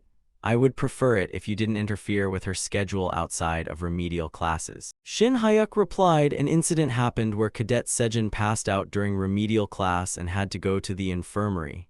D-chan asked in shock, "What did you say?" Glancing at him, Shin Hyuk explained, "They said there were no special abnormalities. It seemed to be caused by overwork. I felt that giving her just one day off wasn't enough, so I forced her to take a break." Thinking of Sejun, he continued, "Of course, even if she skipped the remedial classes, with Sejun's abilities, winning the martial arts tournament shouldn't be a problem at all. Though she's the type who'd crawl to class even if you told her to stay away." D-chan fell into deep thought as he asked, "Student council duties, senior year coursework, remedial classes, and weekend dungeon raid internships. Before being a hunter, she's a human being. Do you think anyone could digest that kind of workload?" Suddenly, the man muttered, "I didn't know the child had passed out. I had no idea." Shin Hyuk sighed internally, "Right, this old man. Seriously, keep track of your own daughter's condition at least." D-chan added, "I've been too neglectful lately." He laid out a plan that made Shin Hyuk freeze. "I suppose I need to step up her physical training." D-chan coldly stated, "It's better to cut the remedial classes out of her schedule for a while. Don't worry or stress over it. Shin Hyuk immediately pushed back, no, that's not the main issue here. Ignoring his words, Di-chan said, Sejin passed out because of poor physical stamina, and I'll handle that part myself, so stay out of it. Shin Hyuk stared at Di-chan with his mouth hanging open in silence. The bus drove away amidst Shin Hyuk's utter helplessness. What is wrong with this crazy bastard? The bus finally entered a restricted zone. Shin Hyuk stood in front of a heavily guarded gate. Watching the fully equipped hunters head into the gate, he thought, after about 40 minutes of travel, we've arrived at the A-rank dungeon. Kim Di-chan led the examiners in first, and we followed right behind. Walking inside, Shin Hyuk mused, even though the situation with Sejin isn't fully resolved yet. For now, let's focus on the test, since we don't know what kind of terrain we'll run into. Opening his eyes, he surveyed the interior of the dungeon. Before him lay an area blanketed in golden sand. Shin Hyuk slowly stepped out. He thought to himself, a desert, huh? I've already experienced 2 of these during vacation. Probably because the terrain is annoying, the candidates don't look too happy. Di-chan rested his sword tip on the sand and spoke up. To make things convenient until we finish the raid, let's keep communication open and casual. He announced everyone gather up. Di-chan looked at the candidates and declared, although this is an evaluation, since this is a 10-person dungeon, we examiners will also be participating in combat. He listed out, the candidates today consist of 2 mages, 1 martial artist, 1 archer, 1 lancers, and 1 swordsman. Shin Hyuk wondered to himself, aside from the swordsmen Kim Di-chan and Park Hyun-seok, most of the rest are long-range types. If we need a vanguard, it'll probably be me or that other martial artist. Di-chan explained to the candidates, the examiners will take on the rearguard role to fulfill our duties. The vanguards will be instructor Kang Shin Hyuk and hunter Park Yi-hee, while the rest of you improvise. He said coldly, the evaluation standard is completing the 10-person A-rank dungeon raid. Since this is an uncharted dungeon, proceed with caution. Looking at the candidates, he announced, all right, let's begin the test. Shin Hyuk stepped forward as a surge of power enveloped his body. He thought, I'll take the lead, and muttered to himself, I need to deploy chi perception, because in desert terrain, there are bound to be plenty of monsters hiding beneath the sand. The burst of power gradually radiated outward in all directions. The dungeon space grew saturated with Shin Hyuk's spiritual energy as he silently sensed life reactions detected within a 500-meter radius. Looking around at the others, he analyzed. The longer this dungeon raid drags on, the more disadvantageous it becomes. Unlike me, who has entered the Supreme Grandmaster realm and achieved Hitan cold immunity, some people are already starting to exhaust themselves. Shin Hyuk gestured, let's change course toward that sand dune. The blonde girl objected, it seems like there's a monster over there, I don't see anything at all. Someone suddenly asked, what's going on with the lead group? And someone else replied, teacher King Shin Hyuk says there's a monster at that sand dune. Everyone looked at the distant sand dune and murmured, mana scans can't even reach that far, what's he basing that on? I released my mana to sense it. The blonde girl laughed dismissively, you're blowing it a bit out of proportion, aren't you? It's at least 500 meters away, how could you possibly send mana that far? Shin Hyuk sighed to himself, suddenly feeling a longing for Kim Seon Hwa and Hong Yi-seol. If it were them, they would have already excitedly rushed over there. Di-chan suddenly suggested, let's just go there and see. If there's no monster, we can just deduct points later, right? He glanced at him and thought, it seems Kim Di-chan has also started to sense his presence. Shin Hyuk said, I don't think we need to go anymore. A wave of sand raced toward everyone just as Shin Hyuk predicted, from the moment we left the safe zone after detecting it. He continued, because these bastards are already charging at us at full speed. A swarm of scorpions with bright red shells burst out of the sand, A-rank monsters, giant crimson scorpions. The blonde girl took a defensive stance and yelled, giant crimson scorpions. Shin Hyuk assessed it inwardly. The outer shell is extremely hard and it even has magic resistance, truly the bandits of the desert. If you get hit and don't use a detoxification spell within 10 minutes, you could lose your life. He scanned his surroundings while thinking, 4 in total, they're much bigger than in the books. Di-chan raised his sword and started planning, mage, prepare your chance. Frontliners, spread out to stall for time. I'll take care of the center. Shin Hyuk said, then I'll handle the right flank. Hearing this, the blonde girl said, I'll take the left flank. Without another word, Shin Hayek immediately charged forward. The scorpion immediately attacked him with its tail. Shin Hayek leaned to the side to dodge. He frowned and commented inwardly, definitely slower than the ogres. The others should be able to handle it. The scorpion's bright red pincer swung up. Then it slammed straight into the spot where Shin Hayek was standing. It lifted the pincer, and the claw suddenly cracked open. Layers of the two pincers shattered, revealing the white meat inside. Shin Hayek gripped his sword and muttered, look at the quality of this one, it's packed full inside. He stood up, looked at it, and said, even if we waited a bit longer for the magic to be ready, I heard that solo kills get bonus points, so I'll send you off without any pain. A flash of a sword blade split the scorpion in two. Shin Hayek swung his sword high. A deadly glint flashed in his eyes. The scorpion's body split in half after Shin Hayek came to a stop. Someone exclaimed in awe, that's insane. The blonde girl whispered in astonishment, he actually cut it into two pieces. Hyen Seok whistled while looking at Shin Hayek. Di-chan at the opposite corner had also eliminated a scorpion. He felt Shin Hayek's strength and pause. He looked at him and smirked. Di-chan recalled, when I saw his name on the contestant list, I didn't think much of it. He walked along while pondering. It wasn't until someone asked, isn't that the teacher at your daughter's school? You didn't know, that I remembered he was the tutor for Sejin. Di-chan thought about sitting next to Shin Hayek, but I never intended to go easy on him just because he was my daughter's teacher. It's also because of him that Sejin's weekend training session was cancelled. He furrowed his brows and glanced at Shin Hayek. Di-chan judged inwardly, he's pale, looks like a pampered rich kid, no manly spirit at all. The moment he opens his mouth to beg for favors, I'll throw him out immediately. His words left Di-chan stunned and frozen. Sejin had fainted and had to go to the infirmary. He saw the grim expression on Shin Hayek's face. Di-chan gritted his teeth, thinking, arrogant guy, a typical lowlife with no substance who only knows how to preach. He sneered, having thought of him that way, but returning to the present, he looked at Shin Hayek and muttered, I was the one who misjudged. Di-chan observed silently. How can he use mana to detect reactions from so far away, and with a face that doesn't change color, slice through a giant crimson scorpion like chopping vegetables? He scolded under his breath, that damn old man Kim Man-dong. He looked at Shin Hayek and muttered, no wonder he's been so cocky lately, so it's because he has this guy. On his side, Shin Hayek scratched his head and wondered, did I finish too fast? He looked toward Di-chan and mused, it seems no one else is going for the finisher like I did.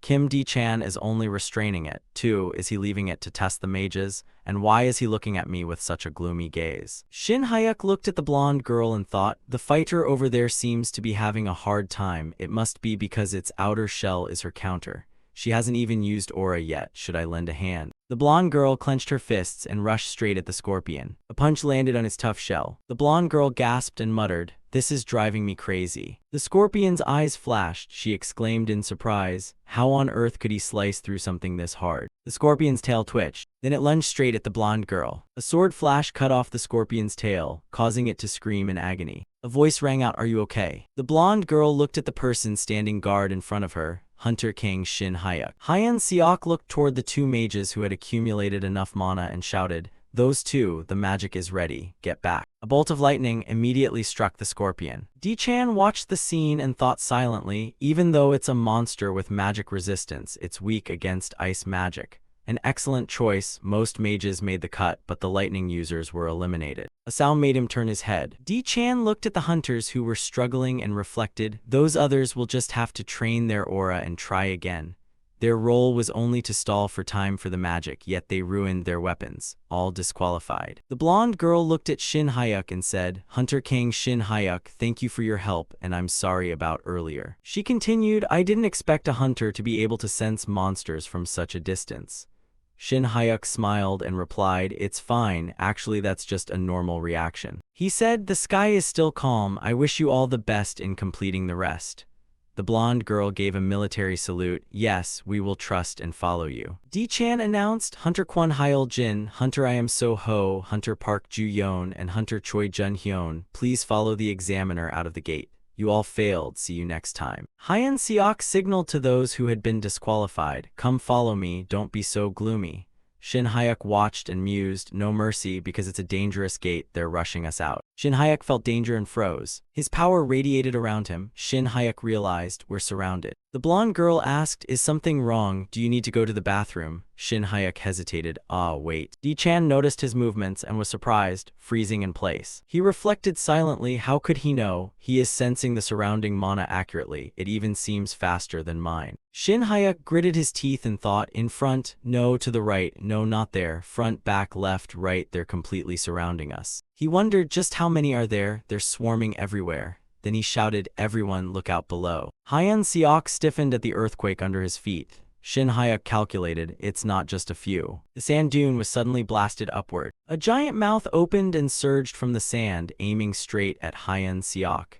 Shin Hyuk realized, a monster surrounding the exam participants with its jaws wide open, just one single creature. The disqualified hunters gasped in surprise. The monster dived back into the sand.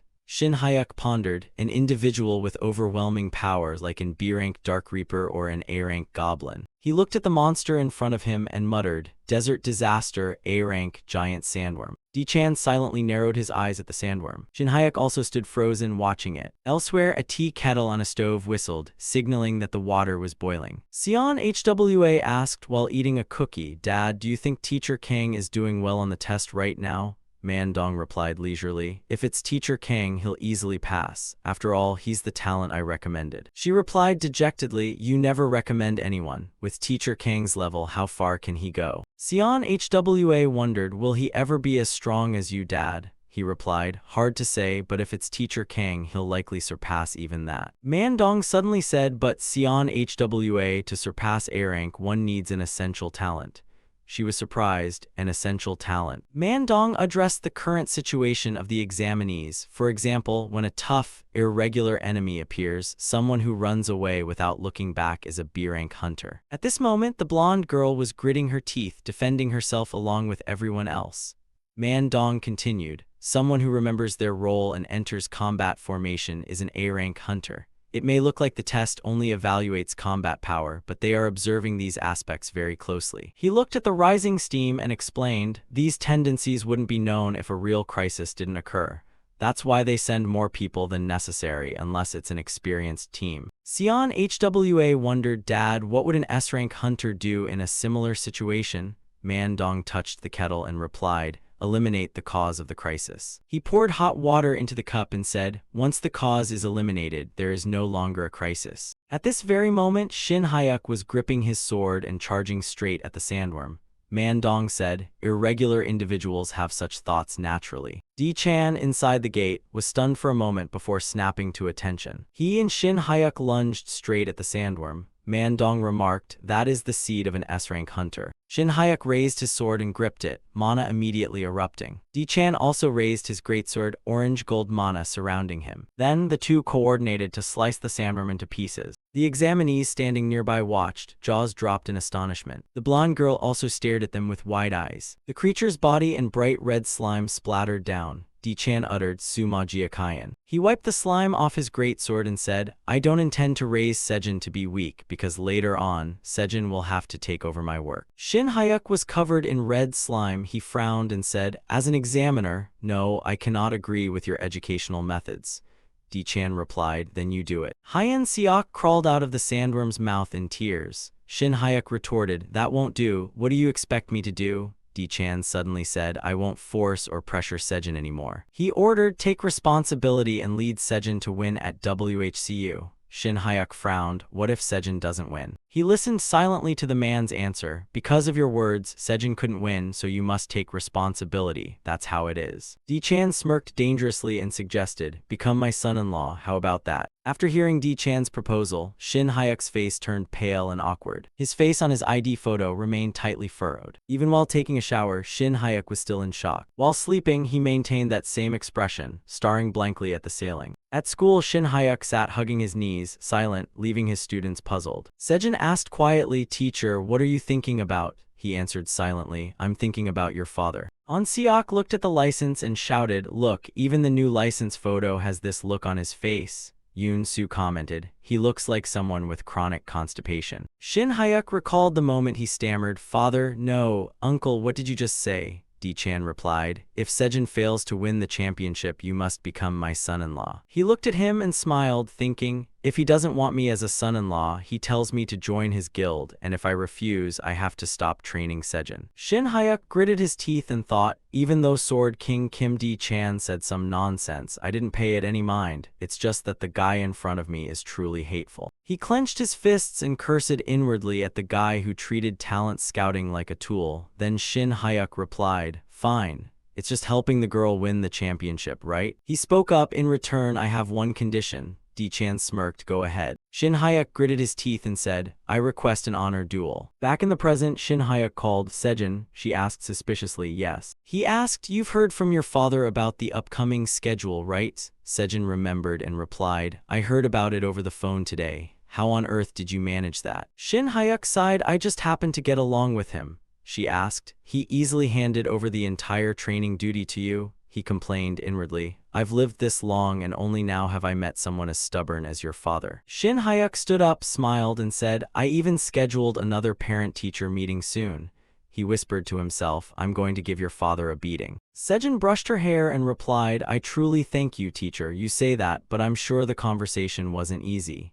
Shin Hyuk asked dejectedly, how could someone like him produce a daughter like this? He shouted, don't think just because I'm in charge that you'll have it easier. Starting today, it's special training. Sejin immediately replied, yes, teacher, I will work hard. Shin Hyuk recalled the person who defeated Sejin in the WHCU tournament this January, Bianca Lowell from the UK. He pondered, the daughter of Conrad Lowell, one of the 10 strongest hunters in the world. If we look closely, Bianca Lowell's role in reality isn't that major. Shin Hyuk thought about the Lowell family crest. Her brother Lion was Lee Jae-sung's opponent in the WHCU finals. Bianca's family is described as an extremely powerful swordsmanship line. He sighed, if only the opponent were a swordsman, how good that would be. He thought about her power. Bianca Lowell uses both sword and magic simultaneously. Shin Hyuk mused, her magic isn't the ordinary type, it's at the level of an active A-rank hunter. Back in the UK, she's even nicknamed the reincarnation of Merlin. That says enough. He thought while driving, a genius swordsman from a famous swordsmanship family, considered a strong contender for S-rank, and she even has that annoying magic. Even if she fights fair and square, the chances of Sejin losing are still high. Shin Hyuk looked at Yu Ryong eating chocolate and thought, maybe the master will have the answer.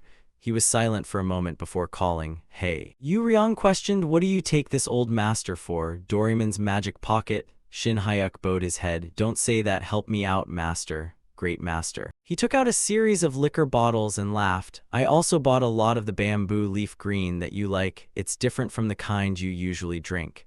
Take your time looking at them, master. Yu Ryong restrained himself before the gifts and praised both Sword South Spring and Gold Coin tea. This kid is well prepared. Shin Hyuk replied, of course, I even bought fried chicken. Master, eat with me. He opened the paper box and said, that's good too, but first, boil the water. Shin Hyuk wondered, water? He smiled and replied, because what I crave most is the instant noodles from this region. He was inwardly happy. I thought because few people visited lately, the master would be irritable. Good thing I was prepared. Then Shin Hyuk took out his laptop, opened the video of Bianca and suggested, then I'll go boil the water. Master, please watch this first. Yu Ryong glanced at the laptop screen. The camera focused on Bianca's silhouette. Then it showed Bianca's beautiful frontal image. Yu Ryong asked, who's this? Who's this blonde girl? Shin Hyuk replied, she's the champion of the tournament last year, which my student will be participating in. He looked at the video and said, this is a highlights video of the matches. It won't be long. Yu Ryong wondered, why? Because she only fought a few matches. He immediately replied, no, I tried my best to find more, but... In the video, Bianca held 2 different elemental mana streams in her hands. Shin Hyuk continued, none of Bianca Lowell's matches lasted more than 5 minutes. The video continued with a shot of Bianca's opponent taking a defensive stance. Shin Hyuk noted, Bianca Lowell is a famous super rookie. A bolt of lightning struck, instantly defeating the opponent. Shin Hyuk watched the video and mused, elites from all over the world, there's no reason they wouldn't build strategies to counter Bianca Lowell. The screen shifted to Bianca gripping her sword and rushing toward her opponent. A magic circle appeared along with a series of black chains. However, this genius of the century, who could cast mobile spells since age 10, cast at high speed. Shin Hyuk watched the video and thought, applying Dispel on the opponent's skills, while simultaneously using magic to attack with multi-layered spellcasting. Afterward, Bianca leaped backward to put distance between herself and her opponent. She snapped her fingers, summoning a bolt of lightning to crash straight down onto the person in front of her, prompting Shin Hyuk to assess with a short remark that every match was a total massacre. At that moment, Shin Hyuk picked up a thermos of hot water and explained, Bianca is well above the level of an average A-rank hunter, while our Sejin, even at her absolute best, is only at the upper B-rank tier. Gazing thoughtfully at Yu Ryong, he continued, we have less than 2 months left, master. We need an extremely powerful solution. Stroking his beard leisurely, the old man evaluated, even just watching the video, you can tell their skill levels are worlds apart. Since I rarely fight mages myself, I'm not entirely sure. Shin Hyuk bowed his head and muttered, so there are actually things even master is helpless against? Yu Ryong immediately retorted, helpless my foot, you brat, it's not like there's no way. He suggested, if I take that kid named Sejin as a disciple and teach her martial arts, that option is definitely worth a shot. Shin Hyuk asked in shock, martial arts? Yu Ryong explained, there is only one surefire way to counter that kind of mage with a sword. Either sever the flow of magic or use a stronger sword aura to deal with it. He challenged, listen up kids, since you've reached a new realm this time, you must have figured out the weakness of magic by now, right? Shin Hyuk replied, yes, I recently fought a mage myself. Recalling the fight, he pondered inwardly, teaching martial arts, honestly, it's not like I haven't thought about it. After all, it was martial arts that turned a mediocre B-rank hunter like me into a supreme grandmaster. Shin Hyuk thought, but precisely for that reason, I hesitate to share martial arts, because it's one of the biggest secrets regarding the power I currently hold. Frowning as he looked at Yu Ryong, he asked with a straight face, and yet you're saying you'll teach her without batting an eye? He then asked doubtfully, even if I pass on your martial arts to someone else, it won't cause any problems for you, master. Peeling open a seasoning packet for his instant noodles, Yu Ryong replied, you idiot, I took a liking to your sharp eye, I didn't adopt you as a son. He continued, just like I chose you, choosing a disciple is entirely your prerogative. Shin Hyuk called out in astonishment, master, Yu Ryong pressed on, and aren't you curious? Pouring boiling water into his cup noodles, the old man went on, that kid is a genius incomparable to you, you know. She's definitely accumulated chi through some method or another without even realizing it. Thinking of Sejin as he listened to Yu Ryong, Shin Hyuk mused, if all that chi were converted into internal energy, what kind of monster would be born? Sejin trembled as she stared at the glasses in her hand. She wondered to herself, can I see clearly even without my glasses? What on earth is going on here? Staring at the strange bitter water, she pondered, could it be thanks to that bitter medicine? Ever since I rested, I can really feel a dramatic change in my body. Sejin lowered her head in silence. Downing the rest of the bottle, she thought, there's less than 2 months left until the WHCU tournament. Sometime later, the domestic martial arts tournament was finally held. Sword flashes erupted amidst the stunned gasps of the entire stadium. Spectators stared in shock with their jaws dropped. Sejin relentlessly swung her sword in a flurry of rapid attacks against her opponent. Her male opponent gritted his teeth, desperately trying to parry with his sword. However, the tip of her blade crept closer and closer to his face. As Sejin gripped her sword tighter, her opponent thought in utter shock, what the hell is this? Is she even a student like me? Shaking as he looked at Sejin, he wondered, how can anyone have this kind of raw strength? Sitting in the stands, Shin Hyuk contemplated. Even though she hasn't converted mana into internal energy yet, the suppression is overwhelming. If I teach her martial arts just like Master suggested, it's definitely a gamble worth taking. Sejin swung her sword hard, batting her opponent's weapon away. The guy stood frozen, his mouth hanging open. Seized by the moment, Sejin instantly lunged forward and kicked him flying. The referee immediately announced, contestant Park Yidam is down, contestant Kim Sejin wins. Shin Hyuk sighed internally, geez, pull your punches a little. Sitting in the stands, Yoonsu screamed at the top of her lungs, you're the best, big sis, I knew you'd win easily. Minhee cheered loudly. The winner is Kim Sejin. Victory goes to Kim Sejin. Shin Hyuk smiled as he watched the two of them. These kids must be feeling pretty bummed inside, but their sportsmanship is truly great. Although our students had high expectations, except for Yoonsu, all of them got eliminated. He thought part of it is a lack of raw skill, but the tournament bracket draw was just plain rotten luck. Standing with her sword in hand, Yoonsu asked in a daze, what? Why are you here? Jinsu also muttered with a darkened face, I should be the one asking that. Is this tournament bracket for real? Shin Hyuk sighed softly as he looked at the two matchups. In the random second-round draw, Yoonsu ended up facing Jinsu, while Yoonseo had to go up against Sejin in the second round. Reflecting on Minhee's match, he thought, even though they practiced counterforms really well, Minhee ended up losing to a third-year mage who was last year's championship runner-up. A moment later in another match, a blade came to a halt right against someone's throat. Watching Yoonsu, Shin Hyuk thought Yoonsu made it to the later rounds and left a strong impression, but she had to taste defeat in the end. He let out a reassuring breath. Anyway, for first-year students to push all the way near the finals is already a massive achievement.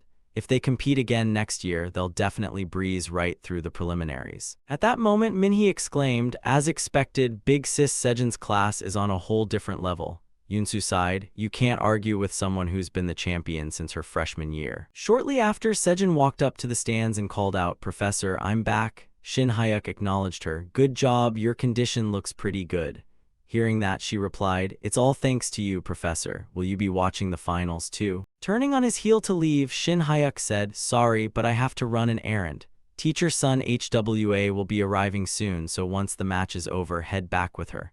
Looking bewildered, Jinsu called out, wait, seriously, Professor, where are you going? Scratching his head silently, he answered, to meet a student's parent, obviously. Shin Hyuk stood in silence, watching D-chan leisurely check his watch. Shin Hyuk recalled his conversation with Sejin earlier. Sejin, as she is now, could win the championship even without me. Smiling shyly, she had replied, I'll do my best to win. He had asked her out of the blue, leaving her silent. The thing you're most anxious about is still the WHCU, isn't it? Shin Hyuk had suddenly stated, if you come back victorious this time, I will impart a special solution to you. Smiling, he added, so while I'm away, go out there and win that trophy, my pupil. Sejin had smiled and nodded, yes, sir. A moment later, the stadium announcer broadcasted the martial arts tournament known as the crown jewel of the Hunter Academy Festival. Let's welcome Academy #1 student Kim Sejin. The host continued introducing her, standing before an unprecedented record of winning the tournament 3 years in a row.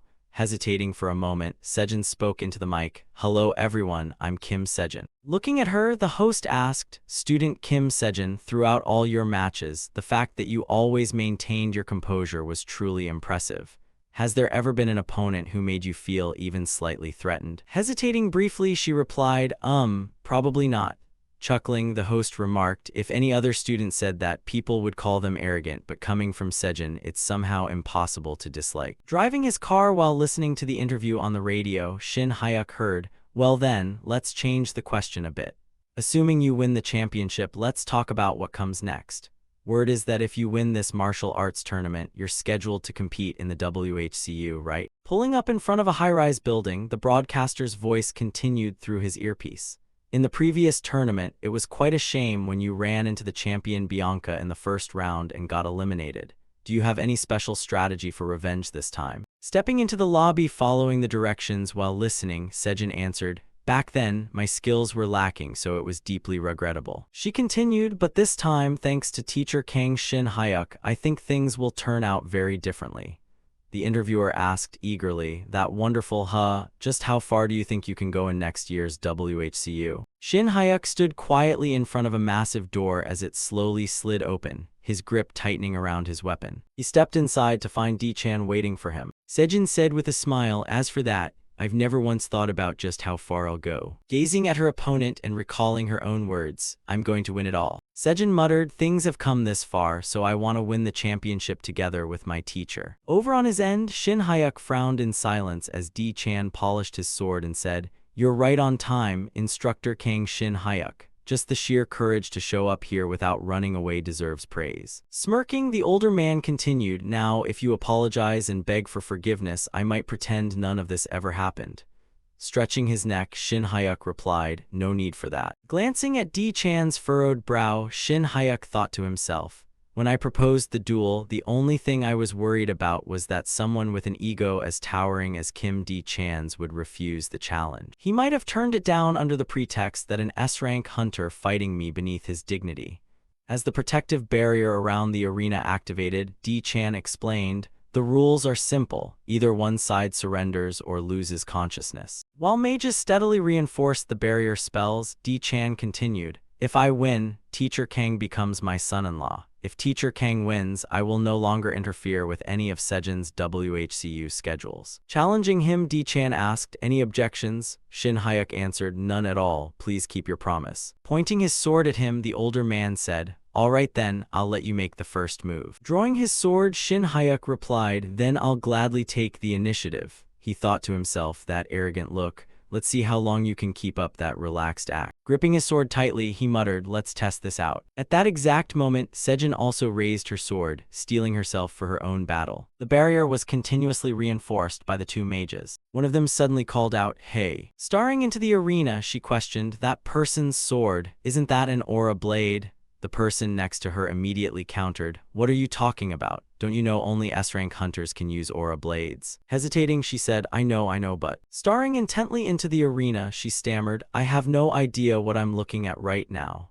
Raising his sword high, Shin Hyuk executed Heavenly Demon Swordplay, Meteor Annihilation Demonic Chi. Slashing forward to unleash a barrage of wind blades toward D-Chan, he shouted, take this and drop dead, you wicked parent. D-Chan closed his eyes and gripped his sword. He launched a counterattack that violently shook the barrier. The two mages frantically rushed to reinforce the barrier, one screaming, that's seriously an aura blade, while the other yelled, I told you so, just who on earth is that guy? Shin Hyuk frowned to himself. I honestly wanted to go all out like I did against the vice principal, but with my current realm, if I use my full power, everyone here is going to die. Catching sight of D-Chan emerging through the mist, he thought proudly, how do you like that?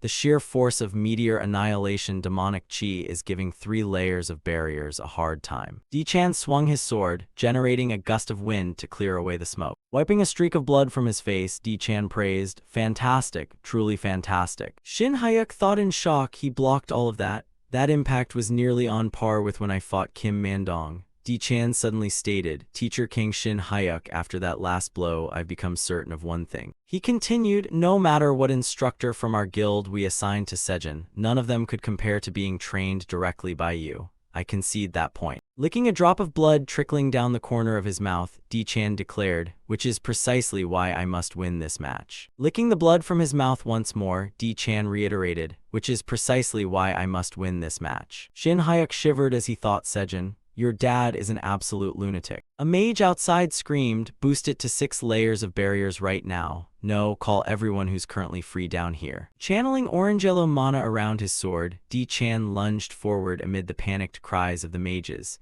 If the guild master goes berserk, the whole hall is going to collapse. Sensing D-Chan's speed, Shin Hyuk gasped, too fast. Darting around and clashing straight against Shin Hyuk, the older man exchanged blows as Shin Hyuk silently assessed. Sure enough, his speed is way faster than the vice principal's, but compared to Master, he's a bit. Gritting his teeth to parry another strike, Shin Hyuk thought, so this is an S-rank hunter. He smirked and let out a relaxed breath. D-Chan's eyes widened in shock. Teacher Kang, just now did you actually smile? Recalling their previous wager, the Duel of Honor, he thought, when this punk sent the challenge, I honestly thought he was joking. Sure, my offer about making him my son-in-law was genuine, but I figured I could just crush his challenge with sheer force and be done with it. Launching a flurry of frantic attacks, D-Chan calculated, how long has it been? We've traded around 30 blows already. Assessing Shin Hyuk, D-Chan thought, he's not getting suppressed at all. He's standing like an unshakable giant. Gritting his teeth, D-Chan thought this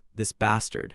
As he pressed the assault and Shin Hyuk calmly parried, D-Chan wondered, what the hell is going on here? Pressuring D-Chan, Shin Hyuk asked in surprise, are you getting tired already? D-Chan thought in disbelief, why isn't his expression changing even a little bit? Gripping his sword tightly, he roared, I underestimated you. Let me step it up to match your level. Outside, a mage yelled, holy crap, here it comes. Are the barriers reinforced yet? Another reported, the 10 guys who just arrived, I told them to start right now. Mages sprinted over, holding up their hands to project mana. The streams of mana were instantly sucked into the barrier, slowly reinforcing it. Inside the arena, D-Chan unleashed a wave of pitch-black sword auras toward Shin Hyuk. Shin Hyuk instantly recognized it. He's firing off slashing shockwaves using martial chi. Dodging and parrying, Shin Hyuk mused. It's pretty much the same type of attack as Meteor Annihilation Demonic Chi. Does this guy have mana to burn? Trying to block all these heavy-handed hits is just a waste of stamina. He decided, I'll block a few and dodge the rest.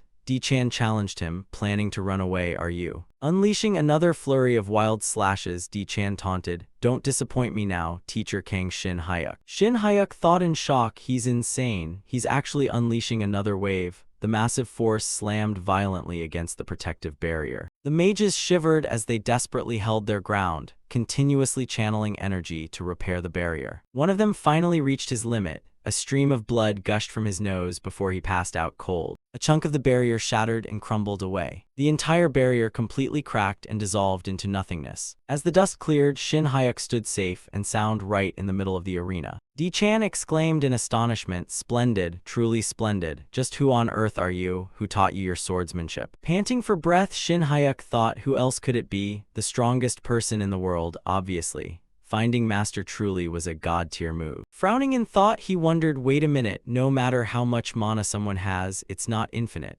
He must have realized our skills are evenly matched, so why on earth did he pull such a brainless stamina drain stunt? D-chan suddenly announced, well then, I suppose we can call it a draw here. Puzzled, Shin-hyuk asked, why all of a sudden? Smiling faintly, the older man said, take a look around. Shin-hyuk immediately turned his head to survey the surroundings. Seeing the mages sprawled out unconscious across the ground, he realized all the mages holding up the barriers passed out. This crafty old fox, knowing he might lose, he intentionally targeted the barriers to force a stoppage. Reaching out a hand, D-chan said, what a pity. The victor remains undecided, but I acknowledge your strength. Therefore, per your request, I will no longer force Sejin into harsh training, nor will I interfere. He offered a new condition, however, if the child doesn't win the championship, you must join my guild. How about it? Shin-hyuk sighed internally, this old uncle is way more clingy than I thought. Sheathing his sword, Shin-hyuk replied, fine, I accept that condition, but in return, I have a condition of my own. Impressed, D-chan chuckled, really, let's hear it. Shin-hyuk clenched his fist tightly. Without warning, he threw a punch straight into D-chan's face, catching the older man completely off guard and landing a solid hit. D-chan clutched his jaw, yelling, what the hell are you suddenly doing? Waving his hand dismissively, Shin-hyuk answered, honestly, you know full well I was about to win before you stopped the match and threw in a brand new condition. Frowning, he argued, allowing you to save face by only landing one punch is me being extremely generous. Starring in disbelief, Shin-hyuk continued, I will definitely make Sejin win, as long as you don't meddle with her training. Clenching his fist, Shin-hyuk warned, if she wins the championship and you still try to play games with your words, I won't hold back next time. Watch your step. He thought to himself, all right, all the preparations are done. He mused, top-tier talent combined with top-tier martial arts. Even though time is tight, now that there's no interference, even I have no idea how far she can go.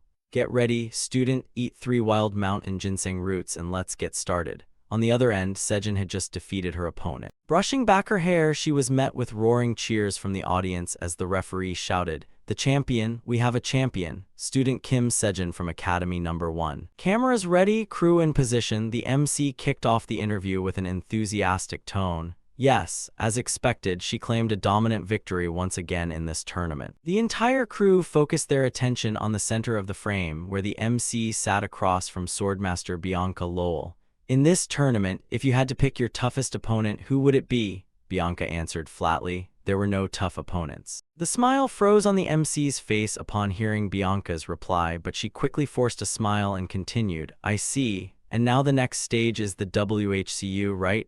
Yes. Oh, come on, give a longer answer. This is an interview. Bianca calmly sipped her drink with the poised, leisurely demeanor of someone enjoying afternoon tea rather than doing an interview. Then let's try another question. Looking ahead to the upcoming tournament, are there any contestants you're keeping a special eye on? Sipping her water with unhurried grace and elegant composure, the Iron Gauntlet Trails champion, Bianca Lowell, the reigning champion of the previous year's WHCU, Bianca Lowell. Bianca Lowell opened her eyes, her gaze sharp, the person I'm wary of. She set her glass down and replied decisively.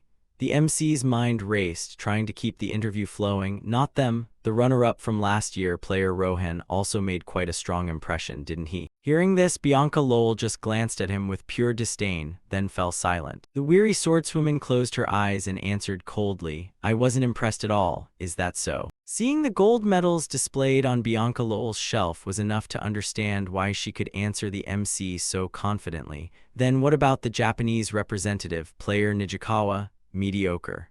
And what about player Paulo from Brazil? Who's that? The female MC still managed to put on a professional smile, but inside she was screaming, "What an annoying brat." The interview was heading for disaster when, just in time, someone from the production crew hurried over, leaned in, and whispered something into the MC's ear, bringing valuable information that could turn the tide. The MC received the info, her eyes lit up, and she immediately became upbeat. "We just received news that South Korea's super rookie has just won another championship. I heard that's the player who had a match against Bianca last year, right?" The MC quickly seized the opportunity, turning to Bianca Lowell and asked. Hearing that name, she paused for a beat, a flicker of familiarity flashing in her eyes. "Do you remember the South Korean player Kim Se-jin?" "Kim who?" The MC and the crew were suddenly full of fighting spirit. "The one you met in the qualifiers." "That's right, there must be at least one person you remember, right?" Bianca Lowell smiled playfully, her tone full of confidence. "She lost to me and cried her eyes out, so that's why I remember her. Yeah, maybe that player is even stronger than the ones you mentioned earlier." Hearing that, everyone was left speechless by Bianca Lowell's dismissive attitude. "Is she participating this year, too? Let's see how many minutes she can last this time, looking forward to it." Then Bianca Lowell suddenly bowed her head, smirked, and with a cold, sinister glint in her eyes, "Still, no matter how much her strength has increased, there's no one among our peers who can be my rival." Se-jin looked at the 3 ginseng roots in the wooden box, her face full of worry and confusion. "Teacher, you said these were a championship gift. What is all this?" "It's expensive stuff, kid. Chew it well raw." Following Shin Hyuk's request, she reluctantly picked up a ginseng root and bit into it. "I have to catch up to at least half of Bianca's mana to have any hope of doing something. Our strategy is just popping pills and using tricks. It's so bitter." The bitter taste made Se-jin grimace. She hurriedly covered her mouth and tears started streaming down. Seeing this, Shin Hyuk quickly brought over a jar of honey. "There's no time to hang around and celebrate the win. We're heading straight to MT Seorak in Gangwon for special training because there's too little time left before the WHCU to aim for the championship." After a long while, Se-jin finally swallowed the 3 ginseng roots, her face pale. Shin Hyuk looked at her and said gently, "You worked hard to eat it all without leaving a drop." He looked at her seriously, "But the real hardship begins now. Can you trust me and follow my lead?" Se-jin was still grimacing from the bitter aftertaste of the ginseng, but she nodded firmly when she heard Shin Hyuk ask, her eyes full of determination, "If I didn't have that determination, I wouldn't have started. I can do anything, so don't worry about me." The very next second, Shin Hyuk pulled Se-jin close and, without warning, immediately cleared her Ren and Du meridians. Se-jin instantly regretted it and screamed, "Abort, abort, abort, I take back what I said about doing anything." A while later, she crawled away to a spot, lying flat on the ground like a beached fish, gasping for air. Shin Hyuk stood and watched, scratching his head awkwardly. Se-jin braced herself to sit up, her whole body trembling, sweat pouring down like rain. "Seriously, I thought I was going to die. Is it all over, teacher?" He watched her in silence, deep in thought for a few seconds. Then he pulled Se-jin over to do it again. Her scream echoed throughout the mountains. "Sorry, that wasn't the right spot." After it was all done, the sunset began to fall. The sky gradually turned a gentle pinkish purple, and clouds floated lazily through the dreamy light. Se-jin looked at her hand, now covered in pure mana. She stared with wide eyes, mouth agape in amazement. "I used the method my master taught me to clear Se-jin's Ren and Du meridians. And partly thanks to Se-jin, Shin Hyuk was able to clear her meridians smoothly and stably. Because the girl followed the internal cultivation methods taught during mana operation hours, the transformation of existing mana into internal energy went without any major hitches." Se-jin felt the stream of pure energy flowing throughout her body and couldn't stop marveling. "Is this the internal energy you were talking about? It feels incredibly light, yet its presence is so clear. It feels so pure that mana can't even compare. If it's this, I can do it." Shin Hyuk panted as he looked at her, forcing a smile. "It seems you've sensed it, huh? That's internal energy. Don't neglect your cultivation until your body truly adapts." Se-jin turned to look at him, her face full of bewilderment. She hesitated, "Because now I can't go back to the path of a hunter using normal mana anymore, teacher." While Shin Hyuk helped Se-jin clear her meridians, she felt the mana in her body nearly exhausted. The massive amount of mana gained from eating the ginseng the teacher gave her had been mostly consumed during the process of opening what he called the Ren and Du meridians. Se-jin looked up at him, pondering, and decided to voice the question in her heart. "I felt very clearly that you were using your own mana to compensate for the missing mana needed to clear my meridians. After all, from those expensive ginseng roots to imparting these incredible skills. Shin Hyuk seemed to have anticipated her question and sighed. Why are you helping me this much? He said in a low voice. Si-jin froze for 5 seconds, her eyes wide with shock. You made a deal with my father? A deal, how so? Shin Hyuk exhaled and clarified the situation. That if Si-jin didn't win the championship, he would have to go work for her father's guild. And in return, he demanded that there be no interference in the training process to lead Si-jin to victory. Si-jin bit her lip, her heart in turmoil, not understanding why Shin Hyuk would accept that. No matter what, he had made an unfair deal where only her father benefited. Teacher, why are you bearing that burden? Before she could get emotional, Shin Hyuk immediately said, leaving her stunned, that's why I placed a bet. A bet. He shook his hands, a crooked smile full of calculation. My fortune, every penny I've saved from dungeon diving and being an instructor all this time. Shin Hyuk clenched his fist, his lips curling into a dangerous smile as he looked seriously at Si-jin. Kim Si-jin, I've gone all in on you winning the championship. Hearing that, Si-jin flinched and asked reflexively. Seeing Si-jin's slightly tense expression, he immediately reassured her. Teacher, you used me to gamble. Don't worry, this is a legal form of betting designated by the International Hunter Association. But before she could breathe a sigh of relief, Si-jin was stunned again when she heard Shin Hyuk mention the price of a ginseng root. Si-jin, every ginseng root you ate is worth up to 500 million won. Since they're out of season, it's hard to find them. They're no different from priceless gold nuggets. Then Shin Hyuk laughed excitedly. I'm not a romantic philanthropist, you know. Either way, if you don't win, my life will be tied down by your father anyway, so there has to be some reward for it to be worth doing, right? Her mind was in a whirl, lost in thought, while she felt the pressure of receiving such favor from her teacher. Shin Hyuk looked at her, his smile gradually losing its warmth. Conversely, Si-jin suddenly felt relieved, even finding a strange sense of comfort. Suddenly, if I win, the teacher will quit this teaching job anyway. Si-jin suddenly felt lucky that her teacher was a pragmatist. Having said that, he lunged up and started teaching her. Seeing that, she jumped up excitedly, her voice full of spirit. All right, so that's the introductory martial arts. Now we need to start the official training, right? Yes, teacher, where do we start? Is it still practicing the dissection technique? Shin Hyuk slowly drew his sword and explained calmly. The dissection technique is fine, but we must further develop the advantages of internal energy. In combat, when bound by chains, skill application cannot be utilized. You can't even affect the opponent.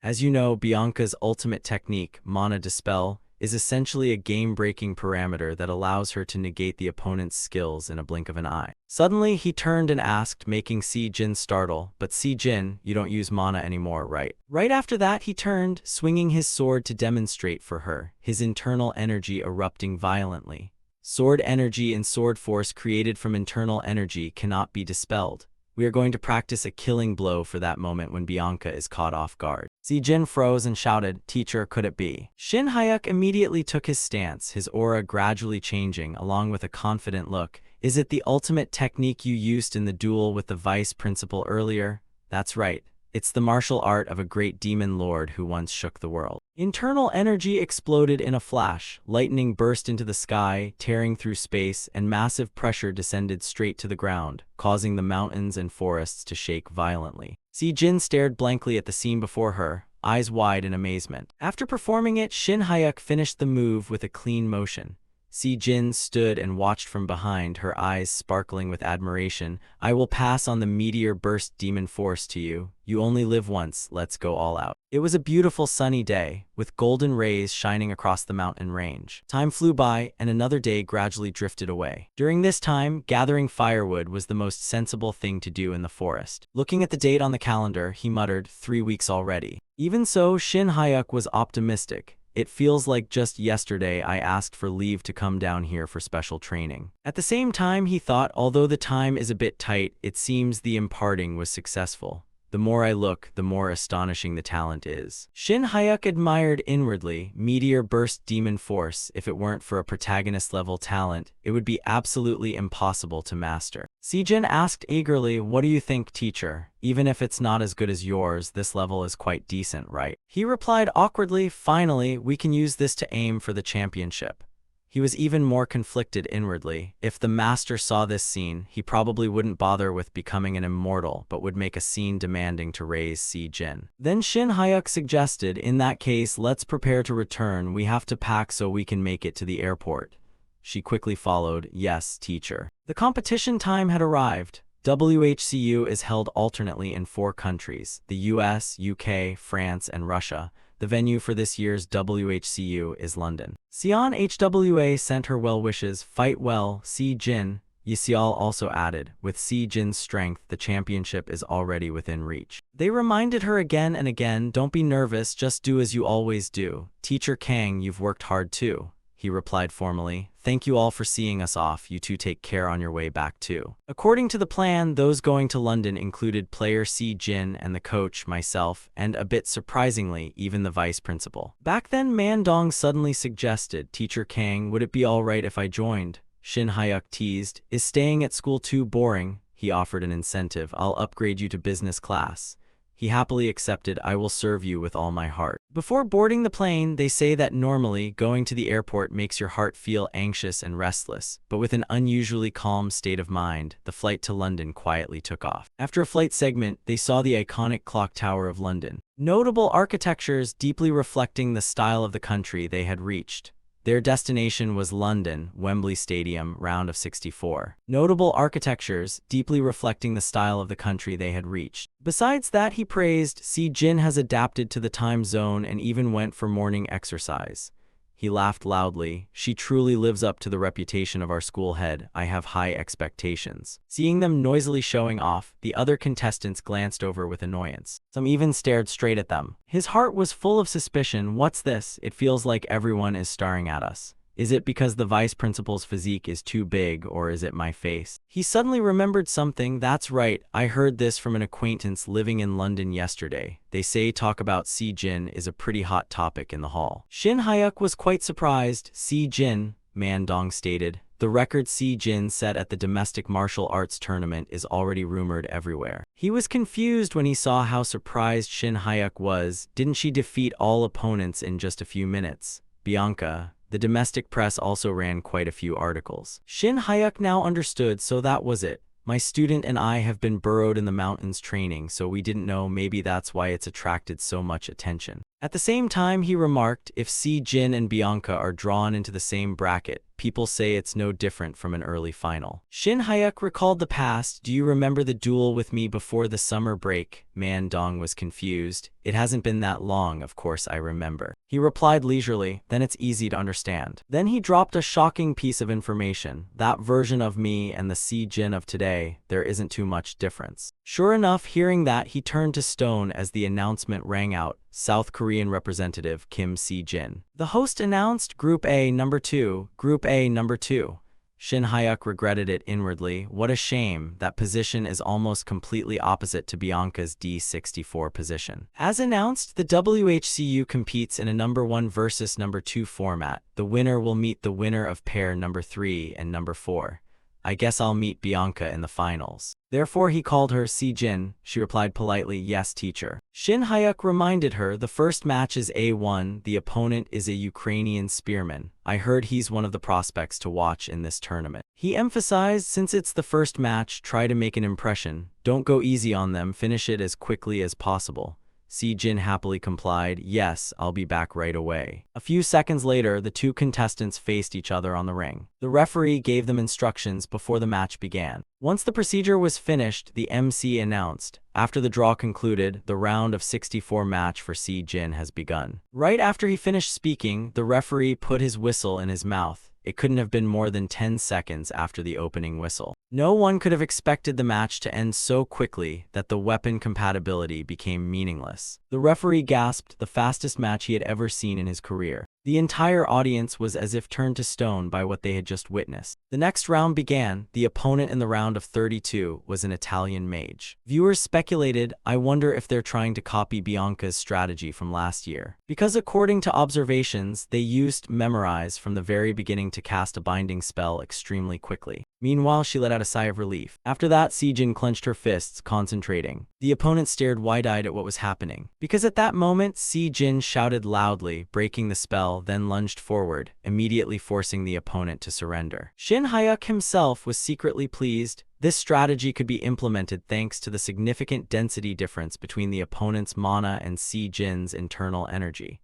I don't know if it will work on Bianca, but there's no performance more random than using power to suppress. Furthermore, he muttered, Bianca Lowell, I know you're watching very closely. Shin Hyuk also surmised, and you fully understand that this level is not enough to pose any threat. The MC excitedly announced Kim Si-jin, round of 64 record, 10.64 seconds. Round of 32, 20.13 seconds. At the same time, Bianca Lowell, again looking down on the record with contempt, bored, I'm going home, while the MC was still reading the results. Round of 64, 5.21 seconds. Round of 32, 3.73 seconds. That attitude made him laugh inwardly. All right, just keep that arrogance and wait for me in the finals. Shin Hyuk was greatly looking forward to it. At the moment you are most careless, we will use a meteor shower to drag you down. Moving over to a few days later inside the arena, the referee's voice rang out clearly. The match is over. The winner is contestant Kim Si-jin from South Korea. The crowd in the stands was utterly thrilled by her unstoppable, steamrolling performance. Once her true strength had been put on display, there was no need to keep up any mysterious facade. Even if only slightly, her opponents in the round of 16 and the quarterfinals were all promising talents. Yet each match took a mere minute. For Si-jin, who utilized internal energy rather than mana, no more time than that was needed. A shattered sword was forcefully driven deep into the ground, and her opponent knelt helplessly on both knees after the battle. And then, amidst the resounding cheers of the referee, Si-jin's WHCU semifinal match came to an end. To hold her ground against Si-jin for a full minute, not bad at all. Korea has produced an extraordinarily terrifying young talent. It is an overwhelmingly dominant achievement rarely seen since the tournament's inception. A prodigy destined to become an icon who will bring glory to her nation once this tournament concludes. While the praises for the rookie monster Si-jin continued to pour in, the odds placed on Si-jin in the championship prediction event remained completely unchanged. Everyone present was unconsciously taking it for granted that, no matter what powerhouse might appear, the ultimate champion would undoubtedly still be Bianca Lowell. The reporter posed a question. Contestant Bianca Lowell is truly amazing. You've just set the record for the shortest match time in this semifinal once again. This record is all the more remarkable since you achieved it against a Brazilian martial artist and a Polish swordsman without using any magic. Is there any particular reason why you aren't using magic in this tournament? Bianca answered indifferently, I've already won the championship twice using magic. This time, I wanted to try winning using only swordsmanship. The reporter continued, then do you plan not to use any magic throughout this entire WHCU tournament? She pondered for a few seconds and replied, let's see. Since I'm competing representing England anyway, I'll use it if things get desperate. But even in the finals, I wonder if it'll even be necessary to use magic. Standing in the background observing the interview, Kang assessed internally. She's good at psychological provocation. On the first day, she yielded the initiative of attacking first before finishing the match. But today, on the second day, she wrapped up the match overwhelmingly fast and clean, without a shred of mercy. He smiled with amusement, thinking to himself, I see right through it, that's what she's aiming for. Though depicted in the original story as a magic genius, Bianca was actually the daughter of a prestigious swordsmanship lineage. She must be keeping a very close eye on our Sejin's swordsmanship, right? Thinking this, Kang turned and encouraged her. Great job, Sejin. Time to do the pre-finals interview, don't you think? Once we head back, the vice principal is going to treat you to something real expensive. She awkwardly scratched the back of her head and replied, ha ha, I really appreciate the kind thoughts from you and the teachers, but I don't feel any appetite right now. Kang felt a bit unsatisfied. Oh come on, you need to eat to keep your strength up. Sejin sighed, that's true in theory, but no matter what I eat right now, I'm just going to be too nervous to keep it down. Realizing something, Kang thought to herself, this kid is heading into the finals, so she's acting like this. She seems a lot more stressed out than she lets on. He stepped closer to encourage her. Not being nervous at all is a problem too, but getting overly stressed out isn't good either. She lowered her head and offered a wry smile. Ha ha, I didn't realize it'd be like this. Kang continued his pep talk in a fully confident tone. I trust that Sejin won't leave me out in the... Wait, where was I? Because I've wagered all my assets plus maxed out every bank loan possible to bet on you, you see. Those words only piled more pressure onto her. Sejin answered in a panic, "Professor, what if I lose?" Before she could finish her sentence, Kang flicked her squarely and firmly on the forehead, reminding her, "I only said that to help you loosen up. You silly kid, I believe in you. Even if you lose, it's no big deal for me. Money can always be earned back. None of that really matters, so just do your best." Outwardly he acted cheerful, but inwardly Kang was panicking. "Please win for my sake. If you lose, I'm getting dragged off to your dad's guild." Those words actually provided an extra boost of motivation for her. "I'll give it my absolute all from start to finish in the finals." Kang confidently agreed, "Yeah, as long as you try your best, you won't have any regrets left later on." Someone stepped forward from behind and announced, "Are you contestant Kim Sejin? It's time for your interview." She replied, "I'll be right there." Just as Bianca was leaving, Sejin was stepping in. The two of them passed each other in silence. The moment she brushed past her, Bianca's gaze froze for a fraction of a second. She instantly spun around to look back at Sejin and evaluated inwardly. The finals opponent is some Kim from Korea. Even if just for a split second, I felt it very clearly just now. She's a monster just like me. An anomaly that occasionally pops up among hunters. I honestly thought I was the only one of our generation. I've studied countless texts on mana, but this is the first time I've ever felt this kind of sensation. There's a completely different kind of power running through her body, and it's not mana. Her secretary walked up from behind and checked in. "Miss Bianca, are you all right? Is something wrong?" She exhaled a breath and answered, "It's nothing, I just feel like I might have given the wrong answer in that interview." The secretary asked in confusion, "What do you mean by a wrong answer?" Bianca broke into an intrigued smile. "That bit about not using magic in the finals. I might not actually be able to keep that promise." Once the interviews concluded, countless cameras were positioned all around the arena. The spectators in the stands were wildly excited for this battle. The most anticipated final match was finally unveiled. This year's final WHCU tournament of future S-rank hunter prospects. Not just England, but the entire world was watching. An underdog who had once been eliminated right at the starting line in previous tournaments had appeared with a transformation so drastic she was unrecognizable. Up in the stands, Mandong anxiously turned to Kang and asked, "Teacher Kang, what did you mean earlier by once we head back? The finals are right upon us. Didn't you give that girl any advice?" Looking a bit annoyed, Kang lightly swatted the vice principal's hand away and answered, "Everything that needed to be said was already said in the waiting room earlier." Mandong pressed on, "Then what? What on earth did you say in the waiting room?" Kang's gaze narrowed slightly as he sighed. "Egu, why are you so curious about that?" Mandong retorted, "How could I not be curious? It's true that Sejin's abilities have improved to a staggering degree, but her opponent is the two-time reigning champion Bianca Lowell." Kang flashed a meaningful smile and stated, "Just watch and you'll find out soon enough." Up in the stands, the referee issued the command, "Contestants, take your positions. I will begin the countdown. 3, 2, 1. The match begins. From the round of 64 all the way to the finals, the total combat time amounted to a mere 5 minutes, setting a time attack record as if to shatter every opponent's mark. Who is the monster rookie of the WHCU who finishes matches within a single minute? The super rookie from Academy number 1, though unable to set a brand new record because the national record holder had been heavily guarded against her. Returning to the battle, the moment the start signal sounded, Sejin leaped backward to widen the distance. This caught Bianca somewhat by surprise, a swordsman actively creating distance. Kang continued evaluating, but to everyone who had followed her matches so far, they all assumed she'd charge forward fiercely even in the final match.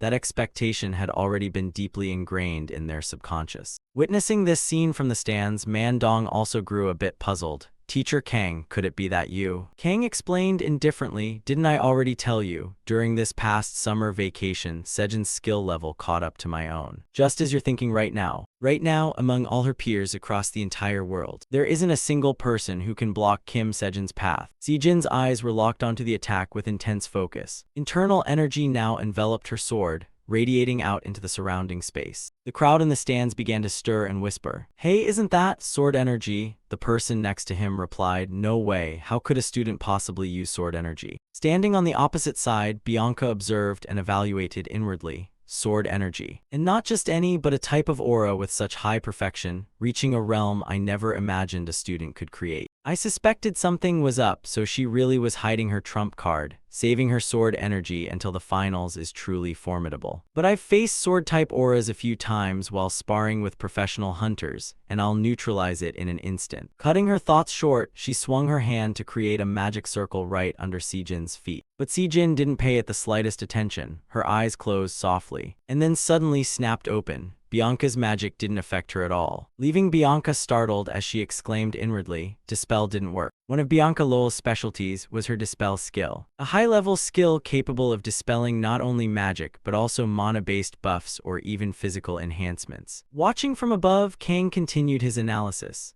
At the World Tournament the year before last, a student tried to challenge Bianca with sword energy. I saw with my own eyes how easily that person was neutralized by her specialty, Dispel. But this time it's not mana, it's internal energy. Without a moment's hesitation, Sejin utilized the technique she had just learned, Meteor Burst Demon Force.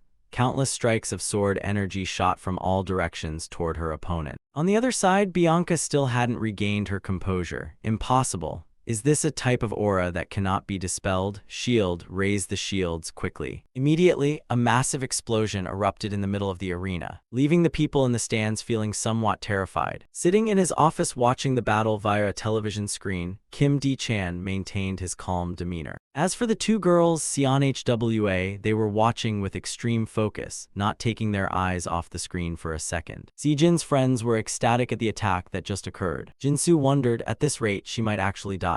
COHWA immediately cut in, "Hey, don't say things like that, you'll jinx it." But contrary to Jinsu's worry, just as the dust and smoke began to clear, Bianca's silhouette gradually emerged. Her arm trembled as she clutched her sword. Panting heavily, her defensive shield was no longer intact after absorbing the recent attack. Sejin shouted angrily, "Hey, look at that, that was all you." Bianca took a ragged breath and said, "I really didn't expect it to be this strong. If I hadn't deployed my magical defenses in time, I might have been defeated early on." Observing from above, Man Dong evaluated, "Is that the level of offensive and defensive capability of a student? Now I understand why Teacher Kang trusted Sejin to enter the match, but Teacher Kang, is this going to be okay?" Kang, still intently watching the battle, asked, "What do you mean, sir?" Man Dong continued, "If my memory serves me right, before the summer break, Teacher Kang was nearly exhausted after using that ultimate technique." Bianca Lowell only looks slightly surprised. She doesn't seem heavily injured. If she still has mana to attack, wouldn't Sejin be in danger? Kang confidently explained, "If it were sword tips, she would have collapsed early. As you saw, that was sword energy." "Ah no, that was sword energy a tier below. It's improved for repeated use. It's a mass-produced version of the technique." Looking at the power on Sejin's sword, Bianca gasped inwardly again. Kang continued his analysis. "I bet my entire fortune on the match with Bianca Lowell, didn't I? Would I really play a gamble that rests solely on a single attack?" He smiled to himself. "I got a bit of inspiration from the duel with Kim Di-chan last time. Instead of passively swinging my sword until all the surrounding barriers broke, which would leave the mages lying around, exhausted from mana depletion, why not downgrade the Meteor Burst Demon Force technique one level to sword energy so I can execute the same technique over and over again? The goal isn't to kill Bianca Lowell. The goal is to defeat her and win the championship. Keep attacking until she runs out of mana for her shields and passes out.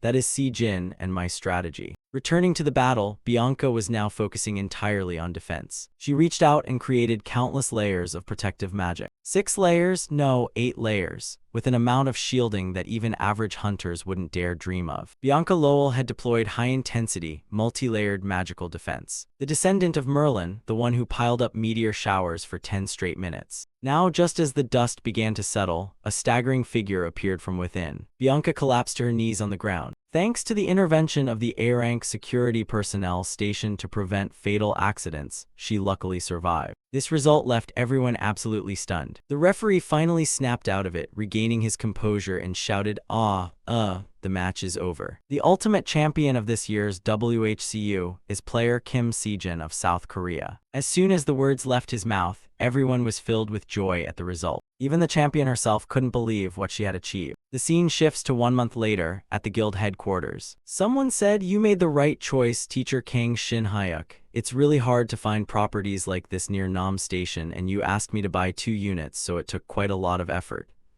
Haha. This person took a sip of tea and continued, I was very curious, but since you insisted on buying the building. Si-jin's voice cut in, anyway, if we want to establish a guild later, it's better to buy one in advance. And so, Si-jin and I each bought a building. In an interview at the airport after returning home, Si-jin announced she would not join Kim Di-chan's Aries Guild. She said she would operate independently, and once she becomes a C-rank hunter, she will establish her own guild. Even if it's a tournament for hunters, how can you use prize money to buy a building? Kang turned and offered, Si-jin, take this. She asked curiously, what is this? Kang explained, 1.5 billion won from the wild ginseng sales, consider it your startup funds. I bet everything on your name. Do you know what the odds were? She gasped. Huh, teacher, how much was it? Kang leaned in close and whispered, it was 20.4 times. Almost everyone in the world bet on Bianca. Si-jin held a massive amount of money in her hands. However, there was someone who earned even more than Si-jin, the one who received the record prize. The legendary all-in gambler who made the move is none other than me, Kang Shin-hyuk. On the other side, the real estate agent wondered, Teacher Kang Shin-hyuk, but why did you only look to buy houses near HW Electronics? At your price point, there are plenty of buildings with better conditions. Kang shook his head, refusing to answer the question. Just, the air there seems fresh. HW Electronics is run by the family of the protagonist Lee Jae-sung. Being neighbors with the protagonist, a building in this area is guaranteed to be the safest place in the world. The two were in the elevator. Kang spoke up, as a rich person with money you couldn't spend in a lifetime and having just bought a whole building. You've got the hunter's power and handsome looks. Now you're not lacking anything anymore, are you? Si-jin could only smile and reply, usually people don't talk about themselves like that, teacher. Then she turned to ask, so, are you planning to quit teaching at the school now? Kang rubbed his chin in thought, I haven't thought about that yet. Come to think of it, that's true. I don't need to collect a salary anymore, right? The girl softly smoothed her hair and asked shyly, hey teacher, is it possible that after I graduate with you and me? Before she could finish, Kang immediately realized what she meant. He hurriedly waved his hands to refuse. No, I won't do it, I won't do it. Even best friends shouldn't join the same guild or go into business together. I'm not interested in those things. I'll just be an unemployed guy with lots of money. Regardless, I can't quit teaching until my kids in the class representative program graduate, right? The elevator door prepared to close. At that exact moment, Si-jin ran out to follow him, sighing, there's just no stopping you. Teacher, take me with you. The system then sent a notification, side story chapter has been unlocked. From now on, it will record the story of Kang Shin-hyuk, who entered the body of an extra character. Kang smiled contentedly, right, this isn't the story of the protagonist, but my own story. So what should I name the title? Right, that one's good.